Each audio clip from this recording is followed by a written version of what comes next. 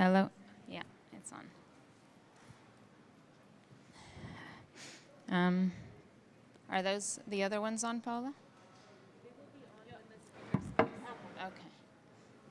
Okay. Sorry. Okay. Huh? You're ready.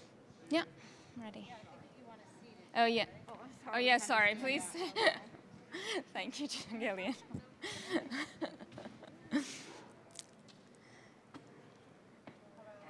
Hello. Welcome to the day 4 of programming at the Water Pavilion. Very nice to be here. And I'm Mariana Borges, the Water for Landscapes Manager at the International Union for Conservation of Nature. Today's theme is nature, and more specifically, nature-based solutions. And we will be going through why they are so vital for climate adaptation and mitigation throughout the day. And so what we would like to do is in this opening session is to give you a first overview of why we're talking about nature in the Water Pavilion and specifically nature-based solutions. And to get us started, I have the great pleasure to invite here to speak to us Gillian Caldwell, who is USAID's Climate Change Coordinator and Deputy Assistant Administrator. Gillian, the floor is yours.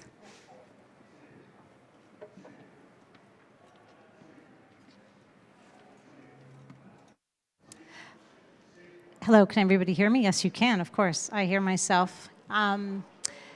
As was indicated, my name's Gillian Caldwell, and I'm really honored to be here with my colleagues to talk about water and nature-based solutions. As we all know, water really nourishes life. It has this undeniable power.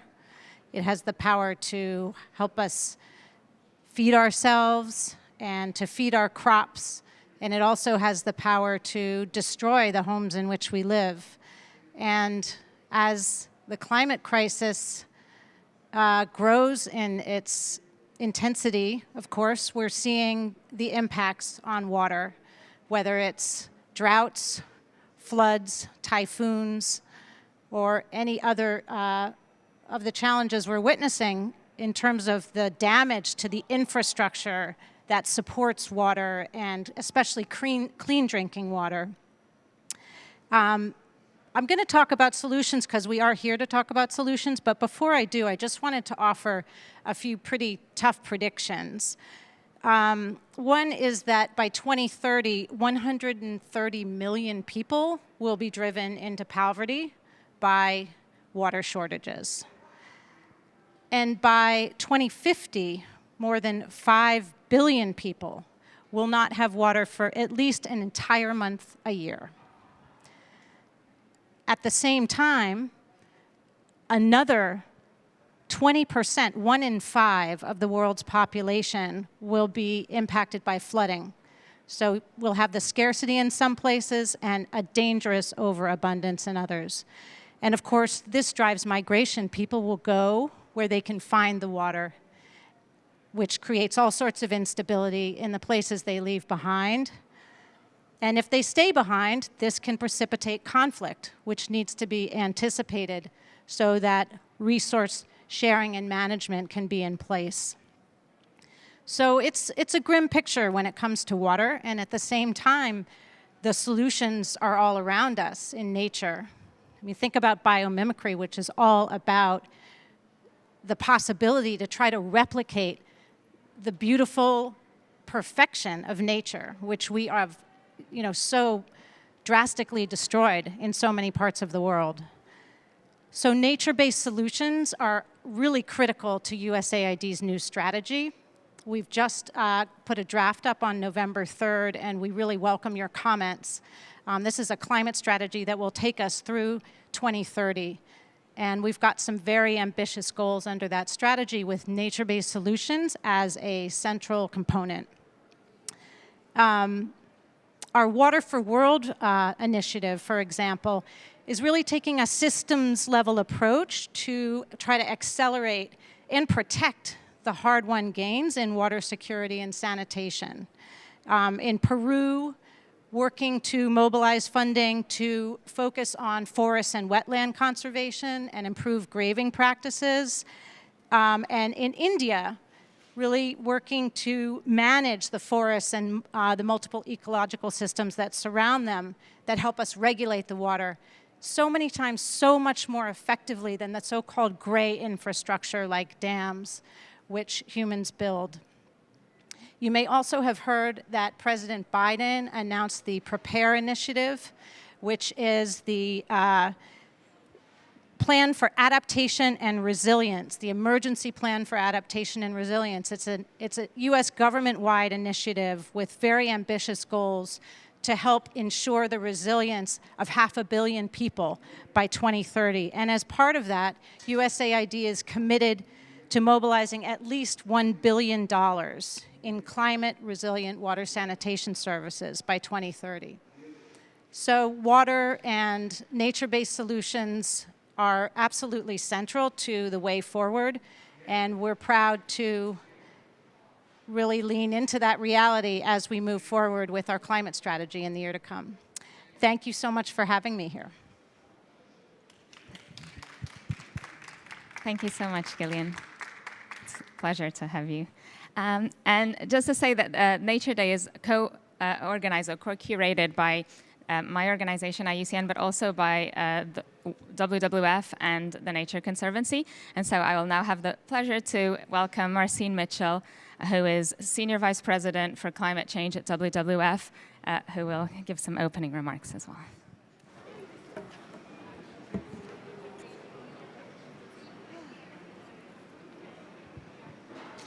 Good morning, everyone.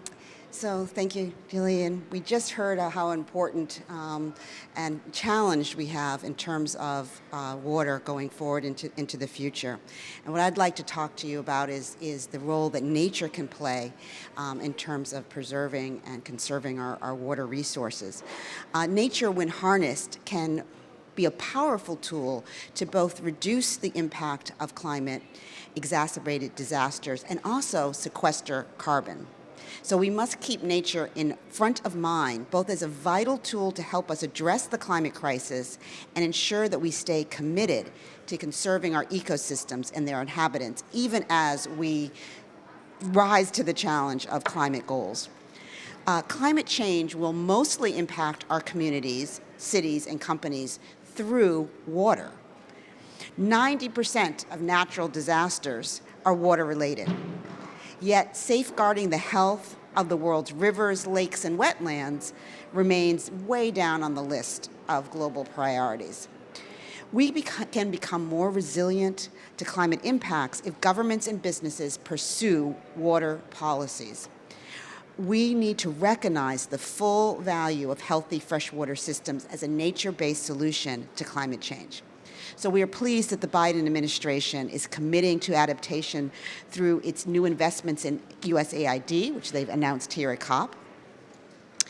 Healthy and connected floodplains can reduce the impact of extreme floods by absorbing excess water and buffering downstream communities and cities. Healthy wetlands are important as they maintain water flows during droughts. Natural sediments in rivers are essential to sustaining our most mangrove forests, which protect coastal communities. And natural sediment flows in rivers are essential to keeping dynamic deltas from sinking and shrinking and ensuring they stay above rising sea levels. So protecting these freshwater ecosystems will help countries reach their adaptation goals in their NDCs. But we have to urgently manage our rivers, our lakes, and our wetlands, and particularly, of course, through nature-based solutions. We need to make sure our financial flows are directed to these sustainable investments, and there needs to bring in nature-based solutions into the system on a large scale. We need to scale up as part of adaptations. So one of the barriers that we are facing is this funding. And we thank USAID for stepping up and putting more funding into this area. And it's important to properly identify who else's problem of NBS is solving in order to get more people willing to pay for it. So it's really a call to action. Everyone needs to be involved in the climate and the water world. There are some practical steps I'd like to propose. One, political. Political leaders must invest in adaptive institutional capacity, implementing protections, and promote nature-based solutions. The private sector must recognize the importance of water and the risk climate change brings to businesses. Collective action is needed. And I'd like to emphasize on that last point, so many corporations are dependent on these natural water resources and need to incorporate that as part of their climate and their risk management systems. Civil society, all of us, must demand a change to infrastructure development. And finally, the research and academia must raise awareness for opportunities and research the results of using nature-based solutions. So what is WWF doing? I'll give you a few examples of our existing work of enabling nature-based solutions. So in the greater Mekong and other Asian deltas, we are working to protect and restore rivers, wetlands, and lakes so they can provide better buffers to climate impact. We are doing this through a system-scale planning approach with stakeholders across river basins to build nature-based solutions into their infrastructure planning and water governance. So it's about putting in the planning for nature-based, not going to the gray infrastructure, but really in the planning process, incorporating nature-based solutions. In Pakistan, we have a program called Recharge Pakistan, which is building Pakistan's resilience to climate change, again, through ecosystem-based adaptation for integrated flood risk management.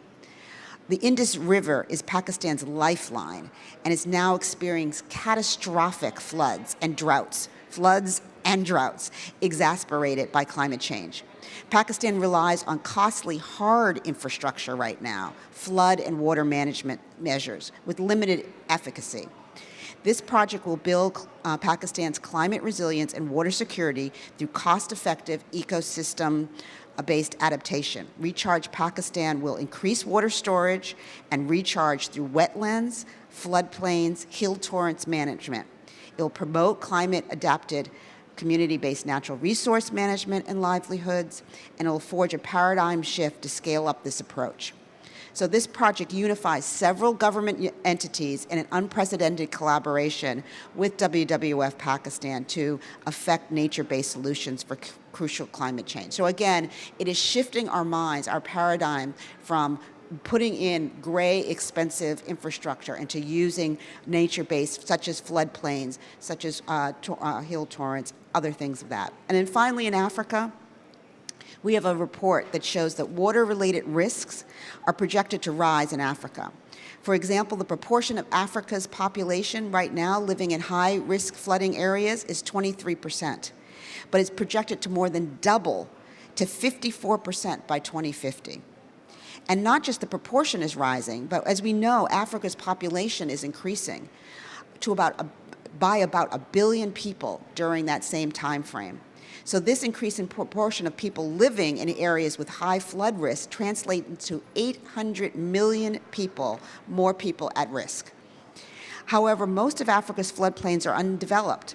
And while other countries are recognizing that we've occupied too much of the historic floodplains and are putting too many people and property at risk, building levees too close to rivers, and now we need to move them back. African countries have the chance to get it right the first time. Fully integrate nature-based solutions into the floodplains as a way to ensure safety when investing in infrastructure. Our report found that by 2040, 40% of Africa's GDP will be coming from areas of high-risk water scarcity. So many reports of rising climate risk and news stories of floods and drought. It seems that the power of nature is arrayed against our homes and communities. But if we invest in nature-based solutions, we can get the power of nature on our side.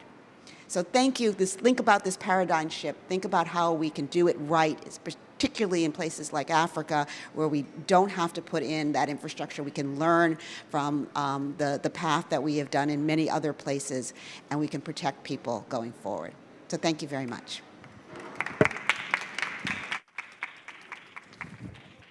Thank you very much, Marcin. And now I would like to welcome Leonardo Lacerda, TNC's Global Managing Director for Climate Change. The floor is yours, Leonardo.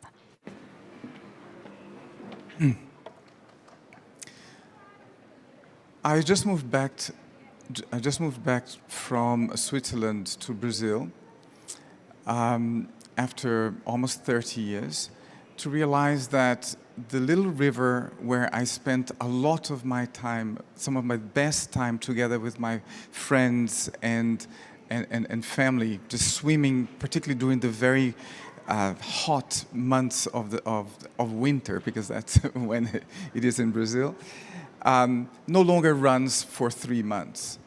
And because of mismanagement of water, but also because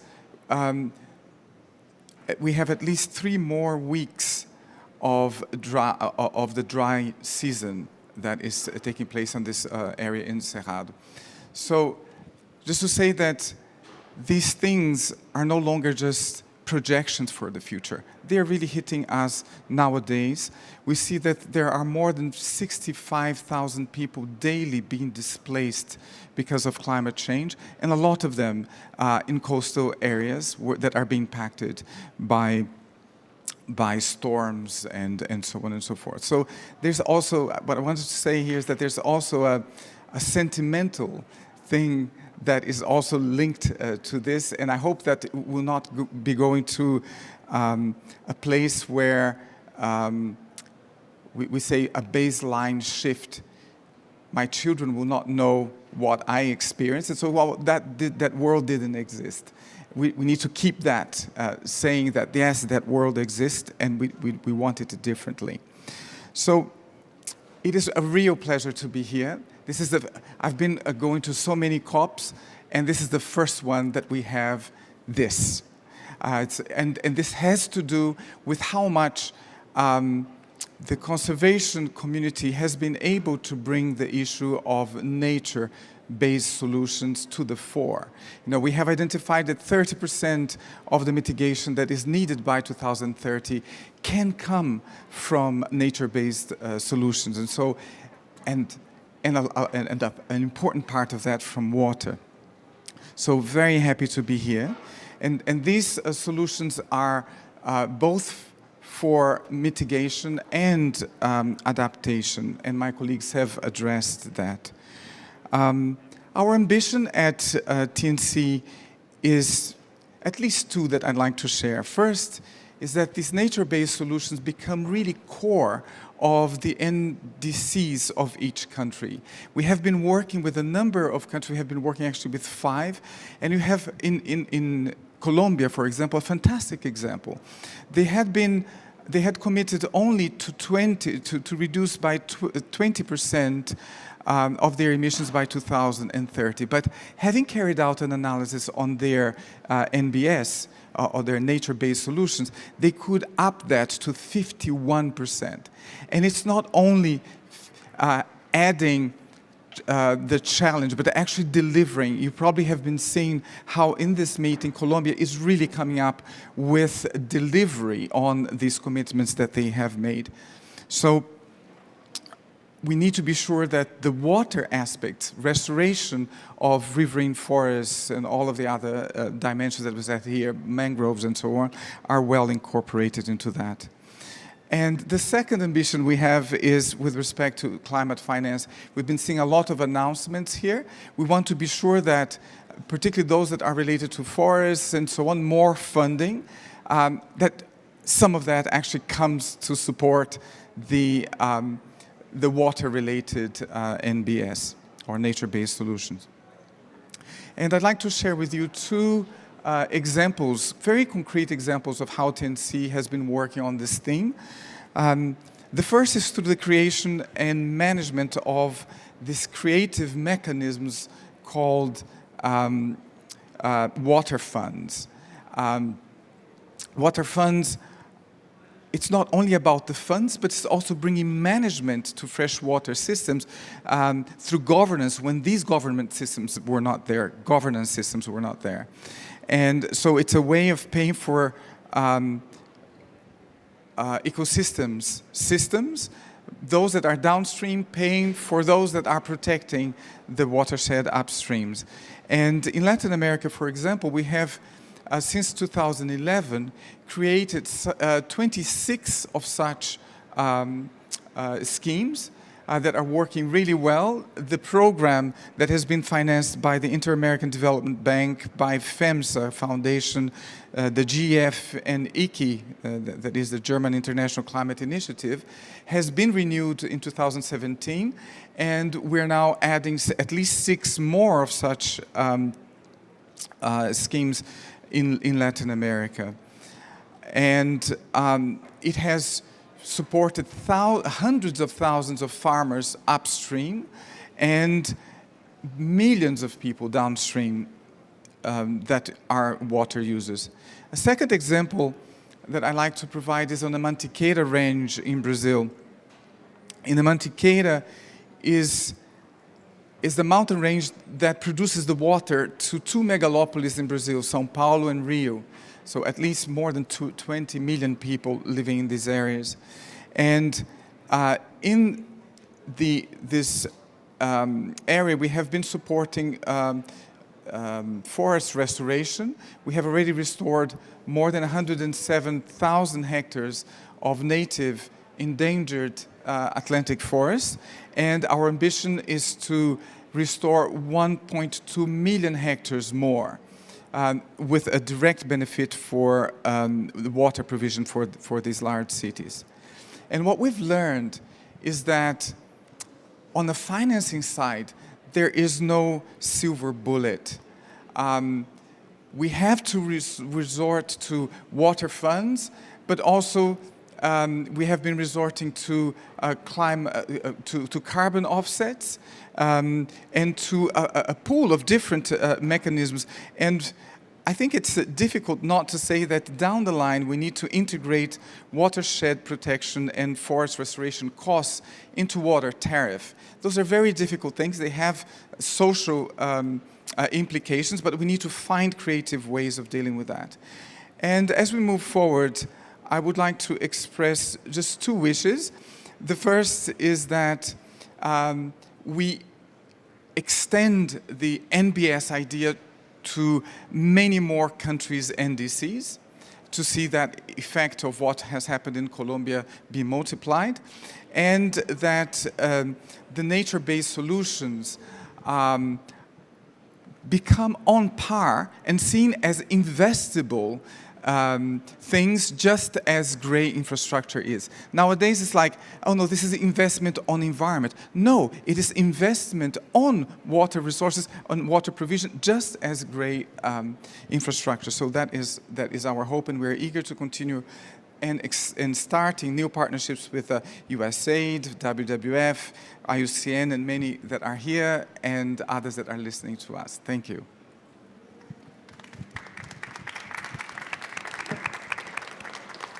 Thank you very much, Leonardo.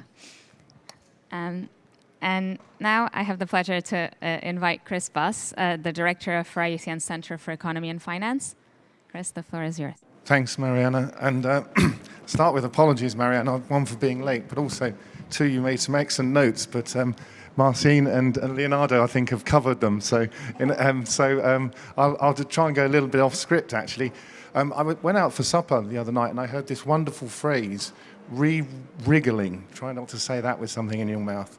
And so I said, well, what is re-wriggling? And it's putting rivers back into their natural state. And it was quite interesting because where I live in Switzerland, there was a lot of hard infrastructure in Switzerland, and where I walk my dog, they've actually started ripping out that hard infrastructure and re-wriggling the rivers. And not only is it fantastic for walking your dogs, it's also, you can just immediately see nature coming back into that area. It's Dully, if you want to go and visit, Mariana. It's great. It's a great little project, but it is only a little project. But immediately you can see the nature coming back in, and so, but it is a small project in a small village in Switzerland, and that doesn't sort of do. When you start re-wriggling, but it's a scale we need to be thinking about. And in one thing that I've always been impressed with, and then one of the challenges in the water sector is looking at the scale, whether it be a river basin, watershed management, etc. And then when I was being asked for today, it said it was Nature Day. Well, Nature Day is on Saturday, according to the programme. But actually, who cares, really? Because, one of the things is nature all the way through. And it's actually great to be, I think the thrust of the discussions that we've been having is that nature is centre and for all our responses. When you talk about, and when we look at nature-based solutions, I think that, if we look at what was coming out of the discussions on particularly the World Leaders Summit on Tuesday, I mean, that's been massive shift on nature and climate. If you go back 10 years, those discussions and those announcements wouldn't have happened. So, I think where we are now in relation to nature and climate, and that water nexus, the essential role that water plays, not just for economies and for populations, but also for a biodiverse landscape, whether it be in the wetlands or downstream in deltas, etc. I think is a massive critical role. One of the things that we've been working on at IUCN is you've already mentioned nature-based solutions, and it's really refreshing to hear that as a really strong thread coming through. But we've been developing the nature-based solutions standard, and it was launched last year in August, and the uptake has been amazing. And the standard was really designed as a facilitatory tool for policymakers, implementers, to go through a set of criteria to understand how we're trying to deliver nature-based solutions. So we're not just focused on one or two specific areas, but we are looking at the broader context of all the different of the 8 criteria that are in the standard. And over the last year, we've been rolling that out and testing it in various countries. And one of the lead countries actually has been the UK with the Environmental Agency.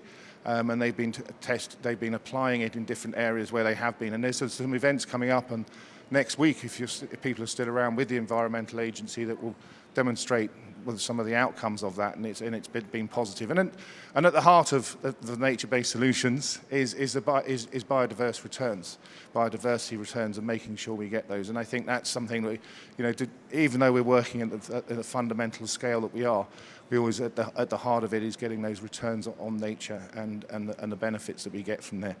And then just finally, Leonardo, you talked about forest landscape restoration. I'm a forester by trade, and one of the challenges we've always had in the forest landscape restoration is people then focus, oh, you're just planting trees.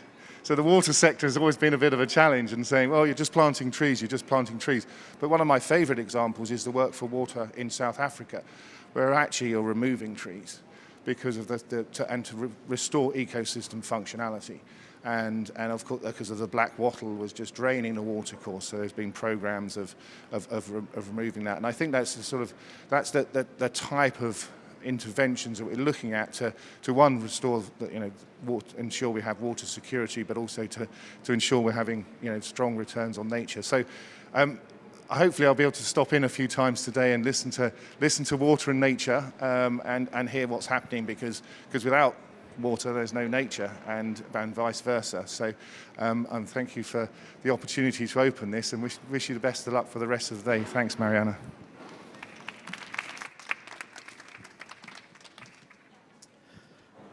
What a good start to our 4th day at COP26 and our water pavilion. Thanks, panelists. Thanks, Mariana and IUCN, WWF, and TNC for arranging this. What we heard this morning, what I heard, I'm, by the way, Torgny Holmgren, I'm head of Stockholm International Water Institute, CIVI. What I heard this morning is that water is key part of climate solution, and water resilience is also building climate and economic resilience as well. It's part of the climate solution. We started off with some grim prospects for the future Well, lack to access of clean water, flooding, driving migration, displacement of people, mainly in low-income countries. But there is a solution, at least a major part of the solution that has still not been used to its full capacity. Use NBS or nature-based solutions, not only to sequester carbon, but also the future to handle the climate change, both in adaptation, I will also claim mitigation rights or approaches. We need renewed water policies on freshwater, floodplains, wetlands, mangrove, coastal zones, national sediments, or natural sediments, I would say, as well as rising sea level. People are being displaced, and we got some numbers this morning, what could happen, and we are right here now to make it not happen. Finance was discussed. Of course, there is still rather slim lines of finance going to NBS, but I think it's up to us also to show the evidence what NBS can bring, because there is not lack of finance in the world, that is for sure. What we have to prove to make a systemic approach that we bring in NBS in that, and go for nature-based solutions rather than grey infrastructure in the future. On finance, it was mentioned both water funds, carbon offsets. I think what you mentioned about integrate the costs into the water tariffs, quite interesting, because still water is quite cheap for companies and public sector also to, well, if I compare to energy prices. Anyway, for the future, this is a collective action, public-private. See more. We should work for more infrastructure investments in not in grey, but in green or in nature-based solutions, and incorporate nature-based solutions rather than grey, and less concrete barriers, more NBS. I would like to quote the head of UNEP, Inger Andersson. We should have a new compact with nature. I think that is the bottom line for what we're doing. Work with, not against nature. And as mentioned, NBS or nature-based solutions is part, and it's being a part of our national determined contributions in the weeks and years to come. So thanks a lot, IUCN, WDF, and TNC for arranging this. And have a good day at the Water Pavilion and here at COP in Glasgow.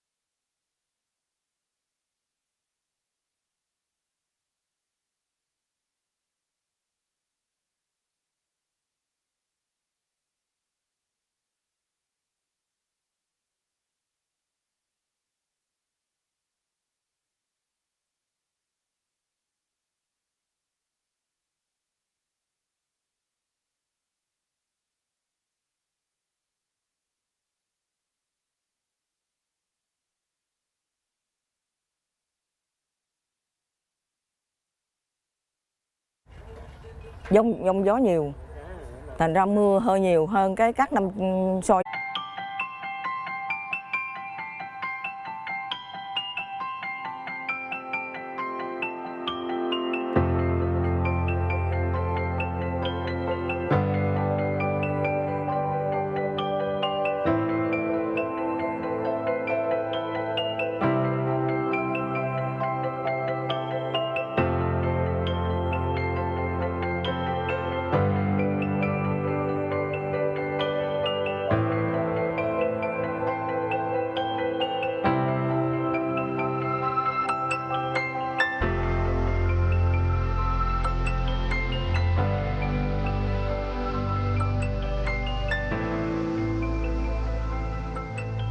Em sinh sống năm nay là khoảng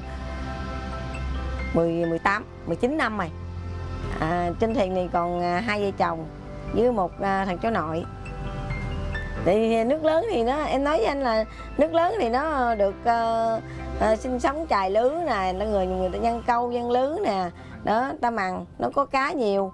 Đó. Còn mà anh nhờ mà nước nó không có nước á, nước nó hơi nhỏ thì dân câu dân lưới nó không có cá. Đó, dân ở đây ta nhờ ta sống như vậy. Dạ. Thẻ bao cát đó là hồi lúc mà vừa đầu tháng 8 thì nước nó sụp lở quá thì thử người ta phải sợ đặng mà nó lỡ bờ, nó lỡ cái đường lộ đó, phải đem bể bao cát xuống đặng mà ta thảy xuống, đặng đừng có cho nó sụp lở nữa, cho nó dằn cái chân đất lại. Đó. Em thì thường ngày em giờ em ước mơ em lên nhà thôi chứ em không có nghề gì hết.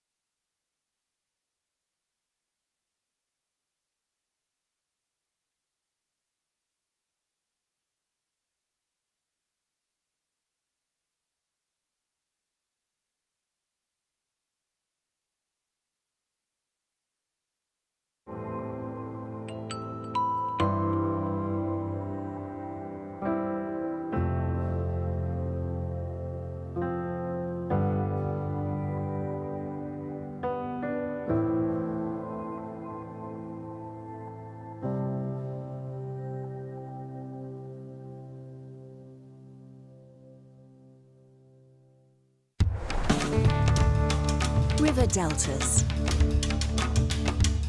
Unique environments between land and sea. Supporting lives and welfare of billions of people. Home to the world's most fertile soil, abundant biodiversity, as well as the largest cities and ports. Today, delta regions are under enormous pressure from rapid urbanisation and climate change. To meet these challenges, delta regions worldwide are testing new innovations and strategies aimed at building a resilient future for all.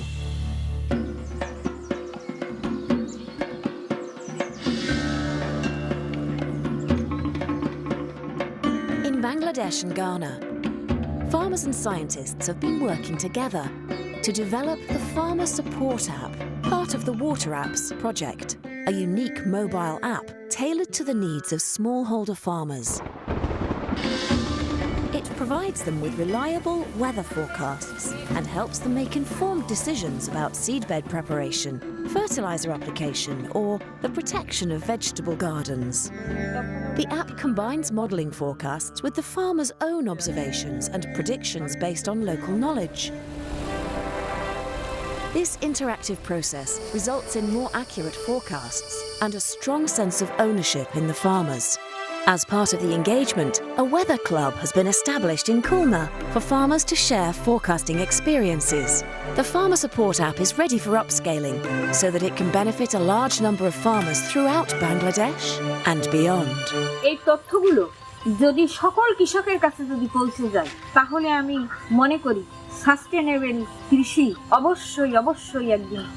এবং বর্তমান যে জলবায়ু সেবাটা আমরা কৃষকরা পাই, এটা আমাদের কৃষকদের জীবনযাত্রার মান উন্নত করেছে এবং কৃষিকে আরো সমৃদ্ধ করেছে। আধুনিক তথ্য প্রযুক্তি কৃষকদের অর্থাৎ আমাদের নারী কৃষকদের জীবনে আশীর্বাদ স্বরূপ বলে আমি মনে করি। Vietnam's Mekong Delta, the rice bowl of Asia. Here too, people are working hard to reach the world market with high-value agricultural products whilst having to adapt to the changing climate. But a sustainable future for the Mekong Delta calls for a major transformation in the agro-business and water sectors, building alternative farming systems and improving water management. Realising this vision is a great challenge in itself. The Vietnamese government and local communities are collaborating closely with scientists, businesses and development partners to kickstart the Mekong Delta transformation. The Motor Decision Support Framework plays a pivotal role in encouraging strategic thinking and planning.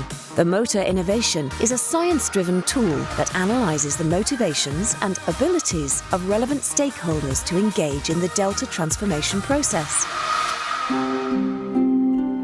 And what different actions and interventions they can best embrace, such as food protection, changing land use, and growing different crops. Its unique capacity to systematically consider the various driving factors in Delta planning can be applied not only in Vietnam, but also in other countries, including Bangladesh.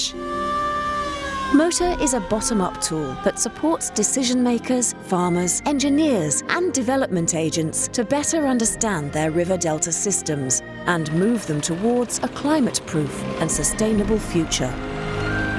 The farmer support and motor innovations are examples of how scientific advances have meaningful applications for society. Our vision is to utilise these innovations in day-to-day delta management, apply them to urbanising deltas across the world, and in so doing, guide our unique and abundant delta regions towards a safe, prosperous and sustainable future for everyone.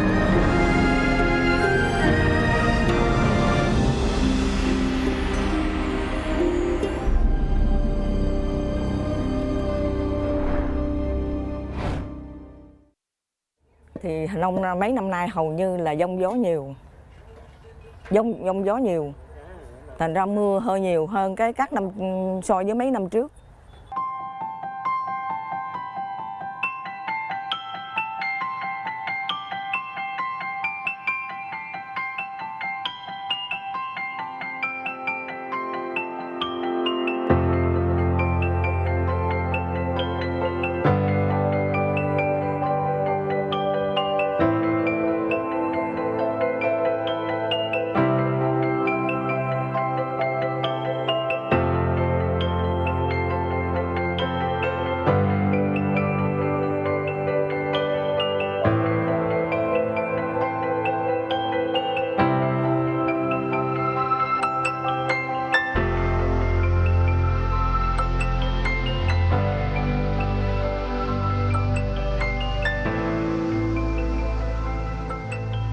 Em sinh sống năm nay là khoảng 19 năm rồi. Trên thuyền này còn 2 vợ chồng với một thằng cháu nội. Thì nước lớn thì nó, em nói với anh là nước lớn thì nó được sinh sống chài lưới nè, người ta dân câu dân lưới nè, đó ta mằng nó có cá nhiều. Đó. Còn mà anh nhờ mà nước nó không có nước á, nước nó hơi nhỏ thì dân câu dân lưới nó không có cá. Đó, dân ở đây ta nhờ ta sống như vậy. Dạ. Thì thẻ bao cát đó là hồi lúc mà vừa đầu tháng 8 thì nước nó sụp lở quá thì thành thử người ta phải sợ đặng mà nó lỡ bờ, nó lỡ cái đường lộ đó, phải đem bể bao cát xuống đặng mà ta thảy xuống đặng đừng có cho nó sụp lở nữa, cho nó dằn cái chân đất lại. Đó. Em thì thường ngày em giờ em ước mơ em lên nhà thôi chứ em không có nghề với thuyền nữa. Em muốn sống ở dưới cái này, nó bị gì nước nó khi mà nước lên thì anh sống ở đây nó khỏe, còn mà nước nó giật xuống rồi đó, nước cạn rồi đó, ở đây nó cực khổ. Em muốn thoải mái, em muốn lên nhà, em sợ sống cho nó khỏe nhiều hơn.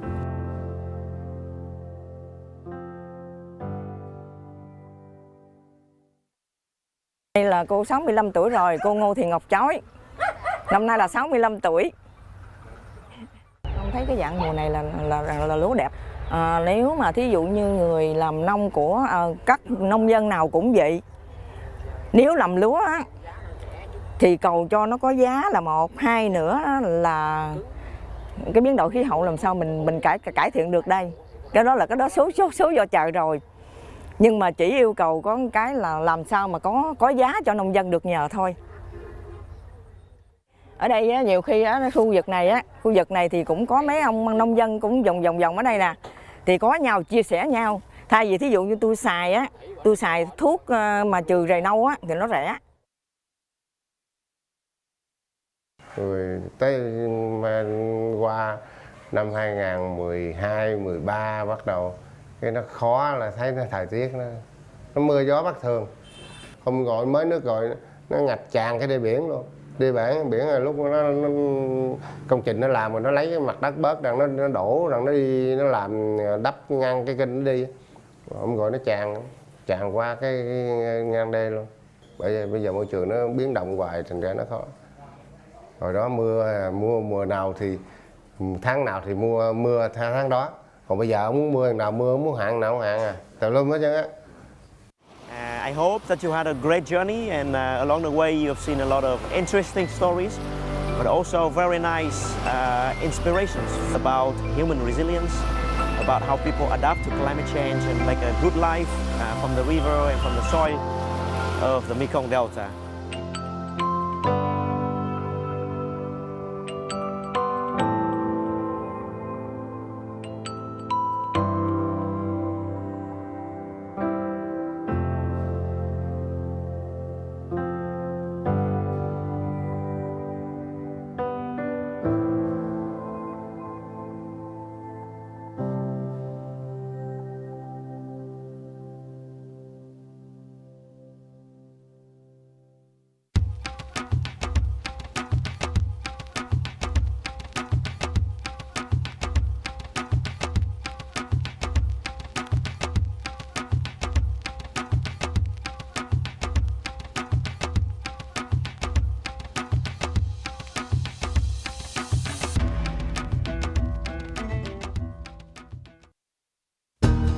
The Mira River flows through the border of Colombia and Ecuador.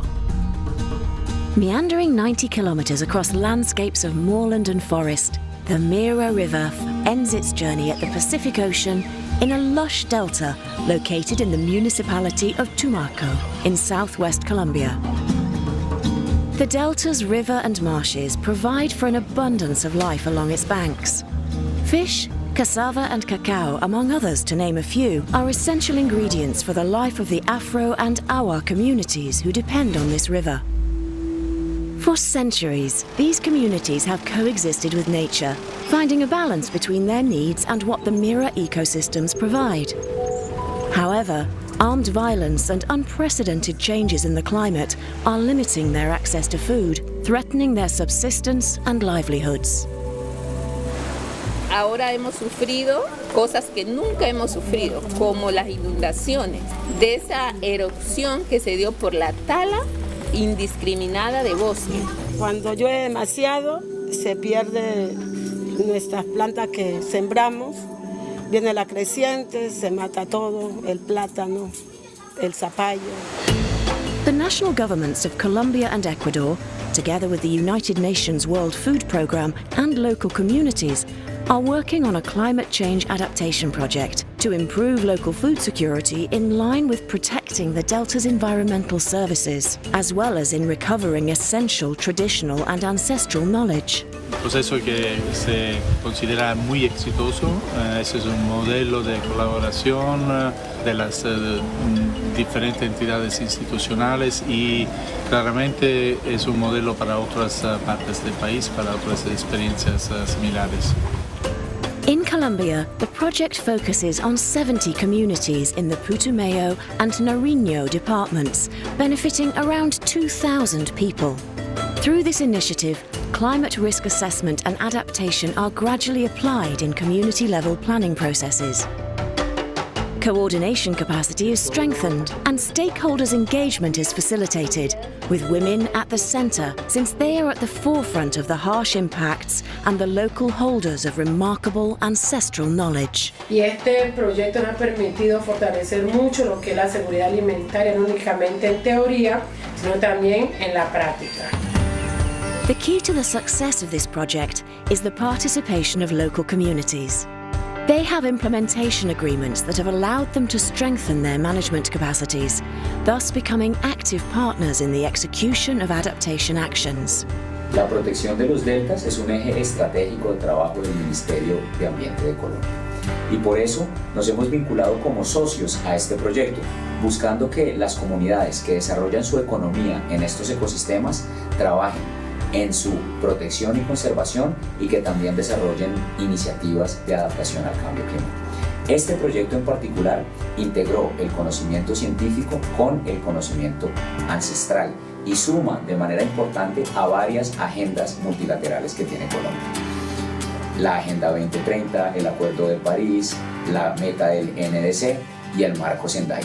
Y por esta razón buscamos escalar este tipo de proyectos a por lo menos 2 latitudes adicionales, el delta del río San Juan y el río Pavilion. This initiative promotes locally led actions under a national adaptation framework for building climate resilience through food security actions in vulnerable Afro and indigenous communities of Colombia.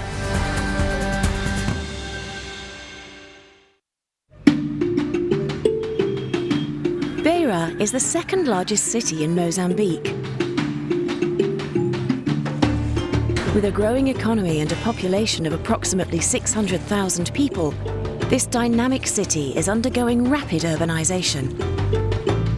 Situated in a low-lying river delta on the coast, it is home to the port of Beira, making it an important gateway to East Africa.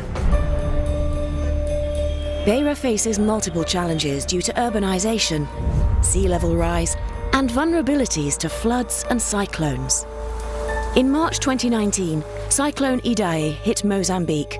Lying directly in the path of the cyclone, Beira was heavily hit, with infrastructure, communities, and public health all being severely impacted. A esperança de Idai aqui nessa unidade houve muito estrago das casas, muitas casas que caíram. E até agora nenhuma pessoa que não está conseguindo recuperar é difícil dele. A minha família sofreu com isso, eu estava no serviço. The municipality and people of Beira are embracing a comprehensive plan to rebuild Beira and to build resilience for the city in the face of climate change and sea level rise. In the wake of the disaster, Beira implemented the Resilience and Recovery Plan. With support from the Netherlands government, UN Habitat, UNDP and Shelter, the municipality quickly developed and implemented this plan.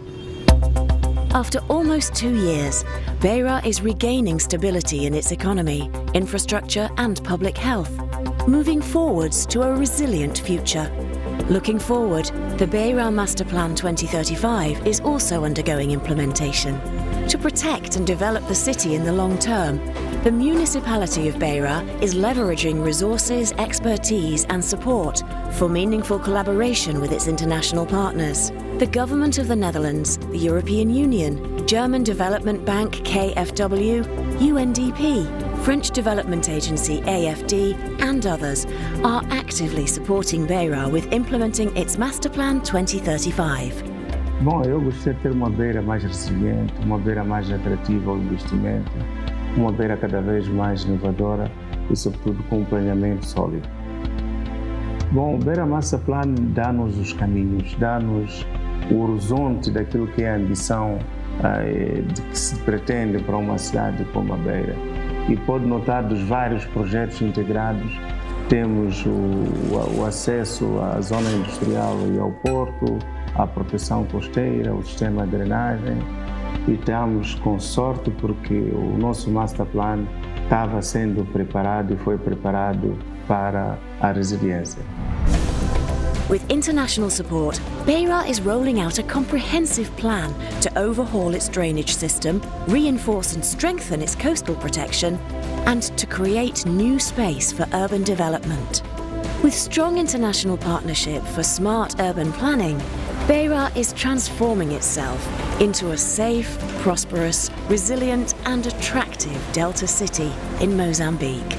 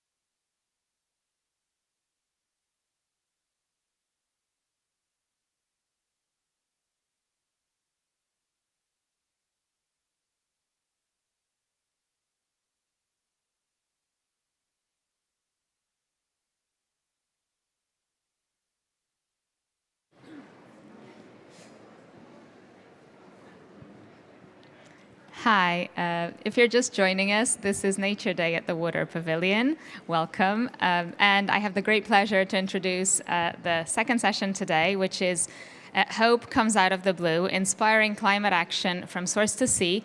And I will welcome Ruth Matthews, Senior Manager of the Action Platform from Source to Sea, who will be moderating, from SEWE, who will be moderating this session. Ruth, the floor is yours.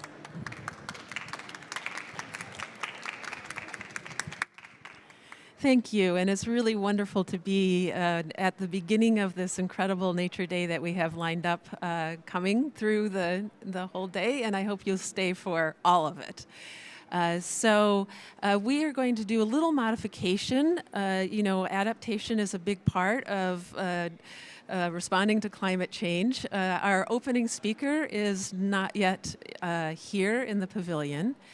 So what we would like to do is start with a video that we've put together with voices from around the world that really help us to begin to see what we mean by this hope comes out of the blue.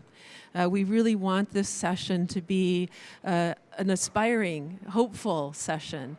There's so much that we can look at in terms of the climate change, the terrible loss of biodiversity that we're facing, the way that we're feeling water stress, floods, droughts, et cetera, and the impacts that we experience those on a daily basis. So we really do need to come out of that, lift up from that, and find the hope and the inspiration that we can get from working with nature. So please, video, please. There's no greater gift to life on Earth than the natural movement of water from source to sea. Yet we've altered those flows in ways that greatly increase the threat and risks of climate change. Many rivers, for example, no longer reach the sea, which means they no longer deliver critical nutrients, sediment, and fresh water to coastal environments. We have lost 87% of the world's wetlands, from inland waters upstream to marine and coastal ecosystems downstream, with 35% lost since 1970 alone. With the loss of these ecosystems, we are losing our most effective natural carbon store, as well as an effective defense against extreme climate events. Wetlands are also being affected by rising global temperatures, with impacts on water availability and on the rich biodiversity they harbor. Loss of wetlands means loss of effective nature-based solutions for climate change, water, livelihoods, and biodiversity on which we all depend. People have been altering natural ecosystems for millennia. But the pace of change has accelerated to the point that we are facing rapidly increasing climate change, alarming levels of biodiversity loss, and increasing impacts from floods, droughts, and polluted water. We are seeing sinking deltas due to upstream dams starving rivers of sediment, dead zones in the ocean due to too many nutrients being washed into coastal areas from agriculture and untreated wastewater, and the loss of both inland and coastal fisheries as a result of habitat loss and altered river flows. Healthy coasts and oceans play a critical role in regulating our climate as well as greenhouse gases in the atmosphere. We hear a lot about ocean temperature, but also oceans provide more than half of the oxygen we breathe and serve as critical carbon sinks. If we are polluting the ocean with wastewater and other types of pollution, we shift the balance and we likely find ourselves with an ocean that cannot provide the oxygen we need to survive or the ability to absorb carbon and regulate temperature and climate. These changes are felt most strongly by the poor, by women, and by indigenous peoples, but increasingly they are felt even in the richest countries.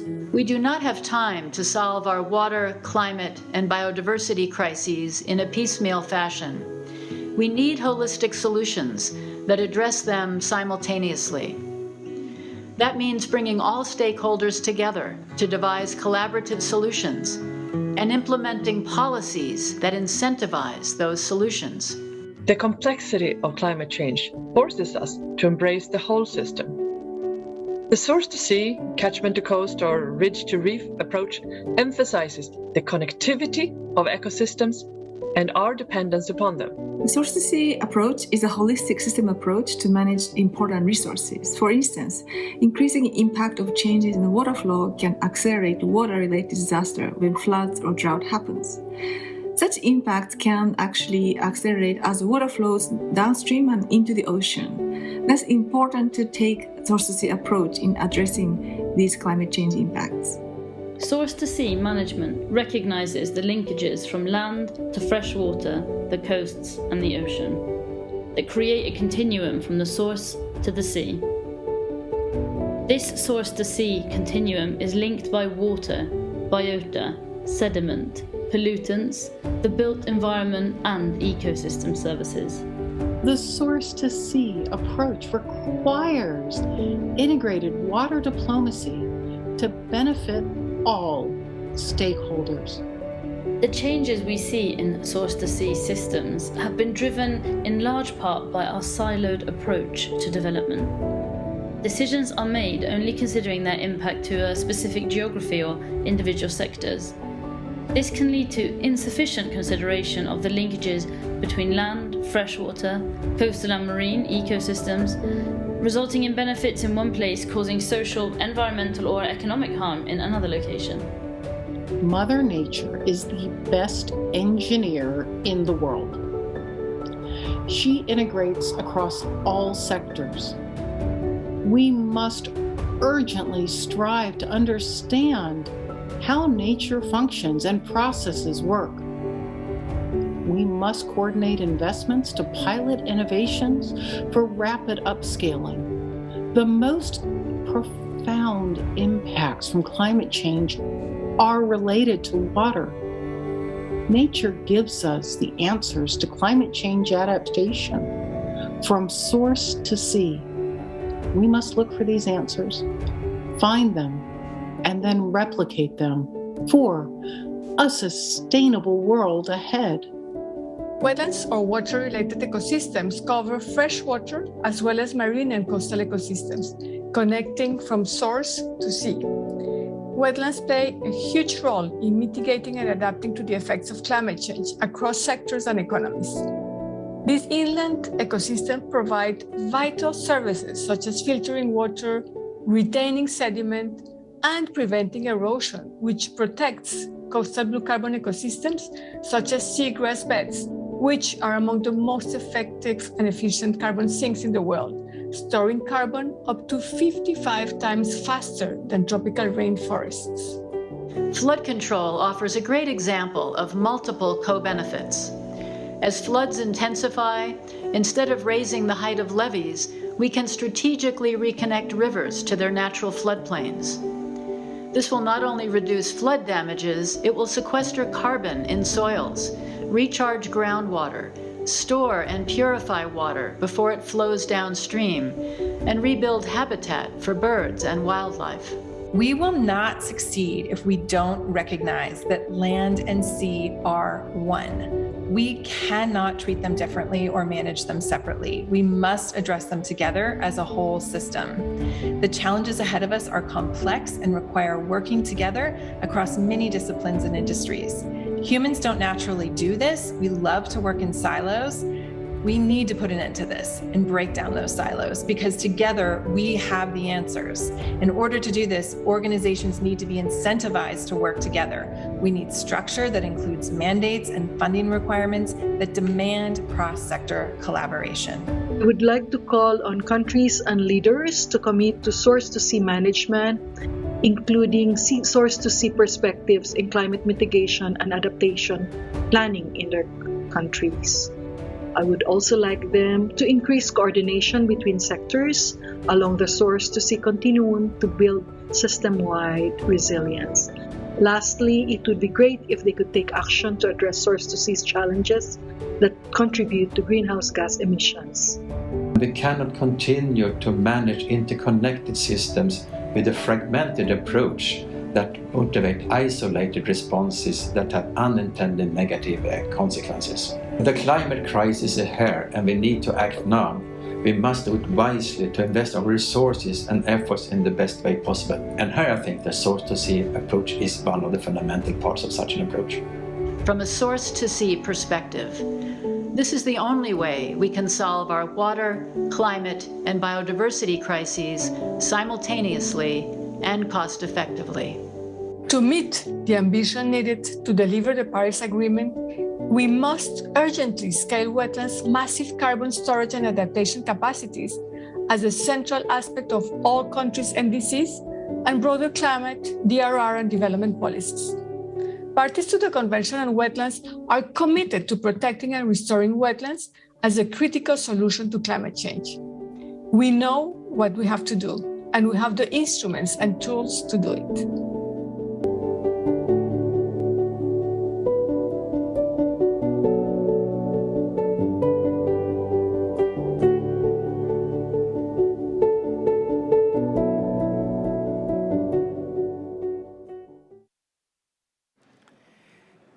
So thank you for that. And as you can see, we were talking a lot about this kind of source to sea continuum. And the reason we're doing that is because we really do see that this is a missing piece of the puzzle when we look at how we're addressing climate change, biodiversity loss, water conflict, etc. So to introduce a little bit more for this session, we now do have our opening remarks speaker. I would like to invite Peter Thompson, the Honorable Ambassador Peter Thompson, the UN's Secretary General's Special Envoy for the Oceans.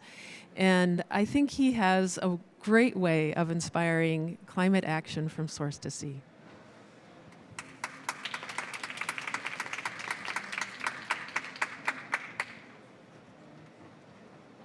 I'll just show my brand first. SDG 14, to conserve and sustainably use the ocean's resources. I'm sure you've all got it. Closely linked, of course, with SDG 6. Look, folks, I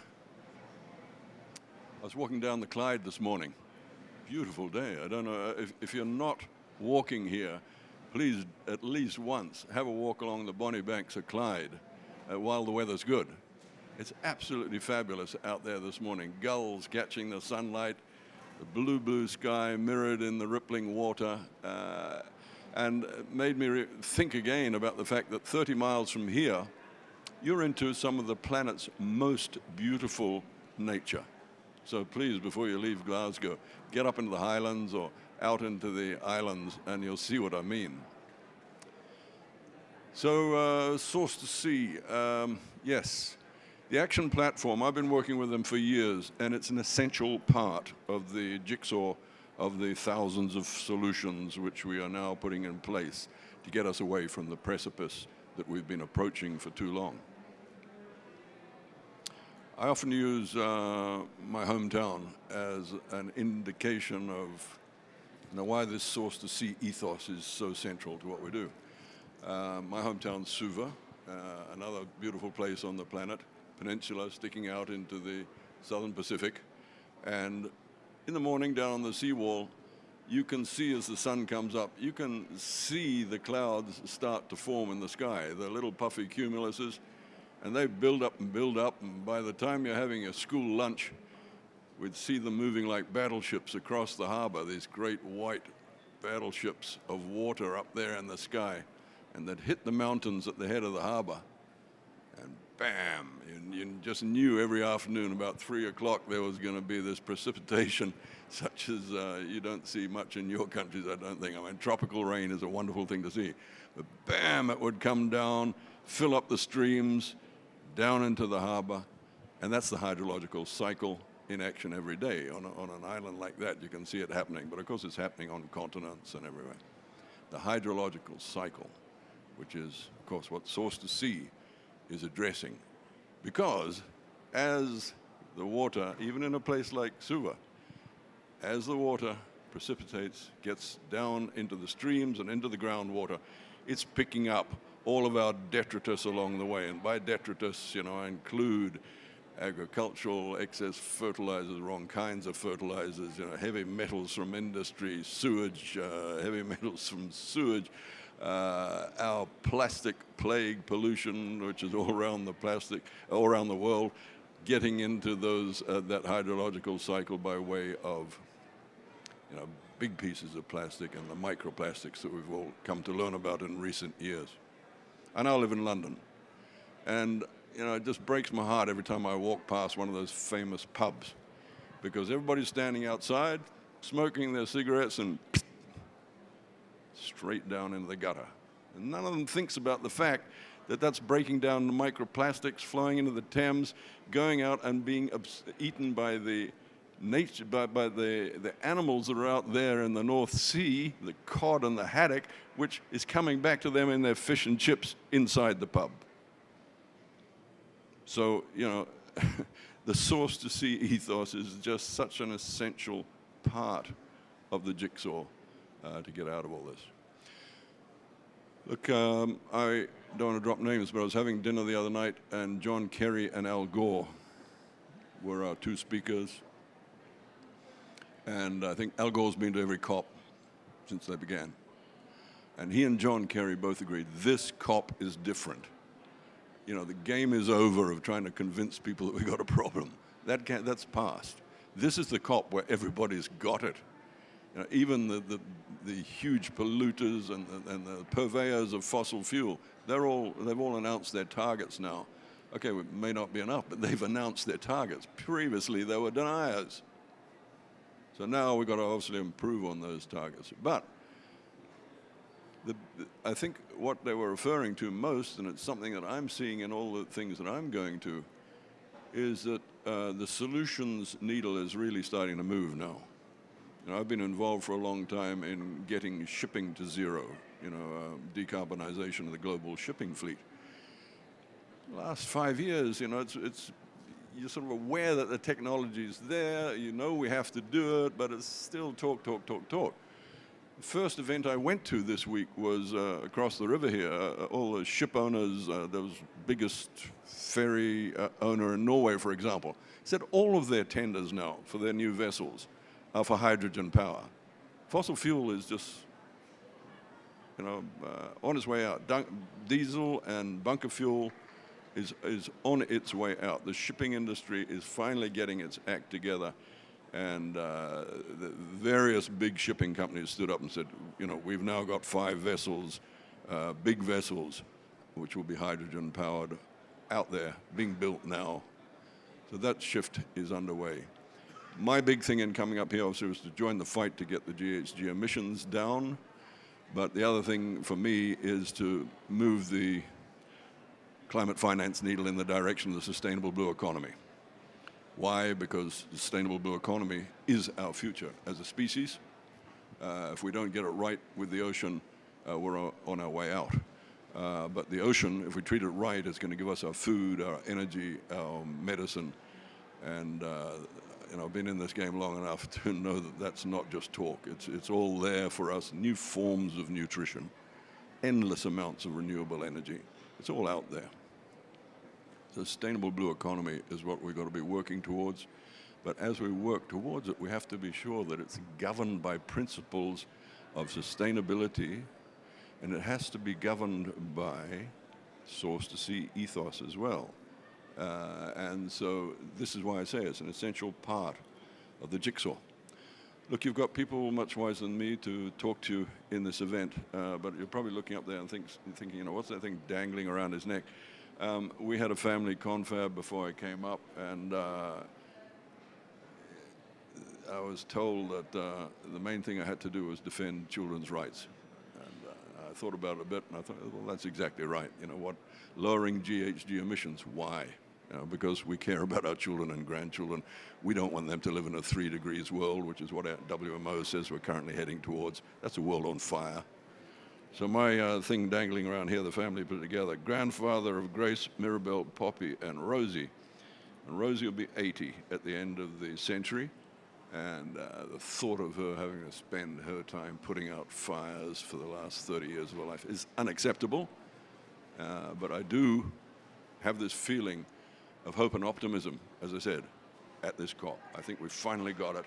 We're finally putting the solutions in place. Make sure that Source to Sea is part of the solution, and we'll be on the right track. So somebody said to me, you know, where do you get your sense of optimism, hope from, apart from what I've just described? And my answer is always, have some grandchildren, and you'll see you can never give up. Thank you.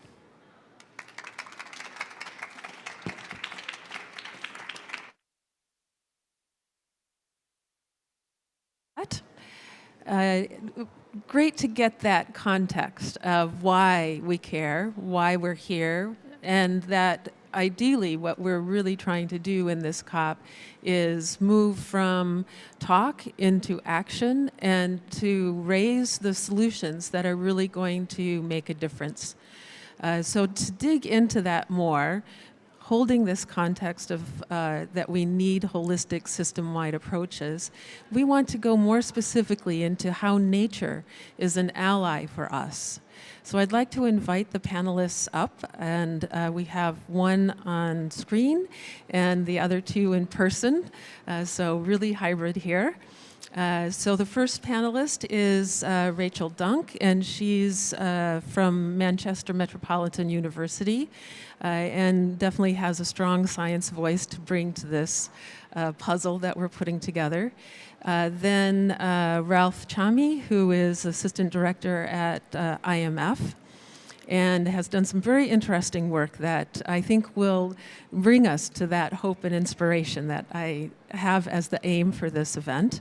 And then on screen we have Henk Ovink, who is the Special Envoy for International Waters for the Kingdom of the Netherlands. So welcome, Henk. Glad to have you here. All right, so let's start in with these questions to hear from the experts a bit more about what is this special solution that we want to bring forward today. So Rachel, we heard in the video and also from Peter that healthy ecosystems are a really critical ally for us, that they bring something into the discussion around how do we solve this crisis that we're in, how do we keep away from that 3-degree future, keep it to a 1.5-degree future. So can you give us a little bit of insight into what does that mean in terms of is there a role for nature in carbon mitigation, adaptation? What's the scale of that role? How important is it for us? Thank you very much, Ruth. So I don't think we're going to be able to solve the challenge that we're facing without relying on and supporting and bolstering the role of nature. We're facing not only the climate crisis, but a biodiversity crisis, the issues that we've been talking about with fresh water supply. And nature is our ally in addressing all of these issues. So specifically in terms of climate change mitigation, if we look at the open ocean, the oceans have been buffering everything that we've been doing wrong for so many years, both in terms of the temperature, with the amount of heat energy that is taken up by the oceans. If all of that had gone into the atmosphere, we'd already have been burnt out, never mind on fire. But also in terms of the carbon dioxide, that we're putting it into the atmosphere and it's being pumped into the oceans. The issue that we're facing is we're reaching the limits on the buffering ability of the oceans. And if we're nearing that precipice, that if we push it too far, then recovering from that's going to be dangerous. But we're not out of time, or possibly impossible. We're not out of time yet. And that's why this hard and fast action right now is so vital. If we sort of come further towards land in from the open ocean into the coastal zone, you've got this relatively sort of thin strip of absolutely amazing ecosystems in terms of their carbon storage and the biodiversity that they support. I mean, if you're looking at things like your fringing coral reefs and your mangrove forests and your seagrass beds and your kelp forests and your deep water corals, they're all absolutely critical for supporting the base of the entire ocean ecosystem, and also for the livelihoods of millions of people who live in the coastal zone. And that's before we even start talking about the amount of carbon that's stored in these environments. So it's not been as visible to us. Oceanography is still a very young science comparatively, and we're talking about this thin margin. But we heard on the video the rate at which carbon is stored in these coastal blue carbon ecosystems is much higher than the rate at which it's stored in our terrestrial forests. So overall, they're roughly equally important for the amount of carbon that they're taking out of the atmosphere, and critically important to keep what is in these environments locked up, rather than degrading them further and that being released to the atmosphere. I'm conscious I've spoken for a while, Ruth, so I'll hand over back to you. Thank you.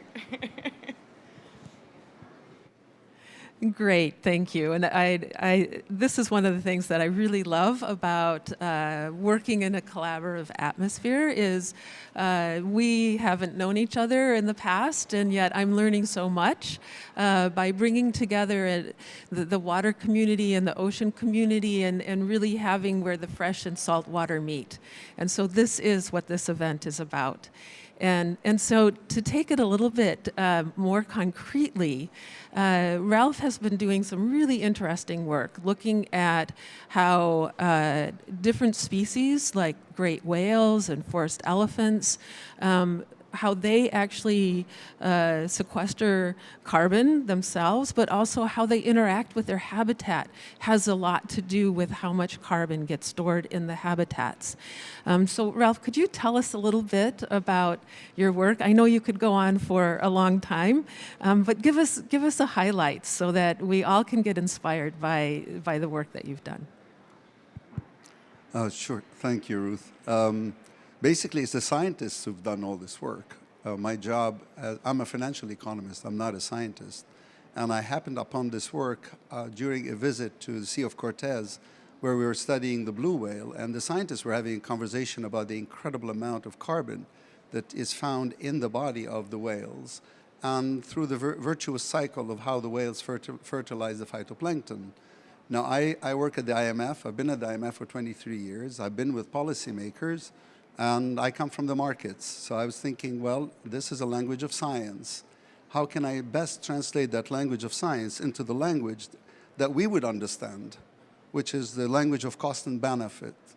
You see, because when you talk about conservation, the first thing comes to people's mind is, how much is this going to cost me? What was missing from the equation is, what's the benefit? And the benefit resided in the realm of science. So I figured, well, can I do a best translation of the science into a language of dollars and cents so that the policymakers can then make an informed decision? It costs me this much to conserve, but I get this much more. So let me give you a quick answer. So the first one we tackled was the great whales. And what we were looking at, we looked at the services that great whales provide to the society, for which markets exist and prices exist. So I didn't capture all of the services that these phenomenal creatures perform, only those for where markets exist, and I want to stress that. And what we came up with is that one great whale, on average, the value of its carbon services, impact on fish stocks, and on whale tourism is a minimum of $2 million per whale. We did the same for the elephants, if you like, and but that was just carbon sequestration. Was about $1.75 million, but it goes on and on. We're doing stuff on seagrass, salt marshes, and other. And what's fascinating is how, once you see it in dollars and cents, then it comes alive for people like me from the markets, because I'm like, okay, so now when you go to the policymaker and you say, we need to conserve salt marshes, we need to protect the whales. Well, how much is this going to cost me? Well, X dollars. What do I get in return? You get Y dollars, and Y is greater than X. Then you can make that decision. You see, you can bring inside the tent, as Peter was saying, we need everyone to fix this problem. We can't leave anybody outside the tent. And who's been left outside of the tent? People like me, the financial economists. We've been demonized as the guys who are only interested, what's in it for me crowd. Well, the what's in it for me crowd also can be motivated once they understand that they have something to gain and something to lose from this. So this conversation of converting it to dollars and cents, not to take away anything from the intrinsic beauty of life, but it's just basically it's another language that brings in a segment of the society that is incredibly powerful. These are policymakers or people with the resources that can really change the game. And that's what we did. I'll stop here.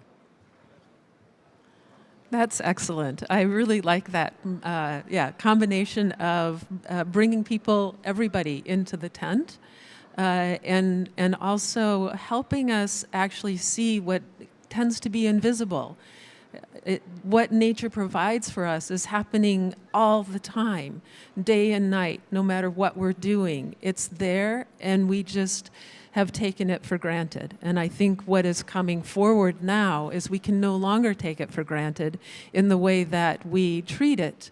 We really need to treat it in a way that values it, and this is one of the languages that brings that value. And so I really appreciate that you're fluent in that language. I'm not. And so now I'd like to turn to Hank. So Hank, we have this discussion going on about how to bring blue carbon out into the open and to have it have a value in the discussion around climate change, biodiversity loss, water stress, etc. And what I'd really like to turn to you to find out is, from your view, how do we bring this tent together? How do we have more of a holistic, system-wide approach to how we live in nature and in our daily lives?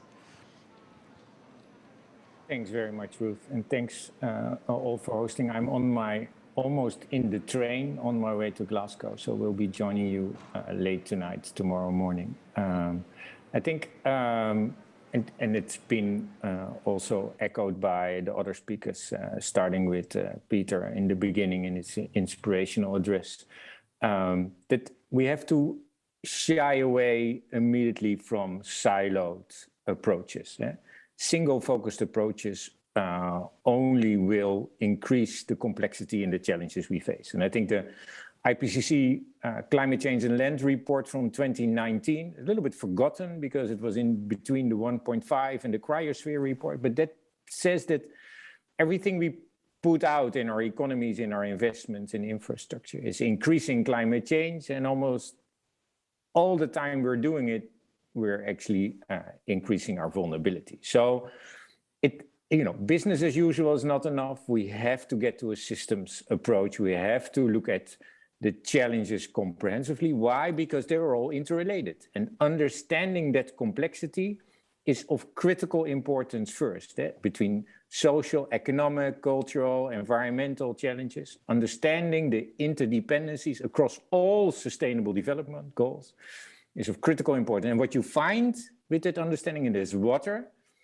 is this blue thread in the development agenda and for climate action. Now, in that, the system-wide approach of source to sea is so important because it really goes literally from the source to the sea, matching and mixing all our interests, all stakeholders, institutional, individual, and informal, all their needs, ideas, but also all the opportunities. Only then, by understanding that and then start to value these critical needs and the aspects of water for life, for our economy, our environment, our society, our cultures, our politics, then only can we start to organize ourselves around it. And this is where we get to why the ocean is so important.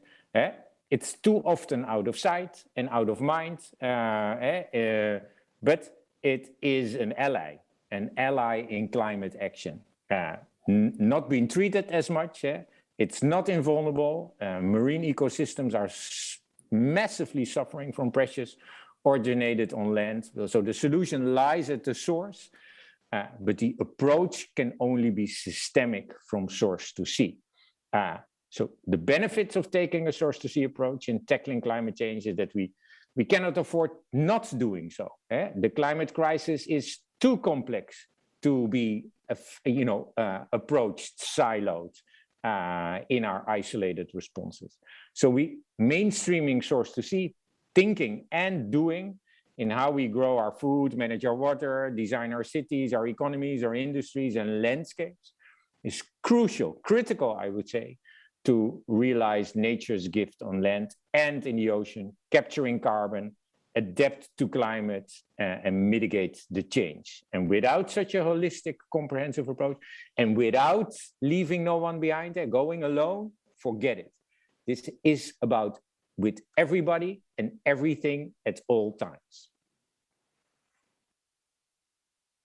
Thank you so much, Hank. I really agree with you and appreciate how clearly you can bring together that we can't do this in a siloed way. We really need to come together in that tent that Peter talked about. But we see that we have a what, we have the blue carbon, and we have a how. which is we need to have this holistic source to sea approach, ethos in the discussion. But I'd like to go a little bit more into the details. So should we focus our efforts around this carbon issue, blue carbon issue, on, protecting and storing places that have the most potential, or do we need a more kind of diverse, spread out approach? How would we prioritize our investments? I would echo something that we heard earlier from Peter, that we need a jigsaw of 1,000 solutions. We're not in an either or, we're not in project A or project B, we're not in blue carbon or forests, we're not in salt marshes or mangroves. We need to be doing everything as hard as we can and as fast as we can, as long as we're confident that we're making a change in the right direction. So for me, if an environment is storing a little bit of carbon or an enormous amount of carbon, it's still going to be storing carbon. Now, if we had no restrictions and everyone was happy to do everything and the only thing constraining us is the number of hours in the day, then clearly it would make most sense to restore or preserve the environment with the highest carbon storage potential if that was the only thing we were valuing. There's also the biodiversity and the supporting of livelihoods and the fresh water and et cetera, et cetera. So I think I would say it is everything, not a single silver bullet. Thank you, Ruth. Excellent. I love those all of the above responses. We have to do all of the above. So, Ruth, can I come in? Of course, Henk.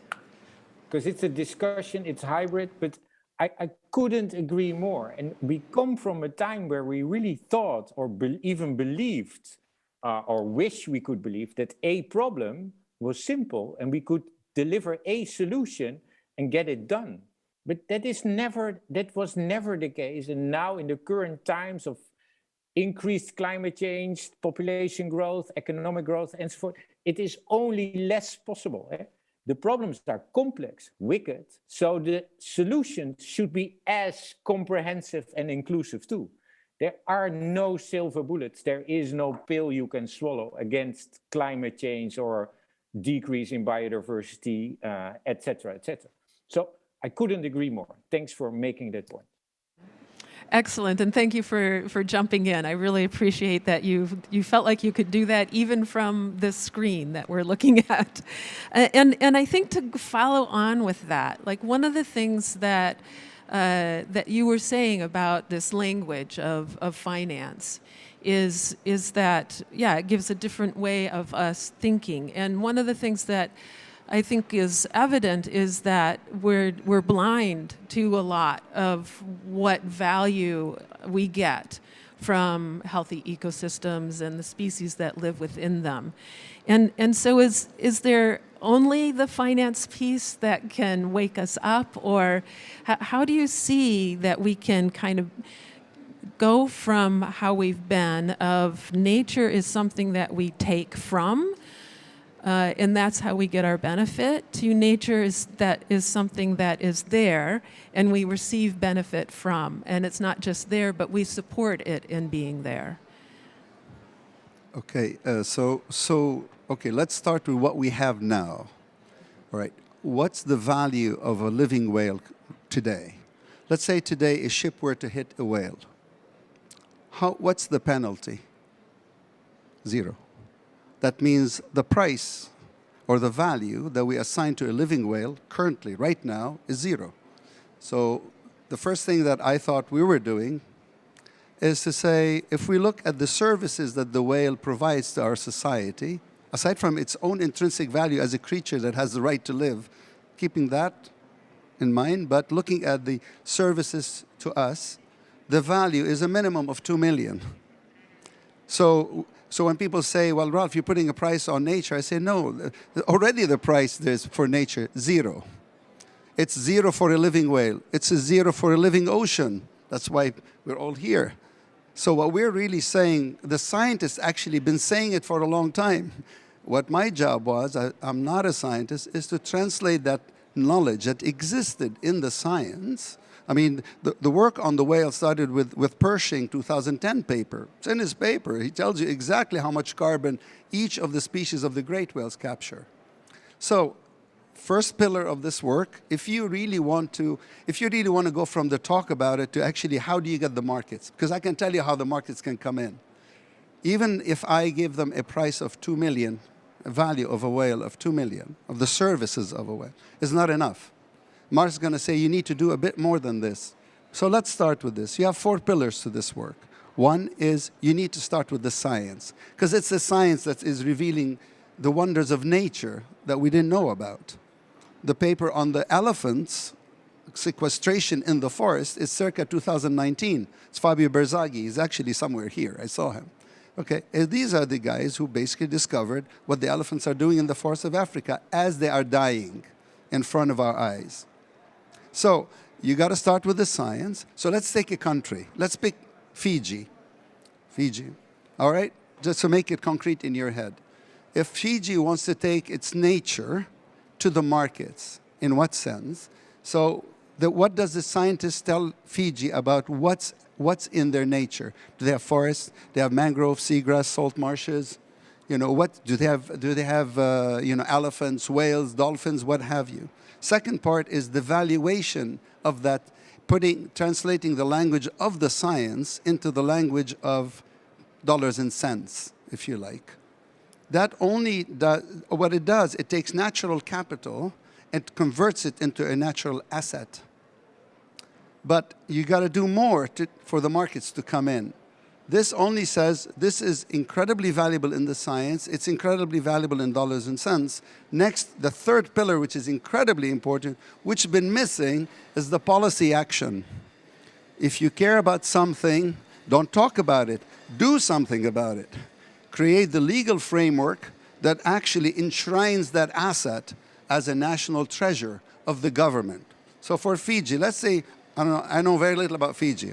Now I'm going to reveal my ignorance. Okay, let's say they have whales, for example. Okay, all right. So let's say they have whales. And we valued the whales at 2 million in terms of their lifetime service. The next action would be for the government of Fiji to say, this whale, if it's a resident whale in my waters, it's a national treasure. And it has a value of at minimum of 2 million. Meaning what? Meaning if you were to harm it, the penalty is 2 million. Why? Because once you do that, you've gone from valuing an asset to creating some legal structure. And the definition of capital, by the way, for us practitioners, is a capital is a combination of an asset and codification in the law. Every asset that is traded in the market is 2 things. It's an asset, but it's codified in the law. Me doing valuation as telling you whale is 2 million, yeah, it's very nice, but does nothing. The markets can't act on it, meaning the market is going to ask us, is it on your balance sheet? Can you put the whale on your balance sheet? And right now you can't, because you need the state. You need the government of Fiji, for example, to say this is a national treasure. And there's a value if you were to harm it. At that point, it converts from being a natural asset or natural capital to a financial capital. Now it's on the balance sheet. Once it's on the balance sheet, then people like me look at this and say, wait a minute, this is a new class of assets. I can build a whole kind of service around it. I can give you an example if you give me 2 seconds. Lloyd's of London. Lloyd's of London could come around and say, wait a minute, this is an asset in the water. And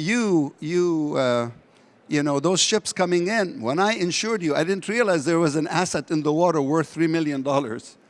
I need to bring back that contract and put an addendum that you are not insured, because I didn't know there was an asset in the water worth $3 million that you can harm, and then you would have to pay a penalty for it.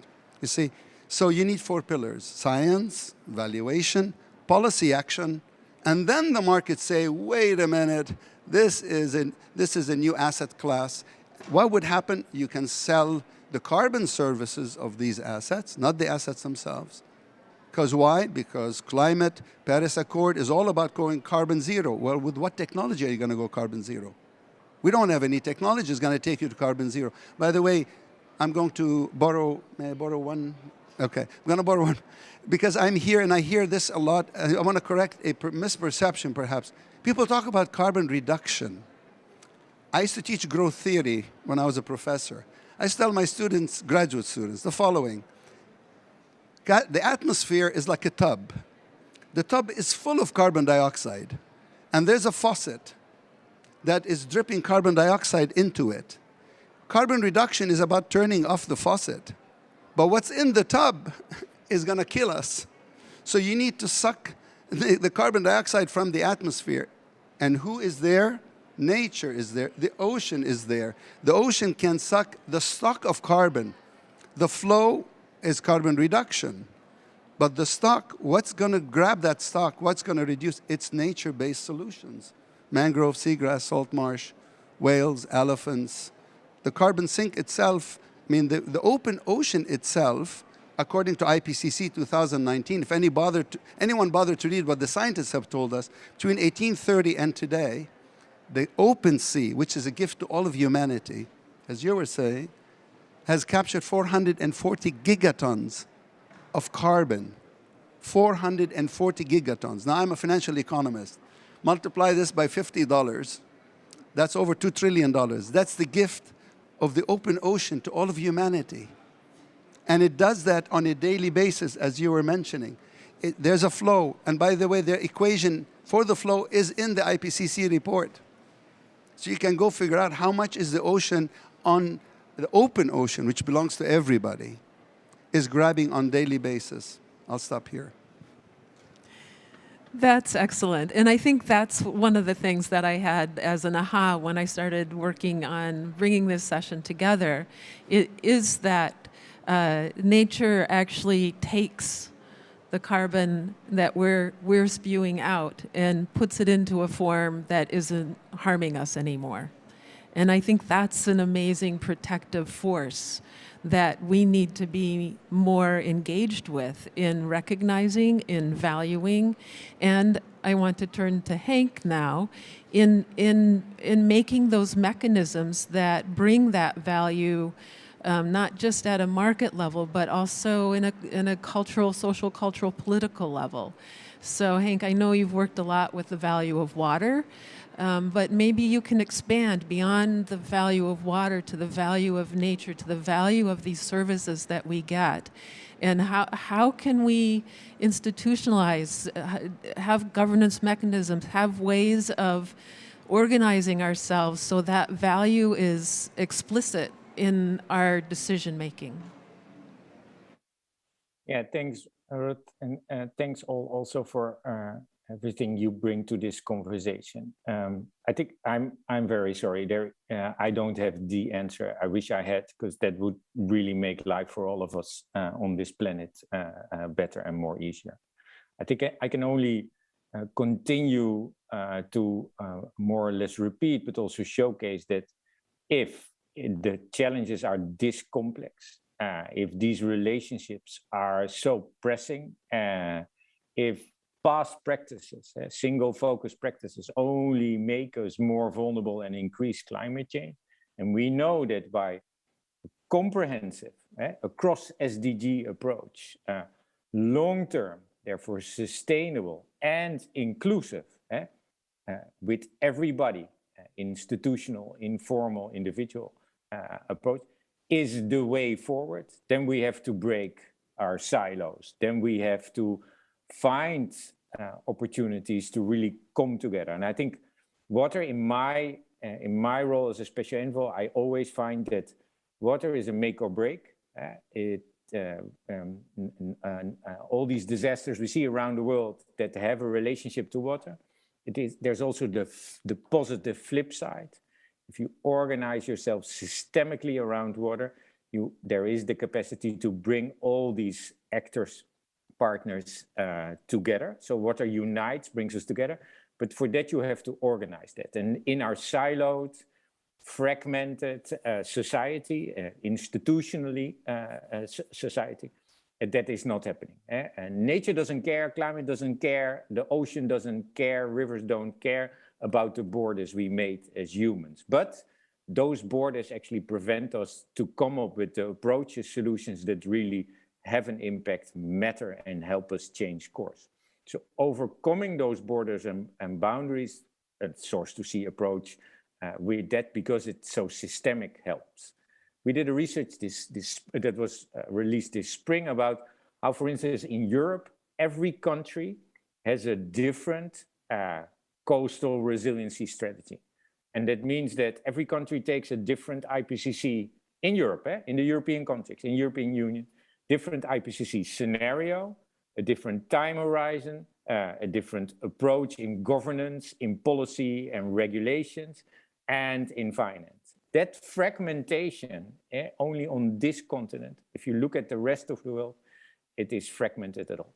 Flip side, the positive, if we are able, and this is what Source to See shows, if we're able systemically to bring these partners together and organize ourselves around us, this is where solutions start to evolve that really make a difference. And for that, in the current situation also of distrust towards private institutions, gaps that increase in society, it is about creating, as we call it from literature and practice, safe and soft spaces.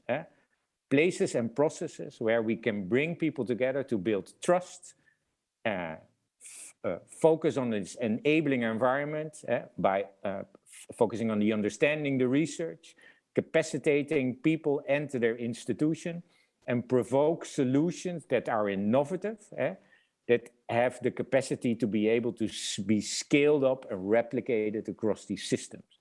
And this demands that, you know, our focus should be, when you think about values, of course, at the end, about the investments for the projects that really make a difference, the pipelines and pathways forward, but as much on the millions we have to spend in the people and their institutions and the capacities for an enabling environment across these systems that really can help us lift the change course. So a plea for investing in these value-based approaches is of critical importance, and Source to See as the inspiration and the pathway, you could say, and the backbone of such an approach is of not only critical importance, but also inspirational, as that inspirational capacity.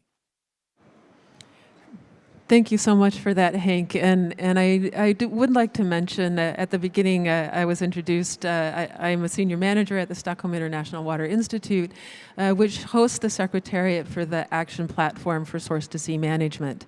And this is why I'm here hosting a session on Source to See. What I want to indicate is that it is a multi-stakeholder platform that is open to any organization that has a commitment to addressing these development challenges that we're talking about in a holistic way, in a system-wide way.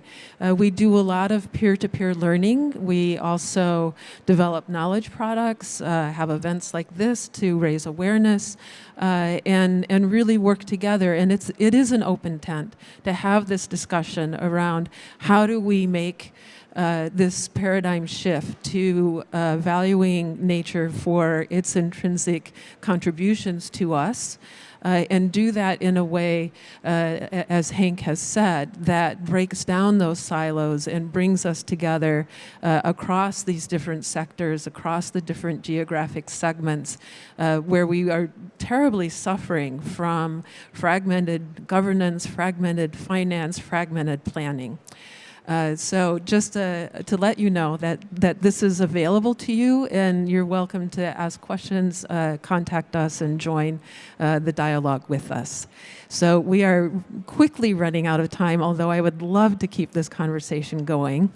Grandfather Peter, do you want to say just a few words of what came from this session that you can go home and tell your grandchildren about, the good things that the adults are actually planning on doing? Thanks very much, Ruth. Time is short. So first of all, thanks to the panel. Thanks to you, Ruth. As Henk and Ruth know, SDG 6 and SDG 14, we work very closely together. I mean, the hydrological cycle, that's just logical, right? But the UN Ocean Conference being held 27th June to the 1st of July in Lisbon is also when the high-level, what's the name of the organization for fresh water? The intergovernmental one. Anyway, they're having their meeting in Lisbon at the same time. That's to coordinate the freshwater and saltwater community. That's happening at the same time in Lisbon. So as far as I'm concerned, there are no silos between freshwater and saltwater work that we're doing.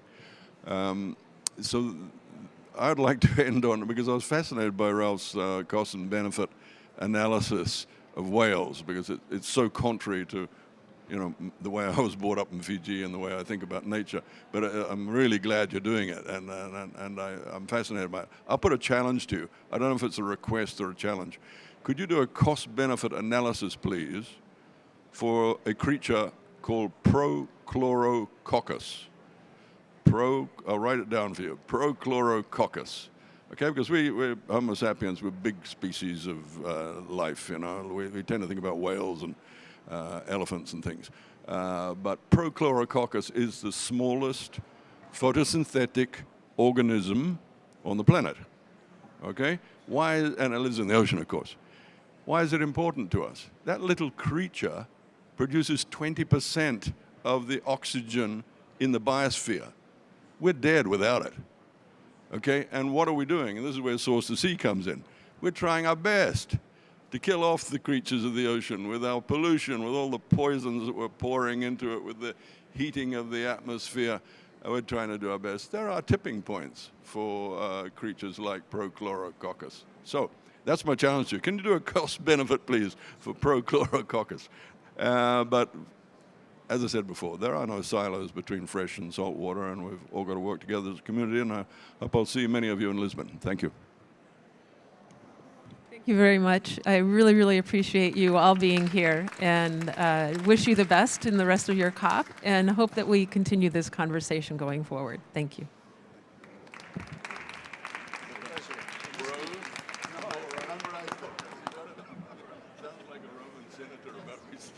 Pale blue dot.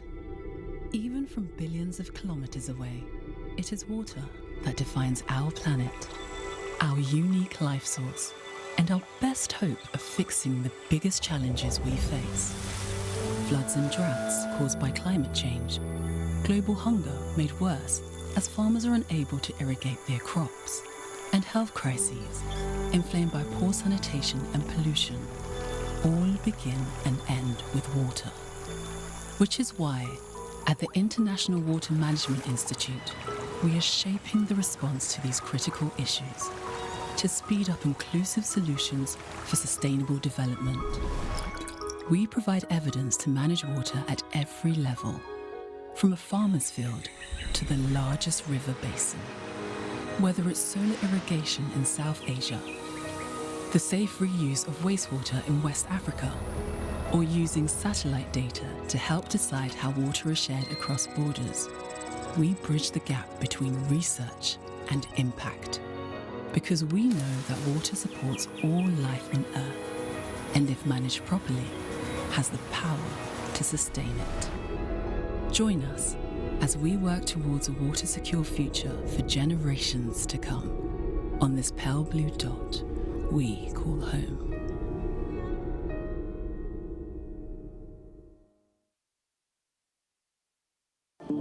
The 2020s, things were never the same after that. That's when we saved the world. Only we almost didn't. It all changed once we realized the difference working with nature could make. Back then, we were all about electric cars, renewable energy, reducing our dependence on fossil fuels. And they were all crucial, but on their own, they never would have been enough. We were already facing an extinction-level threat. We thought we were doing a lot, but we needed to do even more.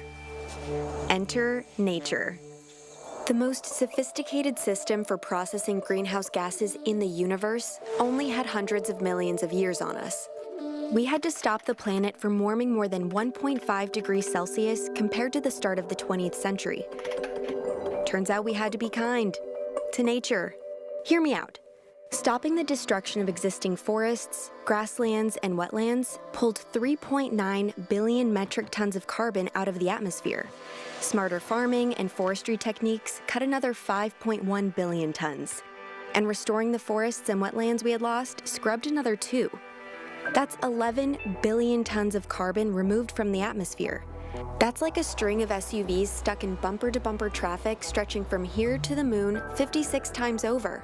That's 1/3 of the emission reductions we needed. How's it work, though? Pick a tree. Any tree. Look closer. Trees do this awesome thing called photosynthesis where they soak up rays of sun and pluck carbon from the air to feed themselves.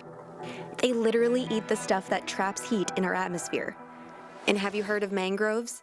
They're like trees, but they live along the coast near bays and beaches. They became all the rage when word got out they could store 5 times more carbon than their landlocked counterparts.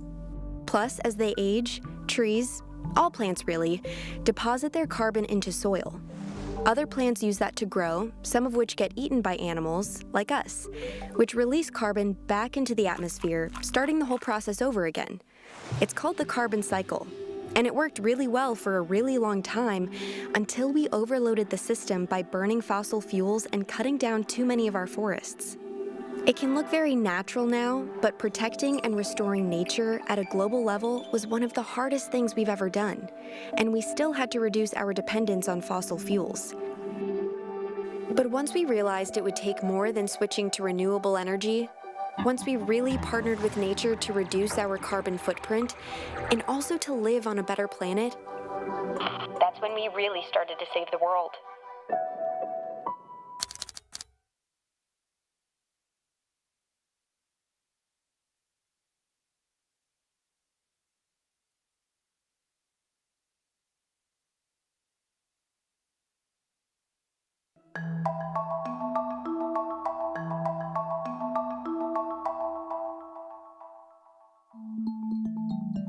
How does your city manage water? With pipes or with streams? With concrete or with grass? Engineering gives us running water and sanitation and so many essential parts of modern life, but what can natural water management solutions do to help with water security? The urban water cycle is different from the natural water cycle you've learned about. Water is channeled through pipes and concrete to get to and from residents and businesses. We call this gray infrastructure because of all the concrete involved. In the natural water cycle, rainfall and snowmelt flow through natural water courses like rivers or trickle into the ground and eventually evaporate, go into the aquifer or to the sea. A lot of people are now calling the use of natural materials to restore the natural water cycle green infrastructure, and we won't make you guess why. Modern water management is usually 3 separate systems: drinking water from surface reservoirs or underground aquifers, wastewater systems to take used water to be treated at a sewage treatment plant, and stormwater systems to drain lots of water very quickly. Engineering has allowed us to have a constant supply of usable water and enabled used polluted water to be treated. But all the concrete in cities and surrounding areas, what we call impermeable surfaces, stops water from draining into the ground. When most of Washington, D.C.'s sewer system was built, Abraham Lincoln had only been dead half a decade. Until recently, both sewage and stormwater flowed through the same pipes, so heavy rains resulted in sewage going straight into the city's rivers, and very heavy rains often caused flooding.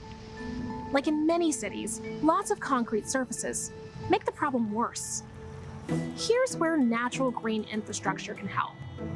Natural materials in rain gardens, green roofs, and even urban wetlands can slow down and filter polluted runoff before it makes its way into our streams and lakes. To see just how helpful a rain garden like this one can be, take a look at this demonstration. When you have a piece of concrete or asphalt, like this core from a New York City street, you can see that the surface doesn't absorb water. That's what ends up flooding the streets and carrying pollutants to rivers. But a natural area, represented by this plant, absorbs and slowly releases water while filtering and cleaning it. That's what green infrastructure can do on a larger scale. Projects like rain gardens, tree planting, and native plant gardens can be undertaken by schools and community members. They create jobs, increase property values, reduce noise pollution and heat, and they help up the economy and communities, especially ones most vulnerable to the impacts of growing cities and a changing climate, by creating healthy and enjoyable urban spaces where people can connect with nature and have access to clean air and water.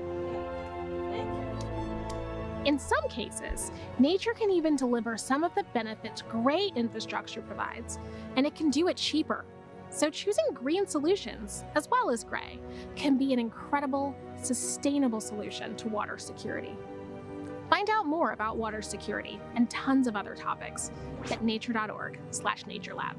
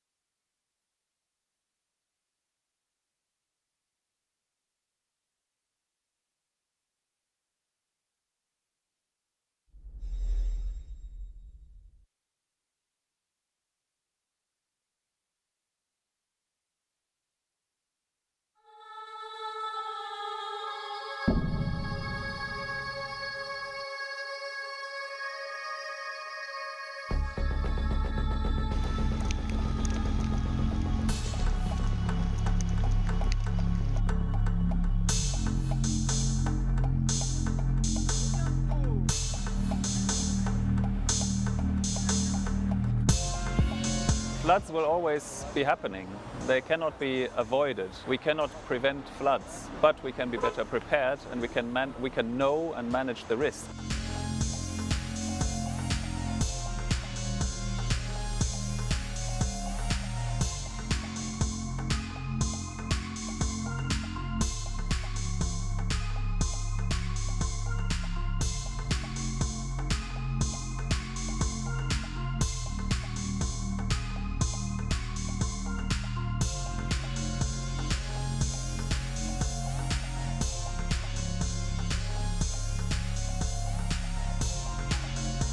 And when we look at floods, for example, cooperation across borders makes a lot of sense. Because if they are, say they are expecting very heavy rainfall here around Lake Ohrid, the people downstream in Skadar, near the Adriatic Sea, they should be informed and they should be warned, because this water will eventually reach them and maybe it will flood their homes.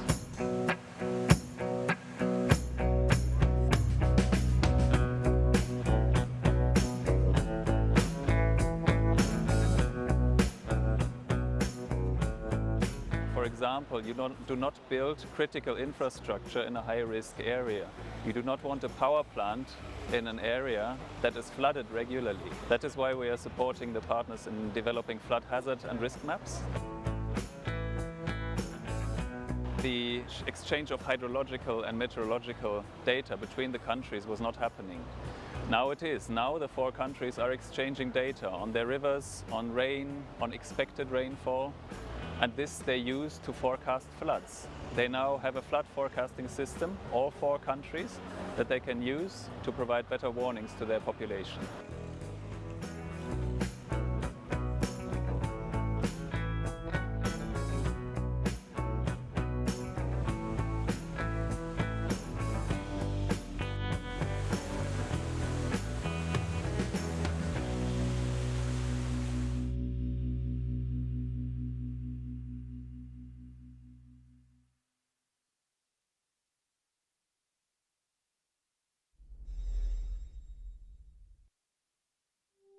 The Colorado River is an incredibly important water resource for the Southwest. About 40 million people rely on the Colorado for drinking water. It irrigates 5.5 million acres of agricultural land. It supports hydropower, about a $26 billion recreation economy, and demand is outpacing supply. And so we're using, on average, more water than the river provides. Water is everything. If there's anything that's going to stop any growth in the West, it's going to be water. If you want to do anything in the West in water, you've got to work with agriculture. We tend to use about 70 to 80% of water resources in the Colorado River Basin to grow food and fiber. So we work throughout the Colorado River Basin on partnerships with agriculture to improve water use for multiple purposes. Our focus is really on building relationships and building partnerships.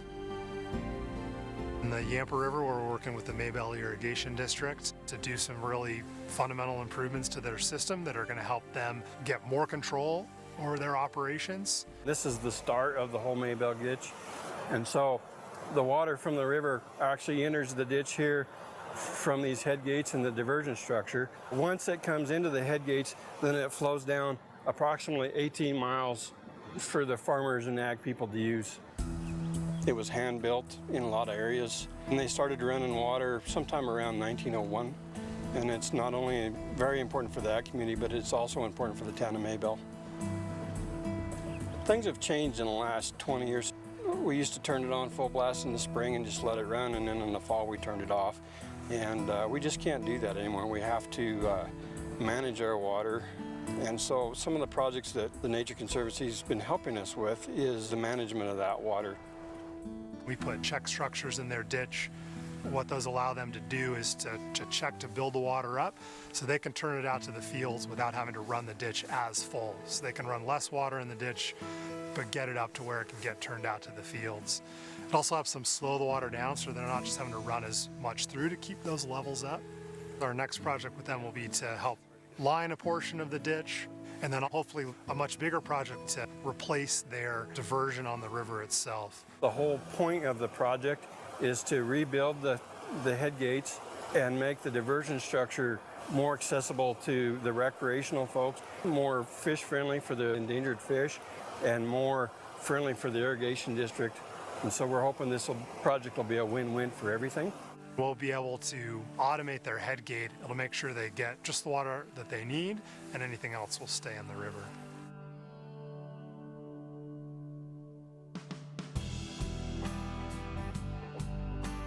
We're also working on the Price River in Utah to try and figure out how we can address certain flow needs in the lower Price River, which often goes dry in the summer months.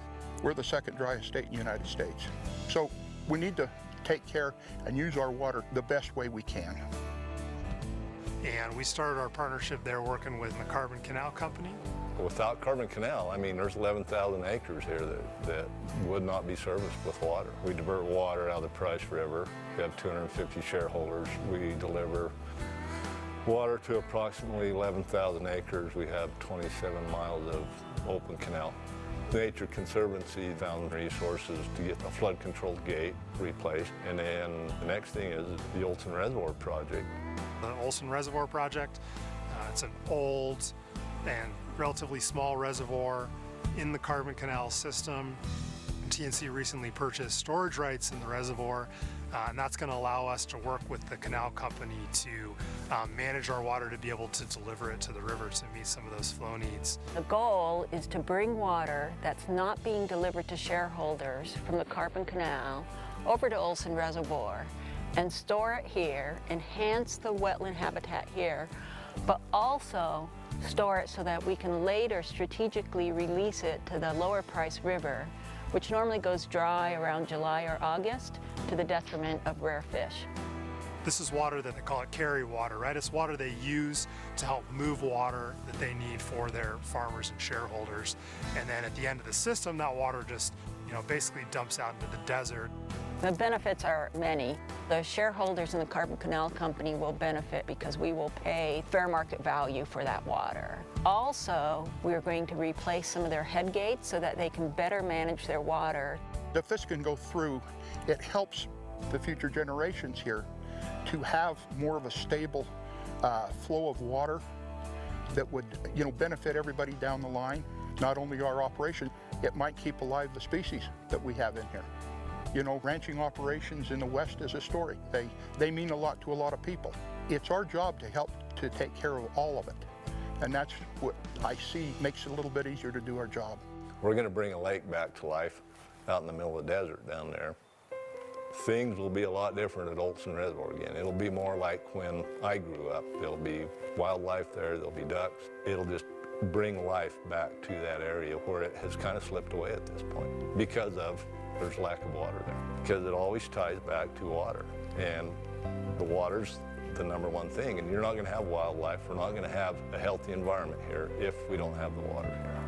And so where we have an opportunity to store some of this water instead of it just flowing on downstream, I think it's extremely important for the area. In the Grand Valley, Western Colorado, the primary project that we've worked on over the last few years is with the Grand Valley Water Users Association. They provide irrigation water for about 24,000 acres, and we've been working with them on what we call a conserved consumptive use pilot project, which would work with willing landowners to temporarily reduce their water use on their properties through sort of a number of practices. Then the Water Users Association would make sure they could track and account for that water. And working with them, we were able to figure out a mechanism to then return that water to the river, both for the benefit of fish species in the Colorado River here, but also for that downstream water security benefit where it can help bolster those reservoir levels. Well, when we first start talking about water banking or conserved consumptive use, doing this pilot program, I was very against it. It, to me as a farmer, don't make any sense not farming productive ground. As we kept getting into it and kept discussing it and arguing about it, I've become to see it as necessary. I'm not stupid and I know the future, and the future is that we're going to have to learn better ways to conserve water. Farmers want to farm, that's what they do, and talking to them about, not farming and not using their water is a challenging conversation. A lot of late nights arguing. God, yeah. The conversation was really a big part of the benefit of the whole thing. Yeah. And there's just no other way to have it than to kind of fight your way through it. Where we got to is that it's really important to have ag voices in the bigger conversations about what we need to do to tackle these broader challenges on the Colorado River. And this was one way that they could really get a seat at the table and help shape some of those conversations about, what solutions we need and what might work and what might not. At a more fundamental level, the people that participated were compensated. We asked them not to grow a crop and to leave their water in the river, and that's an economic decision for them. And that worked out really well for some farmers. They were able to sort of think of a water sharing program as another rotational crop.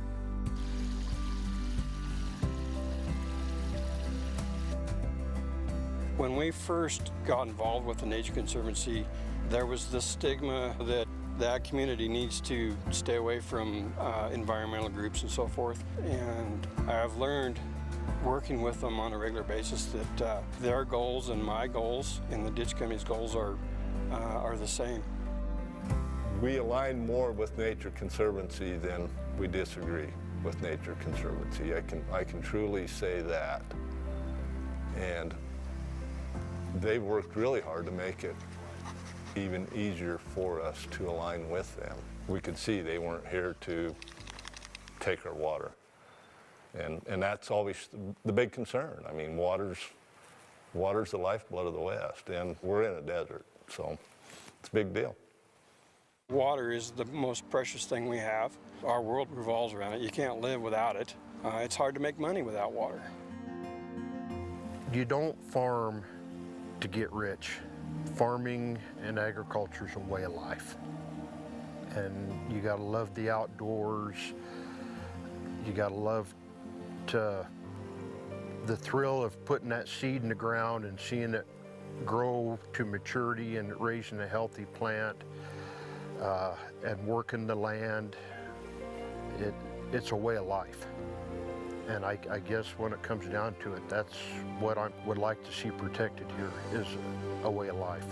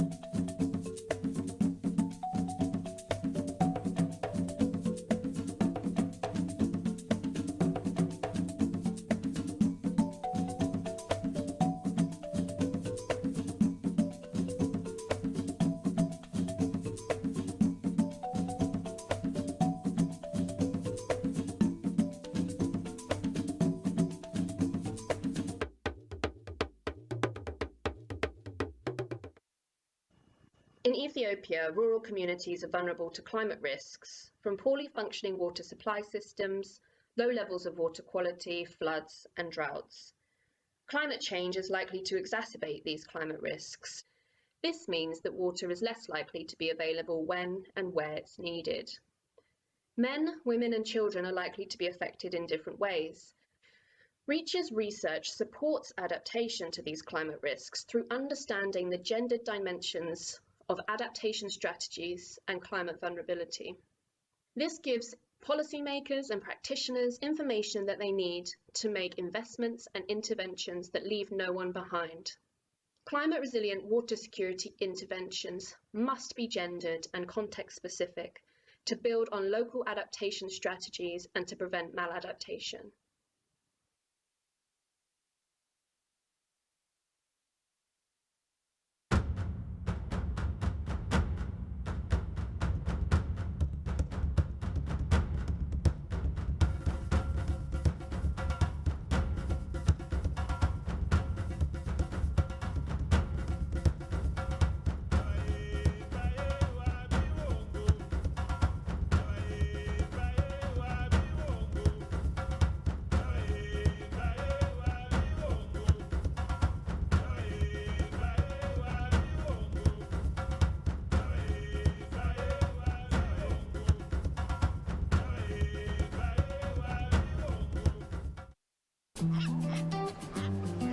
The Wadden region in the Netherlands, characterised by its smooth coastlines, fertile soil, unique biodiversity, historic cities, ports and coastal infrastructure. This region is a UNESCO World Heritage Site with inestimable waterscape treasures and historical value. But it is not immune to the challenges of climate change. With temperatures increasing, rainfall intensity rising, dry spells lengthening and salinisation worsening, the impacts on this region seem insurmountable. To match this, action is being taken on the ground. Farmers on Texel have historically depended on rainwater and water piped from the mainland for their freshwater needs. As summers grow drier and saltwater intrusion threatens groundwater supply, Farmer initiative, the Tessel Fresh Future project, aims to help farmers become self-sufficient in this regard. Their strategy centres on improved retention and storage of rainwater, alongside reduced consumption, more efficient distribution, and adoption of salt-tolerant crops. The double dike is another example of innovation in multi-purpose coastal protection. Consisting of a high dike on the waterfront and a second, lower inland dike, this approach enhances flood defences while benefiting nature, agriculture and recreation. The two dikes together provide optimal protection against the high water. The area between the two dikes provides space for ecologically valuable salt marshes, as well as innovative, high-value saltwater agriculture. The Afsluit dike has protected large parts of the Netherlands against flooding since 1932. This iconic water infrastructure is being renovated and prepared for the future. An integrated programme will improve the Afsluit dike's economic, energy and ecological capacities. The ecological connection between the Waddenzee and the IJsselmeer will also be restored by introducing the innovative fish migration river.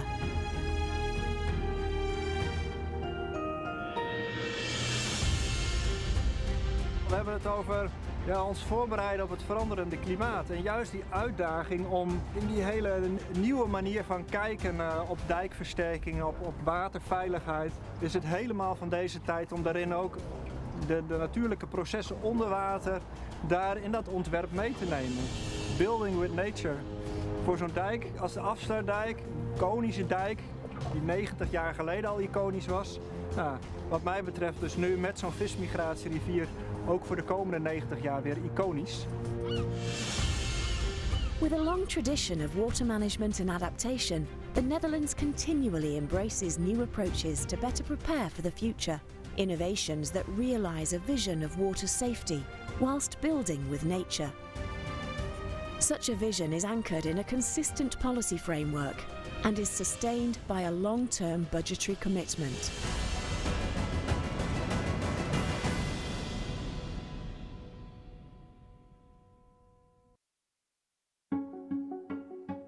Watersheds are increasingly degraded in nearly half of the city's water sources around the world. That's really important because the cost and reliability of our water supply systems depend directly on the health of those water sources, of the rivers, the aquifers, and of the communities that live in those landscapes. By protecting a water source, we not only improve the water security and resilience of our water supply systems, we also invest in a charismatic landscape that's the natural habitat for endangered flora and fauna and is a home to rural communities whose stewardship we depend on to keep our water clean and safe. The good news is that cities and communities can reverse the trajectory of their water risk in their geographies.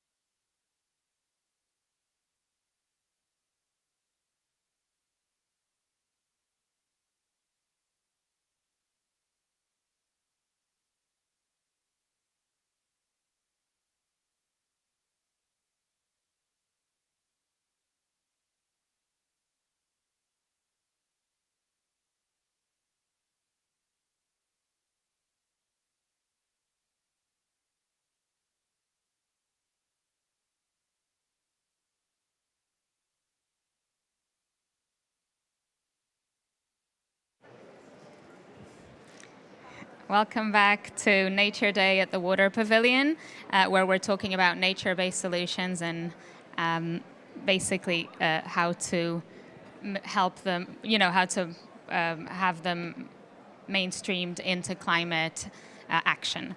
And so I have the pleasure to introduce the next session, which is creating bankable climate adaptation projects with nature-based solutions, learning from building with nature in Indonesia. And our moderator for the session is Aaron de Hoog, Senior Comms Officer at Wetlands International. Aaron. Hi, thanks very much. And thanks very much to the Water Pavilion for allowing Wetlands to be a part of this. It's quite a wonderful initiative, and it's great to be here. I'd also like to welcome most of our guests are actually virtual, except for Hendra, who's sitting with us here, and she'll be joining us a little later on. And I realize it's quite a hefty title, creating bankable building with nature projects. We'll be discussing that with these panelists, first with some presentations, and then after that, a Q&A. So why are we here? We're here to stimulate the discussion around scaling up investment in building with nature as a common practice in water infrastructure planning. Building with nature is a holistic and inclusive approach that integrates nature-based solutions into water infrastructure projects. This approach enables adaptive and resilient designs for coastal defense, climate change impacts, and river basin management, which benefits both nature and people. We'll be hearing about those risks and those impacts today, and as well, we'll be hearing about those solutions. However, despite the popularity of nature-based solutions or natural climate solutions, as Greta Thunberg has recently introduced into the common vernacular, the number of projects are actually implemented around the globe are very, very limited, with a majority of infrastructure investment still targeted towards conventional solutions. Now, there's a few barriers to this. There's a lot of uncertainty around the performance and implementation of building with nature. And there are also questions about how to deal with such a dynamic and multifunctional approach. There's so many moving parts in project procurement, contracting, project design and implementation, project management, and of course, maintenance. We're here to discuss the development of new approaches for business cases at the project level, supported by creating an enabling regulatory and institutional environment at the public or private investor level. So let me introduce some of the people that will be joining us virtually and in the room, some of which will be part of the panel discussion at the second half, others who will be presenting at the first half. First, Mr. Foko van der Goot, he's a program manager for EcoShape. Dr. Hendra Hussein Siri, she's the Secretary Directorate General of Marine Spatial Management of the Indonesian Ministry of Marine Affairs and Fisheries, the MMAF. My boss, Jane Madgwick, she's an ecologist and author and the CEO of Wetlands International. Carolyn van Tilburg, she's a carbon investment specialist with Climate Asset Management. Simon Dent, he's the head of Blue Investments with Morova Natural Capital. And Apri, my colleague, Apri Susanto Astra, he's from Wetlands International Indonesia. So first, I'd like to introduce a video of the Building with Nature Indonesia program. It's coming to a close after 5 years.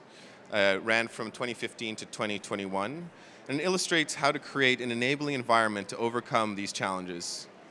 I'd like to introduce first, virtually, Foko, who again is the program manager with EcoShape. It's Foko van der Goot. Foko?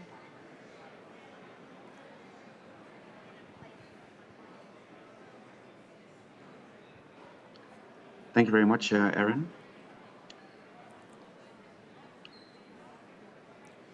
Let me, yep.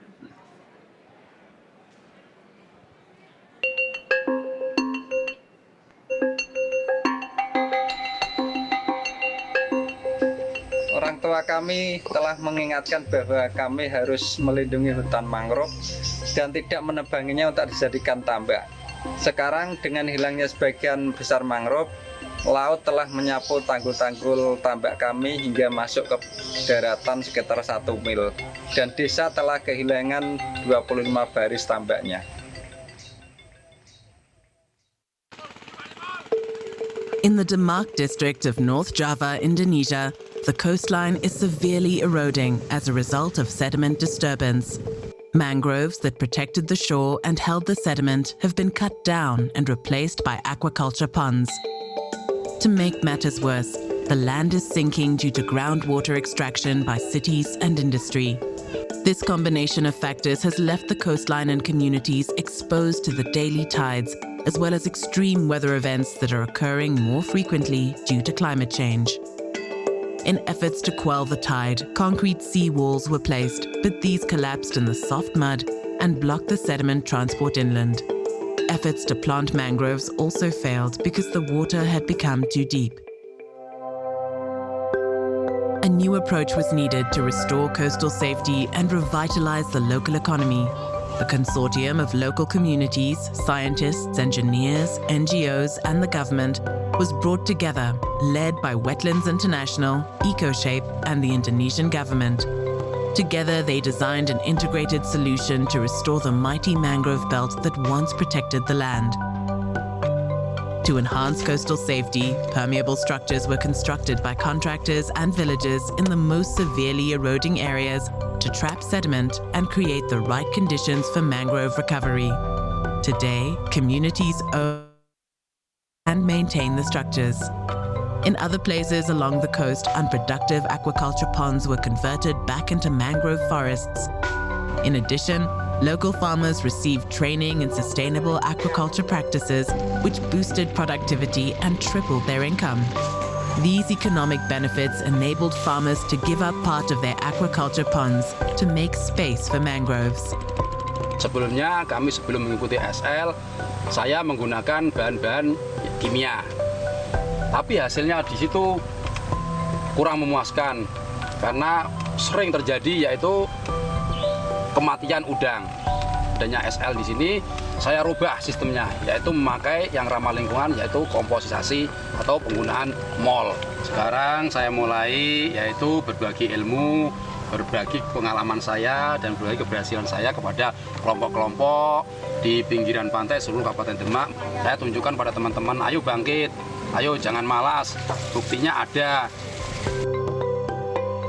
In 5 years, this project has grown into a landscape-scale initiative along 20 kilometers of eroding coastline in central Java. The use of permeable structures to bring back mangroves has been replicated by the Indonesian government in 13 districts. Sadly, the coastal restoration efforts in Demak are severely challenged by the sinking of the land, caused by unsustainable pumping of groundwater by cities and industries nearby. Young recovering mangroves are being washed away and ponds suffer from flooding. To facilitate a solution to this land subsidence, the project partners initiated water dialogues at national and provincial level and worked with communities to help them express their needs. Ini adalah rumah kami. Insya Allah kami berencana tetap tinggal di sini. Saya berharap proyek ini dapat menyelamatkan dan mengembalikan hutan mangrove kami. Saya merasakan ada harapan baru. What we have been pioneering in Indonesia can be replicated elsewhere. There is no standard blueprint and upscaling has to recognize that.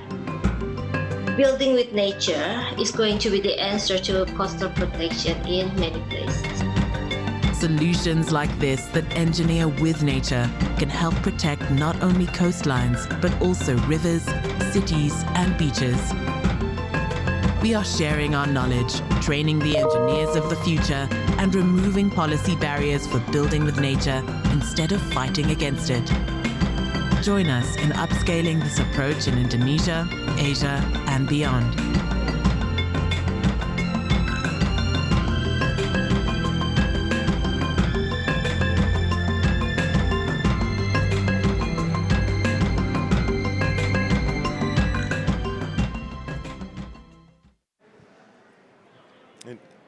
It always elicits a bit of pleasure knowing that we're working with these partners and these incredible initiatives, particularly my colleagues in Indonesia. Foko, I introduced you a little too early. Now I'll give you a proper introduction. It's Foko van der Groot. He's the program manager with EcoShape. He's going to present a compelling business case for building with nature projects in Indonesia, what you've just seen, based around a social cost-benefit analysis. And he's going to share some lessons learned in developing these projects. Foko, the floor is yours. Thank you very much, Aaron. I hope you can all hear me and see my screen.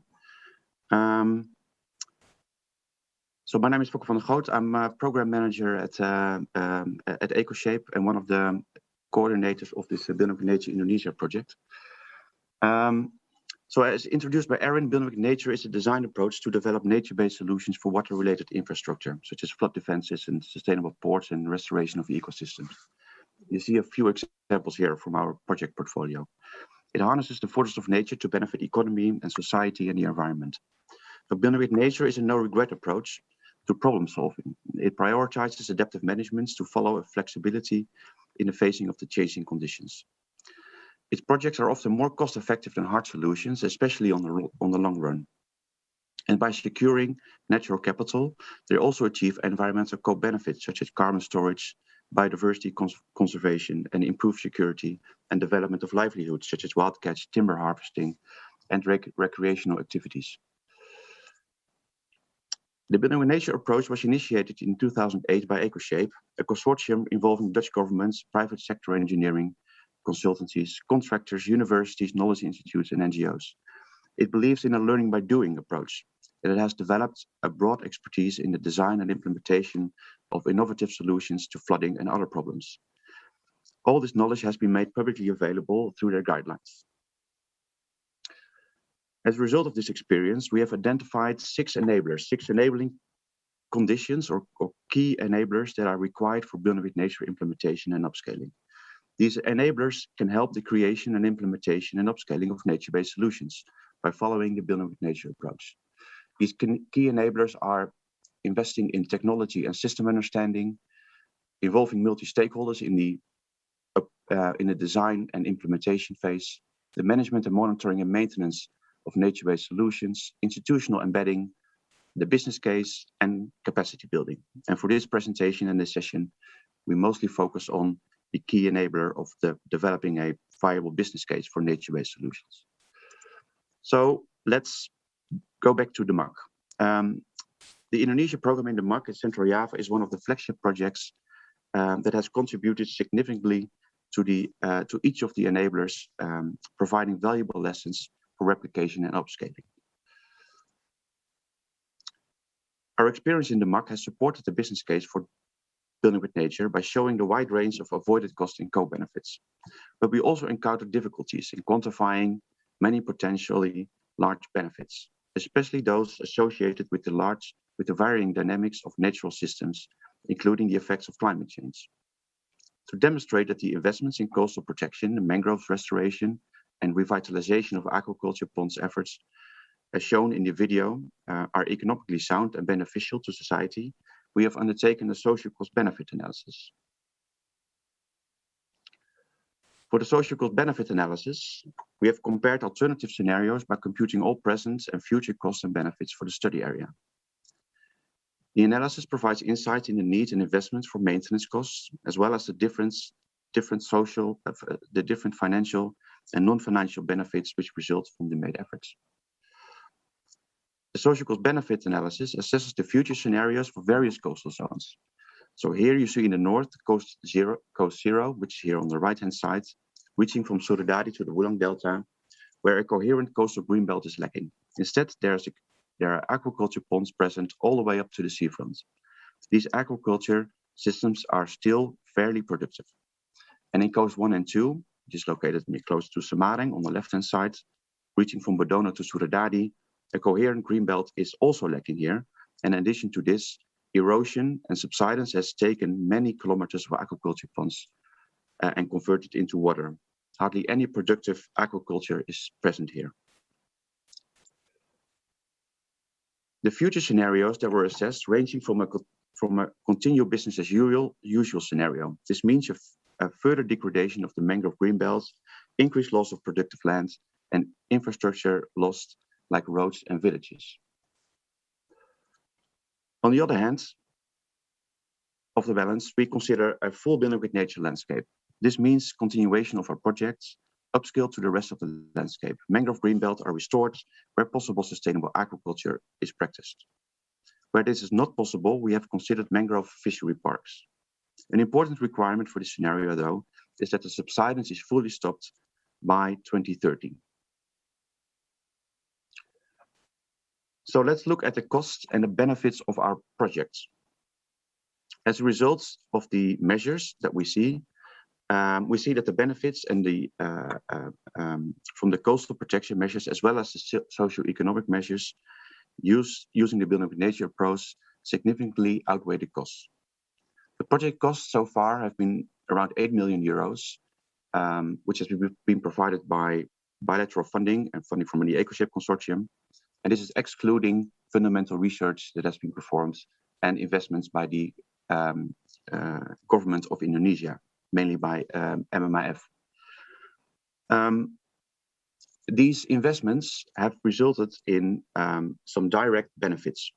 So in total, 300 hectares of aquaculture ponds have been transformed into sustainable aquaculture practices. This yielded a net profit of 5,000 euros per hectare per year. So this adds up to 1.5 million euros per year for these 300 hectares. So when looking at the long-term projection, when the building with nature is further, the building with nature process is further implemented in the entire landscape, the direct benefits is that the creation of sustainable and productive lands, which in our future scenario is used for sustainable aquaculture, and the mangrove and fishery parks. In case of the business as usual scenario, if no investments are made in coastal protection, it will result in a total loss of productive land, with dramatic consequences for the lands and the communities. Besides the direct benefits of protecting productive lands, the building with nature measures result also in several different income-generating benefits, such as increase in wild catch, increase in tourism and recreation, production of timber and non-timber products, carbon sequestration, and an increase of biodiversity. Without going into the detail of all the presented figures here, it is shown that the carbon sequestration, which is the last line item in this table, has great potential to create a return on investment. However, we also see that this is still a rather fictive benefit, as the carbon credit market is not fully operational yet. But perhaps this is something we can further discuss during the panel session. So what have we learned from this project? Co-benefits do not necessarily translate into revenue streams. And if they do, additional efforts are needed to bring these revenue streams, like carbon or sustainable aquaculture, into a project structure. Quantification of all the social costs and benefits arising from building with nature requires new methods beyond the traditional financial accounting. For the long-term implementation of building with nature, innovative procurement models and multi-party integrated delivery agreements should be applied in order to share the risks.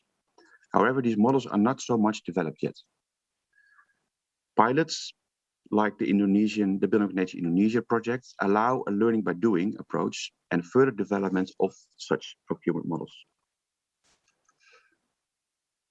Ensuring long-term benefits require ongoing support from the government.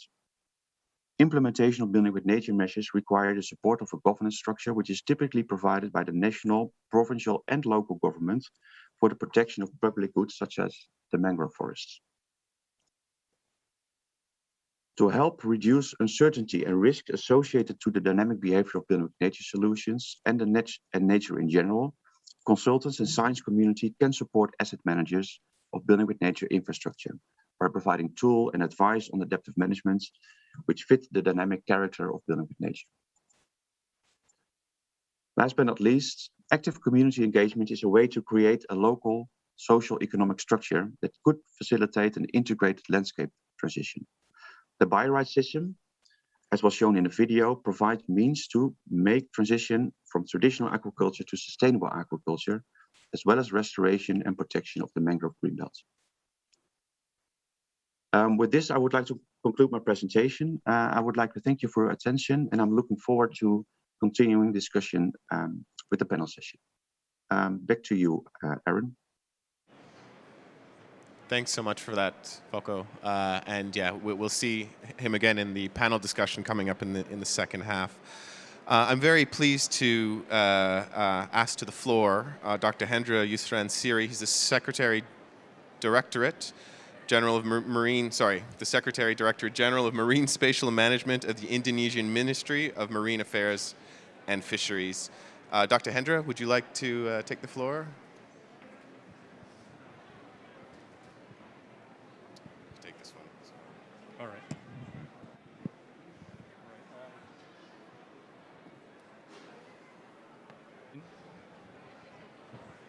All right. Thank you, Erin. Very good morning to all of us. Okay, first of all, I would like to thanks to the organizing, especially for the Water Pavilion, and it's really to be honored to be here with all of you. So I think, I believe that the video and also focal presentation is already give some a clear overview of the MAC Regency, which is in the center of Java, and then what we have done so far by implementing the the Building with Nature programs. And as an example, for the nature-based solutions, we can say that building with nature is not against the nature. We can say that as a son, the nature has a great force to recover itself. So I would like to give the terms what you can see. There's a slow but sure, or there's a slowly but sure that will be already work for the Indonesian for the MAC Regency, and then you can see that the result of the nature-based solutions, of course, in the meantime, need to take longer time than the concrete infrastructures. So, ladies and gentlemen, I would like to also to highlight that implementation of the Building with Nature of Indonesia in the last 5 years, as we have watched from the video, and also the Foko is already mentioned, this can be like one of the good example of the multi-stakeholder cooperations and also collaboration, because this is like from the community, by the community, and through for the community itself. So each of them is playing different roles, of course, the multi-stakeholder, in order to achieve the target goal, which is what we want to see, that the main goal and the ultimate goal is the coastal community welfare. So you can see that all the problems, such as like the what do you call this, the erosion and the degradation, it should be answered by this. So in addition, also this program is a good example of the blue economy implementation. Last week, we have the 22 celebration of our ministry, and our ministry has already launched what we call this a blue economy program, which is we would like to maximize the benefit from the ecosystem, minimize the waste, and also try to make sure that it can be more benefit for the stakeholder. And I think the Building with Nature Indonesia also shares some ideas and goals, so that's it, I think it fits into the blue economy. And ladies and gentlemen, the program has come to its end. I think I would like to share with you, I would like pioneer for the program as well, so when the program is also offered to us by the Dutch colleague, we try to make sure that it can be implementation in the program. So we can see that what we call this MIT people, Mission of Visible Team. So we would like to make sure that this can be implementation in the ground. So it's like the maintenance sustainability of the project, what we want from the legacy, of course, behaviors and also cultural change of the community. It is really important. So the cultural change, how they feel after they get the degradation, they want to be more, more mangrove should be appear there, and then also the welfare will be there. And also from the uncontrollably cutting mangrove, as you can see from the video, of course, to fish pond, we would like to give the more understanding that the function of the mangrove as a coastal protection is also home for the fishes and also other vertebrata, especially for the mangrove crab. And mangrove also can be utilized as alternative income. What we learn in Indonesia also, we try to encourage non-timber product by having such as like for bees and other non-timber product.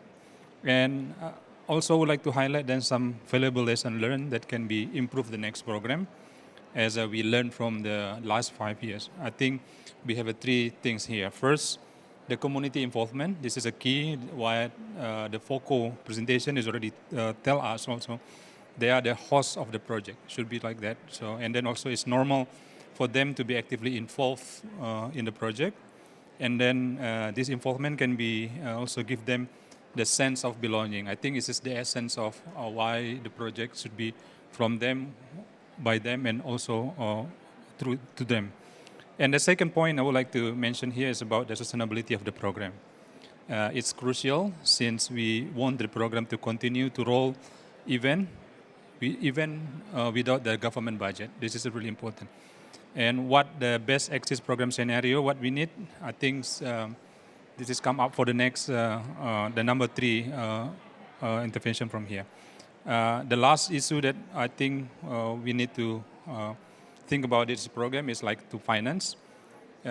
We have some question here, then how can the community can be able to support the implementation of the program independently? How can they access the budget?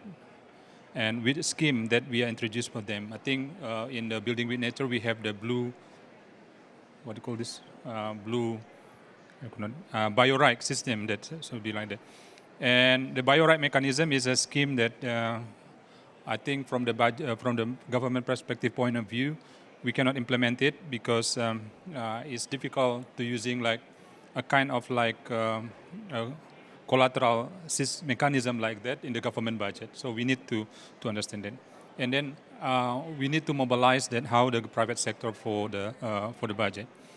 And ladies and gentlemen, I would like to mention here that this through lesson learned, I think we need to consider that when we move or continue the program.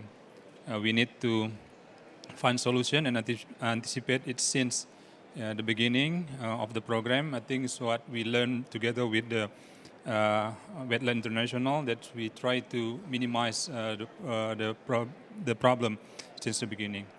And we look forward to for the discussion today, Arin. And I hope you can discuss and further in the panel discussion. Thank you very much, and thank you. Thanks, Dr. Hendra.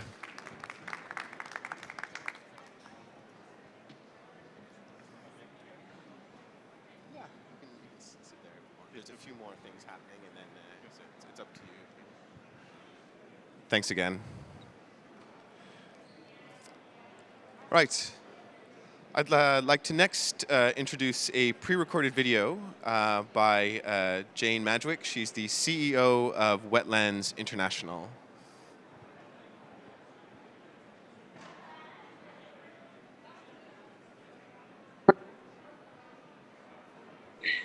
Good day to everyone. I'm delighted to join you virtually at the Water Pavilion and for Wetlands International to host this event together with our partners MMAF and EcoShape. So you've heard about Building with Nature Indonesia programme, the lessons learned, and about the business cases. What's interesting about this case is perhaps that enabling mangroves to recover was a nature-based solution, but it was also the only solution along this particular stretch of highly eroding coast. And this was a demand-led program because MMAF asked Wetlands International to help find a solution when all other coastal defence measures had failed. And this request led to us putting together a very broad partnership across different sectors, understanding the landscape, and led to the inspiration for innovation and to adjustments in policies and practices. The results are compelling, as you've heard. Perhaps important to mention, the key business case lies in the interdependence of viable local livelihoods with the functional mangrove ecosystems, which are the basis of coastal resilience. One thing that we can take from this example is that it was vital to have philanthropic finance in the initial stages. This enabled us to work on the technical, social, institutional dialogues and processes that were the foundation for the program to take life on the ground. And this was the essential precursor in terms of investment for the public and private sector to come on board. So this first large-scale investment, this big 20-kilometre stretch initiative, inspired the design of building with nature approaches elsewhere in Indonesia, many different situations, each requiring its own tailor-made design. So in a sense, the replication and upscaling was rather a natural process in Indonesia. And now, together with these partners, with EcoShape and others, we're seeking to inspire building with nature approaches in a diverse set of situations in 5 countries in Asia, where perhaps the options for nature-based solutions, building with nature, have yet to be considered. And we're doing this by creating landscape propositions that can attract investment. And the panel is going to discuss what are the barriers and enablers, very important discussions at this moment. I would like to offer 3 points into this discussion. Firstly, prevention is better than cure. So it's vital to really value the remaining intact nature, which is already playing a vital role in terms of climate adaptation, as well as in terms of biodiversity and supporting livelihoods. So not losing these when development is coming to the coast, for example, but building them into the coastal planning. The second is make sure to include sufficient investment in this preparation phase to bring together the partnerships, to engage the local stakeholders, to build ownership across the landscape, because we know from Building with Nature Indonesia, this is the key to sustainability. And lastly, in all the discussions about how proven or not nature-based solutions, building with nature approaches are, I would ask you to keep in mind when thinking about business cases that including nature in some way in any infrastructure design is always going to be a means of de-risking that investment. It's always going to be a way of building in some extra resilience. And most likely, it's going to be enabling a whole suite of co-benefits alongside. Thank you very much. And I'm sorry I can't be with you in person, but look forward to hear the results of your discussions. Jane Madrick, CEO of Wetlands International. And with that, we can move to the panel discussion. I realize we don't have a lot of time yet, but just to identify the 3 main objectives of the discussion. One is just about developing a business case to enable nature-based projects. The other is to sort of brainstorm a little bit about how to overcome the challenges in quantifying the costs of these projects. And also, we want to identify the barriers to overcome, the barriers that need to be overcome in enabling regulatory and institutional, environmental, and at the public and private investor levels.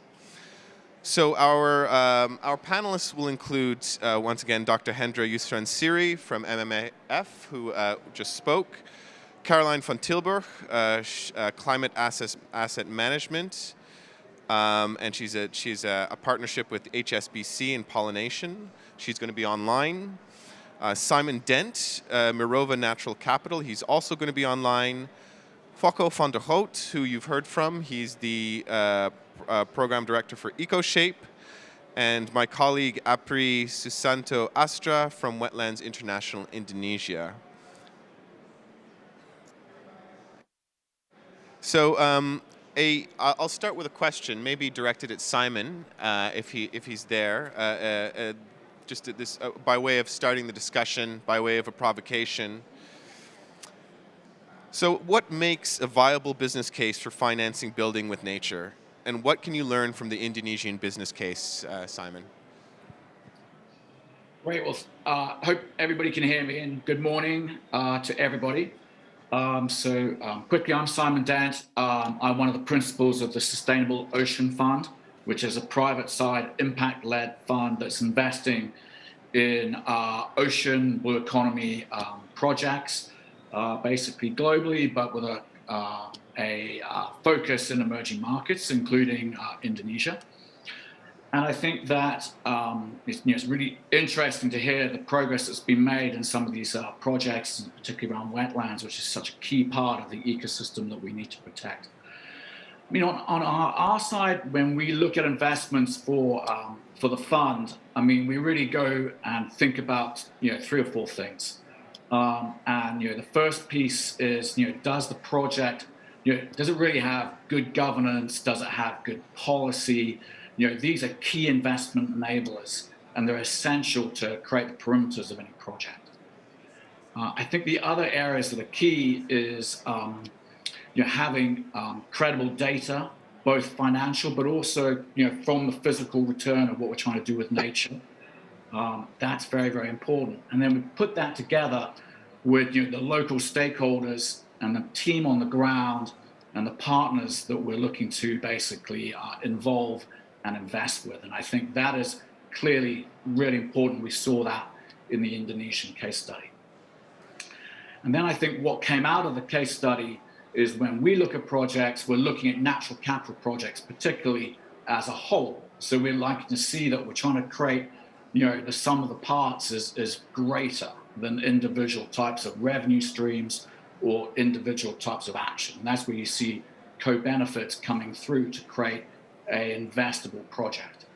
And then you can build sustainable capacity, you can build sustainable investment returns by looking at a blended project.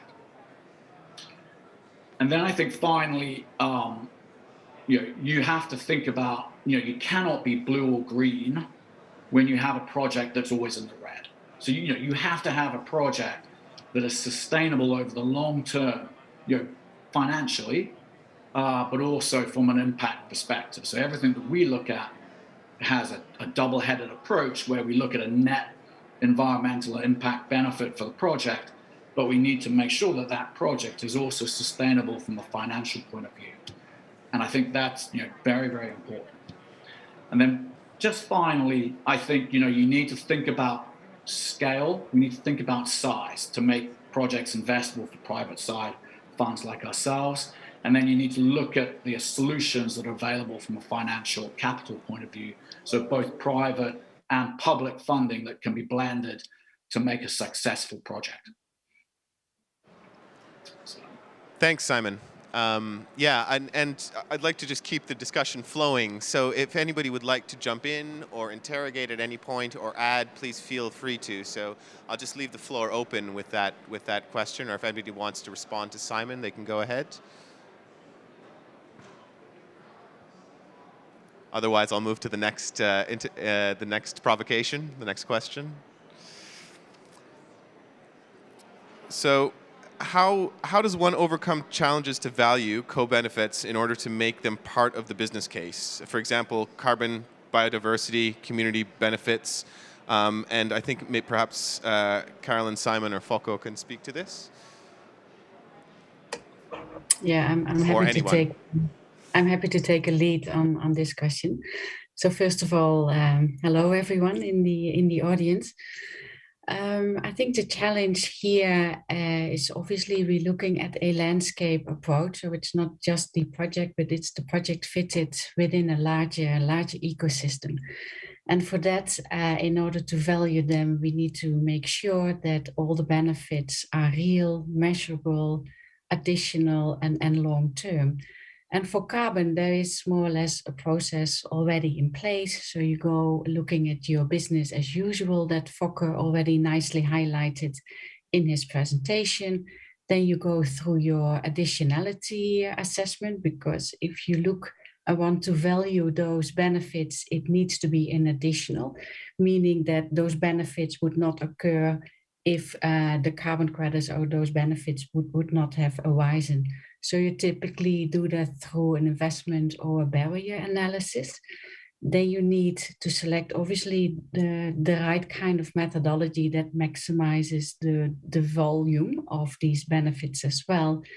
And I think once you've been through that process, the real challenges will be in collecting the right data, and especially for, let's say, community and biodiversity benefits, setting the right KPIs is really important, because that is something that you will have to measure over a long term in order to make sure that those have actually created and are real and measurable. And what we learned over time is that if you set these KPIs, especially for social community benefits, it's really important to do that collectively with those communities. Communities very much know what's happening on the ground, and they can easily work with you to determine which KPIs they feel most important and like to work on, so that that can be measured over time as well. And I think the dynamics are even becoming more and more complex, because whatever you do within the landscape, it also needs to be resilient for future changes in climate. So that additional complexity now also is part of the design of the project, and Fokke already touched upon that. So for us, what is really important is that, select your carbon, biodiversity, community or water benefits well, work with communities to set the KPIs, and also engage them in the monitoring of that. So it creates more empowerment and local ownership of the benefits that they would like to achieve. And then ultimately, especially for carbon, that's why the COP at this moment is so important. If you are able to sell them overseas to investors so that additional financing can come in, you can also create an additional income stream, making the financial or the business case, as Simon was just describing, more robust. So that's my take on this. So, but I'm happy to give the floor to others to comment on this question as well.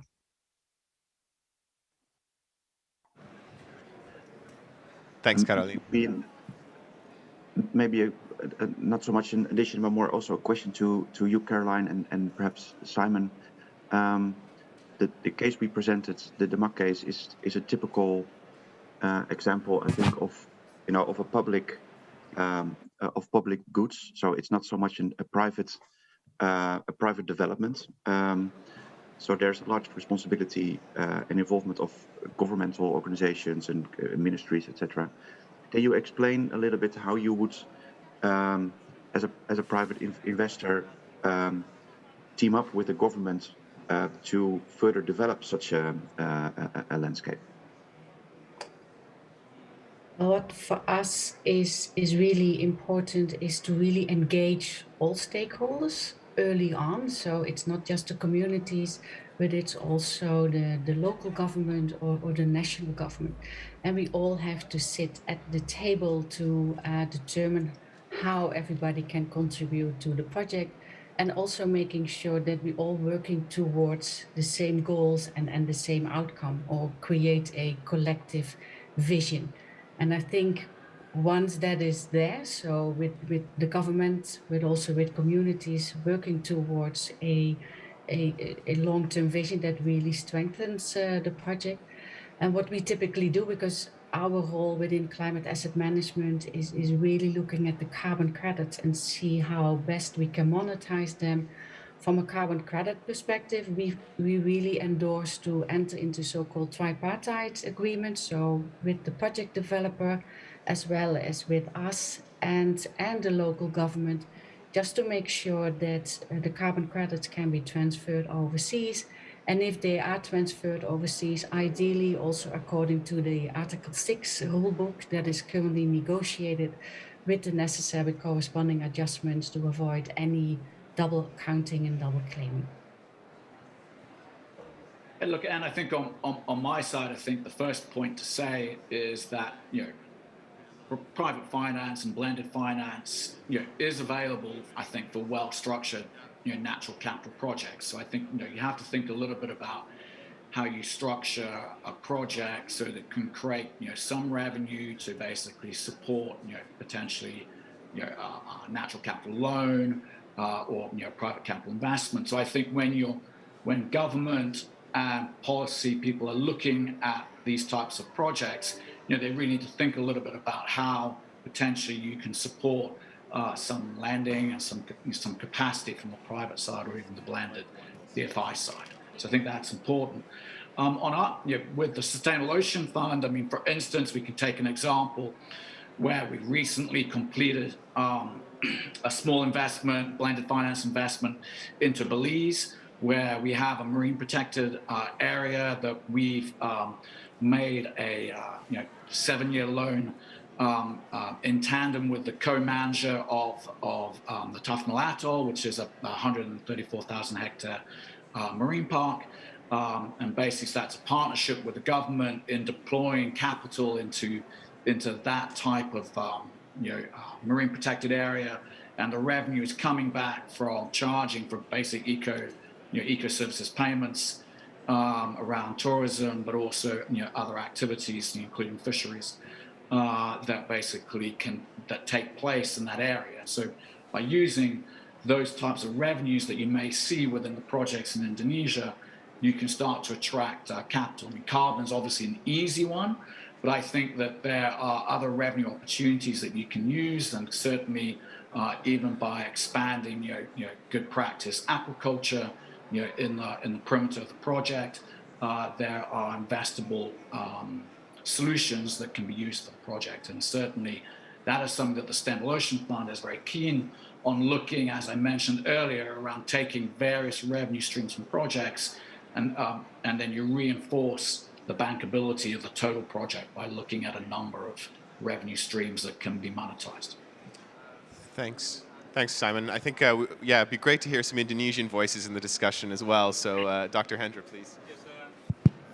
Thank you, Erin. Thank you, Caroline. Thank you, Simon and Pak Wogo. I just would like to update two things. First, Indonesia just launched what we call this presidential regulations, number 98, which is like what we call this carbon value, economic value of the carbon. So there are three things in here. First, the carbon, we would like to, how to can be traded. So this is like a principle of the cap and trade.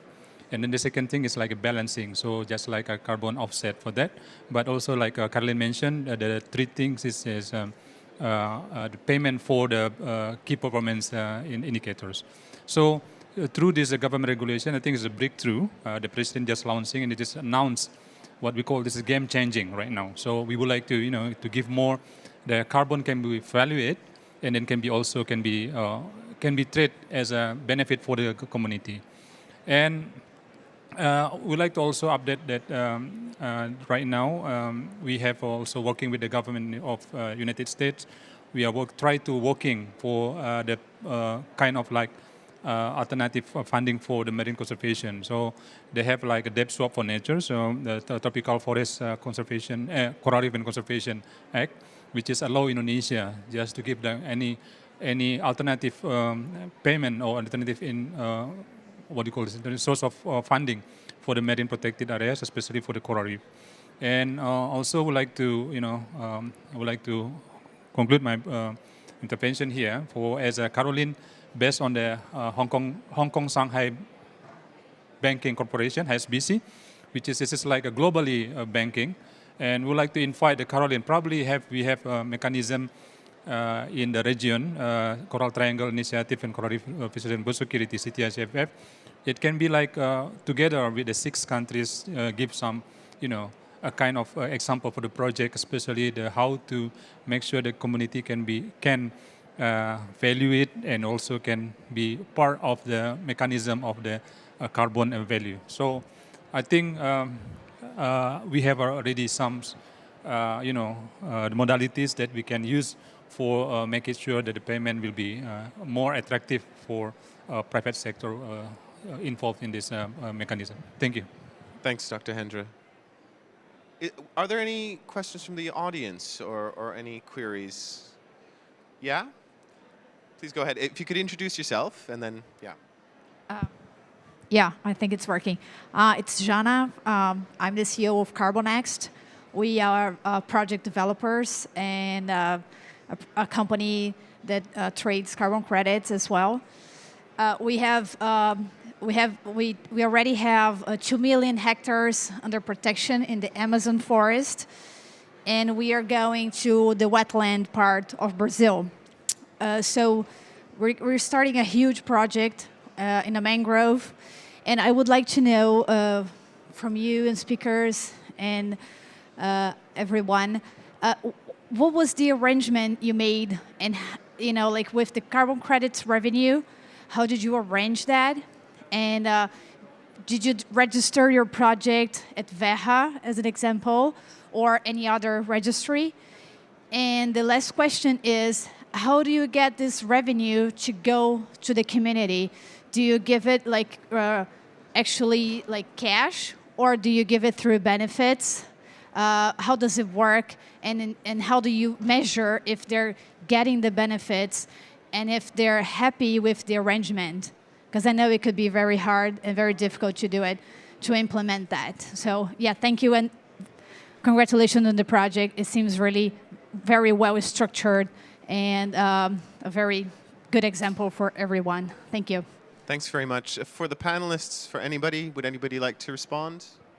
Yeah, I can start with this question because there were a couple of questions actually in one. But what we typically do if we look at a mangrove project, Verra would for us be a good example where you can actually develop your methodology, and once it is approved, to also have your project registered under. So working through that standard and having it registered under Verra, I think that that's a good step.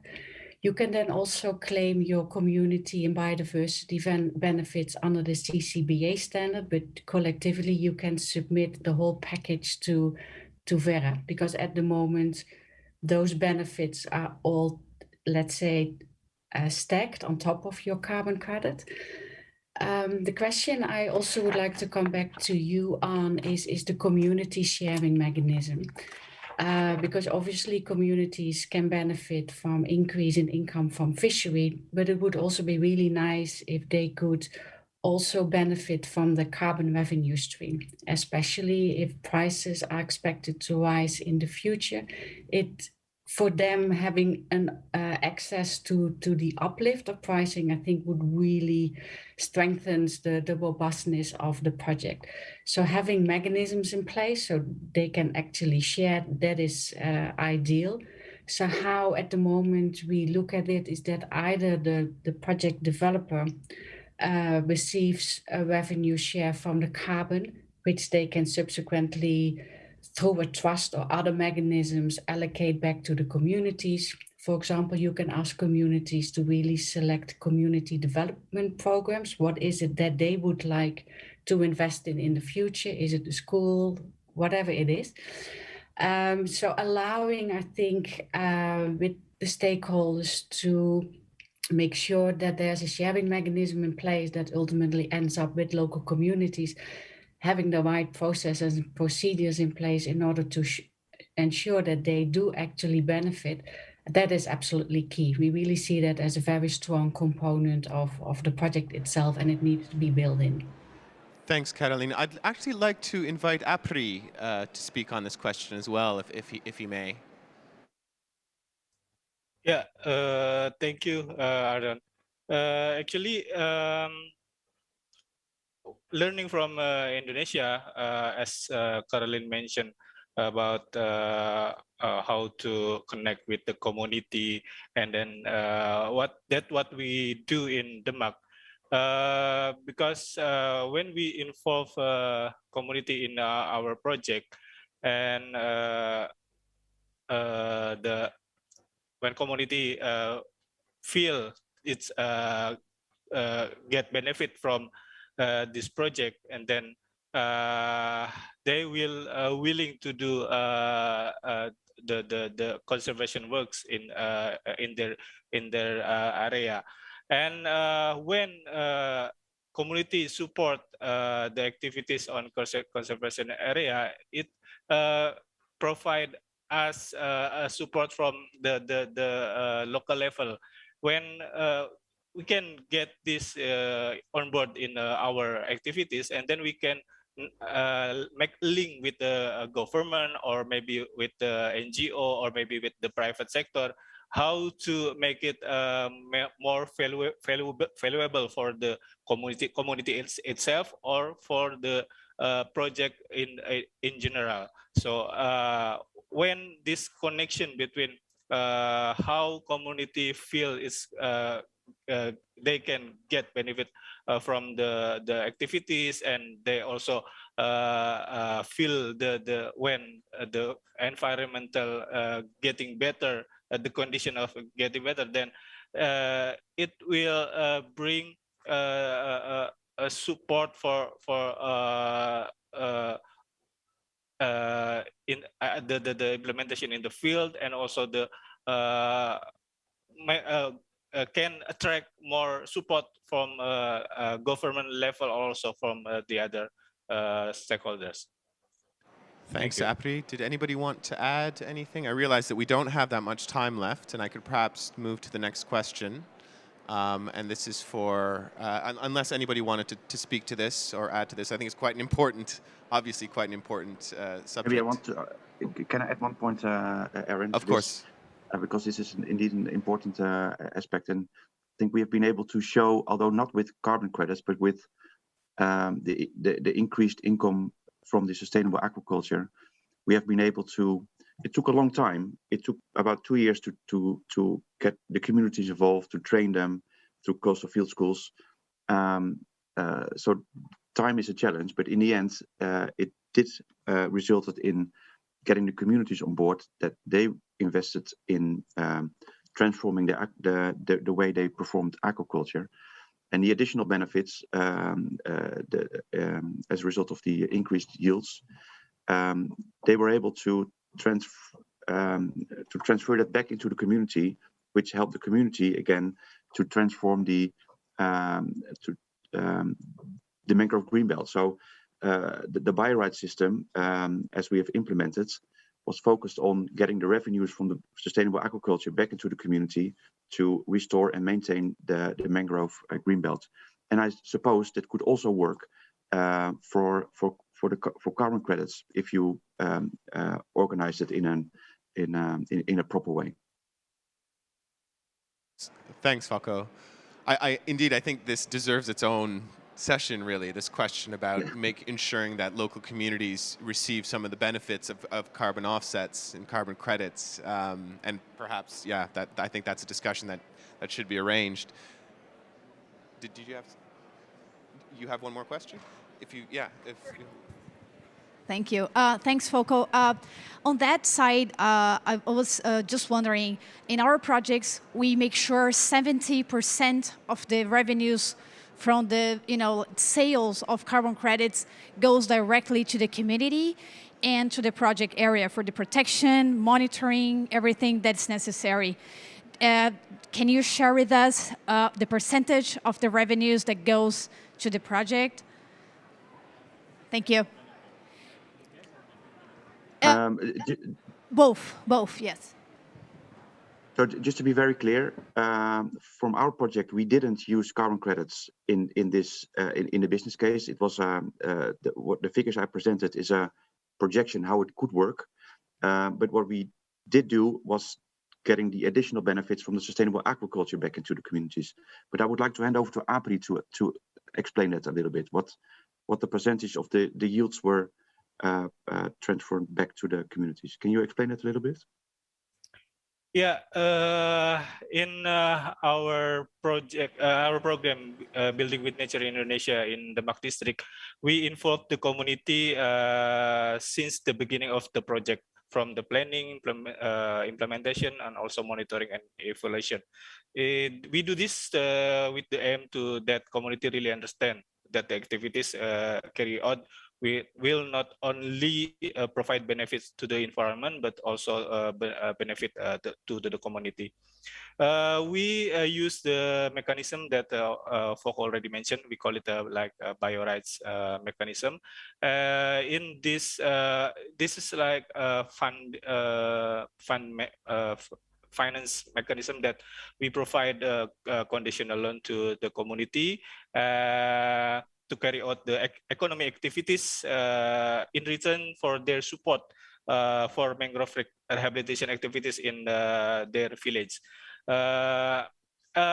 When we set some requirement, when community reach some targets in rehabilitation activities and also the sustainable aquaculture, then this this conditional loan will turn into grant. And after during the activity progresses, now the community of Demak in our project location feel the benefit of the changing of environmental condition. It's improving as a result of mangrove rehabilitation, and so that community feel more confident, and they can do their livelihood as usual, and also they will willing to continue to support the conservation activities.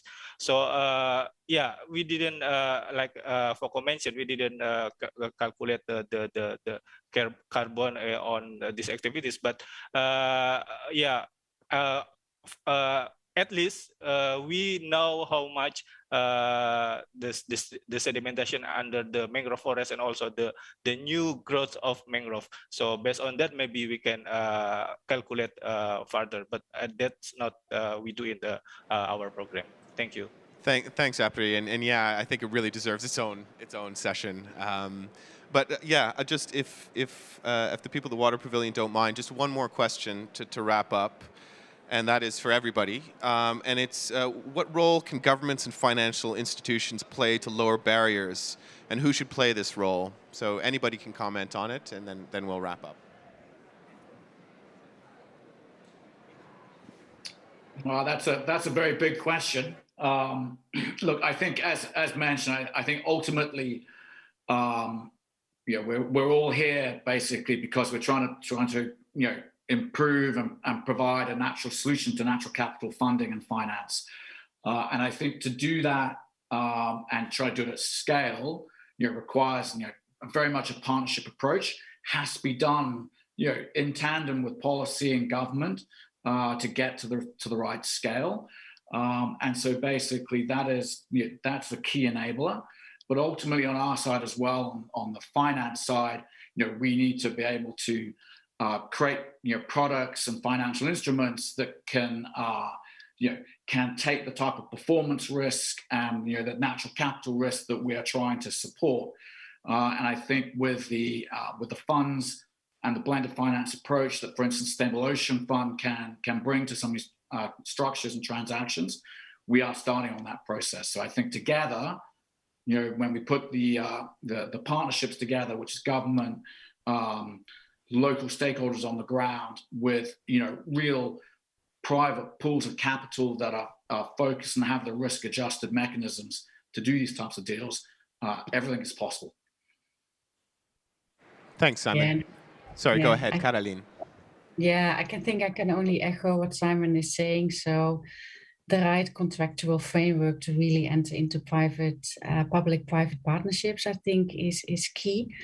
And I think also very important. And from us, because we basically procure and invest in projects that generate carbon credits, really clarity on the climate policy of the government in that field. What are they planning to do under the NDCs, etc.? How much carbon credits would they like to have to meet their own obligations under the Paris Agreement? And then what kind of carbon credits they feel comfortable to transfer overseas. So building that within a public-private partnership, I think that would really enable those investments to come through. Anybody else?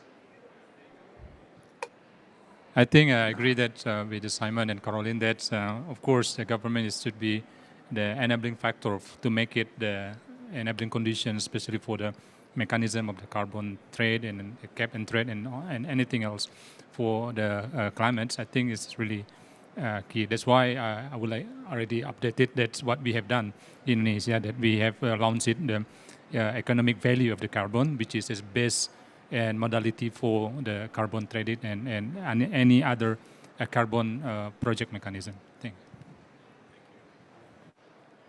Thanks. I think with that, I think it's fitting that we close there. I'd like to thank the panelists, Dr. Hendra, who's here with us, Carolyn van Tilburg, Simon Dent, Focko van der Groot, and Apri. Thanks very much for taking part in the panel discussion. Thanks to the audience for your questions, and of course to our partners here at the Water Pavilion. Enjoy the rest of your COP26. Thank you.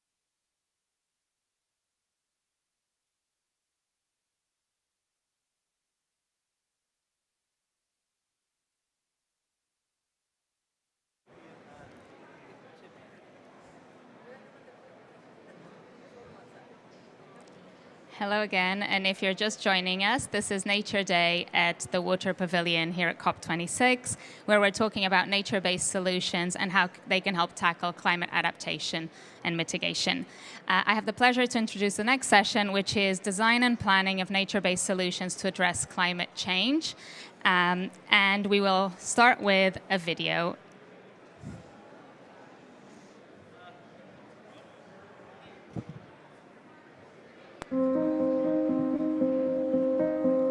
We are living in a rapidly changing world, and the climate and biodiversity crises are becoming more pronounced every day. Solutions are rarely simple, and there are limits to what we as humans can accomplish by relying on technologies alone. There is a growing consensus that we need to rely more on sustainable solutions that are in synergy with nature. Communities around the world have a long tradition of sustainability coexisting with nature to secure their lives and livelihoods, and we need to harness this knowledge.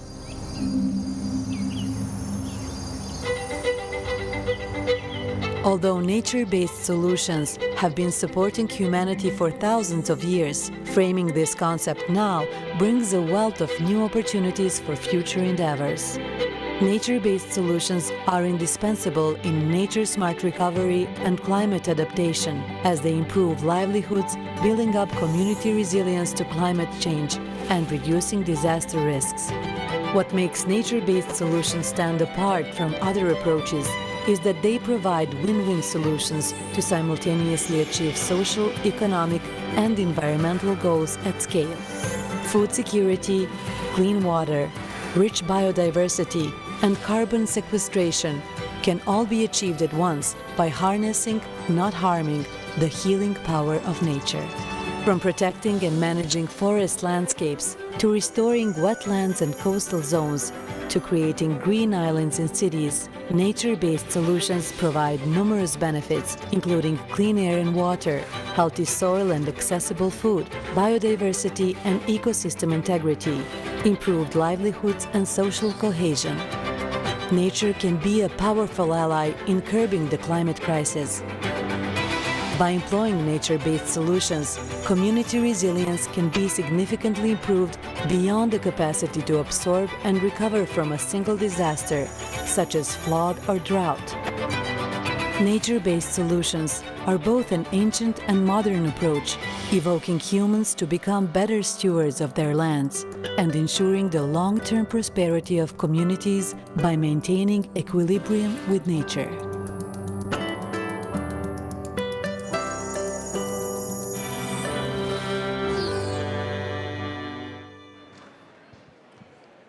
Most welcome to this very important session event, we think, highlighting the role of water in the planning and implementation of nature-based solutions for addressing climate change. I am Torgny Holmgren. I'm Executive Director of Stockholm International Water Institute, and I have the pleasure to moderate this session. Well, what I think we see at this COP is an increased interest in nature and nature-based solutions. For example, with the Glasgow Leaders' Declaration on Forest and Land Use that was adopted the other day and backed by an unprecedented number of countries. And I think we have now an opportunity to seize this moment. And we will share in this session key insights from local level and also global policy level on what can be done and what is going to be done. And we will have, after that first part, which will be an introduction by colleagues of mine and a team from Peru, a panel discussion that will round up there where we go from now to the future. But before that, I will leave the floor to my colleague, Dr. Malin Lundberg Ingmarsson at Stockholm International Water Institute, who are undertaking research on this very topic linked to forest and water. So over to you, Malin in Gothenburg, Sweden. Thank you so much, Torgny. I hope you can hear me. Hello all. I have just shared an illustration explaining the forest water cycle, which I'm working a lot with here at SIWI. Because at Stockholm International Water Institute, we are taking a holistic approach to water, And one part of that is to consider the contributions of trees and forests and landscapes in regulating the hydrological cycle and in supporting a healthy water cycle. Trees and forests are critical components of the global water cycle.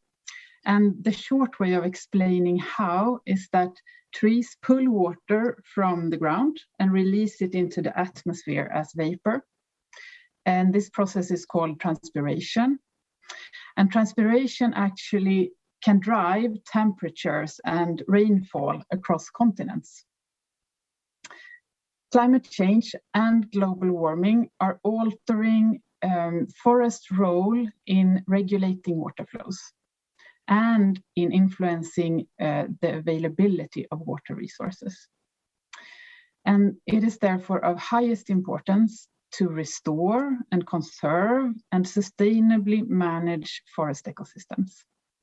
And these three nature-based solutions to climate, both to climate mitigation and to climate adaptation, they have many co-benefits. For example, forests act as natural water filters, and forested watersheds, they supply 75% of the world's accessible fresh water for domestic use, but also for agriculture and energy production and industries, and for ecological needs. At CIWI, we work for a better awareness and inclusion of trees and forests in nature-based solutions to address climate change, both in policy and in practice. And one way of doing this is to do it together with global forest and water experts in key institutions such as IUCN and FAO in an informal expert network that we call the Forest Water Champions. We are also engaged in projects and capacity building to advance knowledge on how restoring forest landscapes by integrating water resource management provides so many benefits, not the least for both mitigating and adapting to climate change.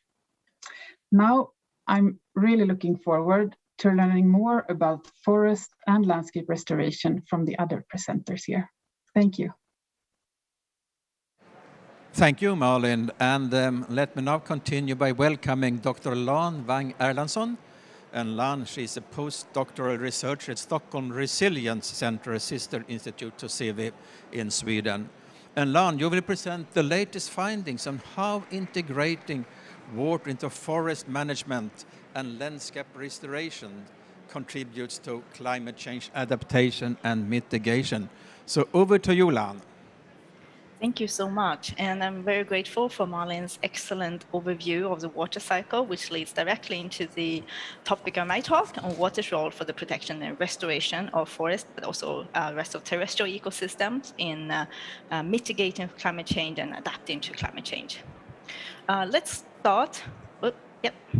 Let's start by having a look at what is actually needed to limit global temperature rise to a safe level. There are many roadmaps, many scenarios on how to reach there. One common feature of all of them is that they recognize that biosphere carbon sinks are a very important part for limiting global temperature rise to well below 2 degrees or 1.5.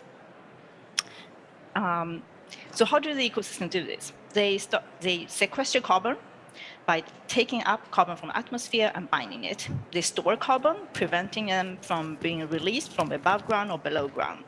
The type of ecosystems matters. Some research estimate natural forests to be up to 40% better than plantation at storing carbon, for example. This effect can also be offset by albedo, which means that the darker forest might absorb heat much better and thereby offset in some of this carbon sequestration or carbon storage effect. So context matters. Nature-based solutions are attractive not only because of how well they mitigate climate, but also because of the multiple benefits for adaptation, let's see, and other services. So they control floods, they help stabilize shorelines, and also help mitigate both local and regional droughts and heat waves, which thereby, again, helps the ecosystem to provide the mitigation service and other critical services, such as providing clean air, water, food, fuel, medicines, and genetic resources. Globally, the area of win-wins of top priorities for restoration have been identified to mostly located in subtropics and tropics where past land conversions have taken place. You'll concentrate on carbon sequestration and biodiversity. Wetlands and forests tend to pop up. In this analysis, more than half of the priority areas are forest restoration. Fourth are grassland restoration. So grassland and shrublands tend to come up when we also look at the cost criteria. But effectively, all of these ecosystem restorations in all types of ecosystems are needed. If we instead look at protection, these hotspots shifts to still intact forest biomes in boreal forest and the tropical forest, as you see in the red brownish areas here, because they host vast amounts of carbon and also great hosts of biodiversity. There are, however, worrying signs that the tropical forest carbon sink is weakening. It has peaked in Africa and also peaked most worryingly in the Amazon. And you see how for the Amazon, this horizontal line dies below the zero, which indicates the net carbon sink. So when it dies below zero, it effectively means that Amazon stops being our friend, helping us absorbing carbon, and turns into a foe by releasing carbon. And this is because of deforestation. It's because of forest mortality that is connected to droughts and fires. So some of this range are, of course, due to uncertainty in the model and data, but also critically depends on the measure we're setting in terms of forest protection and forest restoration and how we manage to limit global temperature rise to prevent fire and drought-related tree mortality. Just to drive home the message how restoration and protection of ecosystem go hand in hand in rapid decarbonization and effectively limiting the global temperature rise, we see that severe climate change threatens crop protection and restoration efforts globally. So protection and restoration efforts literally would burn up due to wildfire rise, increases in wildfires, and wither away with increases in drought. In the right figure, you see the green areas indicate the climate that is stable and suitable for rainforest, whereas in a severe climate change, which we absolutely do not want to see, by the end of the century, this green area effectively is gone in the Amazon and turns into a region that can support both rainforest or savanna equally well. The reason why we need to pull the strings on land, water, climate all at the same time is because they are all part of one system, the Earth system. So if you see that if you turn over the Amazon forest, this is connected to ocean thermohaline circulation, this linked to El Nino and global change that melts the ice sheets will also affect the terrestrial ecosystems. So water cycle is not just water, it's also energy balance, it's transport nutrient, it is carbon nutrient, it affects the cloud formation and radiative balance. And as Marlene was talking about before as well, precipitation, which we maybe tend to think of as a climatic feature, is in fact very much linked to the land surface. In fact, 40% of the precipitation that falls on land on average is supplied by land areas, and up to 80-90% in some areas like South America, parts of Africa, parts of Eurasia, up to 80-90% of the precipitation comes from moisture supplied by terrestrial systems. So if you look at past land conversions and land use change, in blue you have the irrigation effect, and in red you have reductions in precipitation caused by past land conversions. If we zoom into South America, this is showing how the deforestation in the Amazon River basin not only led to reductions in precipitation within the river basin, within that yellow boundary, but also to reductions in the downwind La Plata region, which of course affects rainfall for water availability for crop yield and river flow. So we tend to think of river flow impact within the river basin, that a deforestation might increase water yield, but it also to decrease water availability outside the river basin in downwind areas. I focus here now on synergies and how biosphere is supporting all societal and economic activities. And, but how this will play out is also very much dependent on the local context and trade-offs across sustainability goals, which I believe the following speakers will talk more about. So to summarize, we find that forestry and forest mitigation measures in these systems have a very high carbon emission reduction potential. The success of these mitigation measures are subject to uncertain and potentially unfavorable changes, depending on current and future environmental change. And the water cycle dynamics are not only local and regional, but also continental, planetary, and potentially at intergeneration timescale into the far future. There are synergies, many synergies, that's why we are finding nature-based solutions so attractive, but there are also many trade-offs that need to be considered to make sure that we do not compromise local to regional water sustainability goals, and therefore mitigation in forest system must adapt to the local hydrological, climatic, and socio-ecological context to maximize the benefits and minimize the trade-offs among sustainability goals. Thank you, that was all for me. Thanks a lot, Lan, and for sharing your insightful findings and also setting the stage for the next part of our session here, when we will hear more about a case study using nature-based solutions as a response to climate change adaptation and disaster risk reduction at the Western Balkans. So for that, I will now invite Boris Erg, Director of IUCN, Eastern Europe and Central Asia Division, who will share with us why nature-based solutions are integral to their ADAPT initiative and scaling nature-based solutions. So over to you, Boris. Thanks a lot, Dorni, and good afternoon, good morning, good evening to all the participants. It's a great pleasure being here and also welcoming all the participants in this session. I'll be sharing my screen, as just said, just to shed a little bit more light on the global standard for nature-based solution, but also give some examples on how we actually implement nature-based solutions on the ground and what can be done next. And that's sort of also some food for thought for the discussion that we will be having later in the session. So for those who don't know, IUCN is certainly one of the biggest, one of the oldest global environmental organizations, is a membership organization, which matters.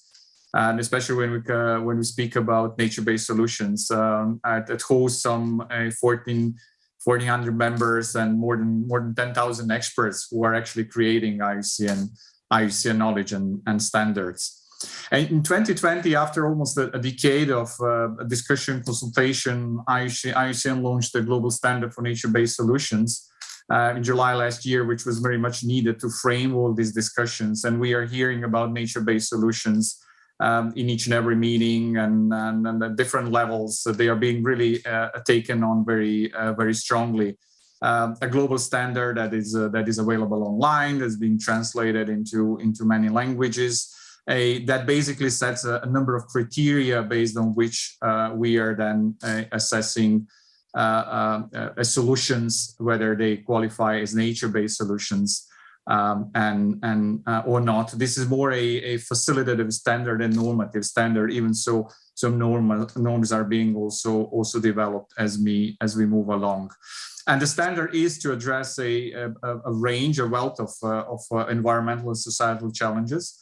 Ranging from climate change, mitigation, adaptation, to disaster risk reduction, food security, health issues, water security, and biodiversity gains. So there is a lot of challenges that can be that are addressed by nature-based solutions, And what matters also, what's important, there is often more than one that we can address by a single nature-based solution.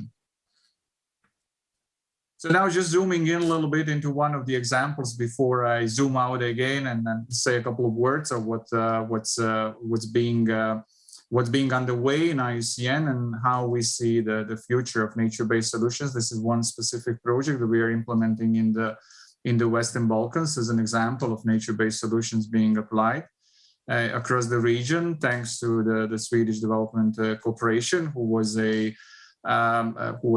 visionary enough, I would say, to understand the value and need of promoting nature-based solutions at scale, at regional level, in the Western Balkans, and providing examples of how nature-based solutions work.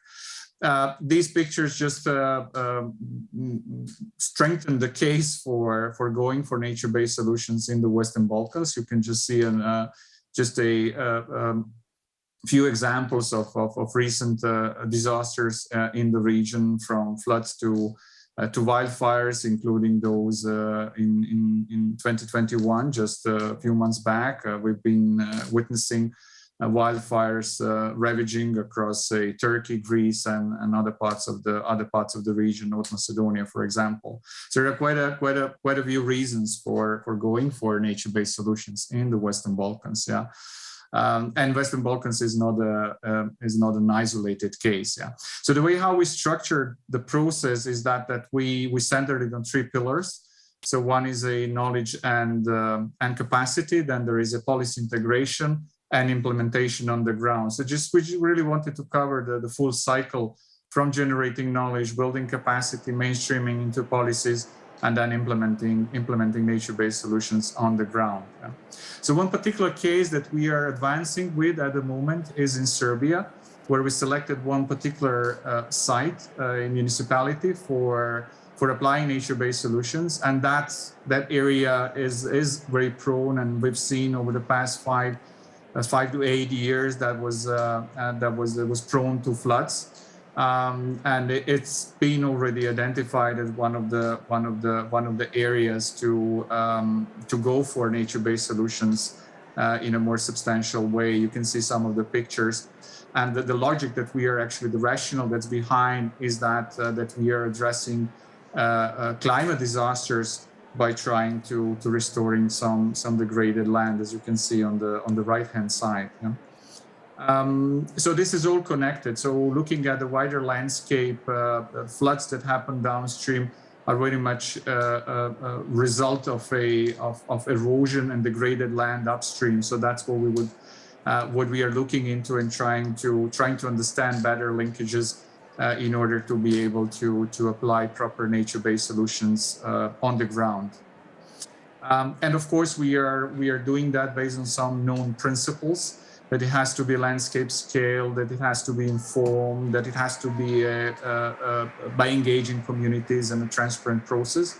And we are doing that based on the ROAM, Restoration Opportunities Assessment methodology, well-known methodology applied in 40+ countries in the world, developed by IUCN and the World Resource Institute and the partners. So this is pretty much evidence-driven, consultative, and transparent process that we are doing in Serbia. So the cycle of the very nature-based solution that we are applying on the ground is that we've started with a baseline assessment, that it is a multi-sector approach where we are looking into disaster risk and reduction through understanding environmental, social, and economic dimensions of it, and that's where we are. So that will inform the very project design, and we are already having an idea how that project or how these nature-based solutions should look like, and then we will move into field work. So altogether, it's about 2 years, and it's been done through different phases. Part of it, an integral part of it, is monitoring and evaluation. So we will be developing a monitoring and evaluation framework just to see what are the impacts and what are the benefits of our nature-based solution. And you can see here, so we hope that from this picture on the left-hand side, which is an erosion upstream, that through mapping and research and applying science and credible knowledge, that we can then reach this the green a restored land that will have a number of co-benefits, and not just on increasing biodiversity and the functioning of ecosystems, but also providing opportunities for communities for local development as it's also to open the door for some private entrepreneurship at the local level. And you can see here how we are scaling up from doing assessments, preparing reports, including policy analysis and mainstreaming, a capacity development program that's part of it, to implementation on the ground, and scaling up further by developing follow-up actions. So now zooming out again, drawing to a close. So what's going on at global level, and something that we are translating at regional, local level as well. We are seeing the emergence of a number of a blended or multi-partner public-private partnerships and funds that are to support the implementation of nature-based solutions at scale, such as the subnational climate finance, for example. It's a new approach to supporting national local businesses by investing into nature-based solutions, or the ABA fund that is active, that is already granting activities on the ground, and so on and so on. So there's a number of emerging issues as we speak in terms of scaling nature-based solutions up. One of the things that's happening in IUCN is that we are progressing with certification. We'd really like to make sure that there is a clarity and coherence and consistency on how we treat and how we understand and how we apply nature-based solutions. So that's something that's underway. IUCN is working with we've recognized a certification bodies and organizations in order to roll out a certification process for nature-based solutions. And just one example of a global initiative that has also its regional chapters is the Bone Challenge, which has already managed to bring hundreds of millions of hectares into restoration globally. And we have a number of regional initiatives in Africa, Latin America, Europe, and Central Asia as well, where we are actually bringing countries and initiatives on board. In conclusion, there are a number of issues going forward, and these are more like, to address some of the questions that we will be discussing later on in the session, covering policy, planning, funding, governance, and knowledge and capacity areas, but I'll be happy to speak about it later on in the session. Thanks once again. It was a great pleasure, and also muchas gracias to all our colleagues from Peru who are joining this session. Thanks a lot, Boris, for sharing how scaling up nature-based solutions is critical to achieving biodiversity, economic benefits, and social well-being. I think it's particularly interesting. Let's come back to that, what you mentioned about how to attract finance. In earlier session this morning, we said that maybe there is lack of finance. I don't believe there's a lack of finance on the global scale, but we have to attract the finance to invest in what we believe are the right investments for the future. Having said that, now over to colleagues and team from Peru to share from a government context of implementing nature-based solutions in Peru. And we will have online Amalia Moreno Vizcardo, Executive Director for Peruvian Government's Authority for Reconstruction with Changes. And here in Glasgow, I'm pleased to have Alberto Moro Ventura, Vice Minister of Agriculture, and also Alejandro Gutierrez, who is Technical Assurance Director for UK for Europe. So please join me on stage, you who are here in Glasgow, and also Amalia on the screen, and share with us your experience from Peru. And some of these parts will be in Spanish, but I think, Alejandro, you will also do some final up translation and summarize what has been discussed. So over to our colleagues from Peru. Thank you. Thank you very much, Tonby. I'll do a very, very quick recap for all of us. The presentation will divide into 3 parts. We will start with Amalia Moreno, which is online. She will be speaking in Spanish, then the Vice Minister, and then myself. I'll do the part in English. The slides will be in English, so you will be able to understand. At the end, the video will have subtitles for you to see afterwards.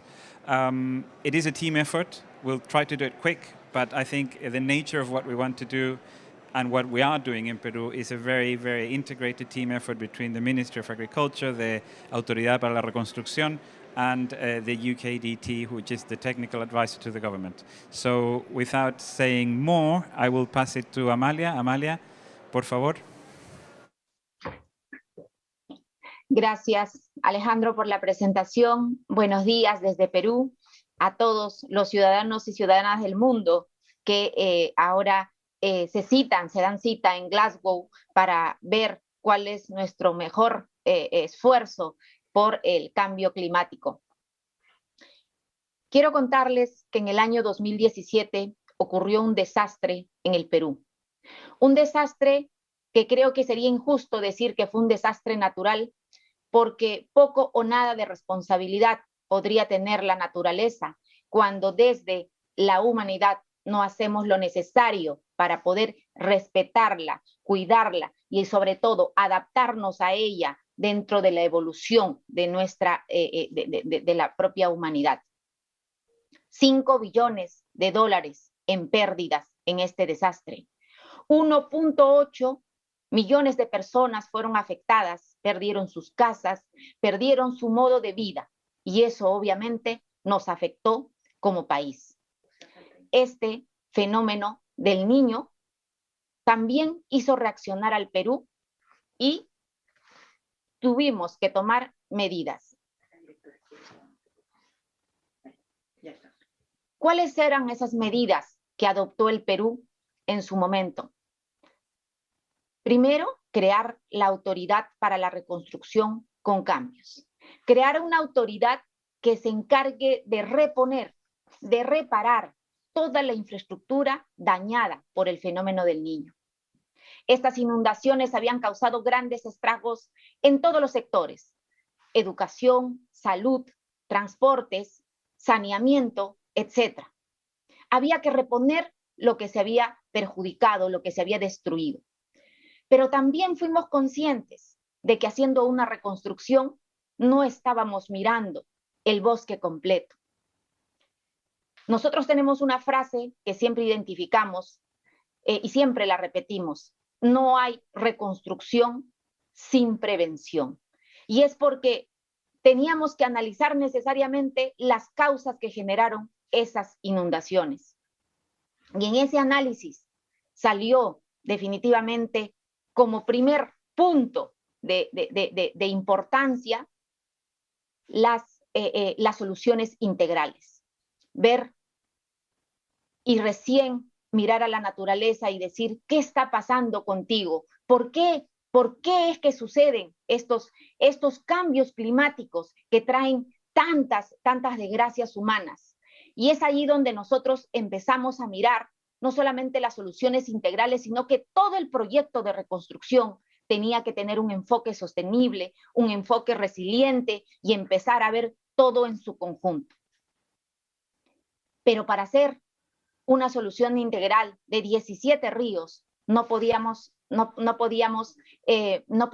todavía pensar en hacerlo solos y enfrentarnos a este proyecto solos. Y por eso es que se suscribe un convenio con uno de los países que tenía buenas prácticas internacionales y que salió seleccionado dentro de un proceso, que es Reino Unido.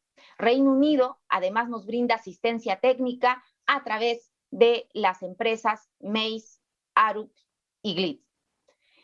Hemos hecho este esfuerzo conjunto, pueden regresar por favor, hemos hecho este esfuerzo conjunto para poder juntos trabajar también en estas soluciones integrales. Entonces, vayamos ahora, y quisiera contarles, no sé si están en la presentación. Sí, no, anterior, por favor. Anterior.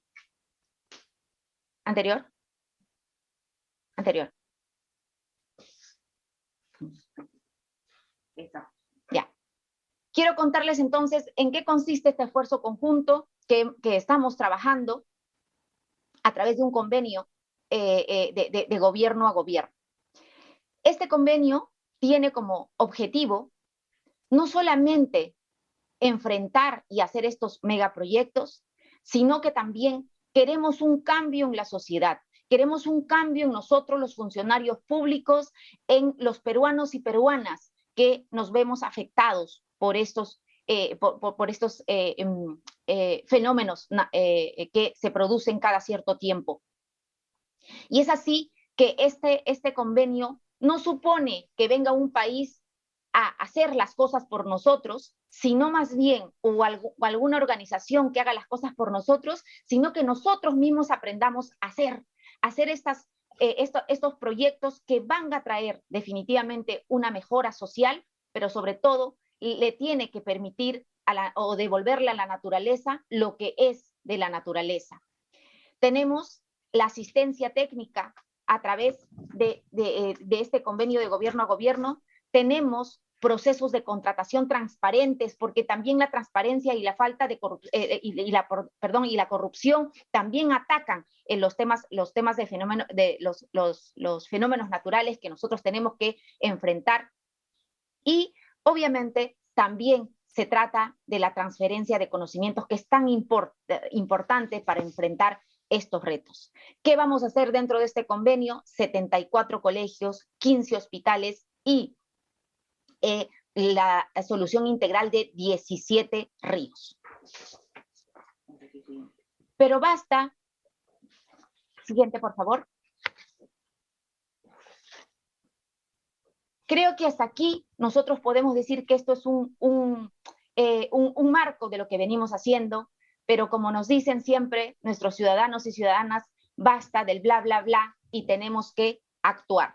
Actuar para nosotros significa que en este momento nosotros ya tenemos algunos resultados que mostrar y queremos decirle cómo desde la Autoridad de Reconstrucción con Cambios nos hemos adaptado. Nos adaptamos y tenemos diseños resilientes dentro de toda la infraestructura que estamos haciendo en colegios y hospitales. Nos adaptamos a la naturaleza porque todos ellos tienen, por ejemplo, un diseño que permite evitar las inundaciones.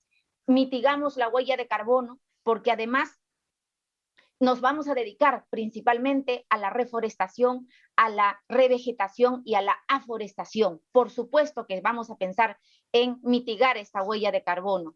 Estamos generando soluciones basadas en naturaleza para evitar los estragos que supuestamente la naturaleza nos causa a nosotros. Estamos generando ya transferencia de conocimientos. Tenemos el ciclo de conocimiento completo. Nos dan el conocimiento. Nosotros, como país, como funcionarios, transmitimos conocimiento y a su vez todos los ciudadanos y ciudadanas de las localidades que van a ser beneficiadas nos dan su conocimiento respecto de cómo evoluciona el clima y la naturaleza para cerrar el ciclo del conocimiento.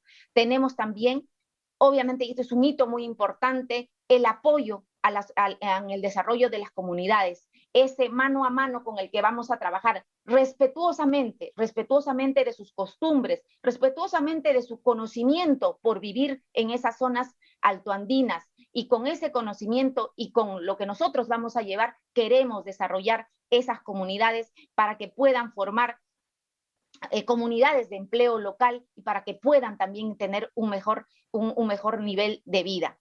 Y obviamente queremos dejarle al Perú con todo este esfuerzo, gracias a que tenemos esta oportunidad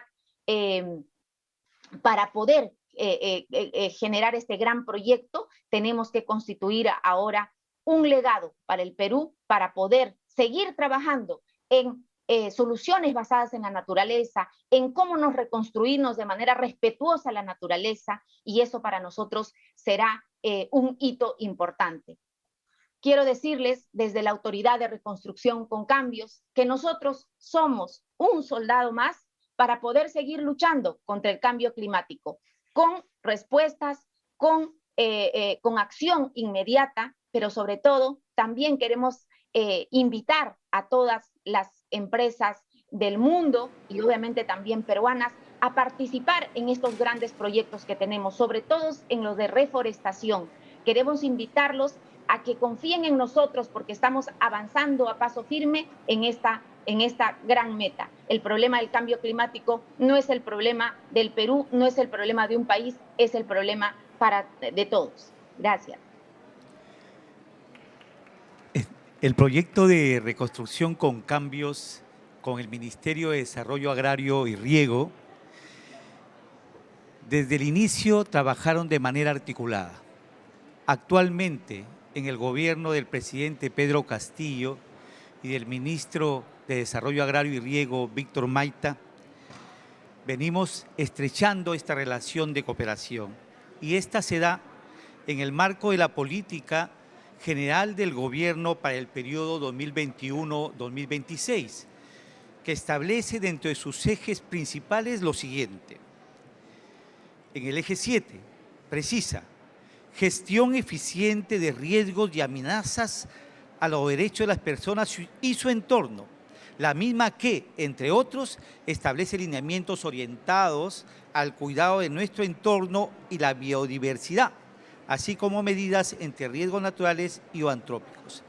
El Ministerio de Desarrollo Agrario y Riego persigue dentro de estos lineamientos y políticas los siguientes objetivos: la implementación de medidas frente al inadecuado manejo de los recursos naturales en la producción agraria, y ahí trabajamos en el recurso hídrico, en el suelo, en el bosque, en la fauna silvestre, enmarcándonos siempre dentro de la Política Nacional Agraria de 2021 al 2030.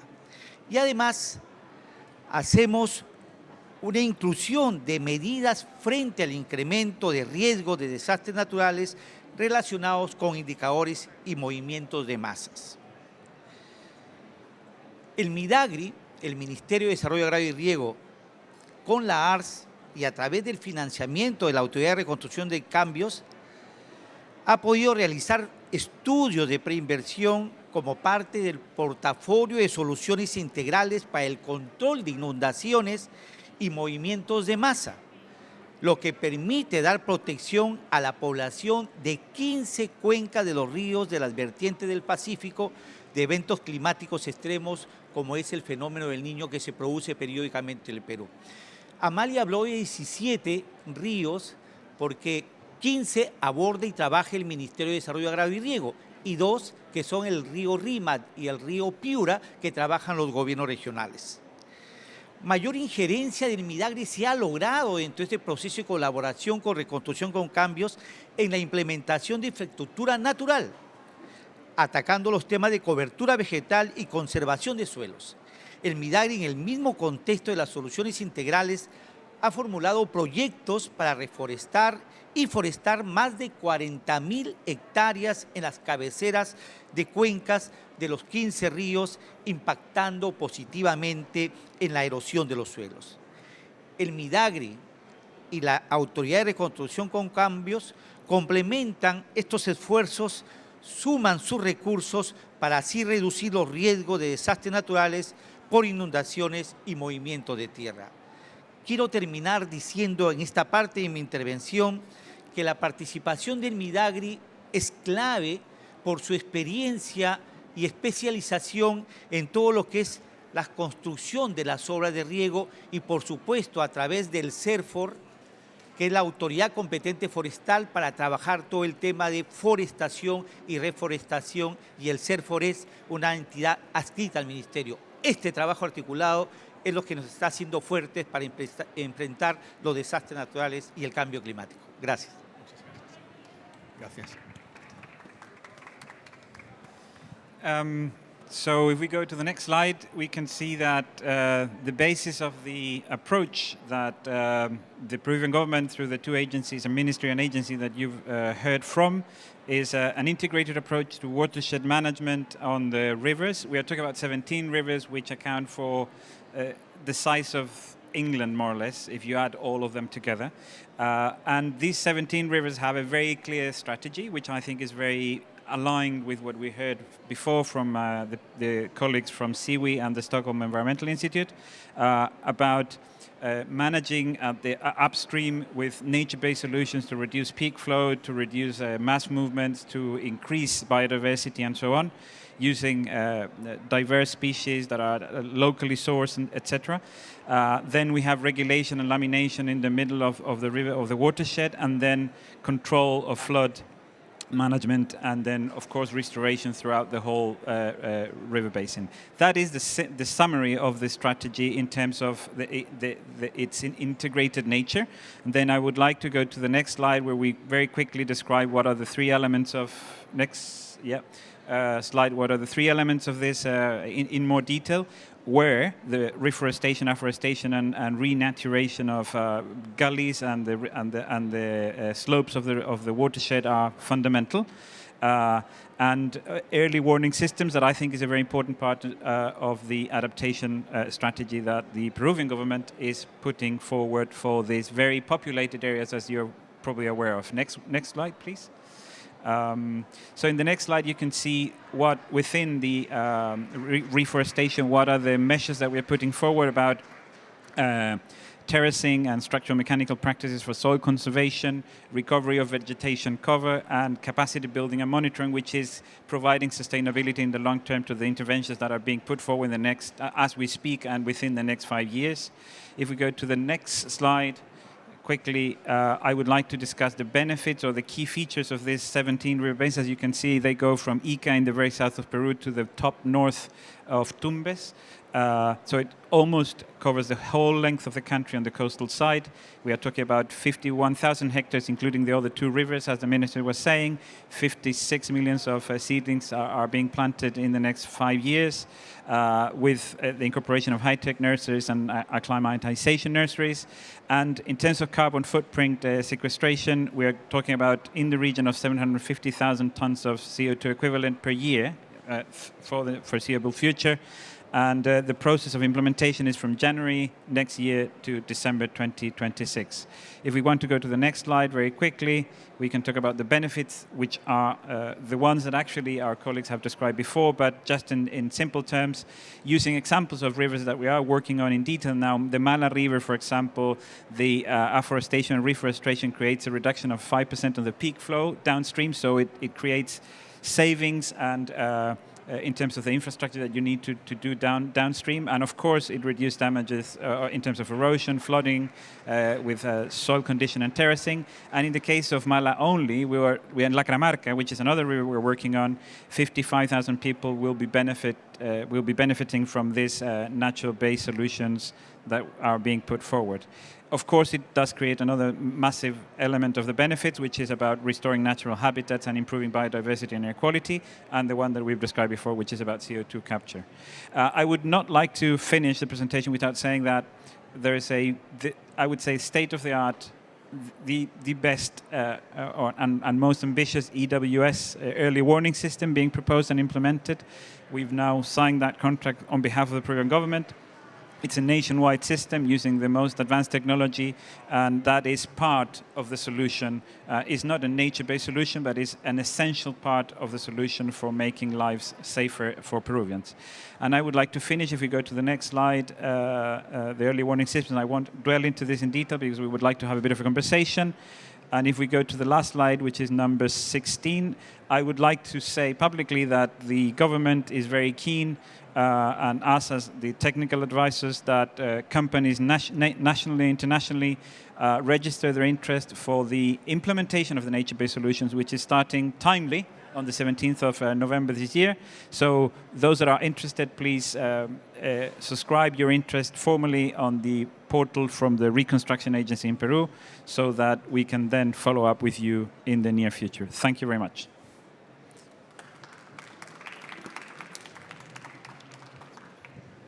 Thanks a lot, and thanks a lot for sharing the fundamental importance of trees, forest, reforestation that you also so eloquently described from your Peruvian experience and what you're doing in nature-based solutions, which also is very timely given the declaration yesterday of the Glasgow leaders on forest and land use. Now we are soon wrapping up this session.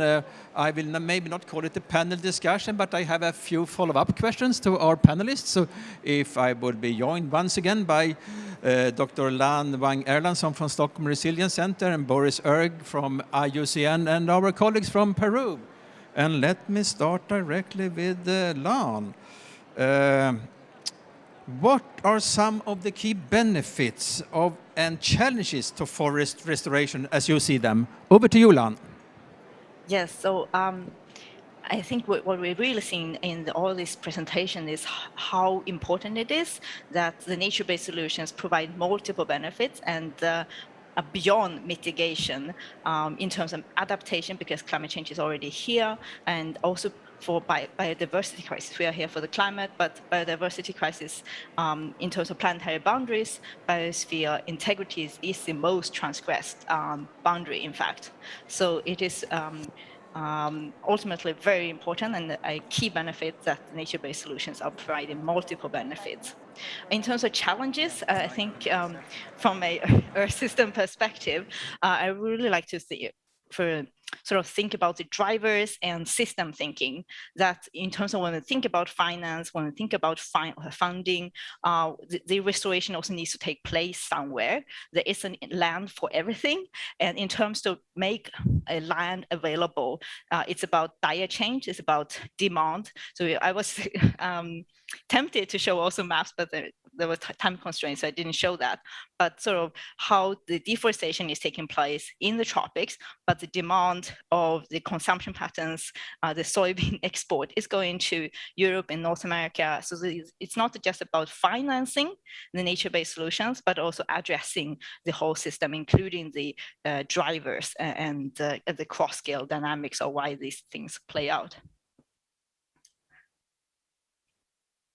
Thanks a lot, Lan, and let me now turn to Boris. And given your experience from the Western Balkans, what do you see as the biggest challenges and opportunities for large-scale nature-based solution deployment at the global level? Boris. Certainly, thanks a lot. It's more than a valid question. I mean, we can see nature-based solutions all over the place. Yeah, I can say that we are also just coming from our World Conservation Congress in Marseille in September, where we had a very strong statement from President Macron and other global leaders in their intention really to scale up. So what we have to enable really to get there.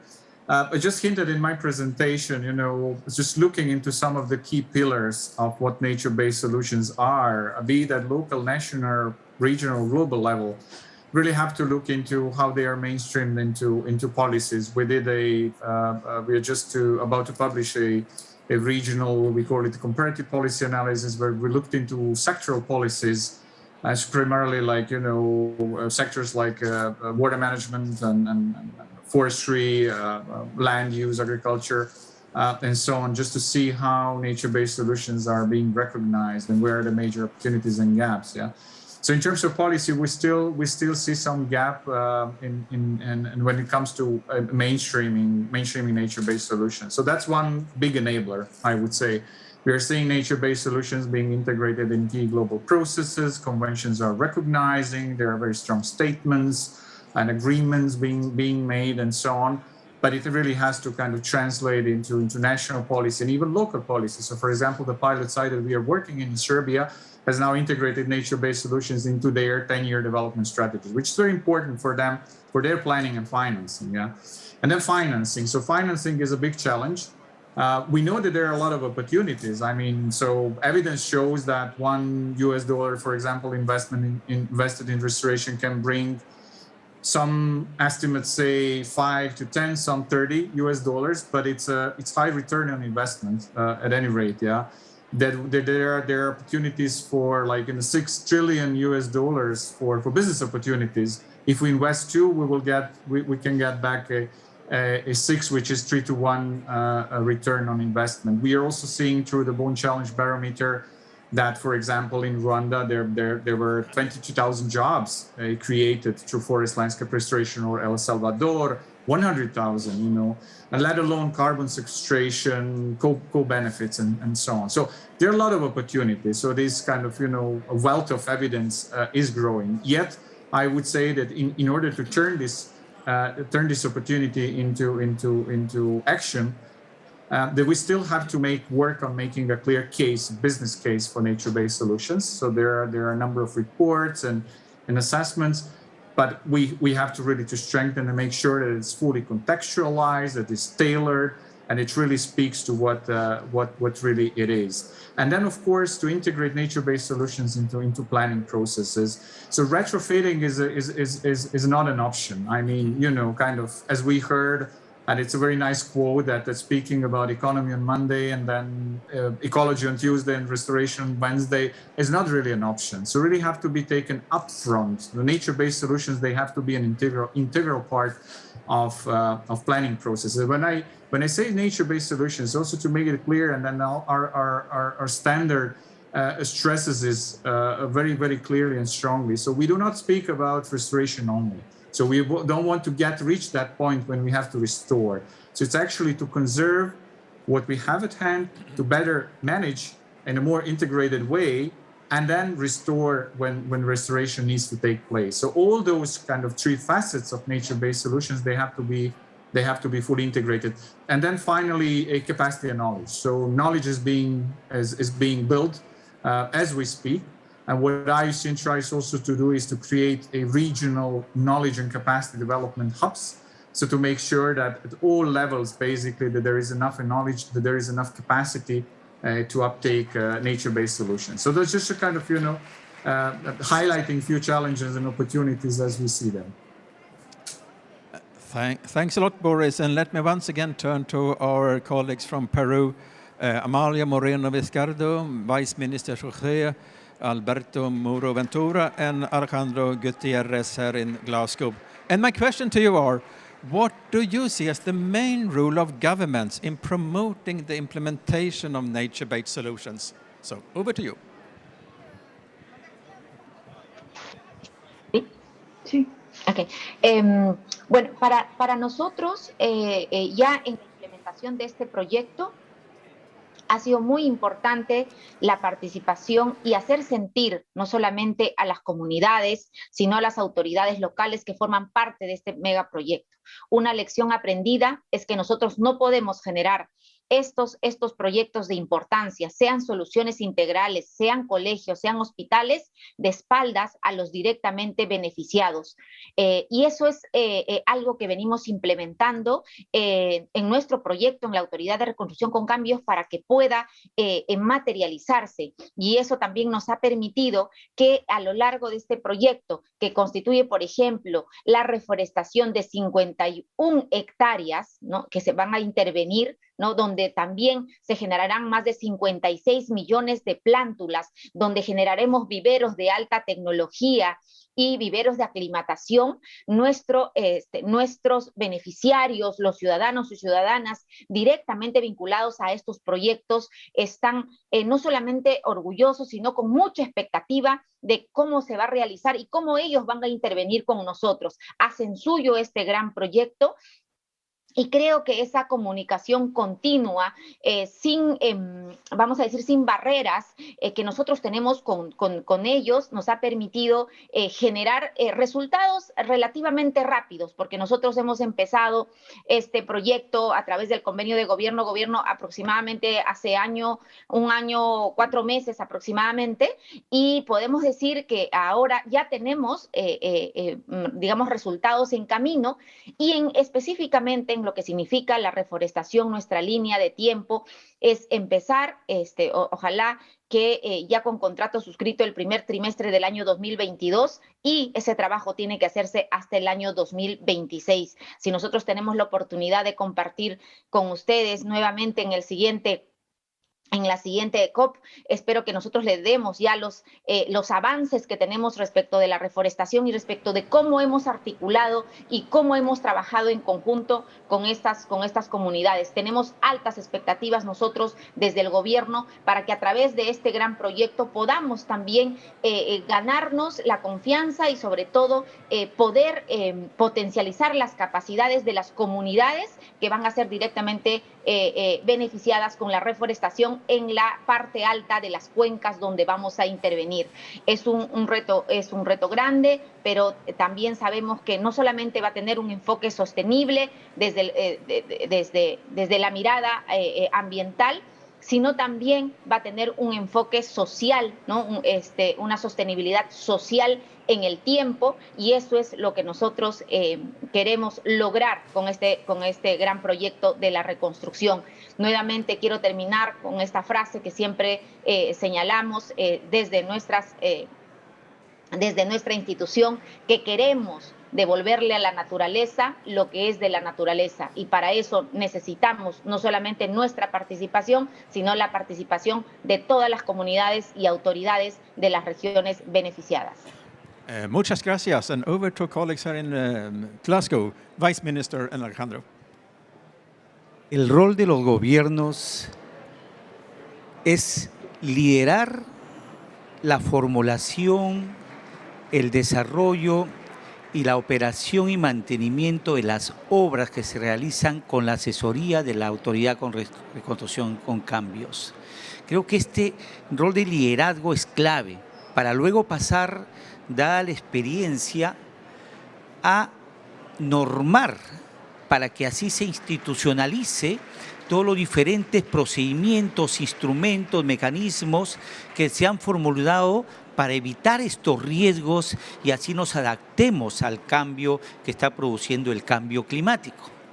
Y además, un rol importante de los gobiernos a multinivel, porque tenemos que hablar a nivel local, a nivel regional, a nivel nacional, en el caso del Perú, es lograr que la población tome conocimiento, se involucre en la implementación, se involucre en la sostenibilidad, el cuidado de aquellas obras y aquellas plantaciones que se han hecho en las partes altas, como la reforestación o la forestación, que nos permita que todo lo que hemos implementado se mantenga en el tiempo y así evite nuevos desastres naturales. Esos roles me parecen determinantes en las diferentes entidades del Estado. Hello. So I'll make a summary in English of what Amalia and the Minister have said. I think Amalia focused on 2-3 points about doing this with communities, and the fact that it is done with communities connects with what the Minister was saying, is to provide long-term sustainability because they have ownership and stewardship of those interventions. I think that was the main focus of Amalia. Also, she mentioned that the Autoridad de Reconstrucción con Cambios has been able to actually do this in a very quick fashion. In the last 18 months, we've gone from design to delivery now, and the 17th of November, we'll open up the process of request for bids for the large implementation that we've described on the screen. And the Minister focused on the role of government as leading on the drafting and implementation of the interventions, so that they are done in the appropriate manner, as we were showing before. But most importantly, he was saying that from these projects, which is quite large in terms of their scope and remit, we should learn to produce new regulation in Peru, so that this does not become the exception but the rule as a policy element. And he also mentioned the issue of communities, both at local, regional and national level. In order to provide long-term sustainability, working with those communities is fundamental. Amalia closed with a very, I would say, compelling remark about giving back to nature what belongs to nature. And I think that's one important element of the design principles that are being implemented through this program. I would leave it there because I think it's a very good manner to finish on the response. Thanks a lot, and thanks a lot to all panelists and presenters today, where you have shared with us the opportunities provided by nature-based solutions in forest ecosystems. All of us know that the climate crisis is a water crisis. Global warming is hitting hard the water cycle, and also particularly in low-income countries. And recognizing the importance of the forest-water nexus is an important step, I believe, in building water management into institutional processes and valuing forests for water. There are definitely great opportunities in nature's ability to sequester carbon and also to store carbon, and also building resilience to a changing climate, and by that also contributing to that we are to achieve the Sustainable Development Goals. So my final line is, Without forests, there are no healthy water cycles. So with that, thanks here from Glasgow, and see you at next session, which I think will start in half an hour. So bye for now.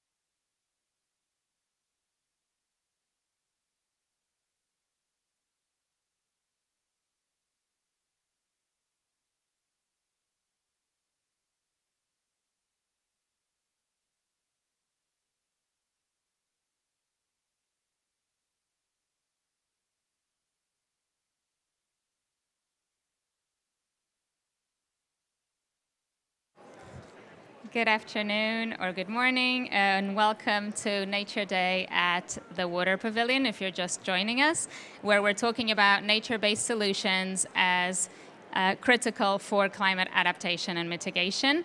Our next session is nature-based solutions and climate change, harnessing the power of ecosystems for adaptation and mitigation. And to introduce you to the session, I have the pleasure of bringing in Carrie Davis, who's the technical director for the Alliance for Global Water Adaptation. She's joining us online, and so I'll pass the floor to you, Carrie. Great, thank you so much. And before we get started, I'd like to thank all of the organizers of the Water Pavilion and of Nature Day itself.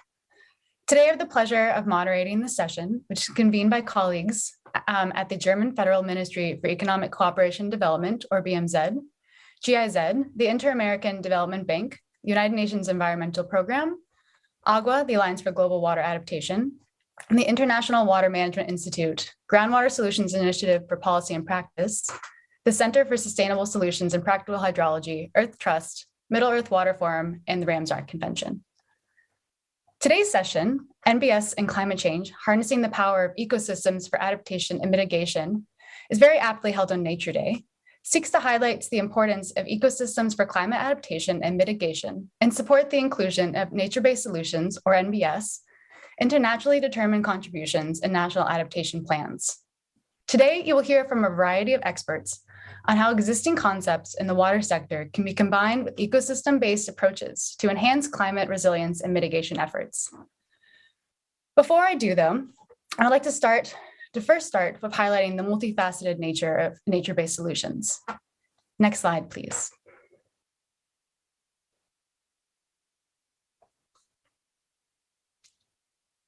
Great, thank you.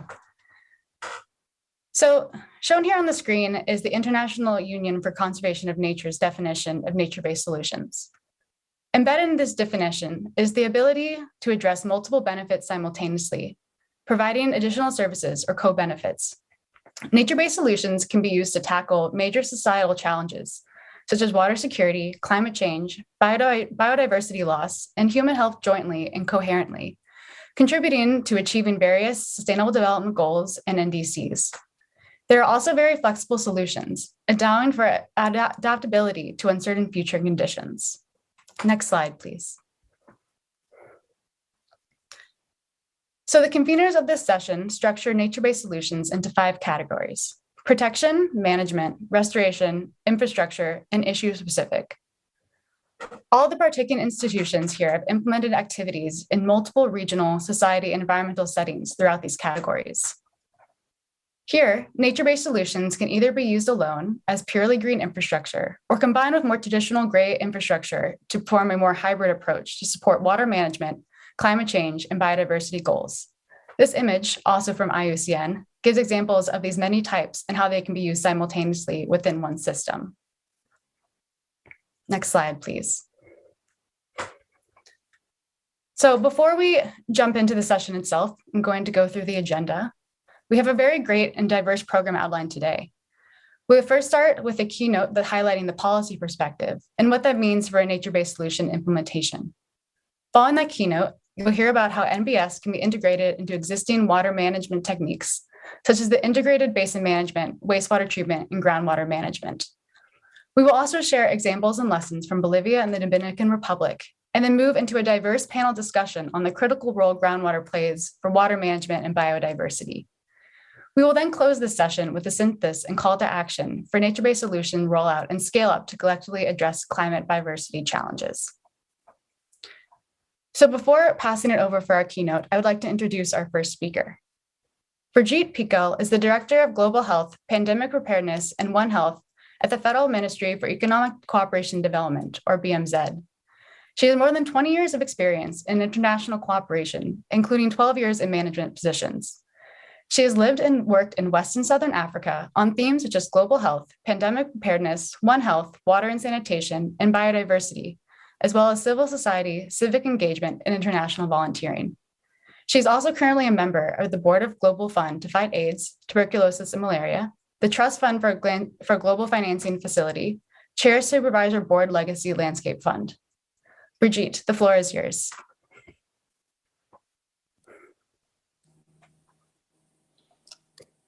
Thank you.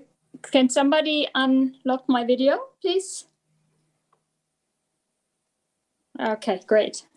Okay, thank you very much. Thanks, Carrie, for handing over. Dear esteemed colleagues, dear participants on the Water Pavilion of the COP26 in Glasgow today, ladies and gentlemen, it's a real pleasure to be here in this important session today. Ecosystems are heavily affected by climate change. Increased average temperatures cause heat waves and lead to water scarcity, drying out lakes and wetlands, as well as to raging forest fires. In addition, the increasing variability of precipitation events are leading to flash floods and stronger monsoons. We've even seen it this summer here in Germany, just around the corner from where I live, inundating whole landscapes with disastrous consequences for human well-being and water quality. And yet, ecosystems are not just the mere interface of these events.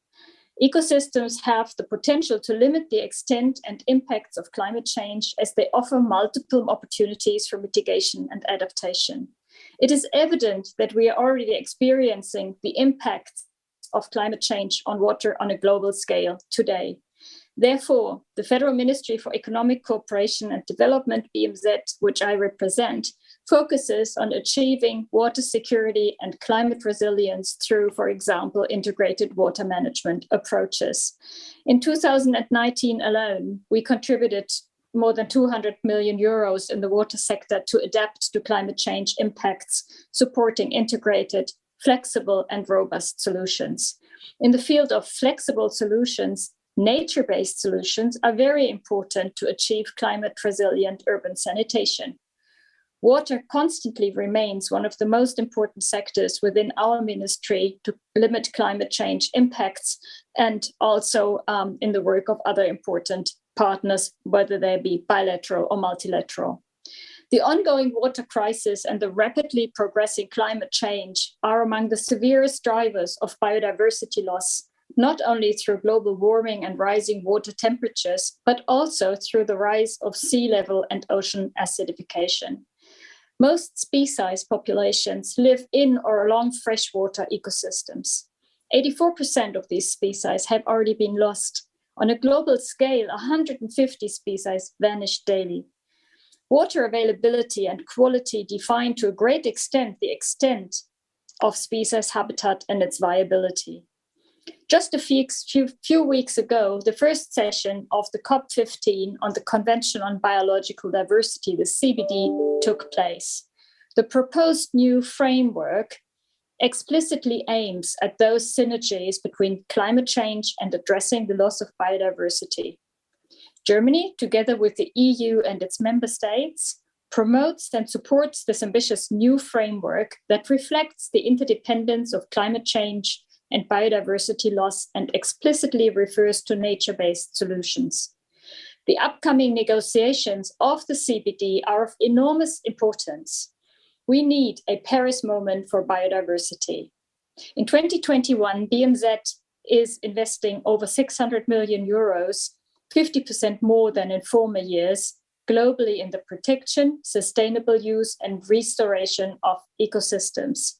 We support over 660 protected areas with an area of 6 times the size of Germany already, and we hope to be able to do more in the future. We all know intact ecosystems and biodiversity are not only key to ensure the well-being and climate resilience of communities, but they can also provide important solutions for the mitigation of greenhouse gas emissions. Whilst forests are the lungs of our planet, wetlands may be considered as Earth's kidneys.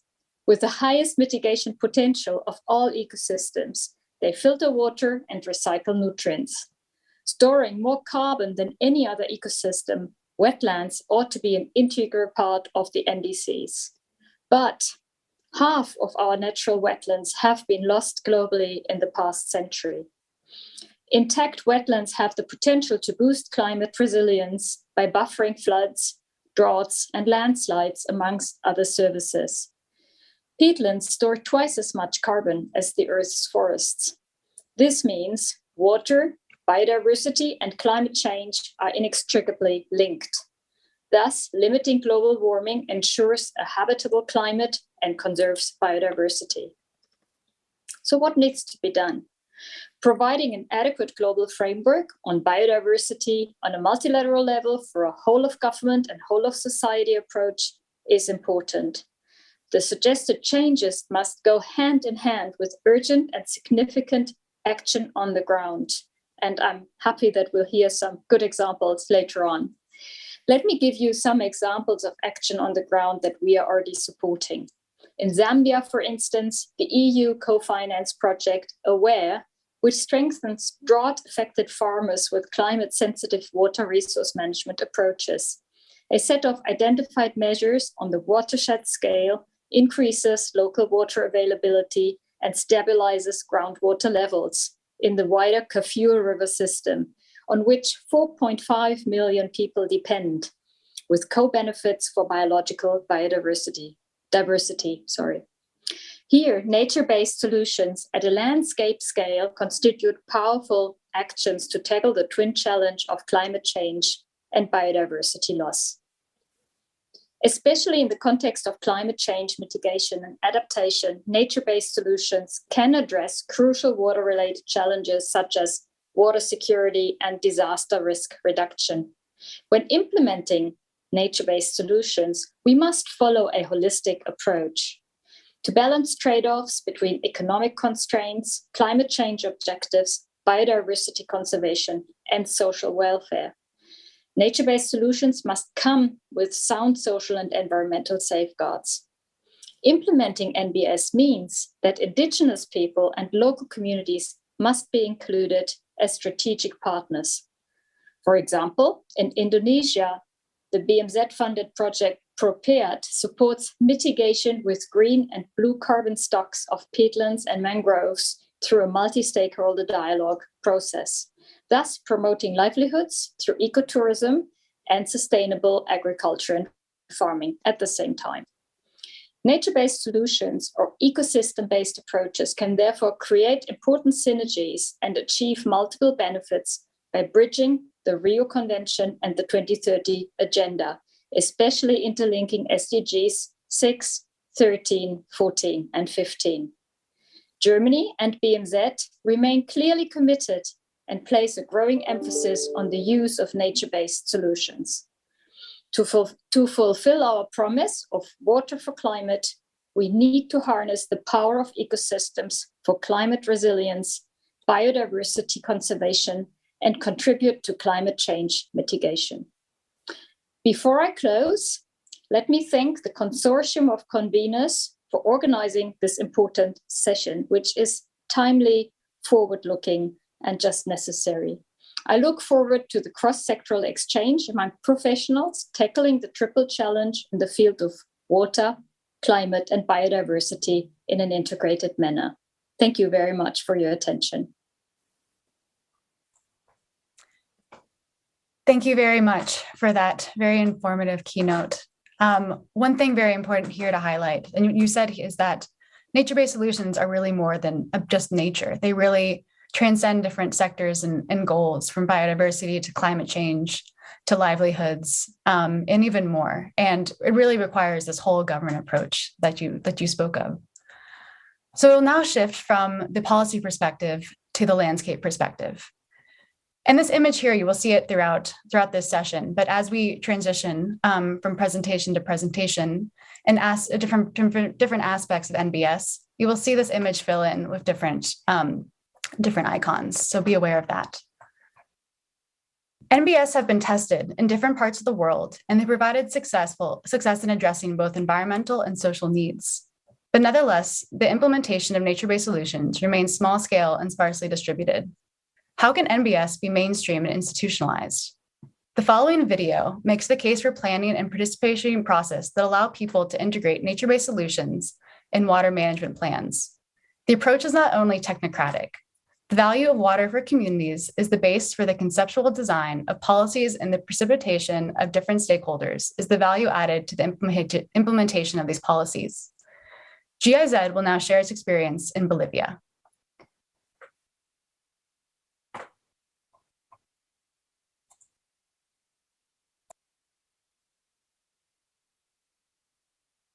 América es un país diverso, tanto en el ámbito cultural como en su geografía. Abarca diversos ecosistemas, desde los Andes y los valles hasta los llanos tropicales y la Amazonía. Nosotros los pueblos indígenas vivimos en esta relación constante con I do not believe we can see the video. We can hear it, but I think you need to transition your screen so we can see the video.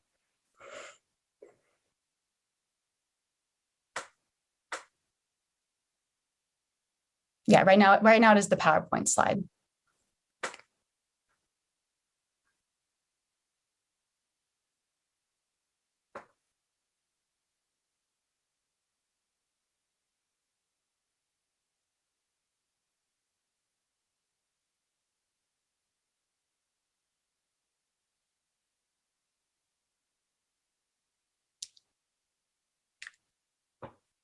It still looks to be the PowerPoint slide.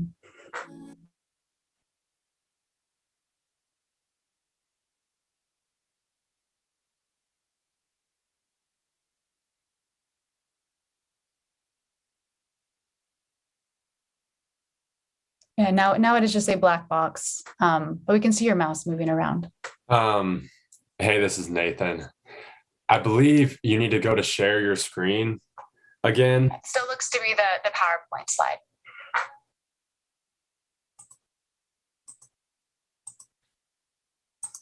And just don't check the box that says optimize for video. And let's try that.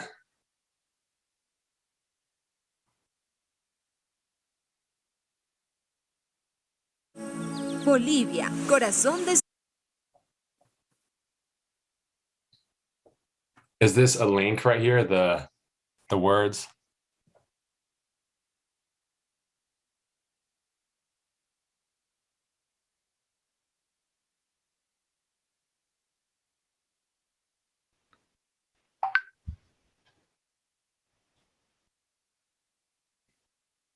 I think making sure to just share the whole screen, not just the tab or the application too. Yes, that could definitely be it.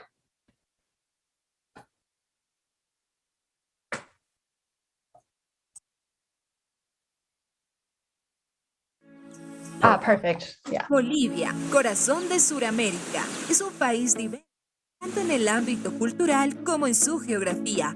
Abarca diversos ecosistemas, desde los Andes y los valles hasta los llanos tropicales y la Amazonía. Nosotros los pueblos indígenas vivimos en esta relación constante con la naturaleza, ¿no? Y es parte de nosotros somos parte de él. Esta relación es bien recíproca, porque si no fuese así recíproca, entonces ni yo mismo como sujeto, como ser humano, tendría vida, ¿no? El agua es el elemento articulador, es el elemento que genera una dinámica, una serie de interacciones, tanto sociales, económicas y culturales, dentro de un espacio. Y este espacio, ya en la política, para nosotros es la cuenca. Bolivia está entre los 20 países más vulnerables al cambio climático a nivel global. Los fenómenos meteorológicos extremos se han intensificado en los últimos años, presentándose inundaciones y riadas, sequía y extensos incendios forestales. La contaminación, los incendios y la sobreexplotación de recursos son amenazas adicionales que ponen a los ecosistemas en peligro. Aproximadamente el 40% de las cuencas en Bolivia muestra niveles de degradación ambiental de altos a moderados.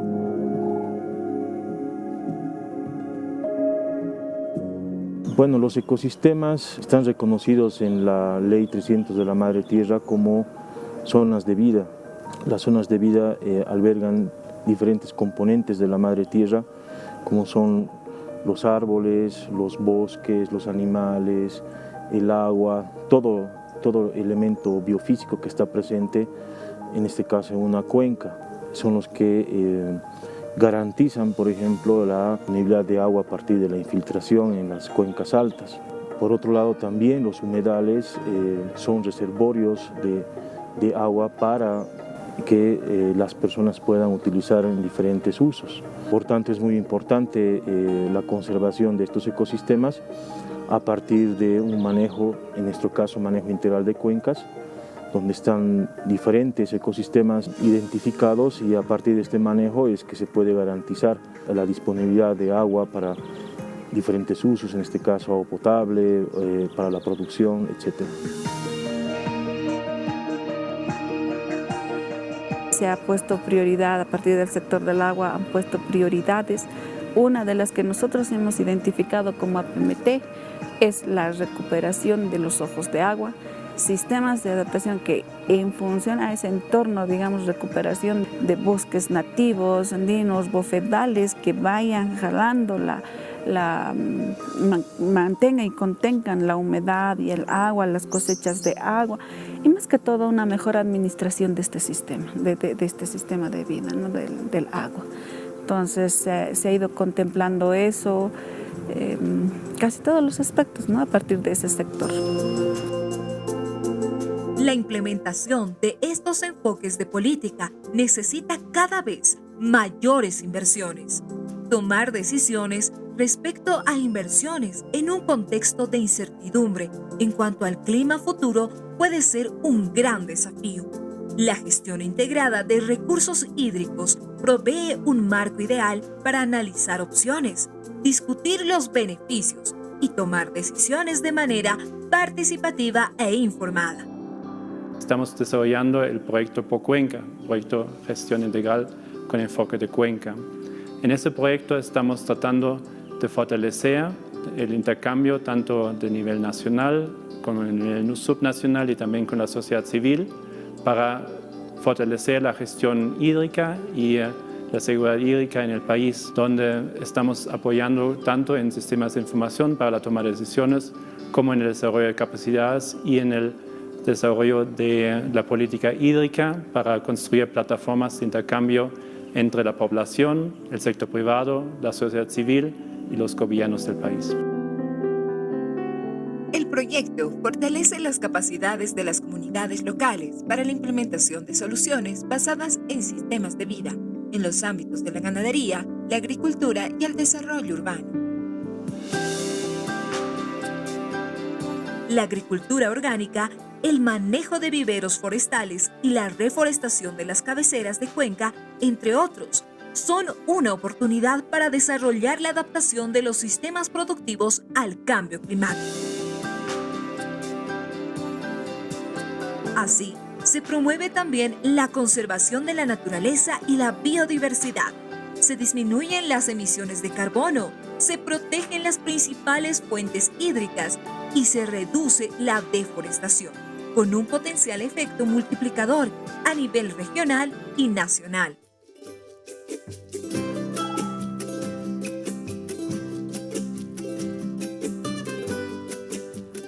Contar con agua segura en cantidad y calidad para todos los usos requiere el esfuerzo y compromiso de los habitantes de las cuencas y de sus instituciones. Con este fin, se han creado plataformas interinstitucionales en las cuencas del río Guadalquivir y del río Acero, como espacios de coordinación, concertación y diálogo. Las plataformas han elevado planes directores de cuenca, mismos que reflejan el valor del agua y los ecosistemas para la población y presentan soluciones basadas en sistemas de vida, incluyendo la protección de las fuentes de agua, de las riberas, de los ríos y de los acuíferos. Sumando esfuerzos con la cooperación internacional, gobiernos locales, organizaciones productivas, pueblos indígenas, sector privado, academia y otros sectores, podemos lograr cambios importantes para hacer frente a los desafíos de las regiones y fortalecer la capacidad de resiliencia y adaptación transitando hacia un modelo de desarrollo armónico con el medio ambiente. Sumando esfuerzos, protegemos nuestros recursos naturales para la convivencia en armonía y desarrollo.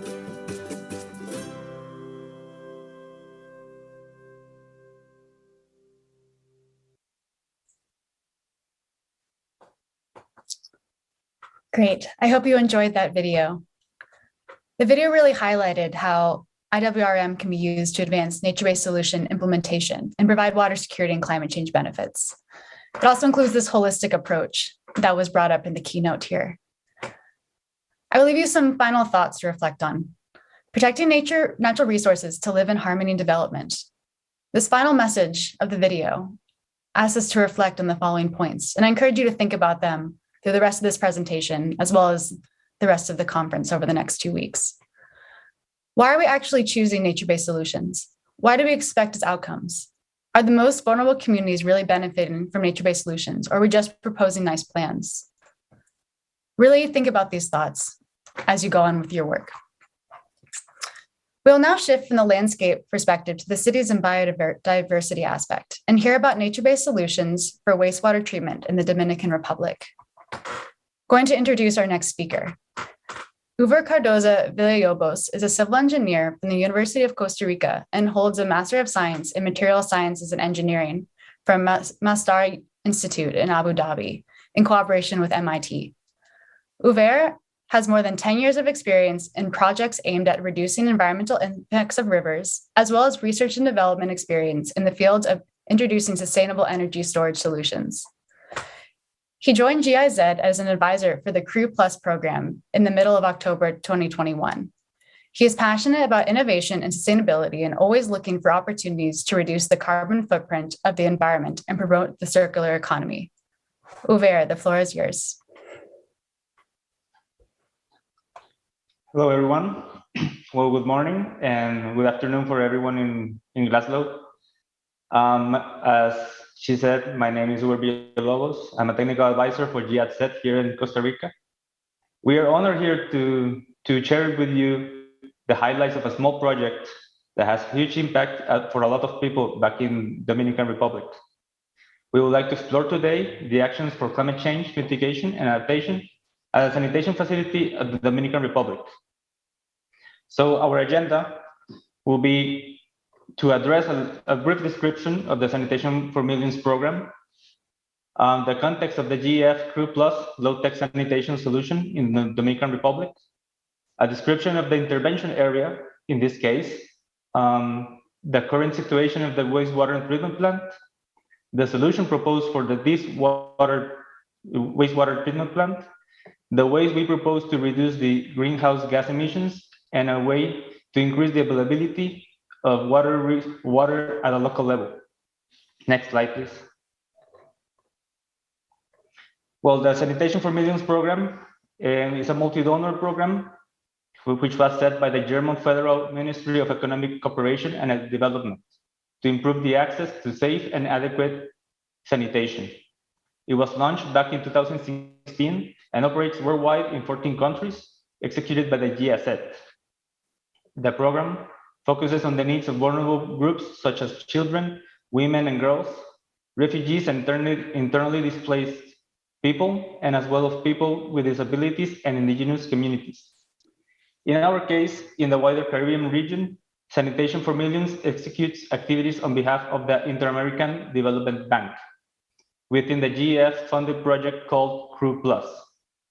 This small-scale solution that I will address today is part of this project, CREW Plus. Next slide, please. First, I would like to address the context in the Dominican Republic. We have a situation in which several wastewater treatment plants are abandoned due to lack of maintenance and resources, which has happened for decades. All this untreated wastewater has been discharged to the rivers, which could affect the health of the population and also of the environment. There is also a release of gases to the atmosphere, which contributes to the effect of global warming. Therefore, we have the challenge to reduce the impact of the untreated wastewater and its byproducts to the environment. Our objective is to achieve an adequate operation of the existing wastewater treatment plant to protect the public and environmental health, preserve the hydrobiological quality of aquatic ecosystems, and comply with current legislation for wastewater discharge. Next slide. Now we're going to watch a small video of the Minister of Environment and Natural Resources, Silmer Gonzalez.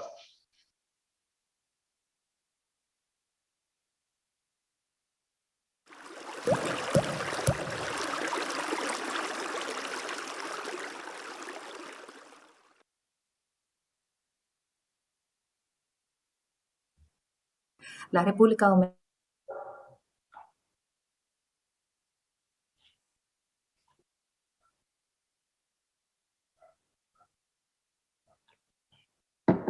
que afectan nuestra zona costera y afectando la vida acuática. Es por ello que el gobierno de la República Dominicana ha implementado en su agenda nacional proyectos, programas y medidas para mitigar el cambio climático. Este proyecto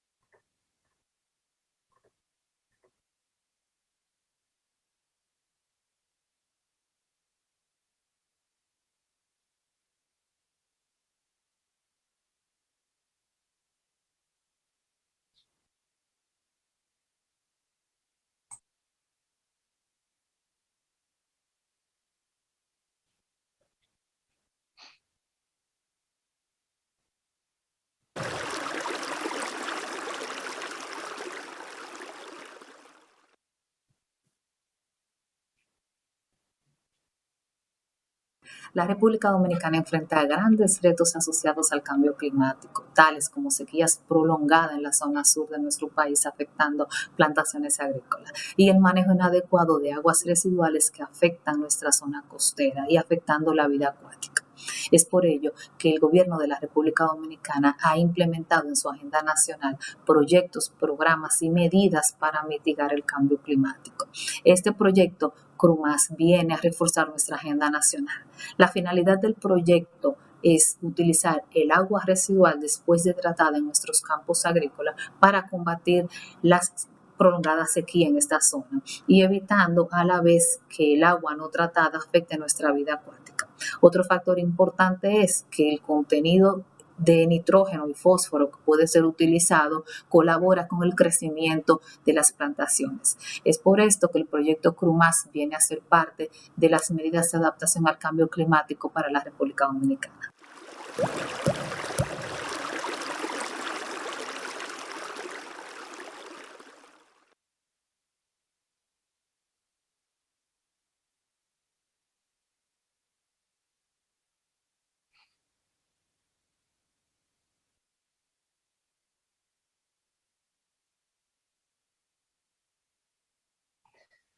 Now we're going to focus on the intervention area of this project. We're going to focus on the Autonomous University of Santo Domingo, which is the main public university in the Dominican Republic, with 19 campuses around the country. The campus we're focused on is located in the city of Santiago de los Caballeros, where thousands of people go to work and study every year. The wastewater from the university right now is discharged to the stream that eventually connects to the river called Yaque del Norte, which is the longest river in the Dominican Republic and affects urban areas along the way. Next slide. I'm going to watch a video from Zacarías Navarro of the Autonomous University of Santo Domingo.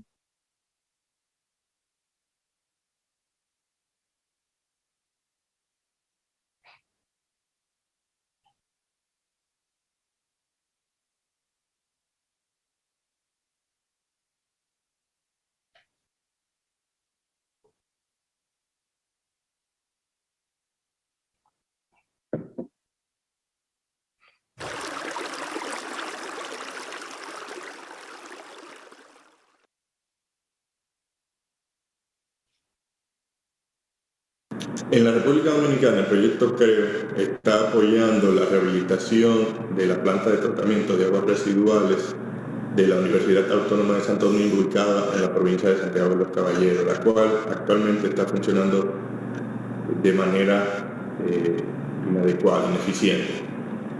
El proyecto contempla esa rehabilitación, la construcción de un humedal artificial, la capacitación del personal técnico, la sensibilización de las autoridades. De ser posible, queremos aprovechar las aguas residuales luego de tratadas y el biogás generado. Además, con esto se reducen los costos y se evita el impacto al aire, al agua, directamente al suelo, y las enfermedades que puedan venir de aguas residuales en el área de influencia. El proyecto además permitirá que la Facultad de Ingeniería y Arquitectura establezca la planta de tratamiento como un laboratorio para realizar investigaciones y docencia.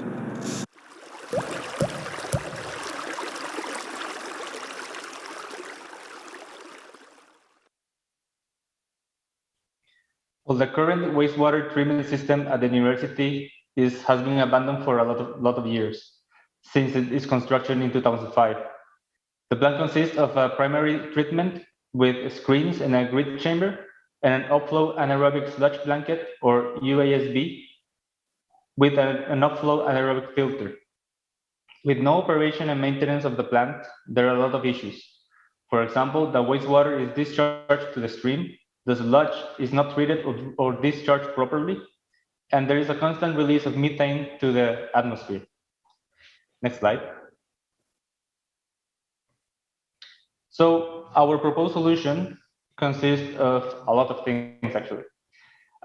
We decided that the system requires many improvements, as well as a good coordination among the different actors. We also encourage the reuse of the byproducts of the treatment process, so it can be used for other applications, promoting the circular economy. So in this case, we're promoting the use of biogas in a torch, but eventually we can use it for a cogeneration for the plant.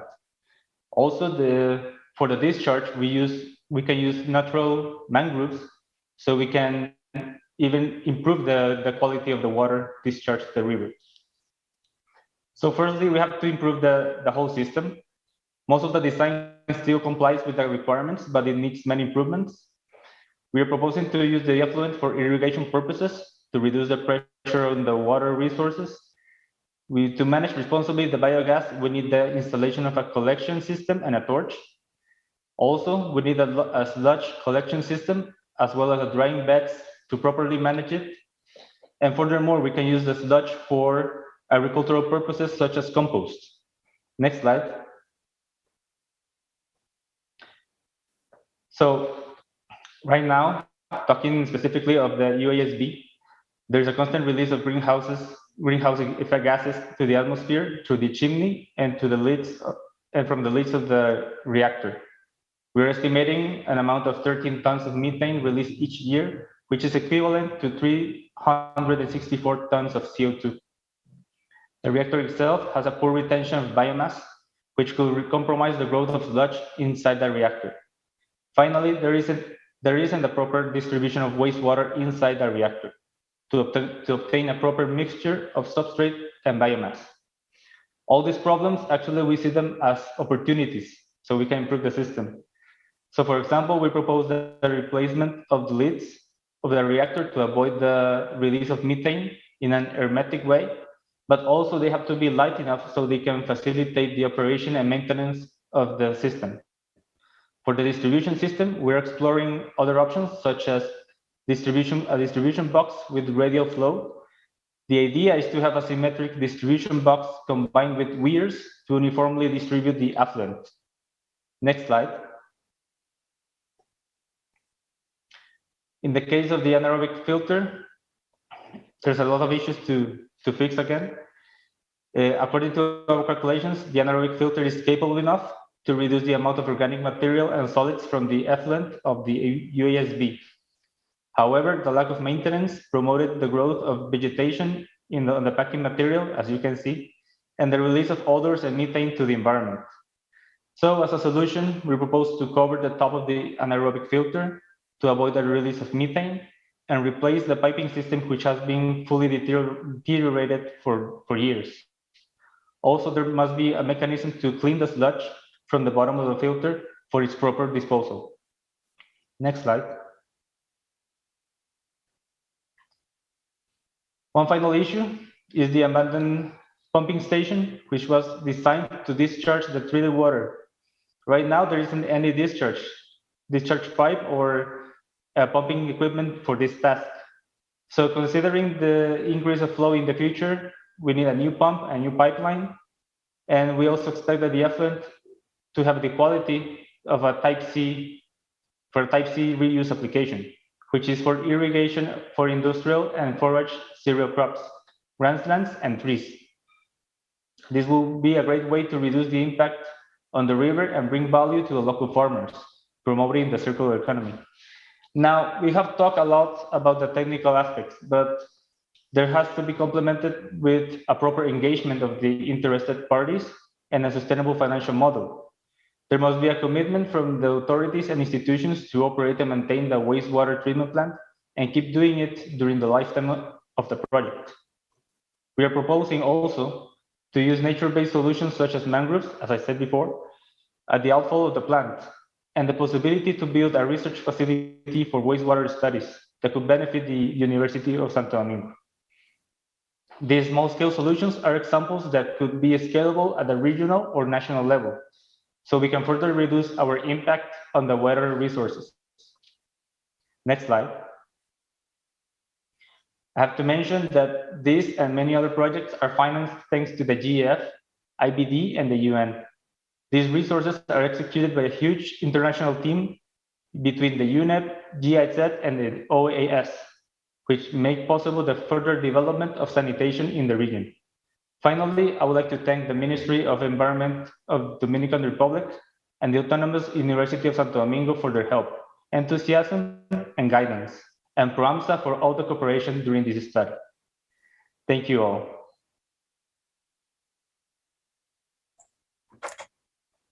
Great. Thank you very much for that presentation. It was very interesting to hear about what's happening on the ground and all these local efforts of nature-based solutions. And hearing how nature-based solutions can be used to support sanitation goals. One thing here too that this presentation really highlighted is the multi-benefit aspect of nature-based solutions. While the primary focus was to support sanitation goals, there are also climate change mitigation benefits as well as for agriculture and other aspects as well. And the circular economy aspect was very interesting to hear about. This also highlighted how it really requires a coalition and local buy-in to advance these projects, and that they are flexible and adaptable, as in mangroves can be added after the project's completed. We'll now move underground to the groundwater. Groundwater is a critical dimension of nature-based solutions that is important for water storage. Karen Villahoth and Shami Puri will take us through a curated presentation and panel really diving into this topic. I'd like to introduce our speakers and our organizers for the next part of our session. Karen Villahoth is a principal researcher at the International Water Management Institute, or IMI, and chair of the Groundwater Solutions Initiative for Policy and Practice, a global partnership of 30 international organizations supporting sustainable development, use, and management of groundwater. Karen holds a PhD in hydrology and a master's in chemical engineering from the Technical University of Denmark and a master's in civil engineering from the University of Washington. She worked for DHI Water, Environment and Geological Survey of Denmark and Greenland. She is editor of 8 books and special issues and editor of more than 80 peer-reviewed international journal articles. Her co-convener for this piece is Shami Puri. Shami Puri is a practitioner in the sound governance of land water biodiversity and subsurface water. He has experience of over 40 years from programs conducted in over 35 countries with a cumulative investment reaching around 1 billion euros. That includes funding from international financing agencies, bilateral donors, and governments' own investments. He's also trilingual in Polish, Spanish, and Hindi Punjabi. Karen and Shami, the floor is yours. Thank you very much, Carrie, for this nice introduction. I'm very pleased to be part of this session today to sort of be able to integrate the aspects of what we call subsurface nature-based solutions, because I think there's a need to be discussing, of course, some sectors or some communities, and oftentimes we are like speaking to ourselves when we discuss what groundwater can do in this context. But it's very important that we sort of bring these various contexts together. So what Shami and I have put together for you today is a sort of kaleidoscopic introduction to really highlight what groundwater can do for us in terms of supporting nature-based solutions, and also to advocate for more explicit accounting for these different nature-based solutions and ecosystem services that groundwater can provide, and making sure that they're accounted for explicitly. Next slide. So in my part of the section, we'll have a small panel where we'll be asking the questions of what how is groundwater being incorporated into different programs at the moment, and we'll hear both from global aspects from the GEF, and we'll hear from Southern Africa, from the CASA TFCA, the largest transfrontier conservation area in the world. And we'll also hear from a national department working on water in Southern Africa. Next slide, please. So when we're talking about groundwater and nature-based solutions, it's very important to understand what the ecosystem services that groundwater provide. And I've just given here a few examples, so it's very clear how groundwater sort of fits into the whole scheme of things. And I think we all know there's water down there somewhere, but what happens is maybe not clear. And this is exactly what we focus on. We want to understand what's going on under the ground, how it links to ecosystems, and how we can manage those processes to the benefit of humans. So here you can see both a terrestrial and an aquatic system that is benefiting from groundwater. Next slide. Here you can see from the top how you can actually inadvertently affect these ecosystem services from groundwater. That could be, for instance, recharging a lake.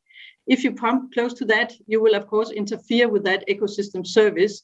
So there's a very clear line between managing the groundwater and managing your ecosystem services that are based on groundwater. And this is something we really need to keep into account. Next. When we look into the landscape, you will see these ecosystem services and environments pretty much all over the landscape. And here I just encircled some of them. So they're very much linked to both aquatic and coastal systems. You even have systems underground, caves, and so on, that have very important ecosystems and biodiversity associated with them. So just for you to get an understanding that this is not something esoteric, it's basically all over the place. And if we undermine our groundwater and we don't, manage it well, we will also undermine many of these ecosystem services, for instance, environmental flows that are linked to the groundwater discharging into rivers. Next slide. In the GRIP network, we have been setting up this platform, and you're welcome to have a look at it. Next, you can click one more time. At this page, you'll be able to further drill into what these ecosystem services are. And we look at the very specific natural infrastructure systems that you can put in place from groundwater. So we probably already heard about managed aquifer recharge, or just MAR, but that's just one side of the thing. We can also talk about how we remediate our groundwater through natural systems. We can talk about how we remediate and reduce risks from floods and droughts by capturing water underground. And there's many ways to enhance the ecosystem services from groundwater by doing this in a very explicit manner. Now I will go over to the small panel discussion we have, and I would like to hand over now to Dr. Nyambe Nyambe. Nyambe is working as the Executive Secretary of the CASA Secretariat in Southern Africa, where he's overseeing a 520,000 square kilometer area that is under various levels of protection. And just over to you, Nyambe, to understand how you're incorporating groundwater into your programs on transboundary issues. Thank you very much, Karen, and the honor to be here. Hope you can hear me clearly. And apologies, I'm phoning in from my car. I'm on the road.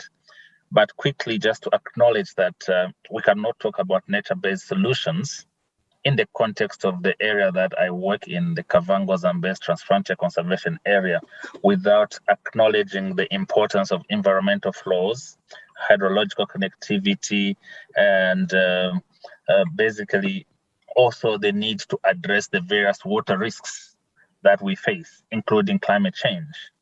And from where we stand, as an area which is located between two river basins, the Okavango and the Zambezi River Basin, both of which are predicted to be very highly impacted by effects of climate change.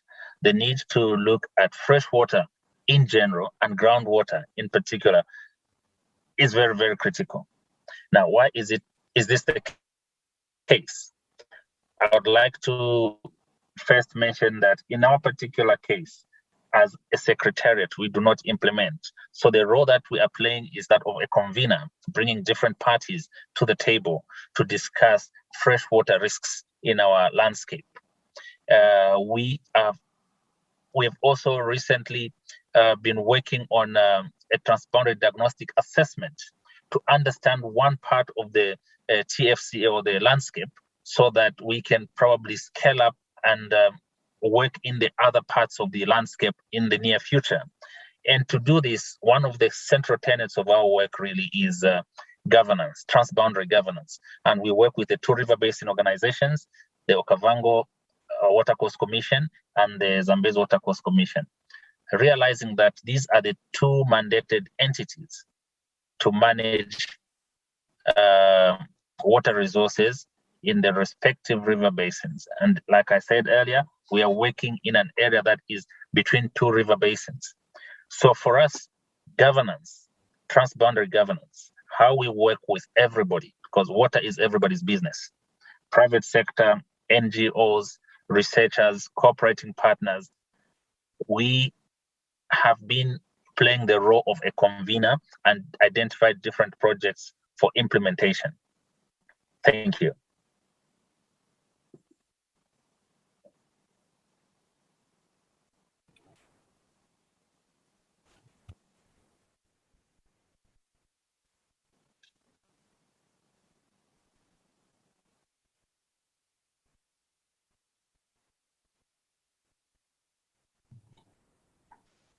Your mic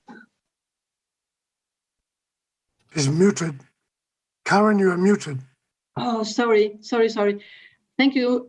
So I would like to now hand over to Astrid Hillers from the GEF and basically asking you the same question in terms of your programs where you're working on transboundary freshwater systems across the globe.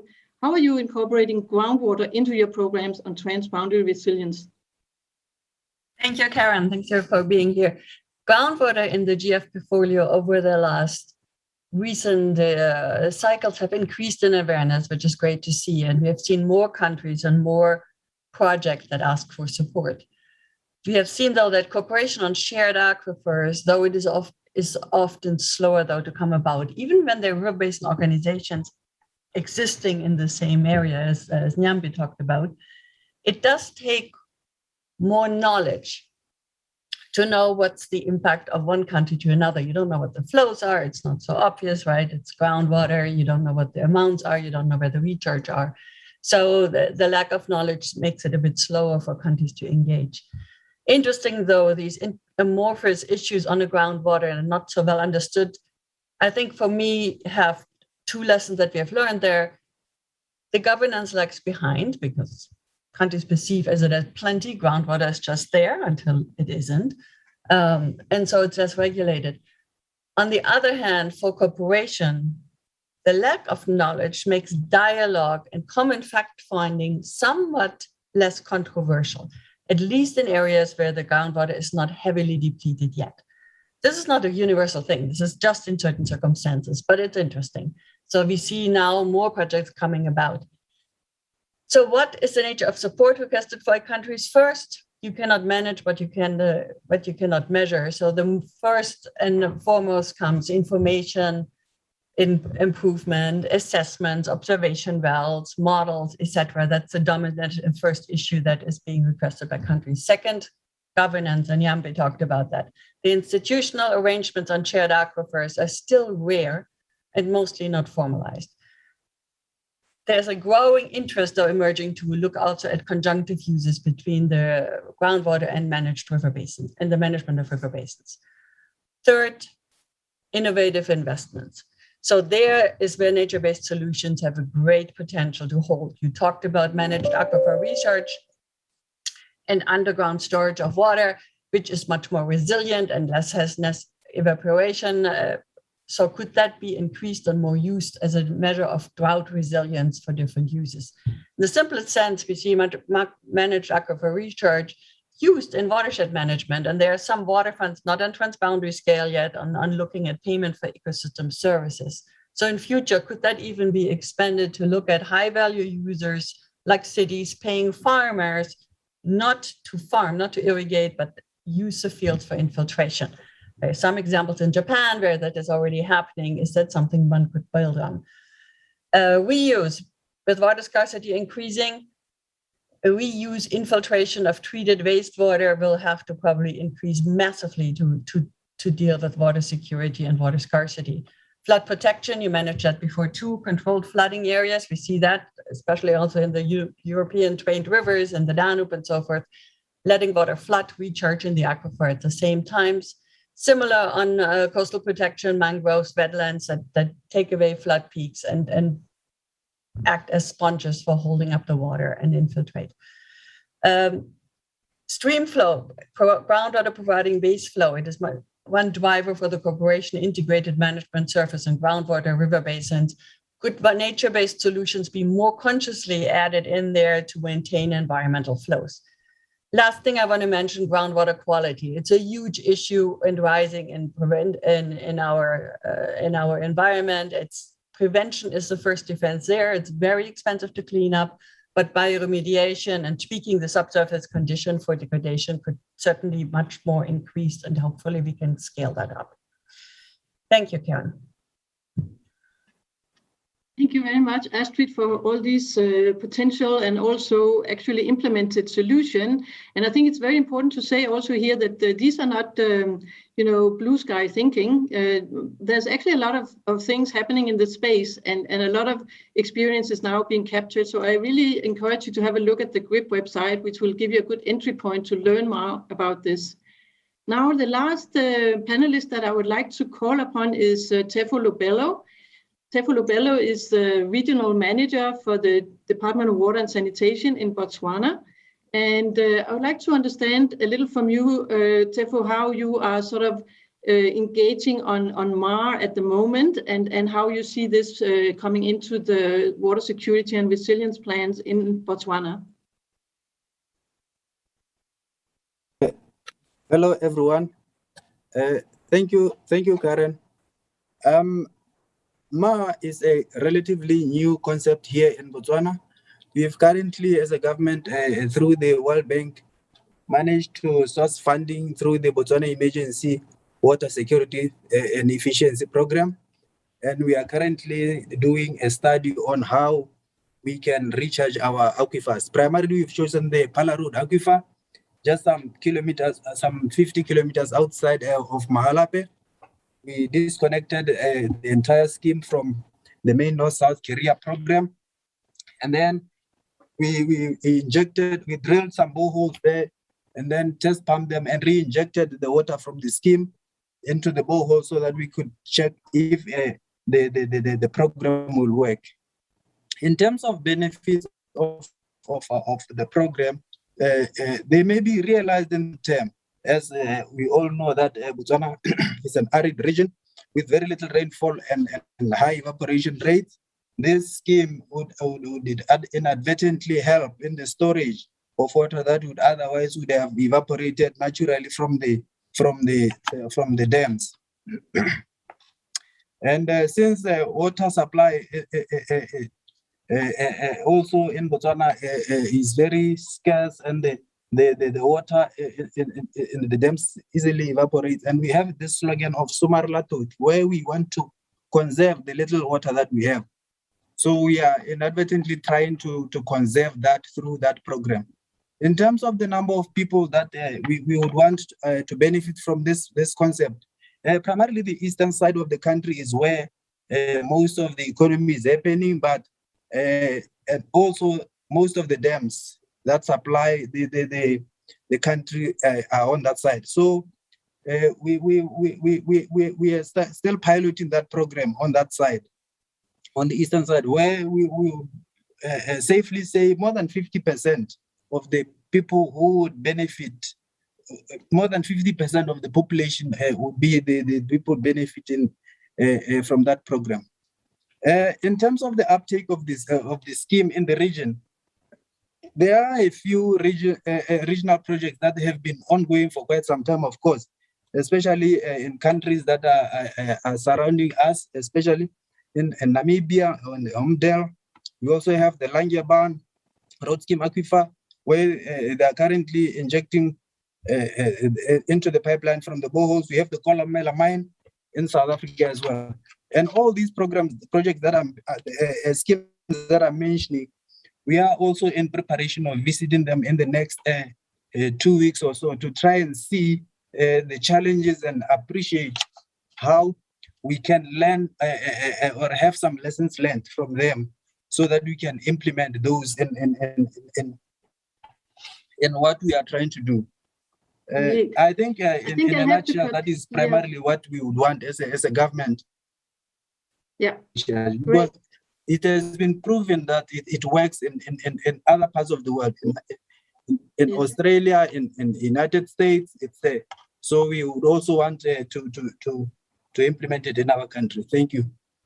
Thank you so much, Tefo, for this really exciting history from, on the ground. We are running a bit behind, so I will not take more time, and I'll go straight to hand over to Shami to give his part of this section. Thanks. Well, thank you very much indeed, Karen. Let me see if I can make this wonderful gizmo work. I'm not an expert at it, but let's see if it actually works. Can you see my PowerPoint? Please say yes, someone. Yes. Yes, we can. Can you see my PowerPoint? Yes, but it is not full screen, so I do not know if you want to make it full screen. I've got it full screen on my end. We can see it from this side.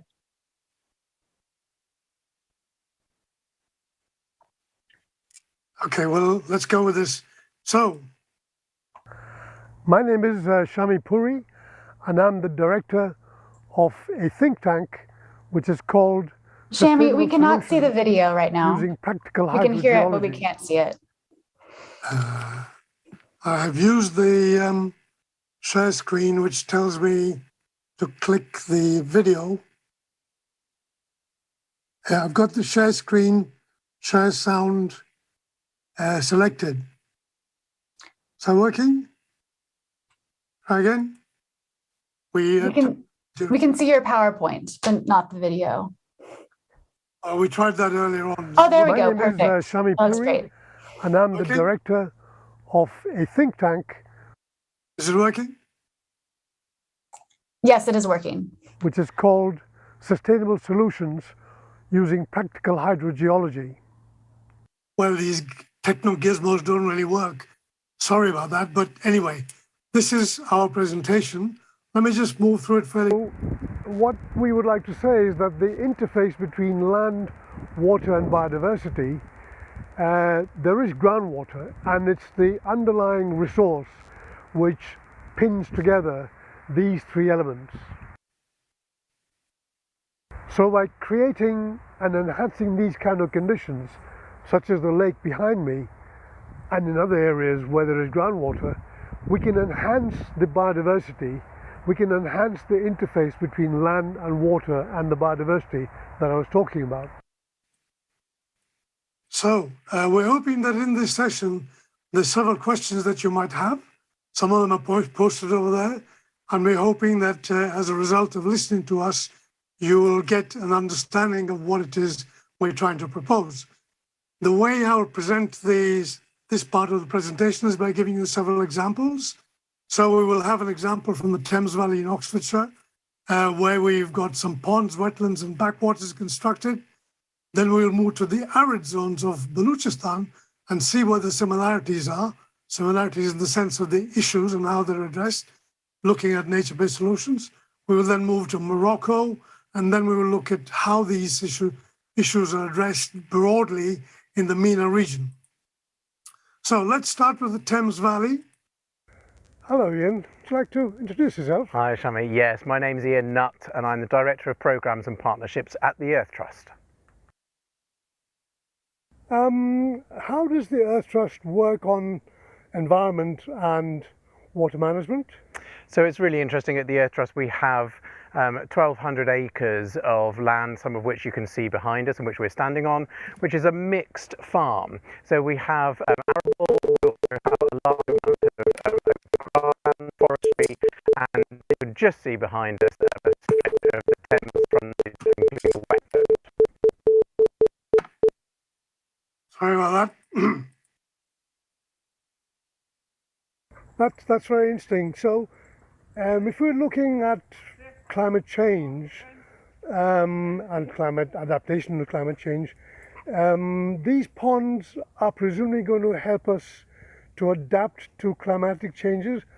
How do you think that's going to function? What are the key requirements to make sure that these things help to adapt to climate change? It's really important that features like this that we're putting in are part of the functioning landscape around us. So you can see behind us that there is very little water within the landscape, and what we're doing is we're expanding that surface area where water can take hold and where you can create those ecosystems and allow them to spread within the landscape. So at the moment we aren't in the flood season. Once the flooding does start to occur, the extra ponds and backwaters that we've put in will allow the biodiversity to thrive and spill over, and we get the real benefits, the ecosystem benefits from that, rather than it just being a floodplain that floods onto poor quality agricultural land. So one of the things that I'm interested to learn from you is, how do you see the role of subsurface water, groundwater? Because among our considerations as water scientists, in my profession we think groundwater is really important, very important. So how do you perceive that? Do you have some reasonable understandings of it, or is it unknown science? Yeah, it is relatively unknown for those of us in the environmental charitable sector. It's not an area that we have a huge amount of insight and knowledge into, but we are hoping that the work that we've done here on the floodplain and the other enhancements that we've put in around the backwaters, so things like planting of trees, so significant tree planting, whose root systems will help to improve the soil quality, and we think and hope therefore the groundwater as well, will all collectively work together. But we're waiting to see if that is the case. Okay. That's very interesting. If you wanted to send a message to the ministers who are meeting at the COP26 conference, they're talking about emissions, what message would you like to send from the experience of the Earth Trust on the work that you've been doing? So if there was one message that we would send and we would like to put out to the ministers, it is for incentivization, policies, financial and otherwise projects that incentivize landowners to be able to implement more of the features that we know contribute towards good eco-hydrology. So incentivization, that's the key word over there, and that's also the message that can be applied to governments in probably all landscapes around the planet. And when we apply it to some arid regions, such as Balochistan, where we might seek to use nature-based solutions through the transformation into a low water economy, that's probably the way to go. So if we're looking at a landscape of this kind where there's a lack of water, and as a result of that, livelihoods are at risk, one of the things we can do is by looking at the geology, the hydrogeology, interpreting what's going on in the field, making some field observations of this kind, looking at the way people use the water resources available to them, looking at the way people are using the sparse resources that they have in this kind of region, helping them to better manage these resources and helping them to develop some kind of a new land management through nature-based solutions, and by enhancing the land management, reaching consensus, reaching agreement, so that their livelihoods can be guaranteed in the face of adaptation to the climate change. So the message from here is to adapt by consensus to nature-based solutions in a new governance paradigm of a low water use economy in this particular environment, perhaps through using mutual contractual means. So let's see how these mutual contractual means might apply by looking at Morocco. Let me introduce some. Shortly, I'm going to call on my colleague from Morocco to illustrate how, in an arid zone, this kind of issue is being addressed to make sure that the aquifers that are available over there are well managed and that they will provide the potential for continuing economic sustainability.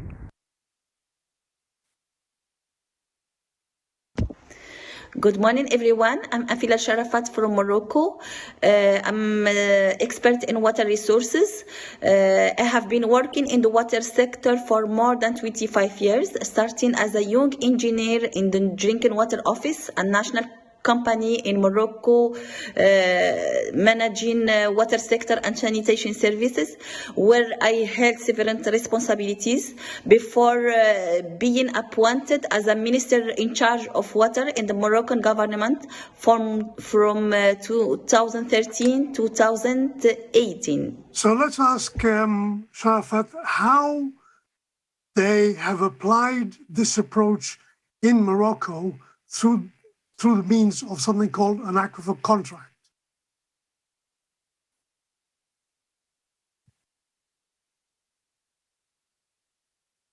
The aquifer contract is one of the social and technical innovations for climate change adaptation. It is a technical and financial non-binding agreement between stakeholders and the government. We consider this to be a nature-based solution as it aims to ensure the sustainable mode of groundwater governance by setting up the rules and the requirements for all users. In this way, we can save the resources during the wet years and use it during the drought periods. In this way, we can enhance adaptation to climate change. This approach focuses on the following steps. First, we start by assessing the vulnerability and the risks to climate change. After that, we can move to implement specific and adaptive measures to enhance the storage capacity for the aquifer for use at times of stress. So that's an interesting way of looking at it. And how, I was going to ask Sharafat, how is this actually applied? The aquifer contract is one of the social and technical innovations for climate change adaptation. It is a technical and financial non-binding agreement between stakeholders and the government. We consider this to be a nature-based solution as it aims to ensure the sustainable mode of groundwater governance by setting up the rules and the requirements for all users. In this way, we can save the resources during the wet years and use it during the drought periods. In this way, we can enhance adaptation to climate change. This approach focuses on the following steps. First, we start by assessing the vulnerability and the risks to climate change. After that, we can move to implement specific and adaptive measures to enhance the storage capacity for the aquifer for use at times of stress. The aquifer contract is one of the social and technical. Facing climate change in the water sector requires adaptive governance and a paradigm shift in water cycle management. So often, policymakers are forced to make hard decisions by setting up drastic measures and restrictions that are difficult to be accepted by the communities. Thus, developing innovative social and technical solutions is crucial to undertake the change. The aquifer contract that has been tested in Morocco is considered one of the innovative solutions in the groundwater governance. This nature-based management tool ensures stakeholders' participation and accountability, seeks to bring all the stakeholders and all the parties on the table to be part of the decision. This mode of the governance of the management has shown conclusive results in Morocco and could be as well tested in the other parts of the MENA region. So that's an interesting way of looking at how we can complement some obligations together with some possibilities in which the community manages through a nature-based approach on their water resources. Sharafat mentioned the application to the whole of the MENA region. Let's see how it might apply in the MENA region. I'm Dr. Hassan Abu Naga, Vice Chair of the Middle East Water Forum. I'm very delighted and honored to join this session at COP26 with a clear message that we need to rethink groundwater for climate resilient development, especially in the Middle East, the most water scarce region in the world. So how is this going to be actually applied, and how will conduct these? Groundwater aquifers like personal accounts become insolvent when withdrawals exceed the deposits. You can think of aquifers like retirement saving accounts. Steady, slow changes are the norm. Groundwater in the Middle East is the most water scarce region in the world, are becoming to face this water crisis and to be insolvent in face of the increasing demands, climate change, coupled with inefficient policies that take into account nature-based solutions. If the Arab region is to adapt to climate change, our policies and practices should be based on three prerequisites for sustainable groundwater under climate change. First, pumping should be less than recharge on average. Second, conjunctive use with surface water. Third, artificial recharge and recovery. So some interesting comments over there as to how we can implement these. And we want to know how this is applied generally in the MENA region. Are there some examples? Are there some experiences? What are the key things? The Middle East and North Africa has many good projects on nature-based solutions that need to be doubled with good governance and financial sustainability. Among the promising adaptation opportunities, managing aquifer recharge projects, which has several benefits, including storing water for future, reducing losses, managing saline intrusion, and enable reuse of waste and stormwater. So my main message is that business as usual is not an option for us, and we must adapt to climate change with 5 C's: coherence and integration, cooperation, co-financing, capacity development and building, and institutional development, and communication and digital transformation. So these 5s are an important takeaway, and I am hoping that the message from these 5 C's should be taken up to the governmental levels. So here we are. There are several messages we want to give. Some of these state that groundwater is available, it's visible, it's resources that support cultivated lands, wetlands, biodiversity, and this, unfortunately, is a resource that seems to be still a little bit out of sight and thus a little bit out of mind of the decision makers.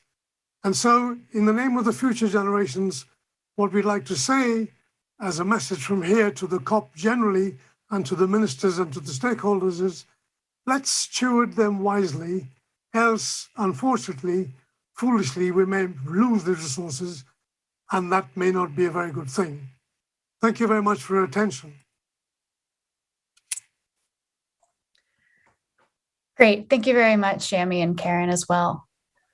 As we move to close our session, just like to reflect on the many links that we heard between water availability and biodiversity and how they can be used for climate change. Nature-based solutions are very multifaceted solutions and provide multiple benefits across an ecosystem and system. There are many co-benefits here, and they're also very adaptive as well.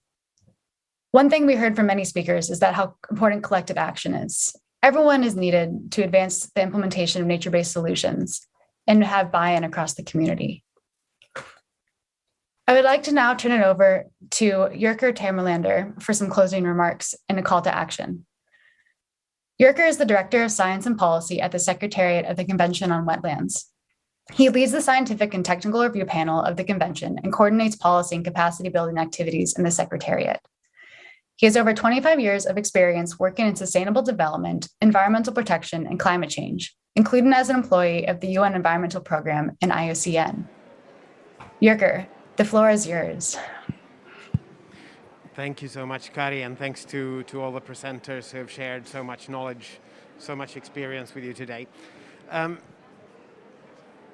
Achieving water security and adaptation and mitigation really requires harnessing the power of ecosystems, the power of wetlands. And I will remove my mask on this one occasion.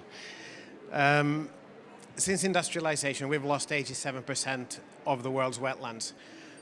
An estimated 35% of wetlands were lost since 1970 alone, and the rate of wetland loss continues unabated almost. It is far exceeding the loss rates of other terrestrial ecosystems. So with this loss, we do not only lose the ecosystem, we lose the services that underpin our life, our livelihoods, that underpin our adaptive capacity, that provide us the water we drink. In doing so, we also contribute to driving climate change when vast amounts of carbon that has been stored, for example, in peat soils and mangroves and seagrass beds is released into the atmosphere, and when we lose the ongoing sequestration capacity of these ecosystems. In this session, we heard examples of solutions, locally developed and owned, addressing immediate local needs, achieving real, genuine water and adaptation outcomes, and they should really serve a source of inspiration and learning here. We heard about constructed wetlands for wastewater management with beneficial use of the treated effluent, as well as efforts to mitigate greenhouse gas emissions arising from it. We heard about land use and wetland management to enhance replenishment of aquifers, supporting natural discharge and enabling withdrawals. We heard about opportunities to combine nature-based solutions with other kinds of interventions in a strategic manner, new governance instruments and approaches that are transparent and inclusive, and put them together. And what they really show is that this can be done. It works. These kinds of solutions on their own, in combination, can constitute effective nature-based solutions. So we need to rapidly bring such solutions to scale, for the simple reason that if we don't, we cannot achieve water security. We will not reach our globally adopted climate, biodiversity, and sustainable development goals. So I want to emphasize here 3 points that I think came out of these talks quite clearly as needs emerging, the sort of catalytic actions that can really accelerate implementation. They are policy, investment, and knowledge, and I'll speak briefly to each of them. First of all, policy. This really means making nature-based solutions in wetlands a central part of national and global climate change and water policy agendas. Nationally determined contributions, national and sub-national adaptation plans, development strategies, you name it. It needs to get into sectoral plans, whether it's water resources, forestry, infrastructure, agriculture. They belong within these frameworks where they still rely on sectoral eliminations. It needs to entail creating really genuine space for the governance approaches and for the actions required. Genuine space for collaboration across government, private sector, and civil society. And create space for these hybrid solutions where we really mix different tools to address the needs in place. It's absolutely not starting from scratch. For example, the 172 parties to the Convention on Wetlands have, through decisions of the Conference of the Contracting Parties, encouraged wetland use, protection, and restoration for disaster risk reduction, for incorporation of peatlands and blue carbon ecosystems in nationally determined contributions, etc., etc. So there is already a policy recognition at the global level for this. There's also a wide range of tools developed through the convention, including very recently published policy briefs and the guidelines of the Scientific and Technical Review Panel. Secondly, investment. Finance is essential to help countries increase ambition in mitigation efforts and to enable adaptation at all levels. At the moment, investment in nature is not really commensurate with the benefits we draw from nature. And by some estimates, the annual investment in nature needs to triple from today's level by 2030 if we're to achieve the outcomes we need.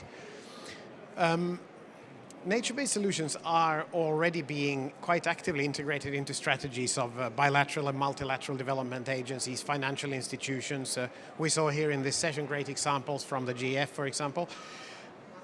But it needs to still increasingly become a core element across strategies, the conventional ones that we tend to speak about the most, but also across sectoral interventions. With a good outcome of this COP26, there may actually be quite a significant step towards ensuring adequate financing for water systems, for wetland-based solutions. So let's see where we land by the end of this week. At the same time, we have to achieve a conducive regulatory and policy space for investment and for private funding in particular. So that includes support to development of the projects that are truly investment worthy, making them ready so that we can have that triple bottom line and get the much broader funding available within the private sector. Again, there's much that can be leveraged. For example, significant readiness nationally or at site level on the basis of the data, the institutional capacities and mandates, the procedures and so on, generated as part of national commitments under international frameworks like the Convention on Wetlands. So if we use those things that are there at the national level, put the bits together in a more strategic way, we can probably also fast-track the financial flows more than we have been able to do to date. Third is understanding, and this is really understanding, knowledge, capacity, crucial to achieving the policy changes and the financial investment that I spoke about a moment ago. This needs to continue and develop the knowledge base, but we already have plenty to act upon. And so if we take the knowledge that exists and put it to use, we can take giant leaps for wetlands NBS in the very near future.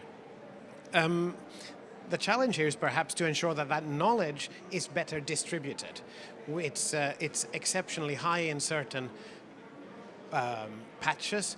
It needs to cut across all sectors and stakeholder groups in a very different way. And in this case, I'm happy to mention a training tool that we put out earlier this week together with Danone and WWF that seeks to achieve exactly that kind of broader understanding and uptake.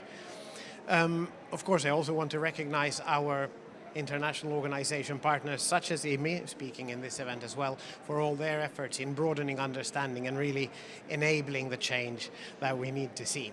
So with that, Kari, I think I have captured what I wanted to summarize from this event. I hope that some of this can lead to genuine action going forward, and I end there. Thank you so much. Great. Thank you so much for those remarks. On that note, I will begin to close the session. I'd first like to thank all of the panelists and speakers and those that contributed to this event, and thank them for really sharing the diverse experiences and expertise.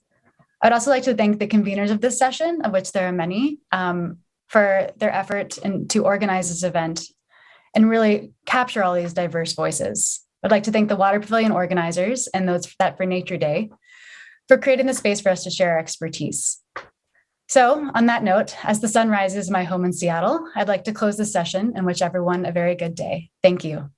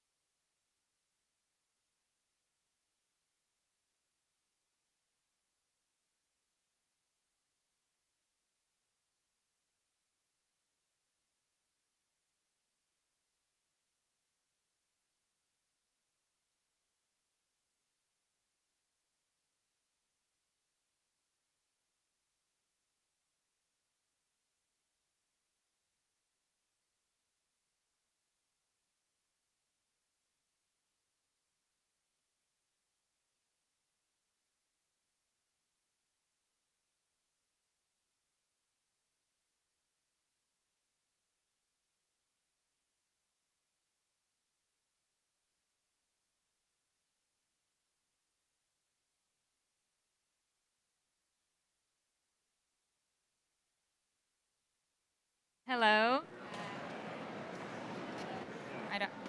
Hello, welcome to Nature Day at the Water Pavilion. If you're just joining us, this is a day dedicated to nature-based solutions and their importance in tackling climate change. So the next session I have the pleasure to introduce is Scaling Nature-Based Solutions for Climate Change Adaptation. And I would like to invite James Dalton, Director for the Global Water Program in IUCN, as the moderator for this session. Great, thanks very much, Mariana. Good afternoon, everybody. Welcome to this session on scaling nature-based solutions for climate change. Headphones on, that's good. Hopefully everybody can hear us.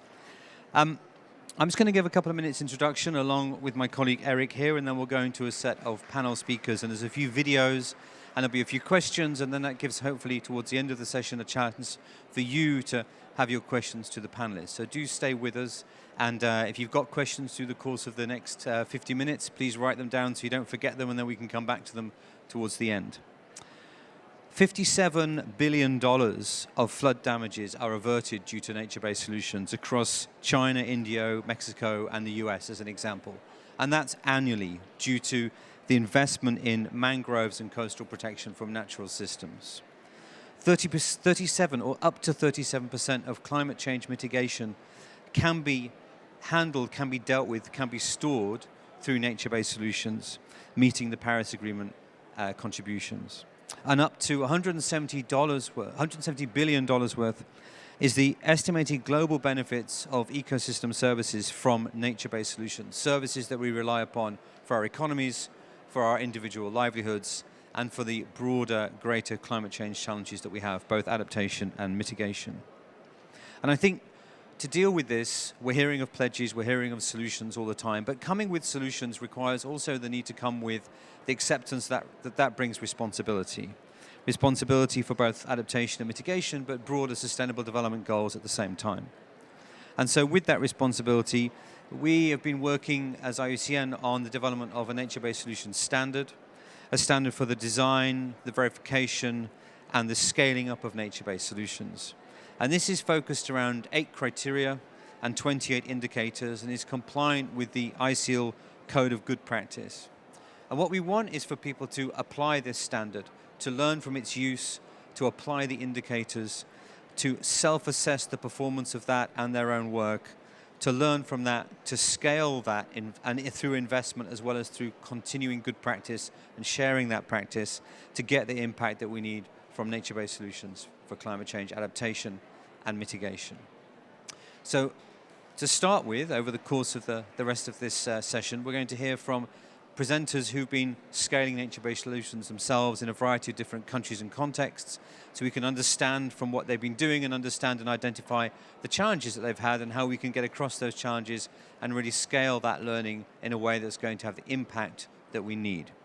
So I don't want to talk too long. My role is not to present myself, but to present the others that I have with me today.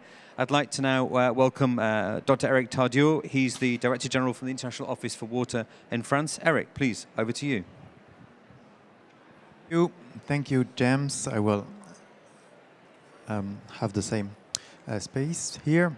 Good afternoon to every one of you. Yes, the nature-based solution approach is not fully new to the community of water. For decades, we've been talking of alternative techniques, for example, for the treatment of rainwater. Just as many of you know that the main treatment for wastewater is a biological treatment, a biological process. And now we have a clear definition through the IUCN standards, and we can define the family of nature-based solutions. And that's important because the pressure on water resources has increased. Of course, climate change, that's our main focus today here in COP26, changes in average levels, increased frequency of extreme events, both droughts and floods, and a new importance of uncertainties in the field of water. But that's not the only pressure. We always have to deal with the economic, agricultural pressures, urban development that are really important for the management of water resources. So, since we know that we are not in the good speed of implementation of the SDG, and in particular for the SDG 6 about water, we need a very large panoply of solutions, and nature-based solutions appear to be really indispensable tools now, at least in theory, because their generalization, their dissemination remains insufficient. We know that, mainly because that's something I suggest for the rest of the session, for the discussion. Two major breaks have to be lifted. The first one would be that the economic models of nature-based solutions that are now well described in many cases and demonstrated, but we need a better communication, a better dissemination of the results about the effectiveness, about the efficiency of nature-based solution, in order to better explain to both private and public decision makers the long-term business case of nature-based solutions. Second break that we need to address is that we do lack human resources to implement these types of solutions. They require different skills, skills that are different from the traditional skills that we are well aware of in the field of water, skills that are conventionally implemented by water professionals. So it is necessary to train nature-based solutions designers, specialists of ecological engineering, architects of natures, would some of you say maybe, people that would be able to take charge of these new approaches, both for their initial design and their integration into the environment, as well as for their long-term maintenance. And so in the end, the widespread use of nature-based solutions is a question of security, water security, ecological security, and together they have to be managed better. Thank you for your attention. James, back to you. Great, thank you very much, Eric. So we're going to hear from our first speaker, but before he says anything, he has a video to show us. So please, if you can watch the screen. This is a video from Alejandro Gutierrez. He's from Reconstrucción con Cambios in Peru. So if we can have the video up.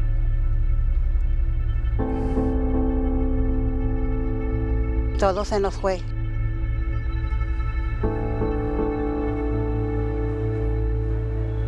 La lluvia era tan fuerte que el techo colapsó.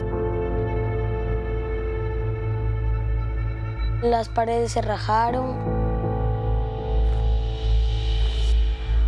Los animales muertos, ahogados, que se ahogaron con el agua, estaban todos ahí muertos. Y en el área de neopediatría, el agua empezó a entrar. Algunas aulas se cayeron. No teníamos alimentos, todo fue barro.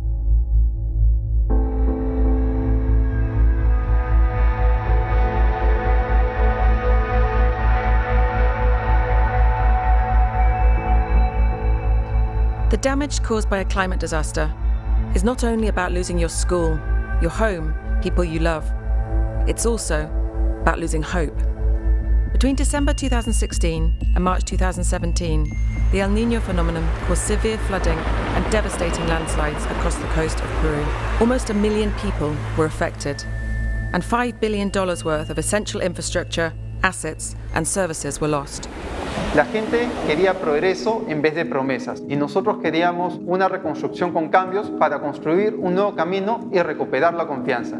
In 2020, as COVID-19 took hold, the Reconstruction with Changes Authority entered into a collaboration with the UK government and a partnership of British companies to help accelerate the Reconstruction with Changes programme. The role of the UKDT is to bring their international best practice experience to reconstruct 74 schools, 15 hospitals and health centres, and to implement comprehensive flooding solutions in northern Peru. It's about more than just reconstruction, it's about empowering resilience in the communities and in the nation. When people start to see that change is possible, that's when they can start to believe in a more sustainable and a safer future.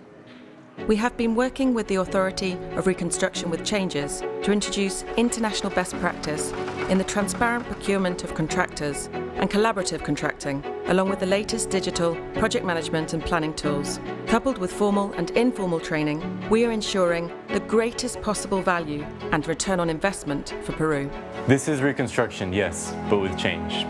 We are investing our specialism to design more resilient facilities and sustainable infrastructure towards building better here in Peru. A huge component of this is transferring knowledge. The technology, the knowledge, the experience, everything stays. We are leaving a legacy of development as well as progress. The improved design standards and increased capacity of public officials and contractors will benefit not just this programme, but other major infrastructure, all due to be built across Peru in the years ahead. Flood defences for 17 rivers, better drainage for 7 cities, and state-of-the-art national early warning systems will protect new public infrastructure as well as lives and livelihoods. As a team, we're learning the lessons of the past and we're helping Peru prepare for a more sustainable and safer future. Nature-based solutions are also being used to reduce flood risk. 51,000 hectares of land will be shaped, terraced and planted with approximately 56 million tree seedlings to manage water, reduce erosion, capture carbon and create new green environment. Este proyecto de infraestructura natural va a permitir miles de empleos. The ultimate measure of success of the UK delivery team is to not be needed in the future. Our shared legacy will be for progress to continue long after we have finished.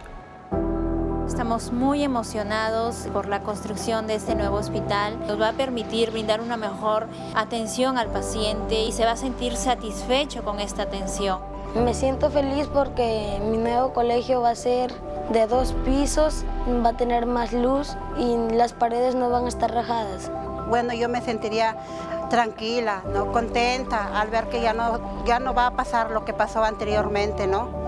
So come with us and witness one of the greatest legacies a government-to-government project has ever left behind. Because reconstructing infrastructure changes lives, but reconstructing hope can change the future of an entire nation.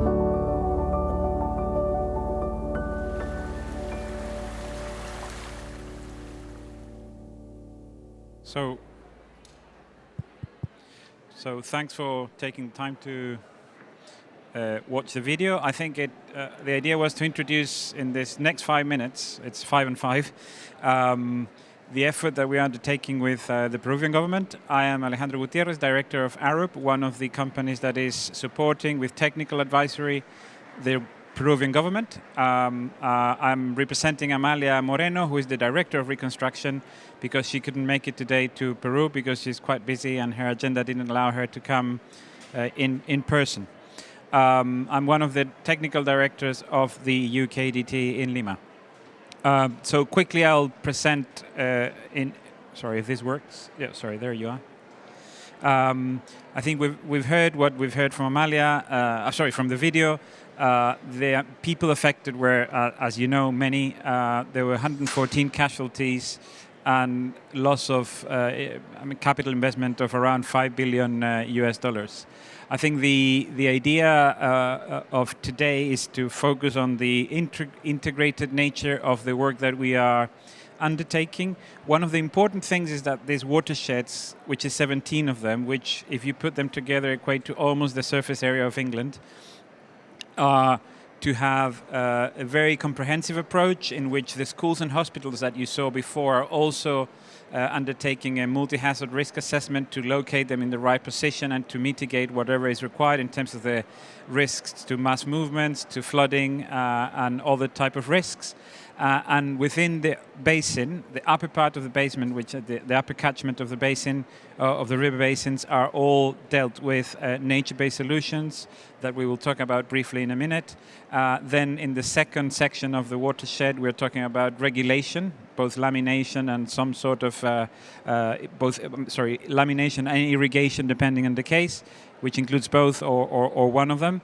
And then on the lower part of the rivers, we're talking about flood defenses and maintaining and preserving the ecological systems and the specific, let's say, sensitive habitats that you have around them.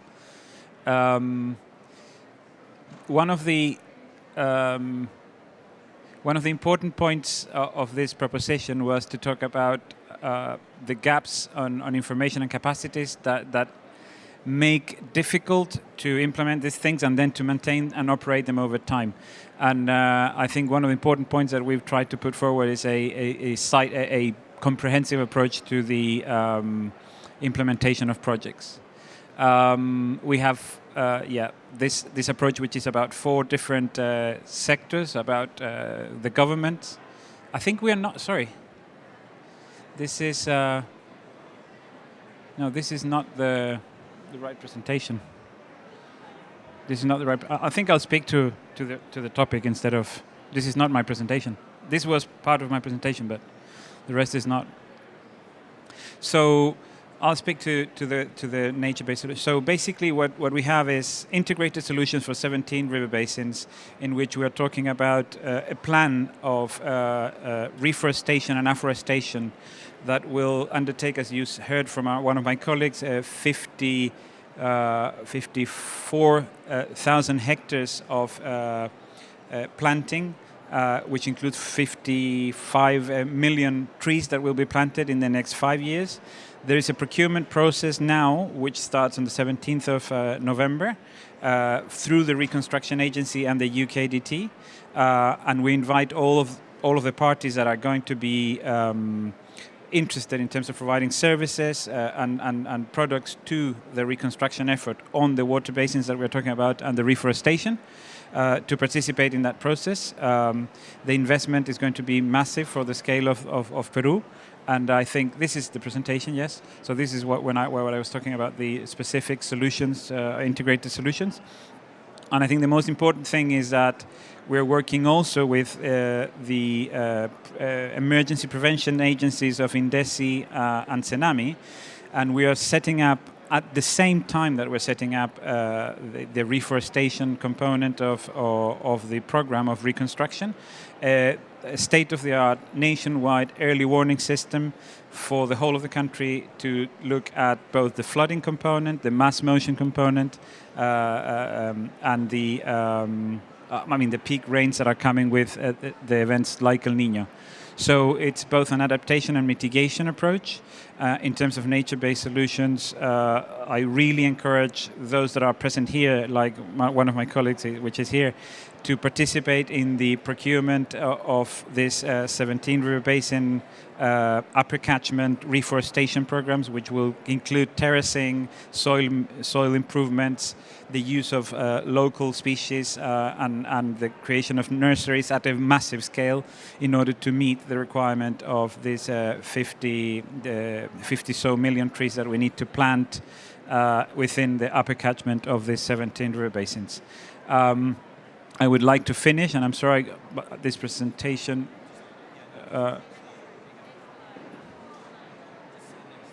Next slide.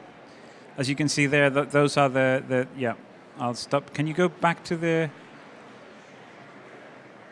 Yeah.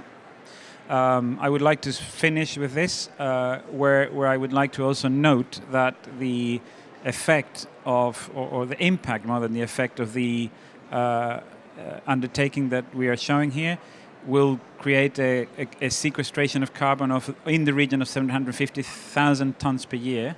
And that equates to more or less half of the production of CO2 in scope 1, 2, and 3 for the whole of the country in Peru. So it is a significant amount of sequestration, and I'm very pleased and honored that the Peruvian government is putting this level of funding and this level of effort to achieve a solution that is unique, I would say, in scale and ambition globally. I'll leave it there, and I'm sorry that I don't know why the presentation was the wrong one, but I hope I can respond to other questions later. Great, thanks, Alejandro. Now, you can stay with us, or you have to go?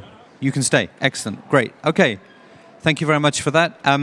So we're now going to go on to our next speaker, Ms. Camille Jepang. Camille, are you there? From Yaoundé, I'm assuming, in Cameroon. She's a program coordinator for KFW, and she has some slides to show. Thank you. Over to you, Camille.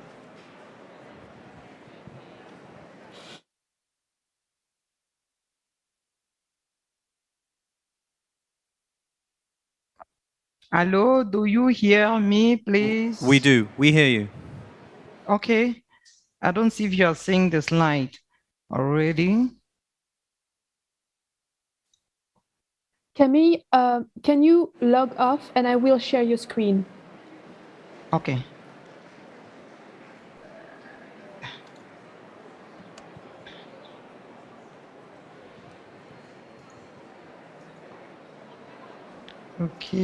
Okay, I'll stop.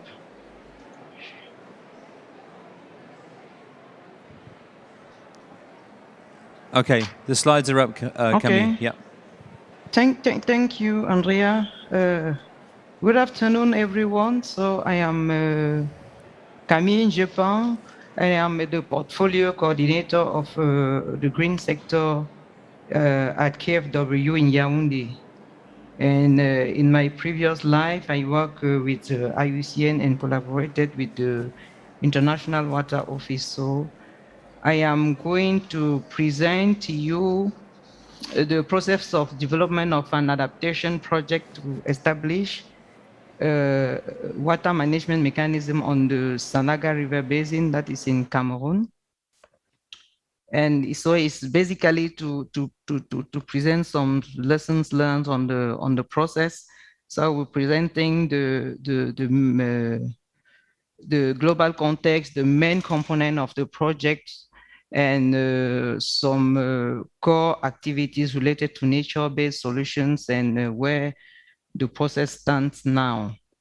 So as the global context, since the One Planet Summit that took place in December 2017, international community committed for the development of about 100 water climate projects for Africa in 5 years. This was as a contribution to the Paris Agreement and also to establish the Global Alliance Platform for Water and Climate. And furthermore, we have France-based water agencies who committed to develop about 20 fundable projects ideas on climate adaptation. An International Water Office, that is OEO, is one of the leaders of this process. So in Cameroon, next slide, please. Cameroon is one of the benefiting countries of this initiative. So International Water Office, in partnership with the government of Cameroon and financial assistance of Agence de l'eau Rameuse, supported development of a project on the Sanaga River. And with the lead ministry of, as Ministry of Energy and Water, you have other sectoral, about 8 sectoral ministries who are also involved in the project. The National Observatory of Climate Change, some traditional and religious leaders, the private sector, and some technical partners, IUCN, Global Water Partnership, and so on. Next, please. Cameroon is part of about 3 transboundary basins, that is and it belongs to International Water Corporation, Niger Basin Authority, the Lake Chad Basin Commission, the Congo Basin Commission, and it also belongs to some economic agency, ECAS, CEMAC, AMCAO, and it benefits some assistance of some technical partner, IUCN, Global Water Partnership, and so on.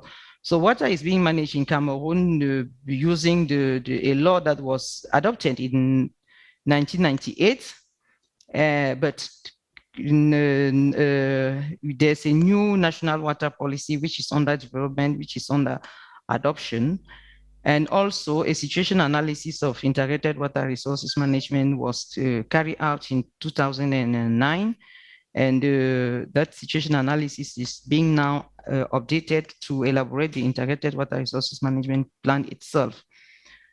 Concerning the Sanaga River Basin, it is the next slide, Andrea, please. It is the main river basin of Cameroon. It's the largest river of the country, and it has about 920 kilometers long length, and it covers a surface area of about 140,000 square kilometers. It goes across many regions of the country, and it represents about 1/4 of the country's water resources. That's a very rich biodiversity and diverse ecosystem. 90% of the hydroelectric production and projected power plant development in Cameroon is on the Sanaga River. And we have about 5 million people living in the vicinity of the basin, with 65% which are mostly rural people. We have some critical biological sites in the basin, so many protected areas. We have the Douala Idea National Park, Dendeng National Park, but also is experiencing, the basin experiencing some significant environmental crisis in the mining areas. And it also suffers from the impacts of climate change as concerning the level of water. So a part of hydroelectricity and domestic water use. Next slide, please, Andrea. The Sanaga River Basin is also used for sand extraction, livestock, continental fishing, and agriculture. So this next place makes the Sana River a various strategic interests. So it's a major development axis for Cameroon through hydroelectricity, source of livelihood of population, is the heart of Cameroon biodiversity.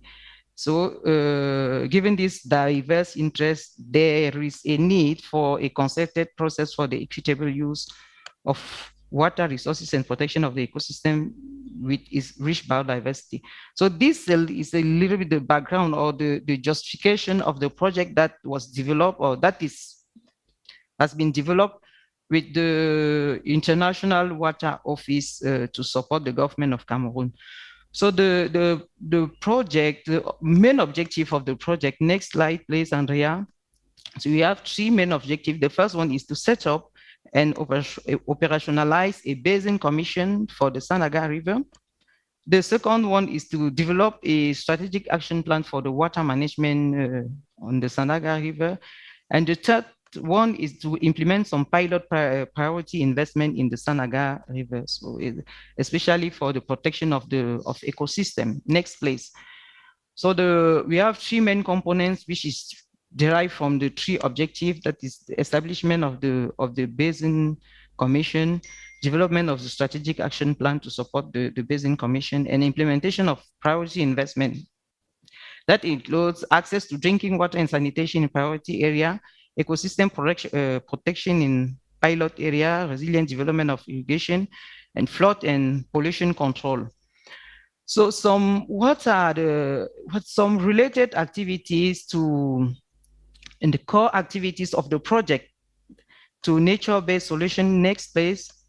So for this activity, key entry point is the protection of fragile ecosystem, that is mangrove reserve parks, restoration of degraded ecosystem, forest floodplains, and climate change adaptation strategies. So we have these activities that is proposed in the project. Is just some of them, since with the time. Carry out studies to assess the state of wetlands. We have to develop a strategic restoration and adaptation plan, implement protection measures and restoration actions, raising awareness of stakeholders on sustainable management of these wetlands and associated ecosystem, capacity building on sustainable management of ecosystem, and the implementation of some specific projects on protection of fragile ecosystem and preservation of water-related biodiversity. So some expected impacts from this nature-based solution is a better resilience of population and territories to climate change, is healthier terrestrial and aquatic ecosystem of the basin, improve and sustainable access to essential services, that is drinking water and sanitation, electricity, and concerted management of water resources between different users. The next one, please. So concerning the process, where's the process stand now? Maybe to start by the approach, we carry out some stakeholder consultative workshop that was at the national level and also at the level of some sub-basin to discuss with all the stakeholders on the stakes and on different pilot activities focused on nature-based solutions and adaptation to climate change. We organize some exchange of experience between stakeholders of the basin with Burkina Faso, who are very keen on integrated water resources management. That is on the establishment of the Basin Commission, but also on some pilot activities to be implemented in the basin. So nowadays, we have a diagnosis which has been completed and which is available. We have the project document that has been finalized and submitted. So as the next step, we have to mobilize funding for the project to implement the project. For now, World Bank is very interested to support the establishment of the Basin Commission, which we hope it will be very soon. And the French Development Agency is also, we are under discussion to see if they can finance these pilot activities related to nature-based solutions. So that is quickly what I wanted to share with you. Thank you.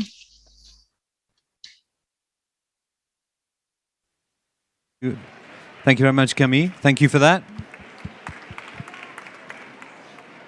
Excellent. Now, if we can now move on to Tamara, Ms. Tamara Kutanova. She's an independent environmental consultant. We can see you tomorrow. Can you hear us? Yes. Excellent. Yes, I can hear you. Great. Hello to everyone. And your slides should be up in a minute, and you're going to talk to us about river restoration, I understand. Excellent. Yes, exactly. Okay. Thank you. Over to you. Yes. Yes, thank you so much for joining you, the company of people who we have met previously. And quickly, I would like to say that at the moment, I'm an independent environmental consultant, but the results which are going to be presented now is the work done in a series of projects. So this is done on behalf of the teams, and we have agreed on the content as well. And you will see the names of the projects and the donors who supported these activities at the end of the presentation. So the next slide, please. Yes. So our team worked in the Dniester River Basin. This is the transboundary basin in Europe. So you can see on the first picture the orange arrow showing where this basin is. So it is shared by two countries, the Republic of Moldova and Ukraine, which used to be 30 years ago in one country in the Soviet Union, but then this union collapsed. So, of course, the cooperation between these two new countries has renewed. So here on the second picture, you can see the analysis of the climate change scenarios until 2020. We did it at that moment, and also you can understand more or less the shape and the geography of the basin. Next slide, please. We have done a lot of different things in the Dniester Basin. We helped to support the Dniester Commission to develop and sign and ratify the Dniester Treaty, etc., etc. We did all this with the support of the UNEC Water Convention. But since here we're talking about the adaptation to climate change, I would focus on this particular issue. So in the framework of our activities, together with the governments, with scientists, with NGOs. We developed, first of all, the vulnerability assessment of what is going to happen in the Dniester Basin with the time under condition of climate change and the different scenarios. So based on that, we developed the strategic framework for adaptation to climate change. And that was a very much participatory process, long process. And based on this strategic framework, we developed the implementation plan. All these documents are available in English, and you can see the links to the website of the Bilateral Dniester Commission. Thank you. Next slide. Here you can see the scheme for the key priority adaptation measures in this Dniester Basin. With orange arrows, I have tried to show you that we have a particular block of ecosystem-based adaptation measures. And on the map, you can see where majority of these measures are proposed. Next slide, please. So some of the nature-based solutions proposed in the Dniester Basin are as follows. To mitigate the droughts, these are the assessment and monitoring of the condition of forests, of course, not new. Then this is the protection and restoration of forests, floodplains, and shoreline vegetation. As the previous speakers have already mentioned, all these activities are not only adaptation to climate change, but this is also the increase of the carbon capacity, absorption capacity of these ecosystems. So this could in the future be the offset projects for the companies, for example. And of course, we target the issue of biodiversity conservation. And also another set of the nature-based solutions proposed in the strategic documents are about reduction of losses from deterioration in water quality. And so this is the protection and regulation of the use of catchment basins and water protection zones. Of course, we know that the flood protection is also very much about the nature-based solutions, but here I was just showing you some extracts of our ideas, directions of future work. Thank you. Next slide, please. So I would like to show you the 3 cases which we managed to implement in the recent 10 years. And the first case is about the restoration of water exchange between the Dniester River, the main course of the river, and the floodplain. This floodplain is actually very close to the mouth of the river. And the issue was that there is a big road with several bridges going through the river and the floodplain. And at certain moments, the passages which allowed for transition of the water from the river course to the floodplain, they were blocked. So the water was not coming to the floodplain. And of course, it resulted in the overgrowth of this territory. So we were basically losing the floodplains, which should have been covered with grass, and it was overgrown with bushes. And of course, we were losing the valuable nestling and breeding areas for fishes and birds. So what we did with the heavy technique, of course, with environmental impact assessments, with engineering projects, we have cleared 800 meters of the natural channel which was connecting the river and the floodplain. So we have managed to connect the river with the floodplain, which is a very much natural connection, of course. And the bushes, which were the invasive species, left this area, and we also see that the birds and fishes are coming back to this area. And of course, this also played a big role in decreasing the flood risk of a nearby road. As I mentioned to you, that this area is the neighborhood of the protected area and the roads, which of the national and international importance. Should you like, please have a look at the video link to which you have here now, but I'm not going to take your time for this now. Next slide, please.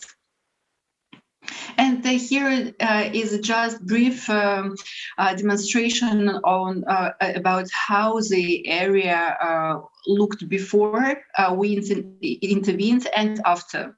of course, where there is much water in the floodplain is always good. Thank you. Next slide. Another case is about deforestation of the Ramsar site, the sites of international importance, wetlands of international importance for wetlands, for waterfowl and water birds. Of course, this is not new afforestation as a nature-based solution, but since in our region there is not enough understanding of the value of the nature-based solution, and also there is an issue of financing such events, and also there is an issue of who would do the activity and who would do the post-monitoring, which is of course very much important for such type of project. That is why we still decided that we would share this experience with you. So we have done the afforestation of 7 hectares of the area next to the Dniester River.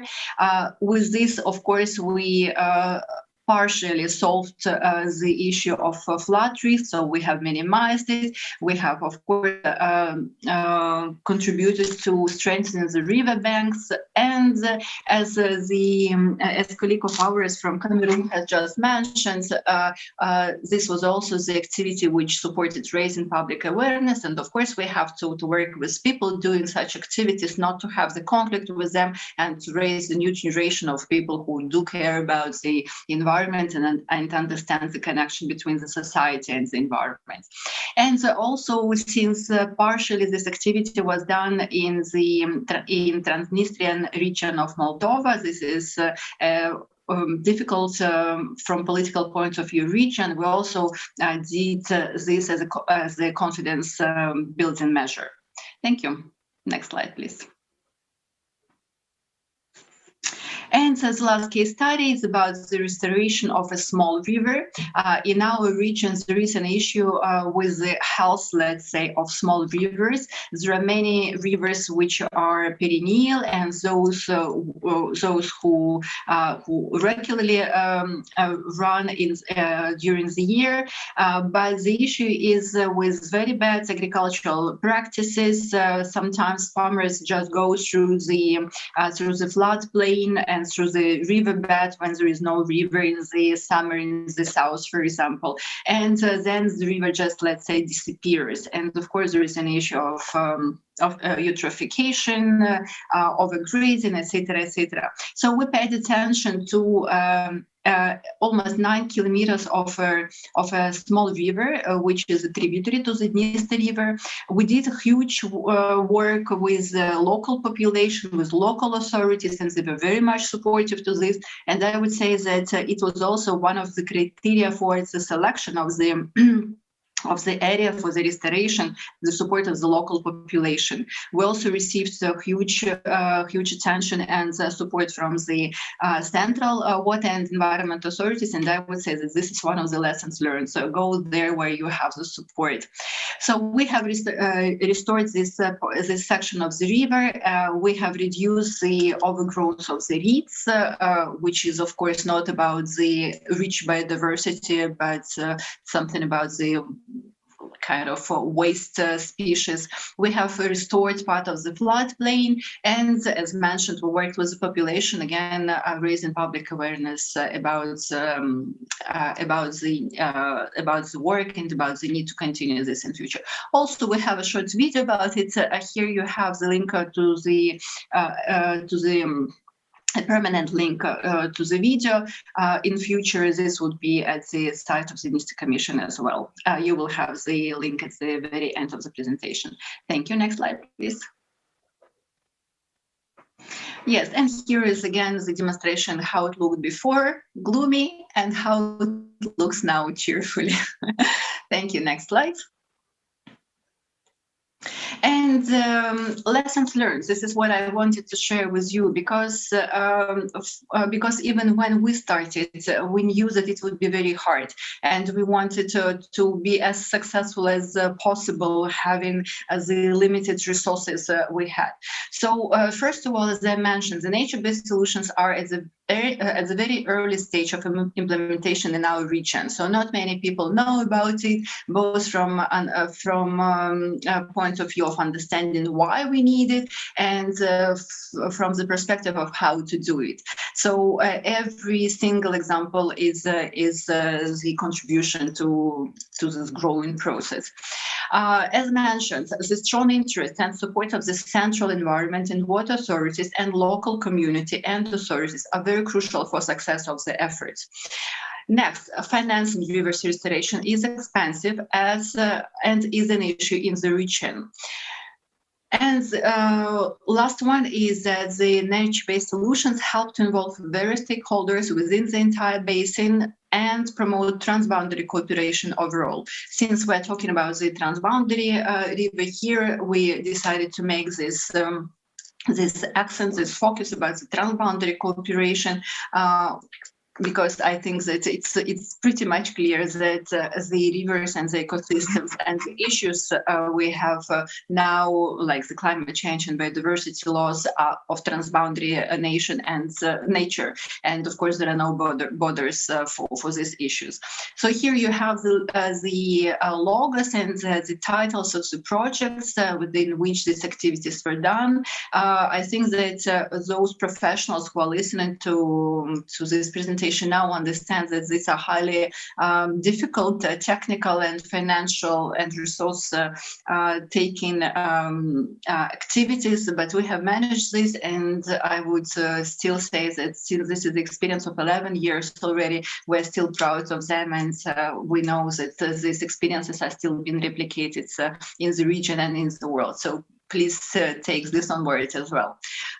Final slides. Yes, so these are the links should you like to know more about these activities and other activities in our transboundary basin. Thank you very much for your attention. I'm ready to answer your questions should they have arisen during the presentation. Thank you.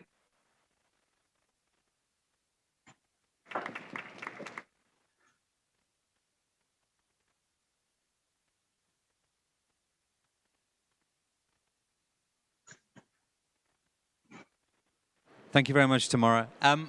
Okay, so please hold your questions. There's some questions coming in online, which we'll come to in a minute. We're going to hear from our final two presentations now, from Louise Bingham and David Hetherington, both from Arup. Louise, over to you, I believe, and you will take over this and then hand to David. Thank you. Hello, thank you, James. Yes, my name is Louise Bingham. I'm going to be speaking about stimulating climate change adaptation across the rural to urban continuum alongside my colleague from Arup, David Hetherington. So we're going to summarise some examples where nature-based solutions have enabled communities to adapt and build resilience to climate change at the catchment scale in rural settings through the Water Up project, down to the local village and management basin scale with the Wash Basins Toolkit, before summarising some approaches in urban settings through the Shanghai Urban Drainage Master Plan. So firstly, Water Up is a community engagement project between Arup and the Flow Partnership, aiming to upskill remote communities with more sustainable and reliable water management practices in recognition that there can be no urban resilience without rural resilience. So the project was formed to help tackle water scarcity, which currently affects over 40% of the global population, which equates to approximately 3.2 billion people.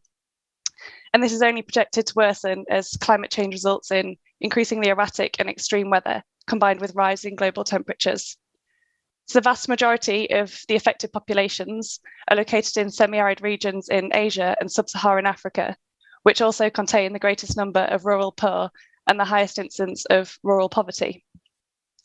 So this issue is particularly apparent across India, where over half the population face high or extremely high water stress. Further, groundwater supplies have been depleted, overexploited and reaching unsustainable levels, yet a large proportion of their population rely on groundwater for their livelihoods. So the link between poverty and water scarcity is well established here. Different techniques have been used across India to tackle unique challenges of different geographies within the country for centuries, but many of these techniques have been forgotten as modern methods of practice governance and ownership have dominated. One charity, Tarun Bharat Sangh, led by Dr. Rajendra Singh, have worked to reinvigorate traditional solutions in Rajasthan in northern India for the past 40 years. They've built over 12,000 Johad structures, which are essentially earth check dams which capture and store monsoon rainfall. When placed strategically across the catchment, they intercept ephemeral flow paths and store water at the surface and enable groundwater recharge. This simultaneously refills the water supply for village wells and provides water for irrigation, wildlife, and livestock. They don't require any heavy plant or machinery or complicated technology to build, but they do require a basic understanding of the local environment and hydrology. So we mapped a portion of these Johads in the Sarsa catchment, which is pictured here. These 300 or so features have resulted in numerous direct benefits to the local communities, including water supplementation for household use, food production, and groundwater recharge. We've quantified this ourselves through remote sensing analysis and NDVI analysis, which indicates that vegetation cover increased by over 15% following the implementation of Johads. So based on this success in the Sarsa catchment, we built a new Johad and repaired an existing Johad to fully understand the kind of implementation process. We use a combination of light machinery and local equipment with members of the local community directly involved in the construction process, as anecdotal research by Tarun Bharat Sangh indicates that these methods enable the local people to replicate work elsewhere and carry out any necessary maintenance as required. So these are the two completed Johads following just one monsoon season, where the tailback of surface water already extends over 1 kilometre. Combined, these two new Johads now directly supply over 1,000 people with clean and reliable drinking water year-round. The impact is obvious, and within a couple of months of the monsoon rain, the local community in Sassari had already planted new fields alongside the Johad, which provided a source of irrigation. The benefits are obvious and immediate, so we began to create educational materials to share these approaches with other communities also living in semi-arid regions of the world. So we used footage of the construction and restoration of both of those Johads, from site selection all the way through to the completed Johads filling up with monsoon rainwater. This includes hydrological principles and guidance on the use of rainwater harvesting features, such as not building the Johads immediately upstream of houses, for instance. So our graphic designers in Arup pulled this together alongside animation and graphic design to produce a language-neutral educational film. This is understood to be the first tool of its kind that doesn't rely on any spoken word or text to teach sustainable water management practices, making it accessible regardless of literacy level, language, or cultural differences.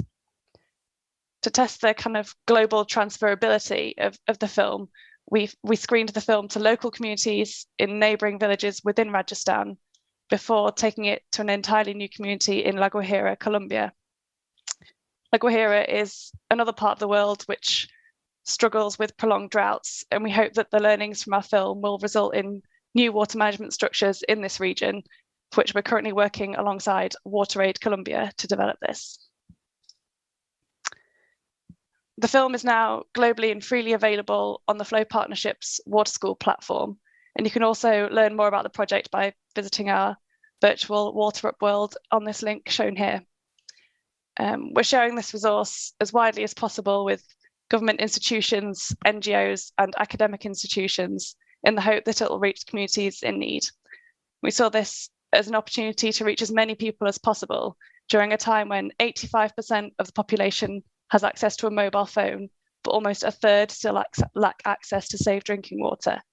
So by educating rural communities, they can be upskilled and enabled to better manage their own resources at a catchment scale, whilst making meaningful progress towards global achievement of the Sustainable Development Goals. So I'll now hand you over to David.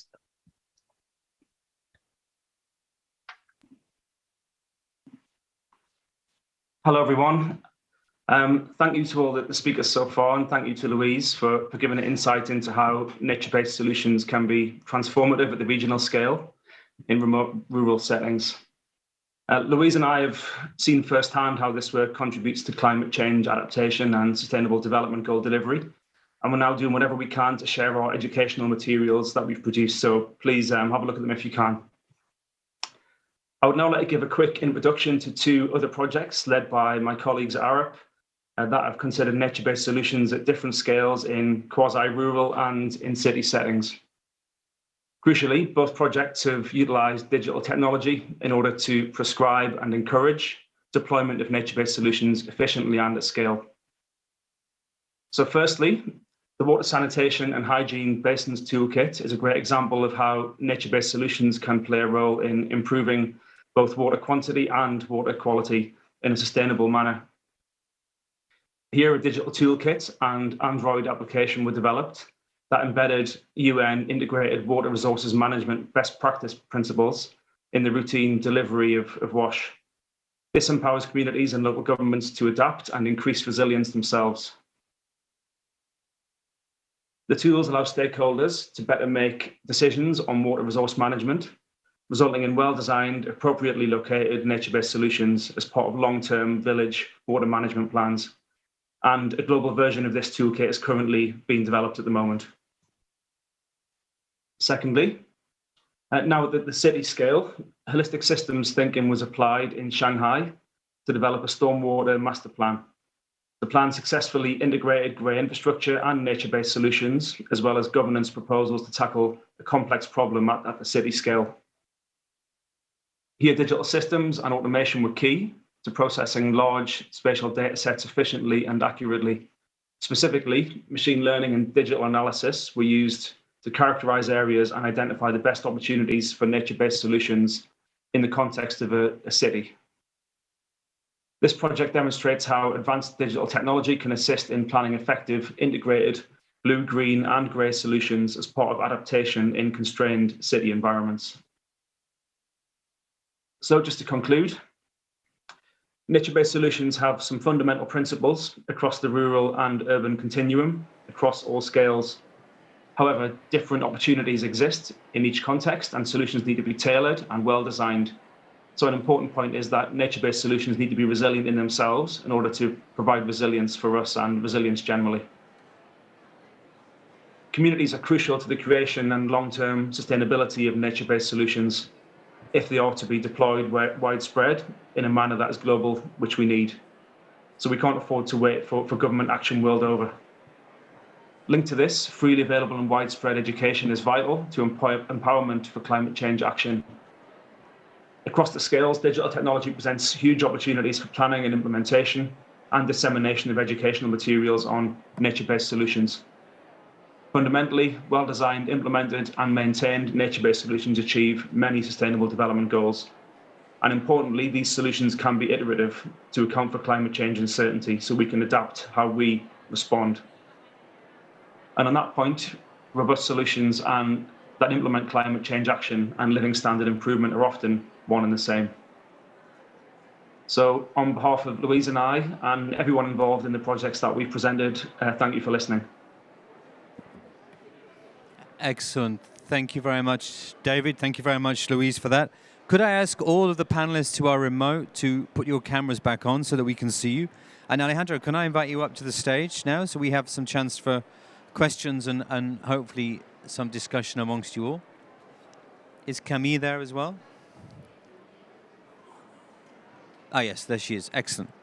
So now it's the chance for you. You've listened to a fairly rapid set of presentations, I realize, but now it's over to you as the audience, both here with us in Glasgow, but also online to use the YouTube chat to put forward your questions. There's already some of those coming in. And if you have a question, who is it for? Or is it just a general point? And let's see if anyone here has a question to start with. Does anybody have any questions for the panelists or the presentations you've heard today?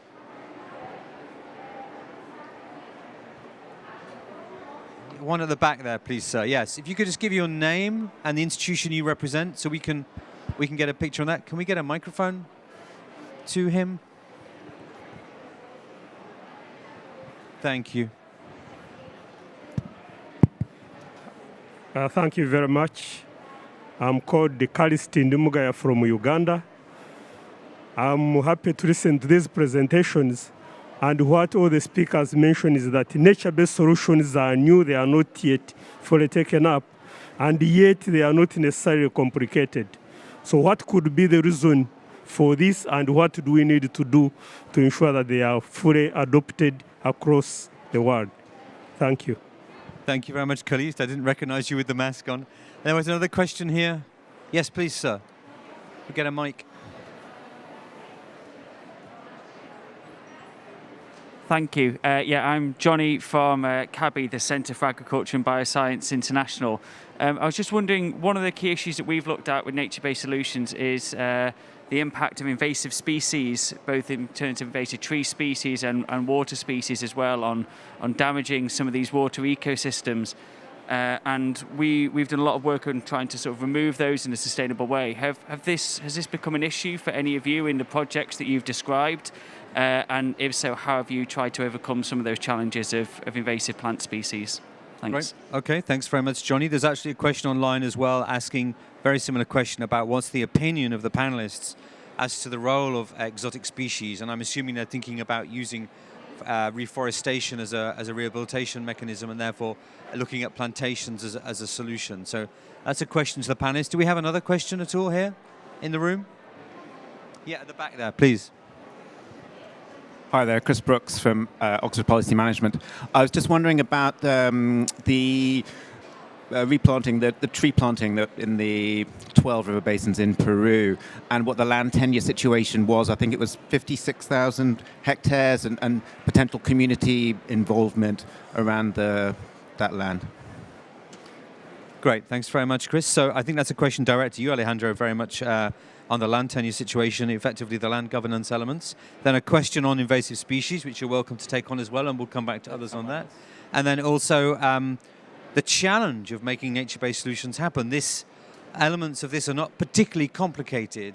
So why is it so hard to make this actually happen at a scale that has the impact that we're really looking for? So Alejandro, if I can hand that to you first. I'll just respond to that one so we can share the answers, right? Yep. The land tenure is quite mixed, quite distributed. I mean, there's very small land owners up to bigger ones. So that is being discussed with all of them because it requires them to buy into that process.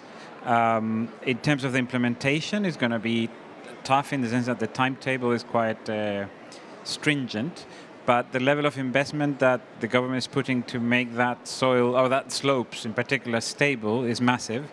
So I think there's a good trade-off there between those landholders that are seeing their land disappear, basically, and the ability to retain soil, water, and planting as an investment that is coming directly from government.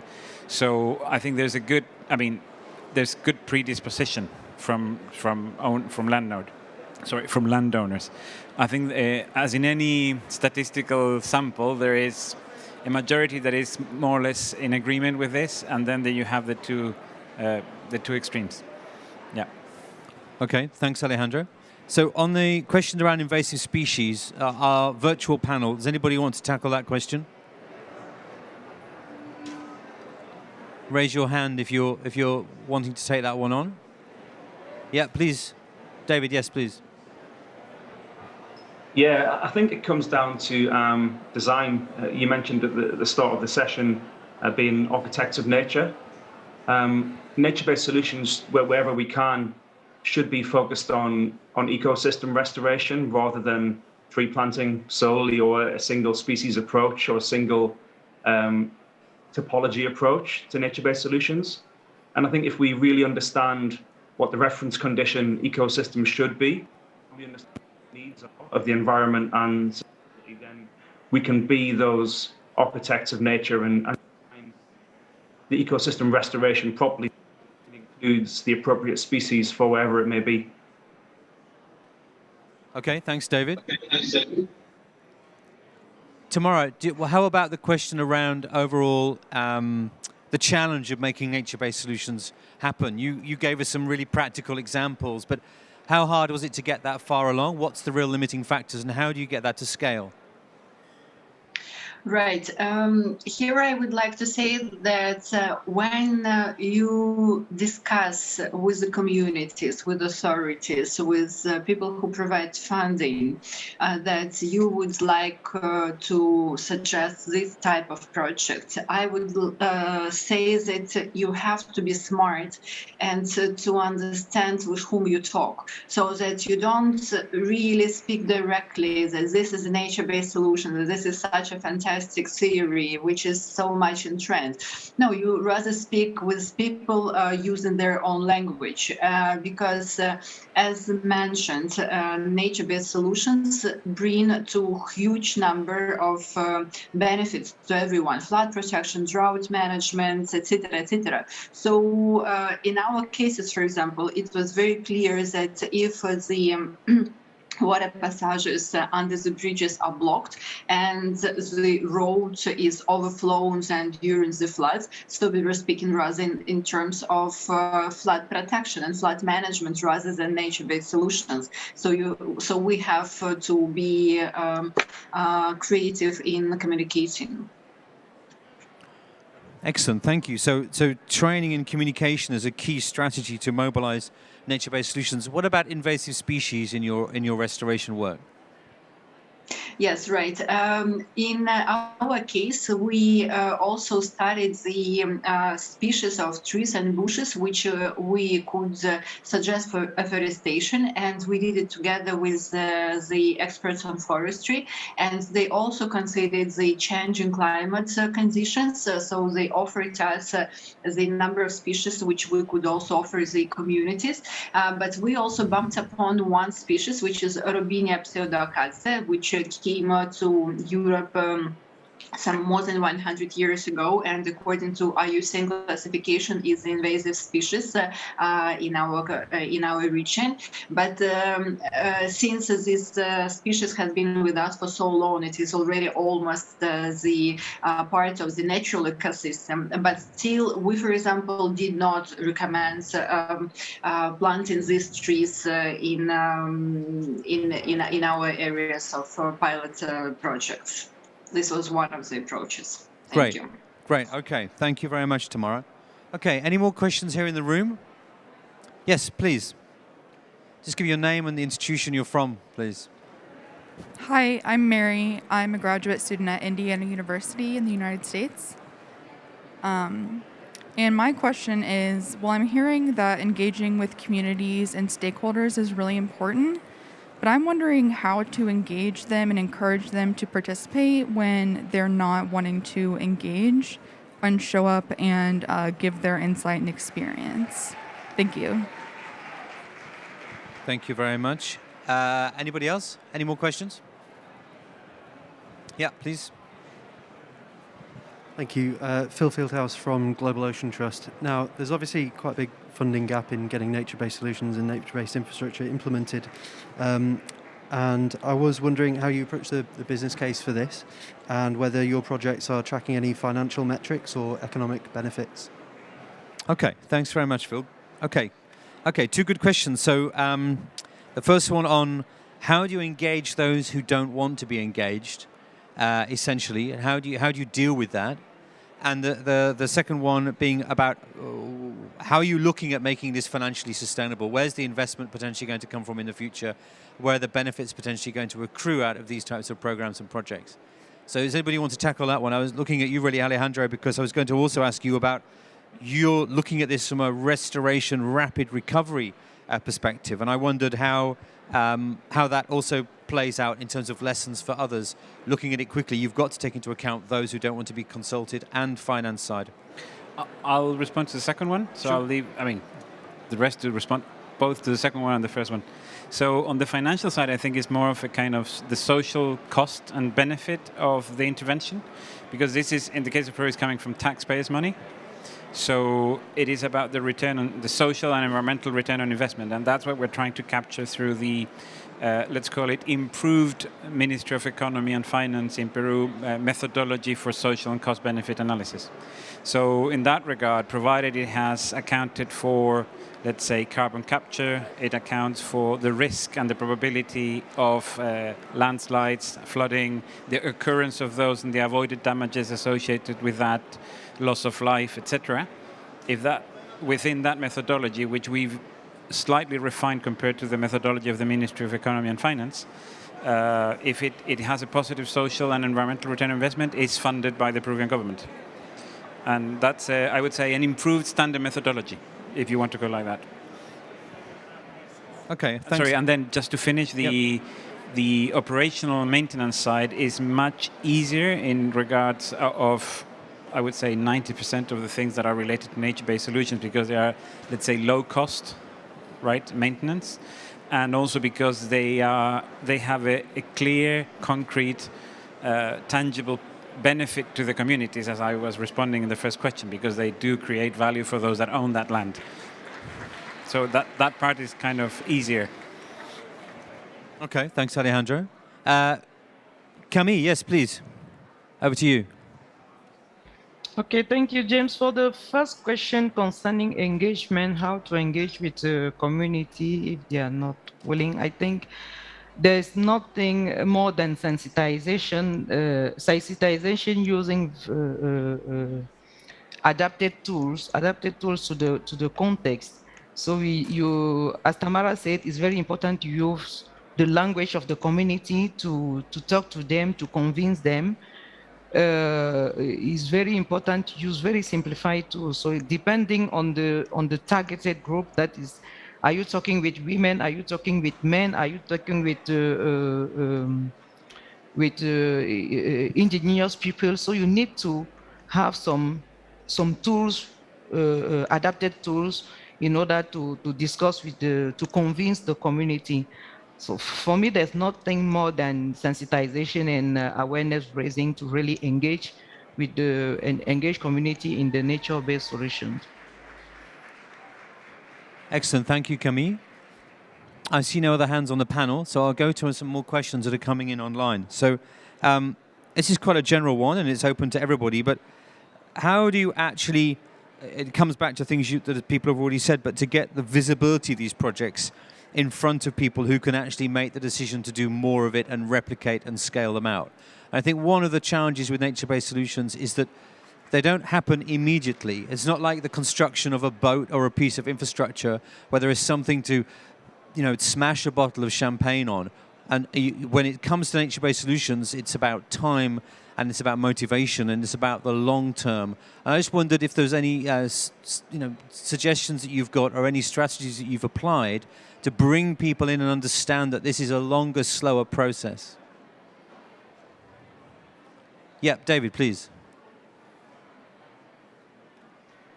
So I think just based on our experience in Rajasthan, I think you only really get a feel for the power and the magnitude of the multiple benefits when you actually visit sites that are established. So there's a great case study there across a region where you can really see the benefits to people and the environment if you compare it with nearby regions where this work hasn't done. So efforts to get people out there who can influence can be important. And our partners, the Flow Partnership, have done a really good job at making efforts to get people out there who can influence. So I think finding any sort of any local case studies, local examples physically is a very useful tool. Okay, well, let's go back to the room. Further questions from the room. There's a few more online, but I'm keen we get the room involved a bit further. Yes, please. Microphone for the lady at the back there. My name is Annette, and I'm also from Uganda, from the Ministry of Water and Environment. I had a question about, first I want to thank the presenters very much. I have a question about the water retention structures. I noticed that they were covering a large area, and I was wondering, is this public land? Is this private land? And if it's private land, then I imagine land must be an issue in that country. How are the people able to accept to have such a large area put aside for these water retention structures, and I believe this water is used by the rest of the community. So how is this working out? Thank you. Great, thanks very much, Annette. I think that's a question really for you, Louise. But before we come to you, anybody else here in the room or at the pavilion have a question? Yeah, at the back, Caliste again, please. Uganda is hot on questions today, it seems. Yeah, I'm just coming back regarding performance indicators. Oftentimes, of course, we say nature-based solutions are good, people can see the benefits. I would like to find out whether there is some work that has been done across the world to actually document the benefits in terms of jobs, in terms of maybe improving resilience, reducing floods, which we can learn from. And personally, I feel that's a gap. We always say it is good, but how good? Do we have the numbers, the economics? And the people who give us money always want to hear numbers. Could there be some work that has been done across the world so that we can learn from it? The other one is, how much do we know about nature-based solutions? Has there been maybe a global assessment so that we can know the scale at which this work has been done? Thank you. Great, thanks very much, Caliste. Okay, two really interesting questions. So, Louise, I think we'll come to you first with the first question from Annette on the water retention structures. And then I think it's a question for all, but I'd like to start with you on it, Alejandro, in terms of the performance indicators based on the work that's been going on in Peru. Are you measuring, the actual, if you like, the investment, or are you at the stage where you're looking at measuring the outcomes of this? It might be a little bit early, but I think that's the point Caliste is asking, is that at the moment we're very much about driving nature-based solutions, but we're not necessarily looking yet at what the outcome of those interventions have been. There's a lot of questions and a lot of answers to that, but let's just go, if we can just hear from Louise first. Yeah, so I'd just like to say that the features that we kind of featured here, those two ones that we produced as part of the Water Up project, were actually constructed on common land. But just drawing back on what Camille said earlier about getting that community engagement and speaking their language and getting local people involved, we were really fortunate in working with Tarun Baratsang in Rajasthan, where they have kind of local people, members of those indigenous communities as part of their team, which means that the communication with those local communities in these areas where these features were being built was kind of key throughout, and they are on common land in those instances. And then these again are some of the larger scale features that we've seen in these areas. There are many other instances where using these approaches at smaller features at a strategic scale throughout the catchment can also be very effective in restoring groundwater supplies and surface water kind of availability within a catchment.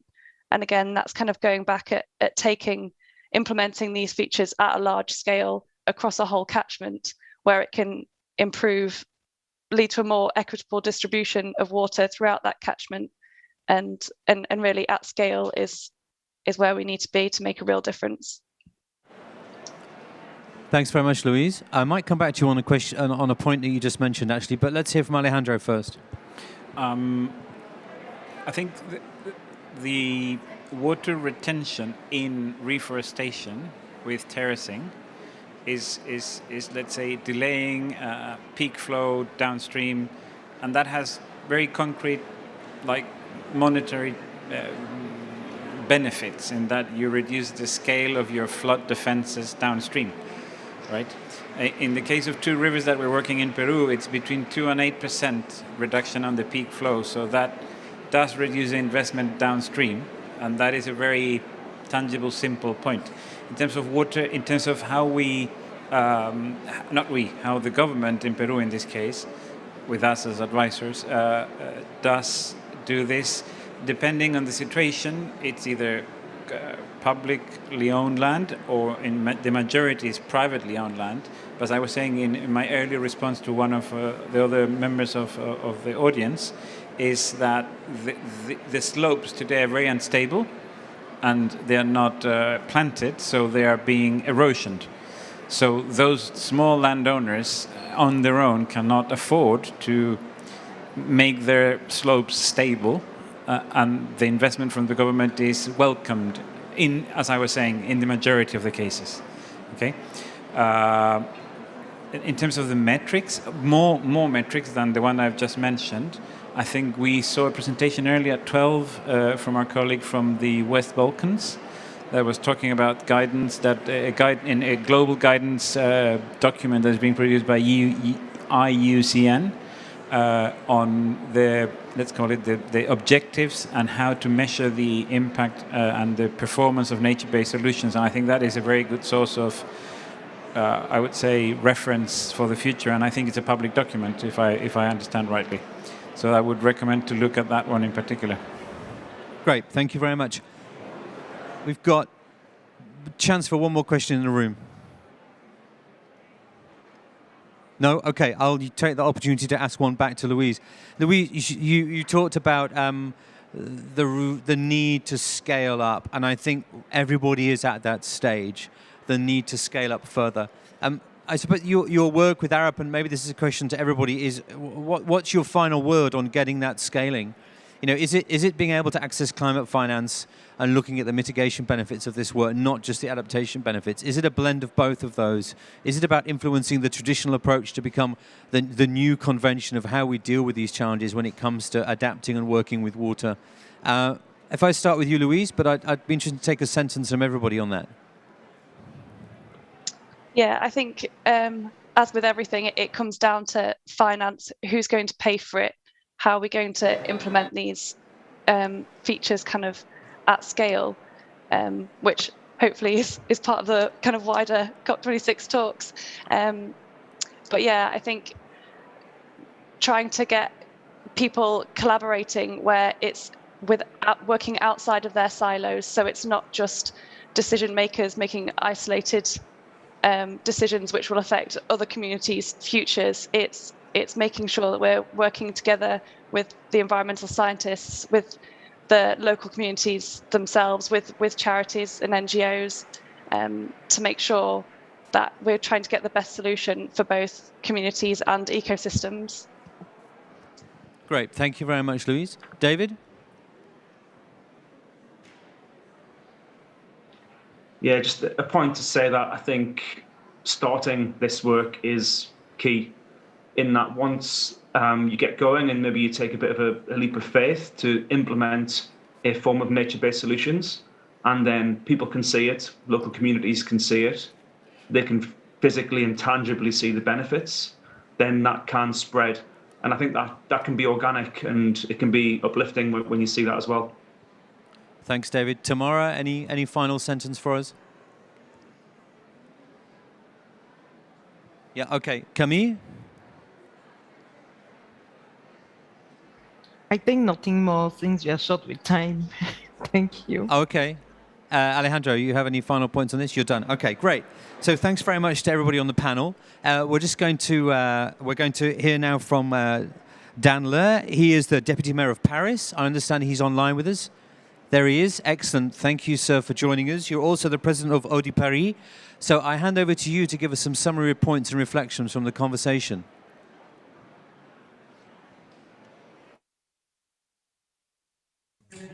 Yes, good afternoon. Thanks a lot for the invitation to conclude this very interesting discussion. Many thanks to the French Water Partnership especially. I am Deputy Mayor of Paris in charge of ecological transition. I am also President of Eau de Paris, the public company for the public water supply of Paris. With the intervention of James and about Peru, Ms. Jepang in Cameroon and Ms. Kustunova for the Nestor River, this session has given us a practical example of the benefits of nature-based solutions and issues we have to address. Nature is our best asset for climate change mitigation, adaptation, and to tackle the biodiversity crisis. In Paris, as well as in many cities worldwide, drinking water supplies are greatly affected by how land is managed. Improving the health of the lands around the water sources improves water quality, restores reliable water flows, and brings numerous benefits both upstream and downstream. Upstream forest protection and reforestation safeguards the quality and reliability of water flows. Smart agriculture plays a key role as well. Eau de Paris implements many initiatives of nature-based solutions in our water protection strategy. We are developing agroforestry and sustainable agriculture on our catchment areas. When we know more about natural cycles, then we can start reducing the use of agrochemicals. We choose prevention rather than treatment. Agricultural transition represents a risk and an extra cost for the farmers working on our catchment areas. To support them in their steps, Haute Paris and the Seine-Normandie Water Agency created an aid scheme to cover this extra cost. This scheme addresses all the stakes in terms of water preservation, reducing the use of phytosanitary products and fertilizers, increasing the diversity of cultures, limiting pollution transfers toward groundwater. The ultimate goal is to reduce water pollution and then reduce the water treatment costs. Benefits are both environmental and economical. We are also working with farmers to reduce runoff, to limit infiltration of pollutants, to reduce soil erosion, and increase the soil power of water purification. We use different tools, edge planting, generalizing grassy strips along the waterways, and creating artificial wetlands. All those initiatives are positive for water quality, climate change adaptation, as well as biodiversity protection. Regarding the city of Paris, we published last September a study documenting new Paris climate trends according to IPCC models. This study analyzes future climate hazards, evaluates urban systems through the prism of these hazards, and determines Paris' vulnerabilities and strengths to climate change. It has shown that in Paris, the 2 degrees Celsius have already been exceeded. Paris has warmed up by 2.3 degrees Celsius, and there is no way back. Paris is especially vulnerable to 3 hazards: extreme heats, floodings, and droughts. Facing these 3 hazards, the risks are high of a major deterioration of urban systems, inhabitants' health, quality of life, and economic prosperity. To face these challenges, nature-based solutions occupy an important place in Paris' climate change adaptation strategy. As for floods caused by heavy rainfall, the Paris Rain Plan aims to reduce the risk of overflows, especially during thunderstorms. In order to absorb rainwater where it falls, we implement a massive greening policy with the creation of gardens and green spaces. We aim to plant 170,000 trees by 2026. A network of wetlands and ponds are created and restored throughout Paris, with identification and incentive programs in each district. The objective is to restore 50 wetlands all over Paris. Yet, residents of central Paris have a mere 5.8 square meters of green space. This is one of the reasons why Paris is vulnerable to the urban heat island phenomenon. Our Oasis Schoolyards project is a way of contributing to the city's effort to create cooler islands. No Parisian lives more than 200 meters from a school, and schoolyards in Paris represent 500,000 square meters that can potentially be transformed and made accessible to neighborhood residents. So far, we have already transformed 35 schoolyards with more vegetation, shadow, and water, and the goal is to transform all the 700 schoolyards in Paris. We also need to invest in education as a young generation is the future, and as everyone have highlighted in this debate, the key asset is also the involvement of local communities. We know now in Paris what to expect in terms of climate change effects. The time is now. Climate change is already happening, and we need to mobilize for climate adaptation. Nature is as you have underlined, is our best asset. It is possible, but we have less and less time reminding to do so. Thank you for your attention. Excellent. Thank you very much. Thank you very much, Deputy Mayor. Thank you for that intervention. Thank you for summarising that up and sharing the experience of Paris with us. Thank you. If I could ask all the panelists to turn their videos back on. Excellent. I just want to thank you all for your interventions and for sharing your experience with us over the course of the last 90 minutes, and to you also, Alejandro, sitting here at the front with us. I want to thank you, the audience, for your questions, both here with us live in Glasgow and those online with us on YouTube. And I want to thank, in particular, our technician who runs all of this from the background and often isn't thanked at all. So thank you very much, everybody. Thank you, panel. Thank you, all the conveners of the session.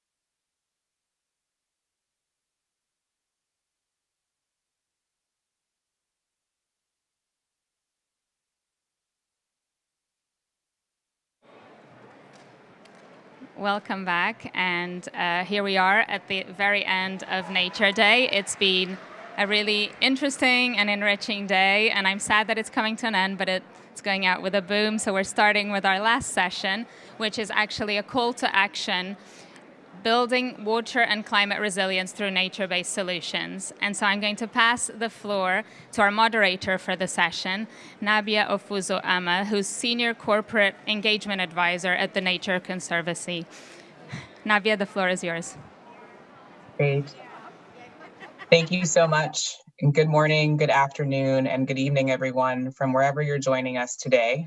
As mentioned, my name is Nabia Ofosuama, and I'm a Senior Corporate Engagement Advisor focused on global water security at the Nature Conservancy, based in Washington, D.C. in the U.S. And on behalf of the session hosts, the Nature Conservancy, the Pacific Institute, and the UN Global Compact CEO Water Mandate, we are honored to be here to be part of the Water Pavilion at COP26 and would like to welcome you to this session titled A Call to Action, Building Water and Climate Resilience Through Nature-Based Solutions. This event brings together key stakeholders from the public, private, and NGO sectors who are interested in advancing nature-based solutions, or NBS, as they may be referred to throughout this session. Our discussions will center on the challenges and opportunities for mitigation and adaptation that exist in addressing the water-climate nexus, as well as considerations of biodiversity and the environment. Through this session, we're hoping to bring approaches like nature-based solutions and resilience thinking to the foreground to help build the business case for investments in water and climate solutions. As we've heard so far this week here at the Water Pavilion, climate impacts are often felt through water. Too much water, too little water, or polluted water. And water, as the blue thread that connects all ecosystems and sustains all life on Earth, is the foundation for sustainable development. Building climate resilient and thriving communities, ecosystems, and economies is only possible with clean, reliable, and accessible water resources and healthy freshwater systems. And building water resilience is also therefore crucial to climate justice. In line with the objectives of this Water Pavilion, we hope to demonstrate the role of water in meeting the goals of the Paris Agreement and supporting ambitious and science-based climate action. This multi-sectoral event will also help to create a unified front for the water community, inspiring widespread partner involvement. This session aims to help participants understand opportunities and challenges of investing in nature-based solutions, build collective action, and forge alliances between sectors that is much needed to address our water and climate challenges at scale, breaking down barriers and silos between these sectors, and finally, a call to action for key stakeholders to upscale and mainstream NBS. So before we dive into our action-filled session today, I will introduce our esteemed speakers and panelists. We have 6 panelists across sectors who will be contributing to our discussion. Starting with the public sector, we welcome Todd Bridges, who is the U.S. Army's Senior Research Scientist for Environmental Science. He leads research and technology application in the areas of sustainable infrastructure and environmental management for the U.S. Army and the Army Corps of Engineers, or USACE. Todd is the national lead for the USACE Engineering with Nature initiative, which began in 2010 to advance the use of nature-based solutions.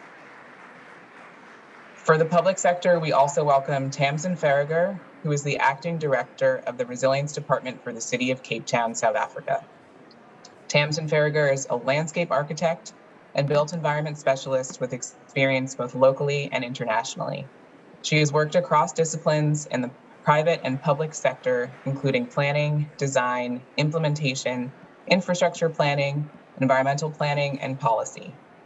Recent work areas have included extensive policy work around the application and limitations of non-potable water use, and more recently, research into groundwater governance and management within Cape Town. From the private sector, we have Stacey Tank, who is currently the Chief Transformation Officer at Heineken, based in Amsterdam. As a direct report to the CEO and member of the executive committee, Tank shepherds the company's new growth strategy, Evergreen. In addition, Tank is responsible for the company's stepped-up sustainability and ESG vision, Brew a Better World 2030. Tank formerly led the multi-billion dollar Home Depot installation services and Home Depot measurement services businesses for the Home Depot, the world's largest home improvement retailer. Also from the private sector, we have Heather Tansey, who has more than 20 years of experience in the sustainability field and serves as Cargill's Vice President for Environmental Sustainability. Heather is responsible for developing and executing Cargill's corporate strategies in climate, land use, regenerative agriculture, water, and sustainable operations for Cargill globally. Before assuming her current role, Heather led sustainability for Cargill's protein and animal nutrition businesses and also served in several sustainability roles at 3M. And now moving to the NGO sector, we welcome Jan Kasson, who is the director of the Water Initiative at Forest Trends. Jan is an ecologist with experience in terrestrial, marine, and freshwater systems. Her career has emphasized applied research and practice in a wide range of water resource management issues. Jan directs Forest Trends' work on investments in watershed services. She has also worked with Forest Trends' Business and Biodiversity Offset Program to support and promote the use of best practices in biodiversity offsets and biodiversity conservation around the world. Prior to joining Forest Trends, Jan worked as a senior project manager and ecologist for a Seattle-based engineering and environmental consulting firm, and as a biologist for the Nature Conservancy. And also from the private sector, we have Jason Morrison, who joined the Pacific Institute in 1993 and became its president in October 2016. As president, he oversees the Institute and its activities, focusing on broadening and amplifying the organization's reach and impact. Additionally, Jason serves as the head of the CEO Water Mandate, an initiative of the United Nations Global Compact, and has supported the initiative since 2008 with a Pride Research, event organization, and other services. He is also a co-founder of the Alliance for Water Stewardship. So those are our 6 panelists across 3 sectors who will be contributing to our discussion a bit later on. But first, to provide our scene-setting presentation, I'd now like to introduce Torgny Holmgren, who became the Stockholm International Water Institute's executive director in 2012. Before joining SIWI, Torgny worked with the World Bank and the Swedish Ministries of Foreign Affairs and Finance. He has recently served as a Sherpa in UN Secretary General's high-level panel on global sustainability.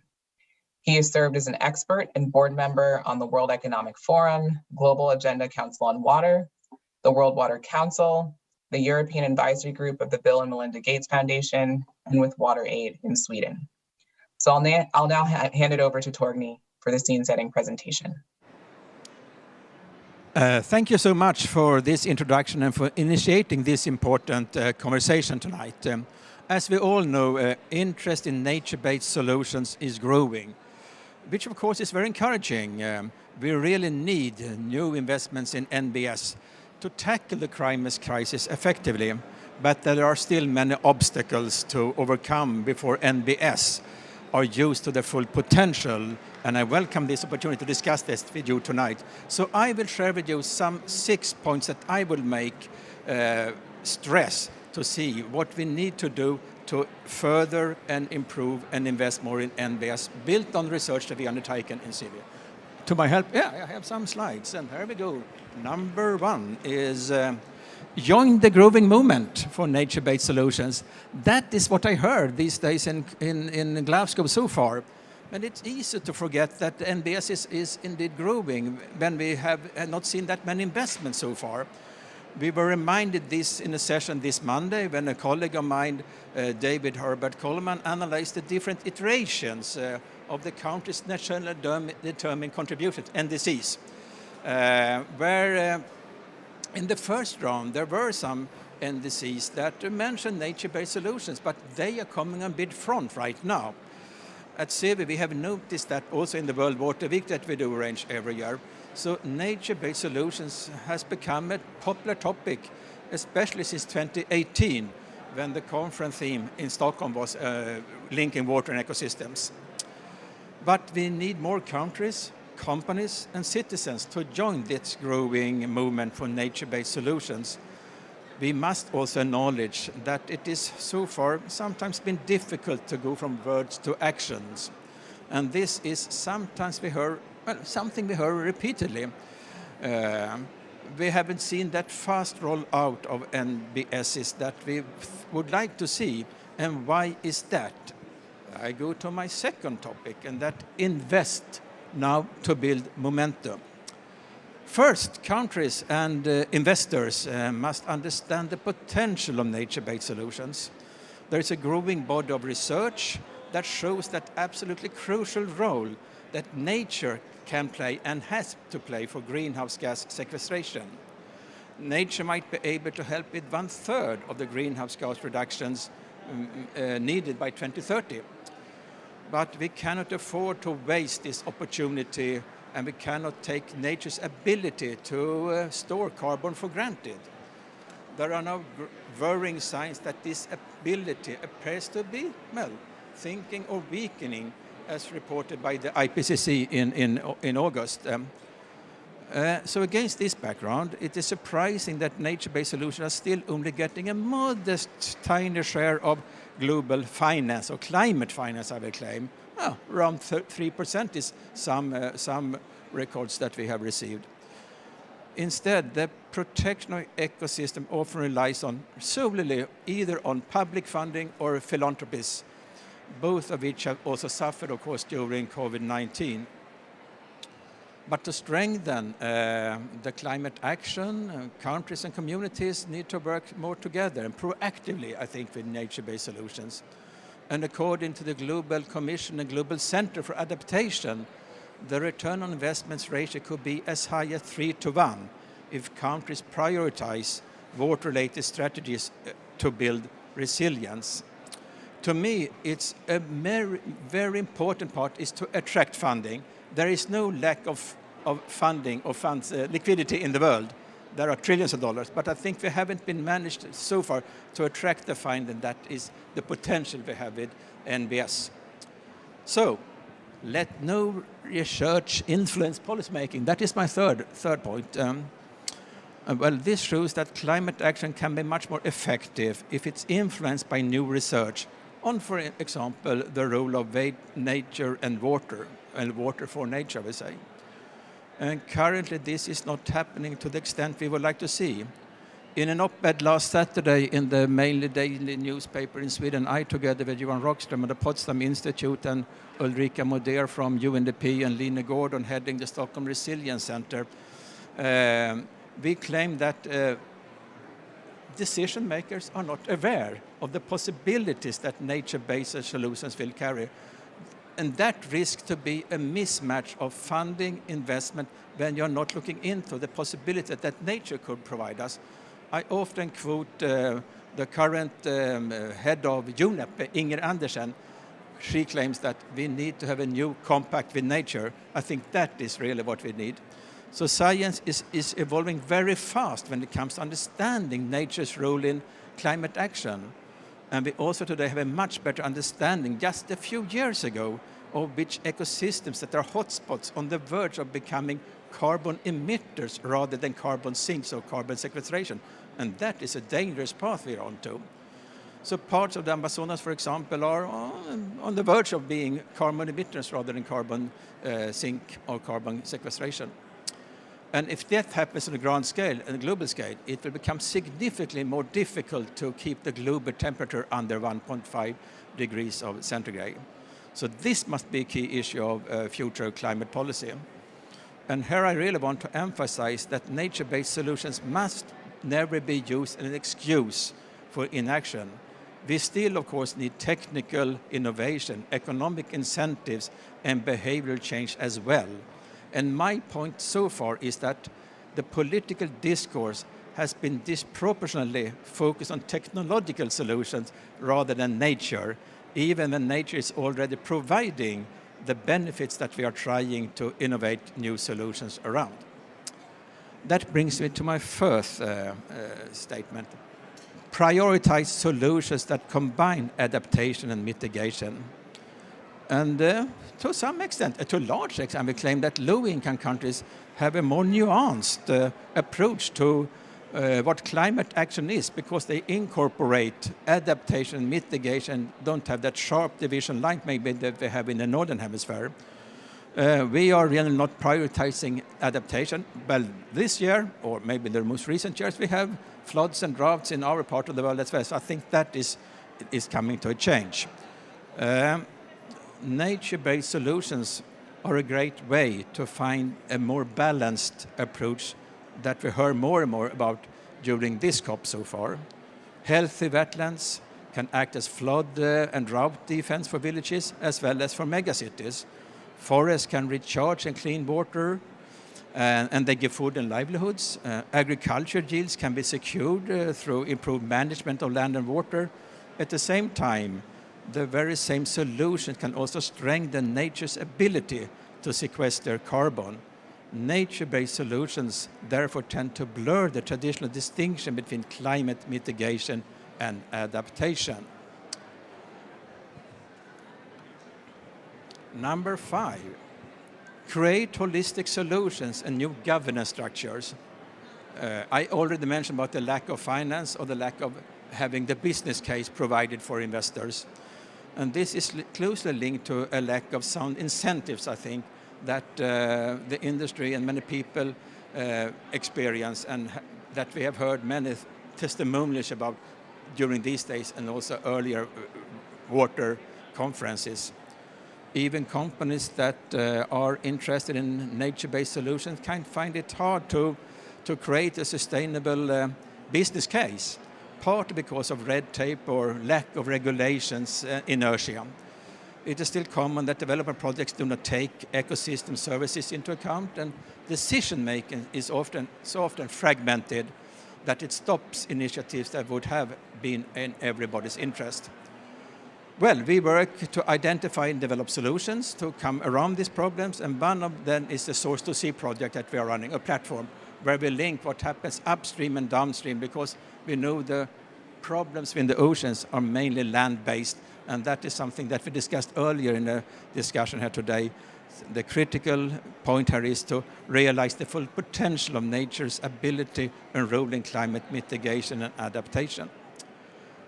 My final part is new knowledge opens for systemic change. We need to talk much more about how we overcome this type of governance problems, but there is also a need for more research on nature-based solutions, especially the role in climate mitigation. And CEVI, we are conducting such a research right now, together with the Potsdam Institute I just mentioned about, but also with Stockholm Resilience Center and UNEP, and we hope to be able to table a report come this spring about NBS and climate mitigation efforts. So, finally, we need more knowledge on how to best work with nature-based solutions, because we know that they are absolutely fundamental for both climate mitigation and adaptation. So I very much look forward to discussion in this session and here in Glasgow in the upcoming days. So thanks a lot. Great.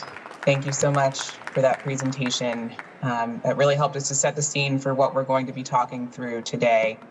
And we'll now be moving into our panel discussion. So I'll ask all who are joining virtually if you could turn on your videos so that we can see everyone. And then we have our participants who are joining us there in Glasgow as well. So in this panel discussion, we're really focusing on how stakeholders from different sectors, the public, private, and NGO sectors, are advancing NBS and the challenges and opportunities that exist in addressing this water and climate nexus. So we have two key questions that we would like to hear from all of the panelists during our time together. There are 6 panelists that we have, so quite a bit to get through.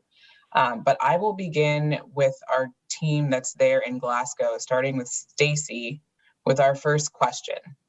What are the roles and responsibilities of your sector in furthering the NBS agenda? Oh, there we go. Thank you very much, and great to be with all of you. I think the responsibility we have as brewers, simply put, if there's no water, there's no beer.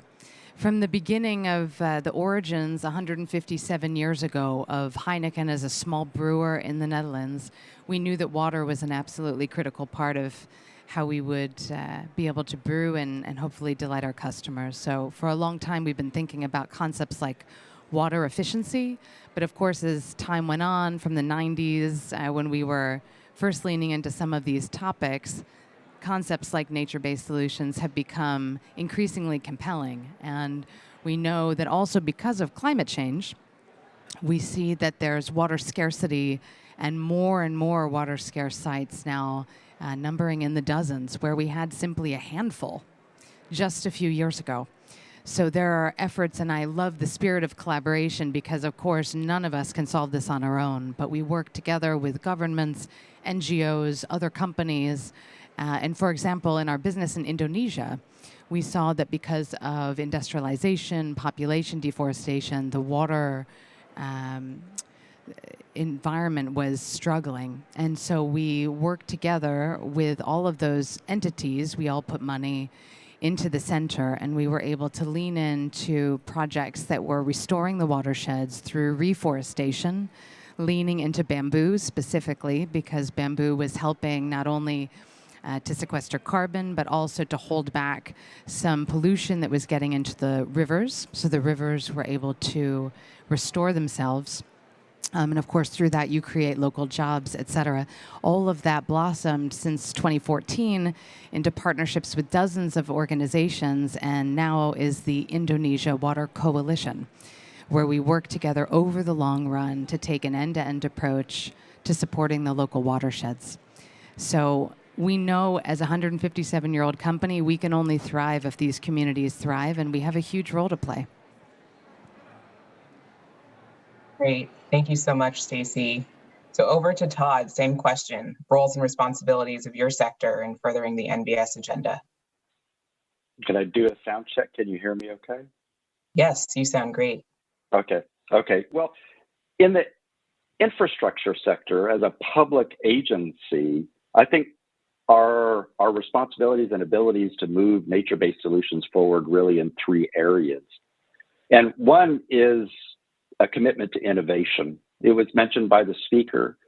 We've really completed 100 years of what I might call the modern age of engineering, and infrastructure solutions took largely the form of projects built with concrete and rock and steel. And I think for the 21st century, engineers must figure out how to innovate in the form of combining conventional engineering with nature itself. It's an absolute imperative. The second point is, and I think on that point, within the Army Corps of Engineers in the United States, we're a 200-plus-year-old infrastructure agency. We have an engineering with nature program that's designed to, facilitate that kind of innovation. Second point is working across organizational boundaries. This is really important for government agencies where we have our specific set of mandates that we work with. We have to figure out how to combine, develop synergy across organizational boundaries within government, and then also with the private sector. And that's going to require its own level of social innovation, if you will. And then the third point is especially within government, we have to find a new, deeper way to engage with communities and understand what communities' needs are, including social equity, as well as other forms of value that can be created beyond the economic drivers, which have been so important to development of infrastructure. So those are my 3 points. Great. Thank you so much, Todd. I'm hearing some themes and with what Stacey said around coalitions, et cetera, and needing to work across sectors. So thank you for noting that. And we'll now move over to Tamsin on roles and responsibility of your sector in furthering NBS. Great, thank you. So to start off with, I think it's important to recognize that South Africa's water governance separates water services and water resource management. And so using this as a starting point, it follows that natural and urban water systems are seen and managed separately. And because nature-based solutions are associated with water resource management, they haven't really gained much traction in the Department of Water and Sanitation, where engineering approaches still dominate, as Tom mentioned. But the drought has shifted these boundaries, and the City of Cape Town's water strategy that was launched after the drought ambitiously guides the city's work towards becoming a water-sensitive city by 2040, making this shift very visible. In practical terms, the city will actively facilitate Cape Town's transition over time into a water-sensitive city using diverse water resources and infrastructure to become a city that makes optimal use of stormwater and urban waterways, livable urban waterways, for the purpose of flood control, aquifer recharge, water reuse, and recreation, all based on, and here's the hook, sound ecological principles. Our responsibility is therefore, as the local government, to put programs and projects together that reflect this vision and actively weave water back into nature, connecting the natural and urban water systems to create a hybrid water system of blue, green, and grey infrastructure. So in this way, we can move towards conjunctive, truly integrated water management at multiple scales, where all water is treated as precious. And in this way, we can build redundancy, adaptability, flexibility, which ultimately constructs resilience, climate adaptation, and mitigation. So as local government, we can push the nature-based solutions agenda by firstly recognizing that water resource management is not an engineering exercise. Water is part of the environment. Its management should be led by an environmental agenda by a transversal team that includes citizens and private sector to nurture nature's web for water outcomes amongst many other outcomes. Secondly, we need to recognize that the city has many mandates that may not be titled water resource management, but that effectively contribute towards it, either positively or negatively. So we as a city need to reframe our assets and infrastructure as ecological infrastructure that includes water elements. Thirdly, and lastly, the City of Cape Town has a special responsibility to share our story and lessons to assist other cities to recognize the risk so that they are informed and inspired, importantly, to urgently seek ways to build water resilience. Thank you. Thank you so much, Tamsin. So I'll now go to Jan with that question, and then we'll go back to our colleagues in Glasgow. So over to you, Jan. Thank you.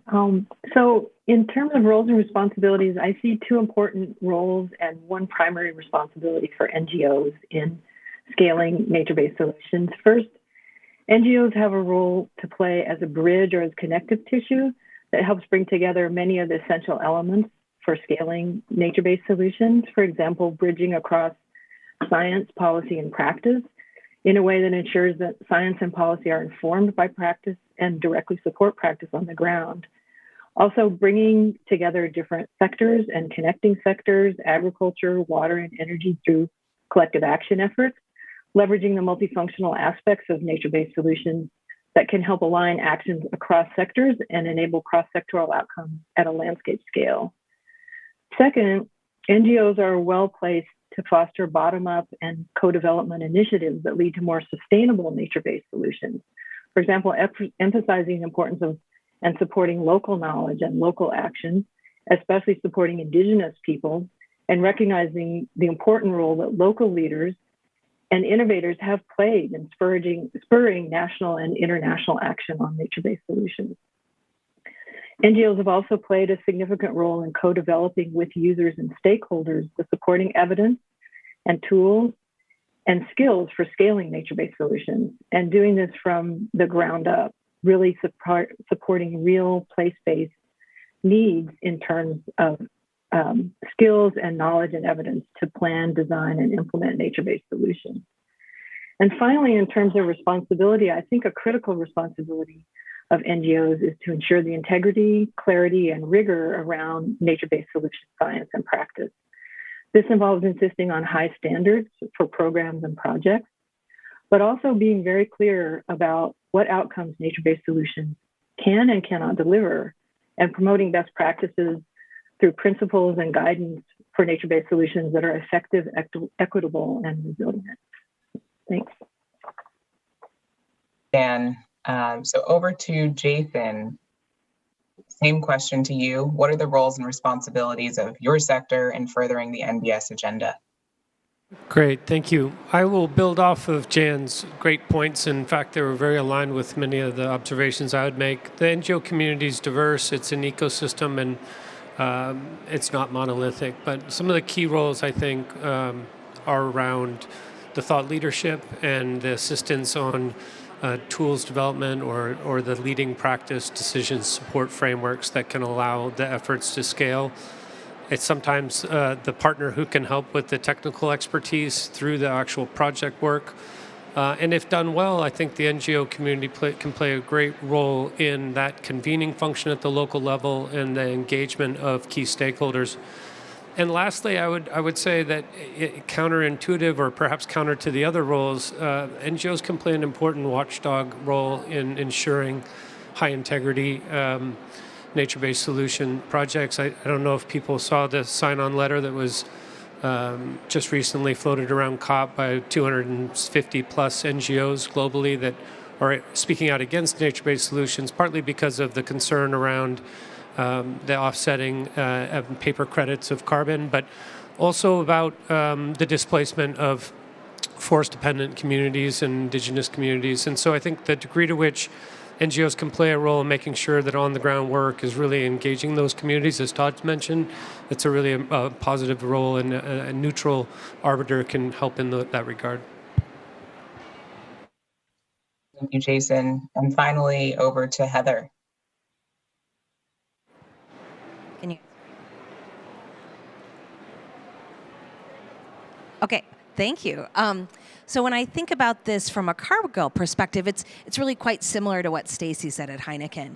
You know, that health of water in our ecosystems is inextricably linked to the success of our business. If we don't have good quality water available, the agricultural sector isn't going to thrive.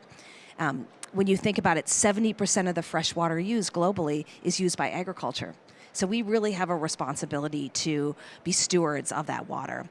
And at Cargill, we see agriculture as really being a solution to it. We think the way we operate agriculture can drive benefits in that. And that's why we as a company have set goals to drive our progress and our strategy around water. And we're thinking about these goals very holistically, right? So we're leaning into an approach that looks not just at the use at our own facilities, but that's clearly a focus, but also looking at what we can do in our supply chains. Because when we look at our overall footprint for water at Cargill, most of that water use happens outside of our four walls and up our supply chain.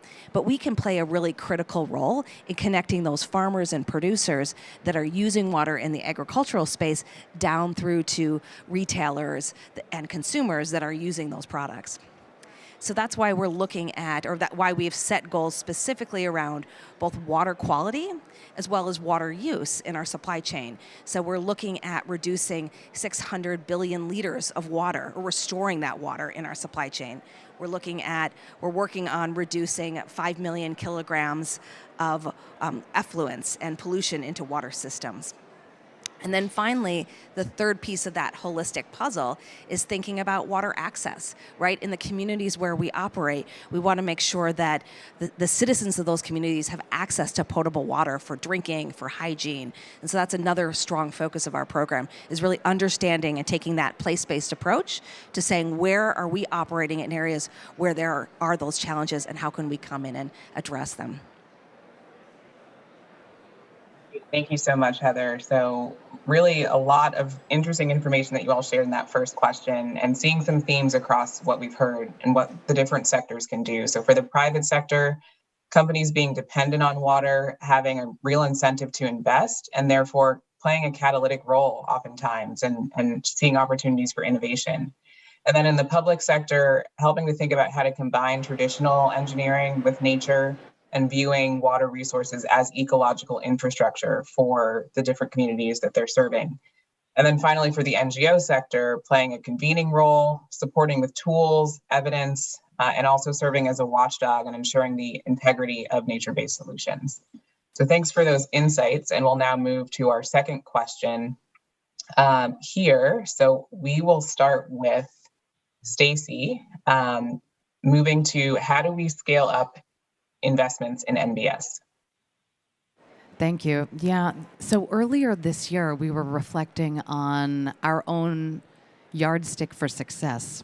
We have a value creation model we used to call at Heineken the golden triangle. It had top-line growth, efficient capital allocation, and profit. But something was missing very clearly, and that was operating sustainably and responsibly and putting that on equal footing with those other elements. So if we don't say yes to the others and yes, it's sustainable and responsible, then we shouldn't do it. We formalize that in our value creation model, and now we're looking at tying all the ways that we operate to that, what we call green diamond. What that means is that we also ring fence and defend a meaningful amount of capital every year, and this year for the first time very formally, to make sure that we're funding all kinds of projects to make sure we're a good contributor to the communities in which we operate. And a lot of that has to do with projects like the one in Indonesia, or another project that we were just chatting about in Monterrey, Mexico, that comes to mind because we were operating in a watershed again because of deforestation, because of population growth, et cetera, that was really suffering. We worked together with 30, 40 other organizations and NGOs. Actually, originally, the project was designed with the Nature Conservancy guiding us based on their expertise and their objectivity. We worked together with the FEMSA Foundation and others to create the Monterrey Metropolitan Water Fund. And that fund leaned into the reforestation of 1,200 hectares of land. They're currently working on 300 more, planted 1.2 million new trees, but local seeds, and driving local employment for community members to go out and find local varietals to plant them to regenerate the land. So we have to start with what we can contribute directly, and we have to put the money where the intention is, and make sure that no matter what, we defend that funding. And then together with other big multinationals, with public funders as well, we can make a huge impact. And then I love the point that was made about capturing what we've done so that we can share it, so that we can get better, so that we can learn from it, so NGOs can help us get better, to be objective and push us to achieve even more the next time. Great, thank you so much. Jan, you're up next. How do we scale up investments in NBS? All right. Yeah, I agree. We need really robust investments in nature-based solutions, but I would argue that it's not always about the funding and financing. Besides robust investments, we really need at the same time to create the scaffolding that enables investments to really be mobilized and implemented effectively. And I'll just give an example from work that we've been doing in Peru. Several years ago, the government of Peru created really ambitious national policies that resulted in very robust funding allocations, hundreds of millions of dollars, for nature-based solutions for water security and climate resilience. However, it's been a challenge to really mobilize these funds. For example, in 2018, only about half of the allocated funds had actually been executed. And we and others found that there are a number of barriers to moving from this political will and funds that are sitting in accounts to actually executing projects. For example, the public investment project process was designed for gray infrastructure and is not really easily adapted to nature-based solutions projects. So procurement processes and contracting processes had to be adapted to allow them to be used with nature-based solutions. There's also a significant capacity gap in terms of workforce for designing, implementing, evaluating, and funding nature-based solutions across all levels in government agencies and communities, and as well as in the private sector.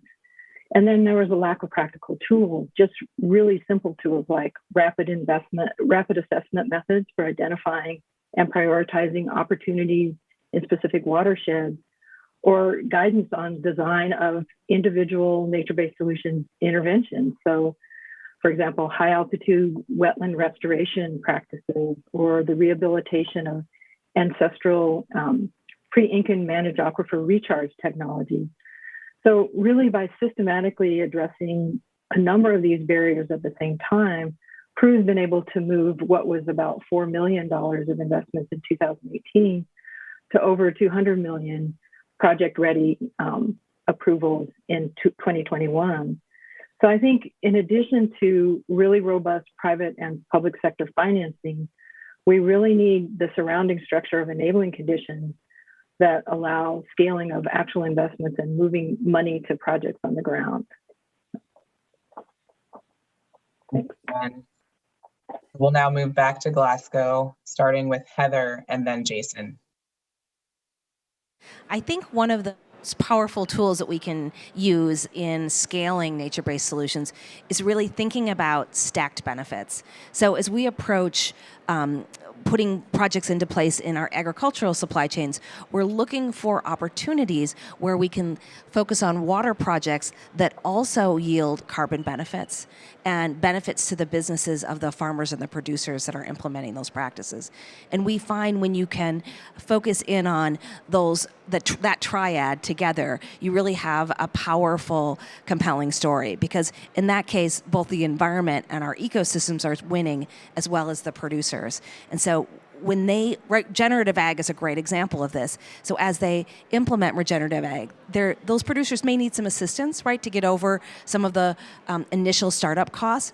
But what we have found is that the benefits back to their business are so great because of the increased soil health and the benefits there. So as they see good returns for their businesses, they're going to be willing to invest more and share their success with their friends and neighbors. And we found that we're able to go in and do projects with a select number of producers, have them see the benefits of that soil health enhancement, and then use them as spokespersons to really go out and share the success in their communities. And that's really helped us to start to scale these practices more broadly. So I really think focusing in on those benefits where you look at both water, climate, and farmer livelihoods. My points will build first off of yours, Heather, and then Jan's, actually. So the lack of an agreed upon way of assessing these co-benefits associated with NBS investment is preventing the scale up and uptake, we believe. And we've been doing some work with a number of partner organizations to try to systematize how you can think about co-benefits, but also eventually to quantify and then monetize them. And then once you can do that, you strengthen the business case or the investment case for stakeholders to put real funding on the table. But the second point then is to Jan's, that I think there is what you might call institutional inertia from those in large institutions that have done things a certain way when it comes to investing in infrastructure. And being able to figure out where those choke points are, or those procedural and administrative hurdles that will allow consideration or even scoping into consideration these investments in NBS, and then getting over the line to actually fund them, is going to require collaboration across organizations with leading organizations, whether they be NGOs or others, that can help address some of those obstacles and technical complexities in order to be able to get these larger institutions to shift towards more investment in NBS. Great, thank you, Jason. So Tamsin, same question to you. How do we scale up investments in NBS? Oh, yeah, how do we scale up? I think we scale up by crowding in. So, I mean, as local government, we have a significant role because, you know, the moment rain falls from the sky, it hits the surface in an urban environment and is interacting with some element of the city. So how we guide new development and manage existing infrastructure development is powerful for leveraging change on the ground, and it certainly is somewhere that we could be definitely making some progress. So local governments can and must drive others because every rand spent in development or infrastructure could be an investment in nature-based solutions. But we also need to show leadership and walk the talk by leveraging our own projects and using nature-based solutions through our procurement, as well as in also partnering with developers and professional practitioners who have a significant, though largely unrecognized role in implementing nature-based solutions. And one of the projects we're working on at present is a livable urban waterways project that's looking at capturing basement water and treating it in a public space using bioremediation and phytoremediation. And in this example, I mean, public space is driving water infrastructure, which is super exciting. And that water will hopefully be used for irrigation and non-potable purposes. And part of the exciting kind of spin-off of this work is be looking at different ways of financing it. And we've just started work with the World Bank to explore what kind of land value capture opportunities there may be, and then using this as a pilot to prove concept and then scale up for other projects. So getting this right, we need a shift, however, in the perception that landscapes and nature-based solutions are nice to have, towards a recognition that they are the sites of hard work. And I think this project is going to be a great way of illustrating that.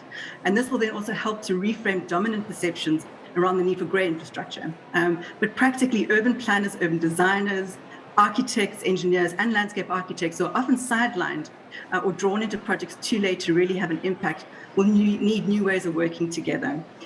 Local government can help this shift through their procurement, but also through research and financial modeling, as mentioned by the other speakers, because there is nothing more compelling than a business case. Our water strategy outlines some of the financial modeling that compares the costs of various water source treatments. And in 2019, when the strategy was adopted, alien invasive plant removal cost between 1 and 2 rands per litre compared to 9 rands for desalination. And just as a comparison, £1 is worth today around 20 rand and 50 cents. It's staggering what the numbers stack up to be. And that's not even including the additional benefits of, biodiversity and carbon sinks, etc. So these types of analyses are important tools for influencing budget decisions and mainstreaming business unusual rather than business as usual. And then lastly, local governments have to recognize that we can't do it on our own. As a number of other speakers have also highlighted, we have to seek out partners in the private sector and mobilize our communities to actively participate so as to crowd investment in. We need to take up a more active role of facilitation and enablement and make it possible for greater and wider participation in solving climate change's wicked problems. And everyone needs to feel that they have a role, because many small interventions, I believe, have the potential for big impact. Thank you. Hey, Tamsin and Todd, how do we scale up investments in NBS? I think everybody has touched on this point. I say the key is developing and sharing evidence for value through nature-based solutions. And beyond that, I would say the proof is in the doing. And I think there are two parts to this, that organizations that want to lead and can lead will have to join with other organizations, because it's a collaborative enterprise that's developing the evidence of value to demonstrate that, and that means that these organizations will have to grant themselves license or permission to try new things. Maybe I can use the word experiment. There are going to be certain risks with that, but that's how we're going to demonstrate, and develop the proof of evidence and value, and that includes the diversified value that's already been touched on many times. And then when organizations cooperating to do that, they have to commit to sharing widely what they learn and the successes and the obstacles and the challenges in demonstrating that value.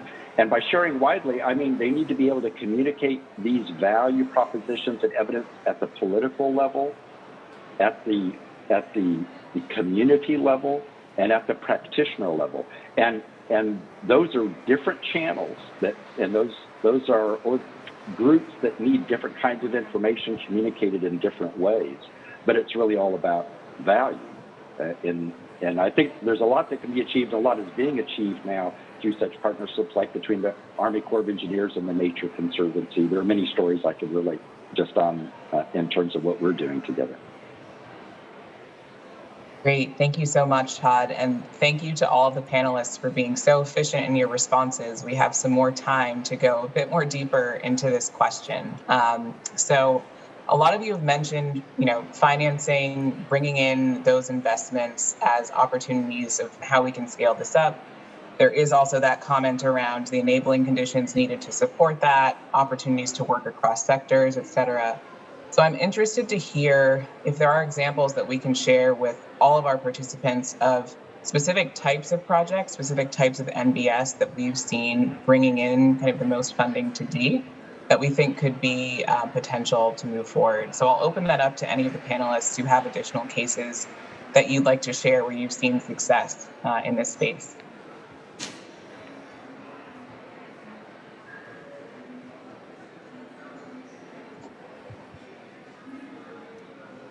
I see people thinking. And I will say, Todd, I know you had some examples that you wanted to share.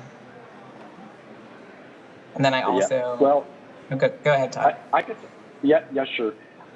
This is one of the reasons why we've published a couple of books in the last few years. We call it Engineering with Nature and Atlas. in these 2 books we published, which you can get online on our website, we have 118 built project examples from around the world. 118. These are not theoretical projects. These are projects that are in the ground and in the water already. And they're presented in a way that it's accessible for people to kind of understand what was going on. I think the challenge, though, for organizations that built these projects going forward is to go back to them and to collect and organize the information about the value. Because it's one thing to spend money to build something. It's something different to now go back and measure what it achieved. And I think all of us can do better in that. I know my agency can do better at that. But I really think that's the opportunity that presents itself to us, is to collect this information. It's not going to be all difficult to collect, but collect what information is available and package it together as the value proposition for what was accomplished. Great. Thank you, Todd. And I saw Heather coming in as well. Sure. I was just going to make a comment about, one of the things that I think is really interesting about the water space that's different from, say, the climate space is we're really talking about local issues. And when you're talking about local issues, it opens you up to a different group of stakeholders collaborating together. And one of the opportunity areas that we're really exploring at Cargill, and I think could offer good opportunities to scale and create investment in these projects, is really looking across sectors. So when we look at carbon projects in our supply chain, we're very much focused on our science-based target and making sure that we're thinking about bringing in stakeholders that are also part of that supply shed.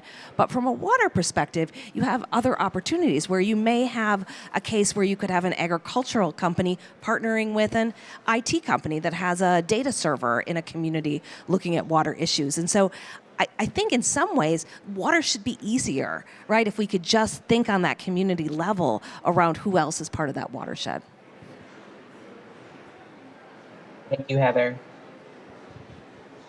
Jan or Tamsin, any additional cases that you'd like to share?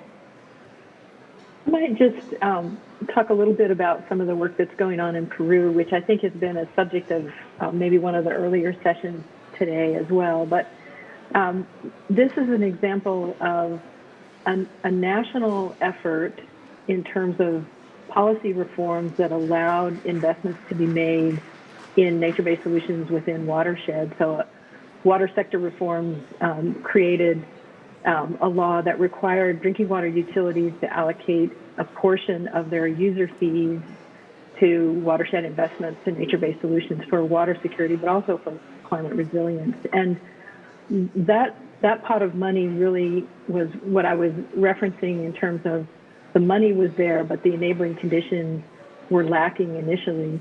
But through a really kind of integrated approach that the government of Peru took to work with local communities to kind of build the science and the evidence base, to build really practical approaches for quantifying the benefits in ways that made sense to the local users and the payers in the water utilities, to really look at across the board how you prioritize areas for investment, how you estimate what the benefits are going to be, and then how you stand up the guidance and the methodologies for actually implementing those investments. But then also there's a concerted effort to do the monitoring and evaluation in a way that shares data across the watersheds where these investments are being made, so that we can learn from how the different nature-based solutions interventions are actually delivering the outcomes that we think they will, and then adjusting as we go along. So it really is building a whole system with stakeholders across different levels, with different agencies within the government working together, and then a sustainable funding source that can allow those investments to be made over time. So I think we really need to be thinking more about systems and not so much about, individual kinds of projects or even individual kind of funding streams, but really systems that bring together different sectors, different stakeholders, and really allow us to do these interventions in a landscape scale, because that's how we're really going to see the benefits and the outcomes, as opposed to just project by project. Dan, very helpful. And Tamsin, over to you. Yeah, thank you.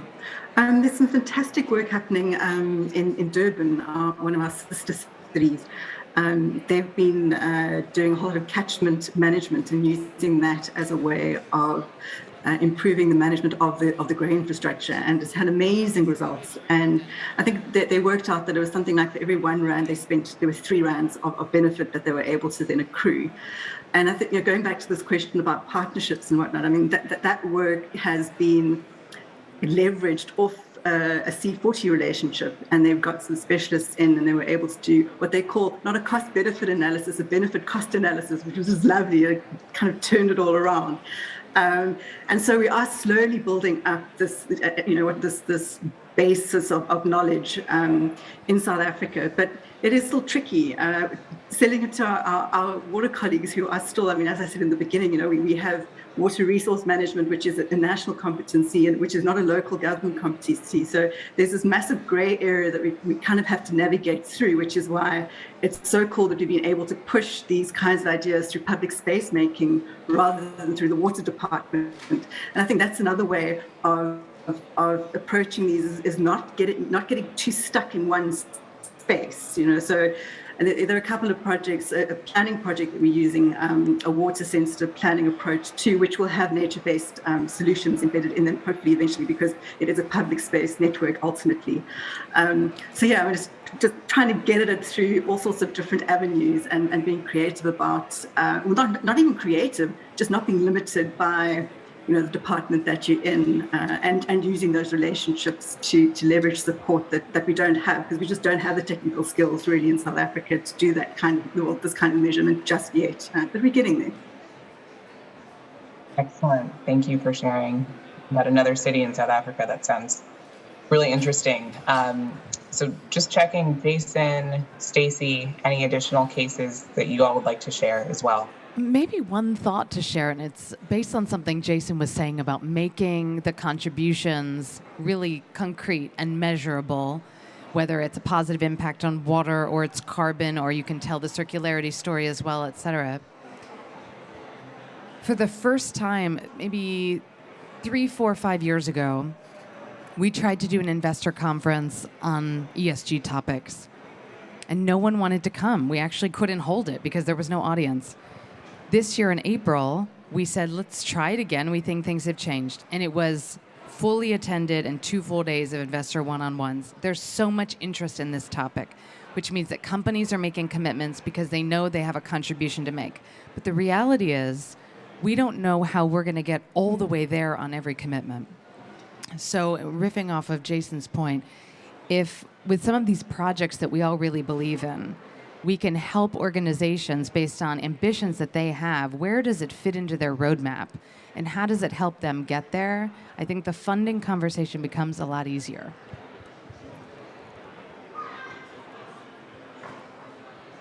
Thank you. Jason, one more opportunity for a final word on this one related to the financing and scale up. And if not, we can move to our call to action. I don't have an example, but I do want to build on something that my colleague Greg Brill has talked about, and it again comes back to a point that Todd made about the need for ongoing monitoring and measurement. And in many of these instances, I think it'll prove out that the investment in NBS looks better and better over time.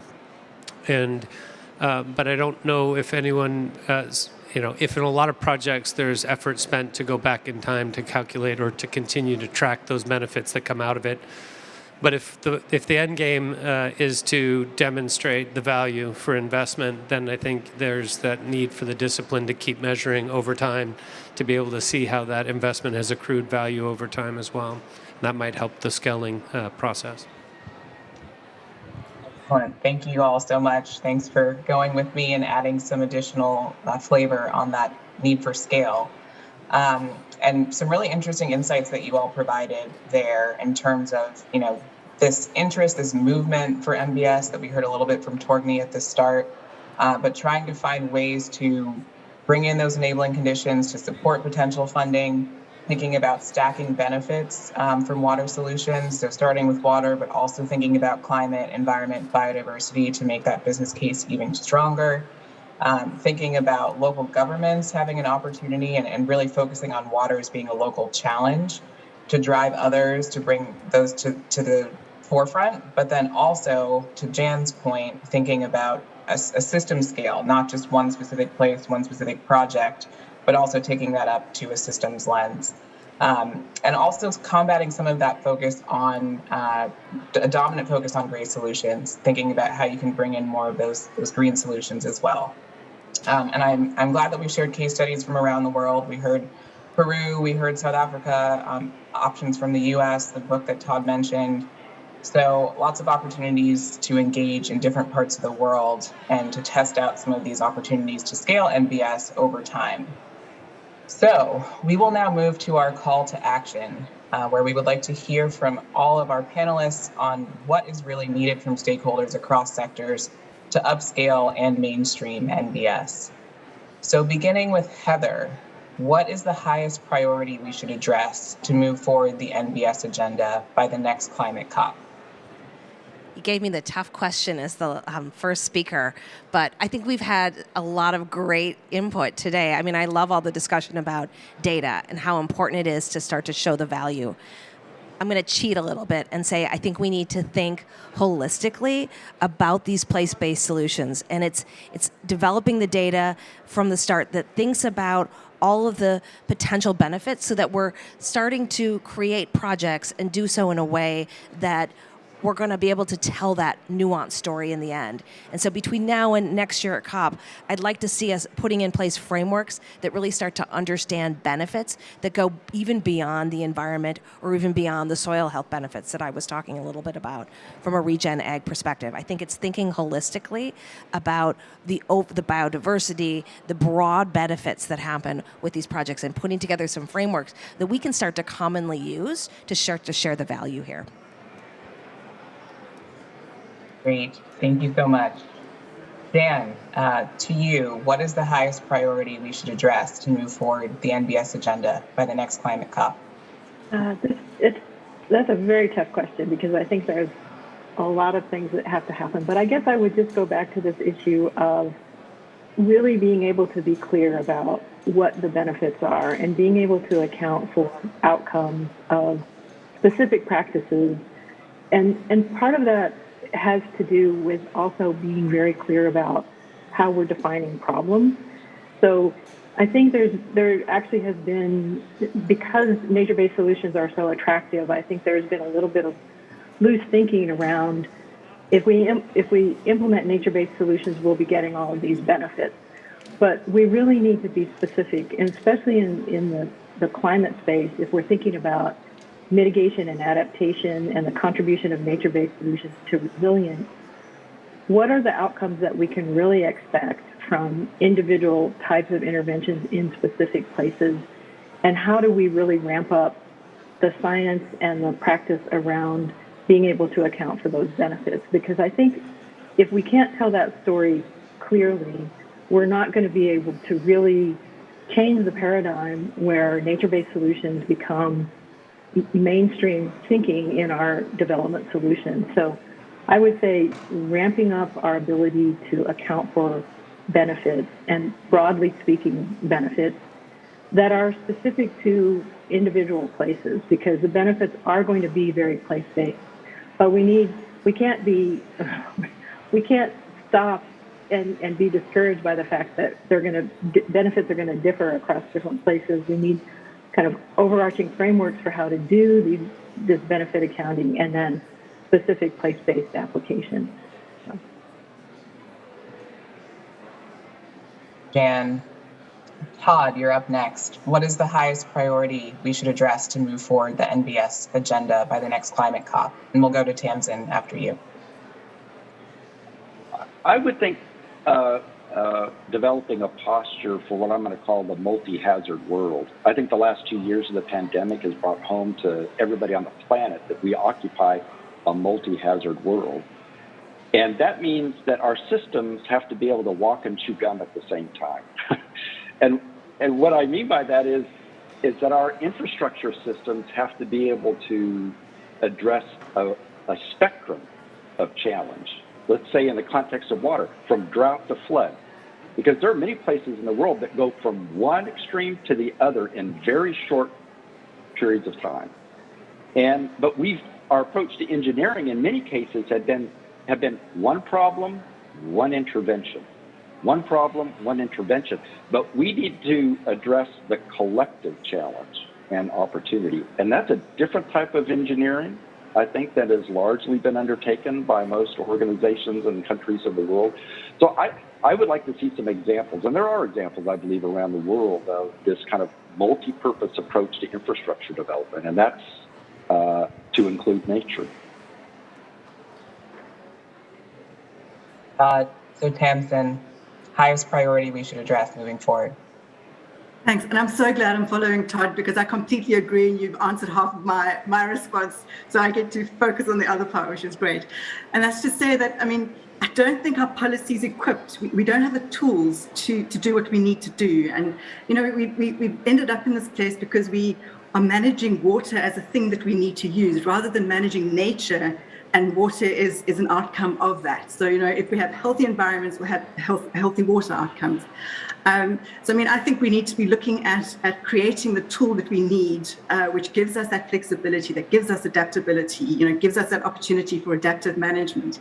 And building on this connection back into COVID, I mean, this is now the time, if you ask me, because, well, you have asked me, because, you know, COVID has really focused everyone's minds on our cities and how we make our cities and the importance of nature and of healthy cities and, you know, healthy urban places and whatnot. And there's no better way of building healthy cities than using nature-based solutions. So, I mean, I think we have an opportunity, and the window is probably quite small, to leverage all these ideas in and start to mainstream them into the policy and create that tool.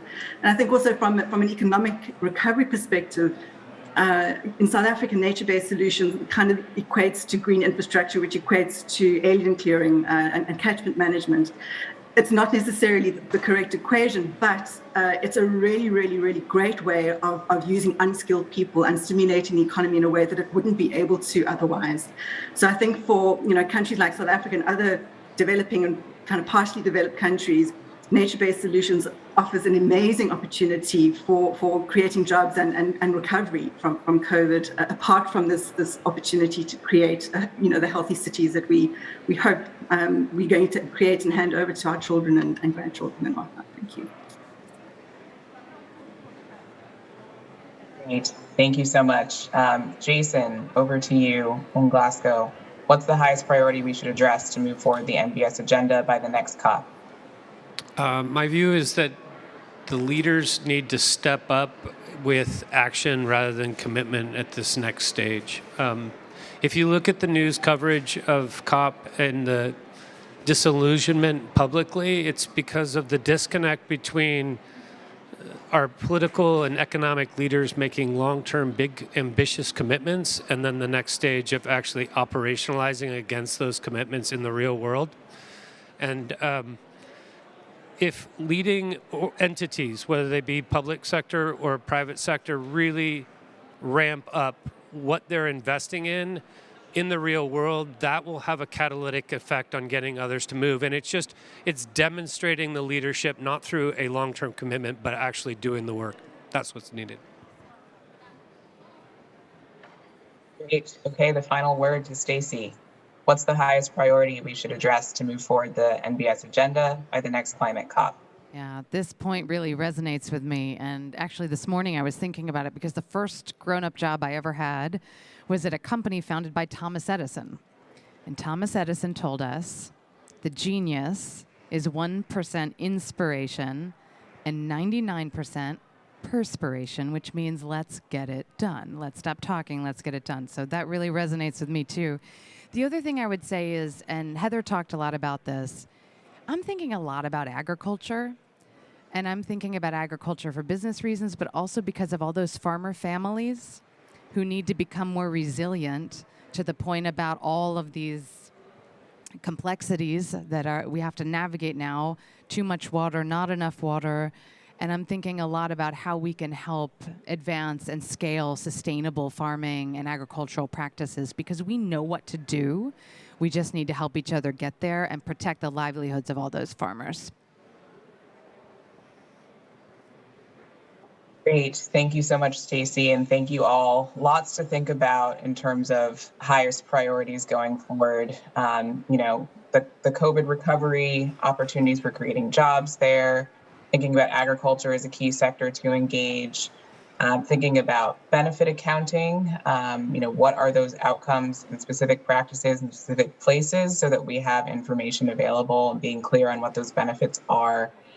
So I think lots of places that we can focus our efforts, and we'll continue to work across all of these organizations who have partnered here, who are working on these sorts of benefit accounting questions, trying to continue to build that business case for NBS by the next climate COP and see where we get to, and maybe we can have another conversation and see how we can reflect on what we've heard. So I'll now move to beginning to close our session. Just first to thank all of our panelists for your amazing contributions and just giving a bit of a summary of what we heard for everyone here. So at the start, we heard from Torgny about the new movement for NBS, the importance of funding, the need for new research and new knowledge, the opportunity to prioritize solutions that combine mitigation and adaptation, a lot of which are nature-based solutions, creating holistic solutions and new governance structures. So I think our panelists actually talked and touched on a lot of these issues that Torgny raised in the scene setting presentation in their responses from the different sectors. We then looked at how different sectors have different roles and responsibilities in furthering the NBS agenda. So for the private sector, hearing about this dependence on water resources, incentives to invest, and the catalytic role that companies can play oftentimes in bringing different entities together. We heard from the public sector, thinking about combining traditional engineering with nature, opportunities to really take these to scale in the areas that they're managing, but having to shift that view of water resources to think about them as ecological infrastructure. And then from the NGO sector, playing a convening role, supporting with tools and evidence, and then also ensuring the integrity of NBS as well. We then moved into discussion about how to scale up investments in NBS.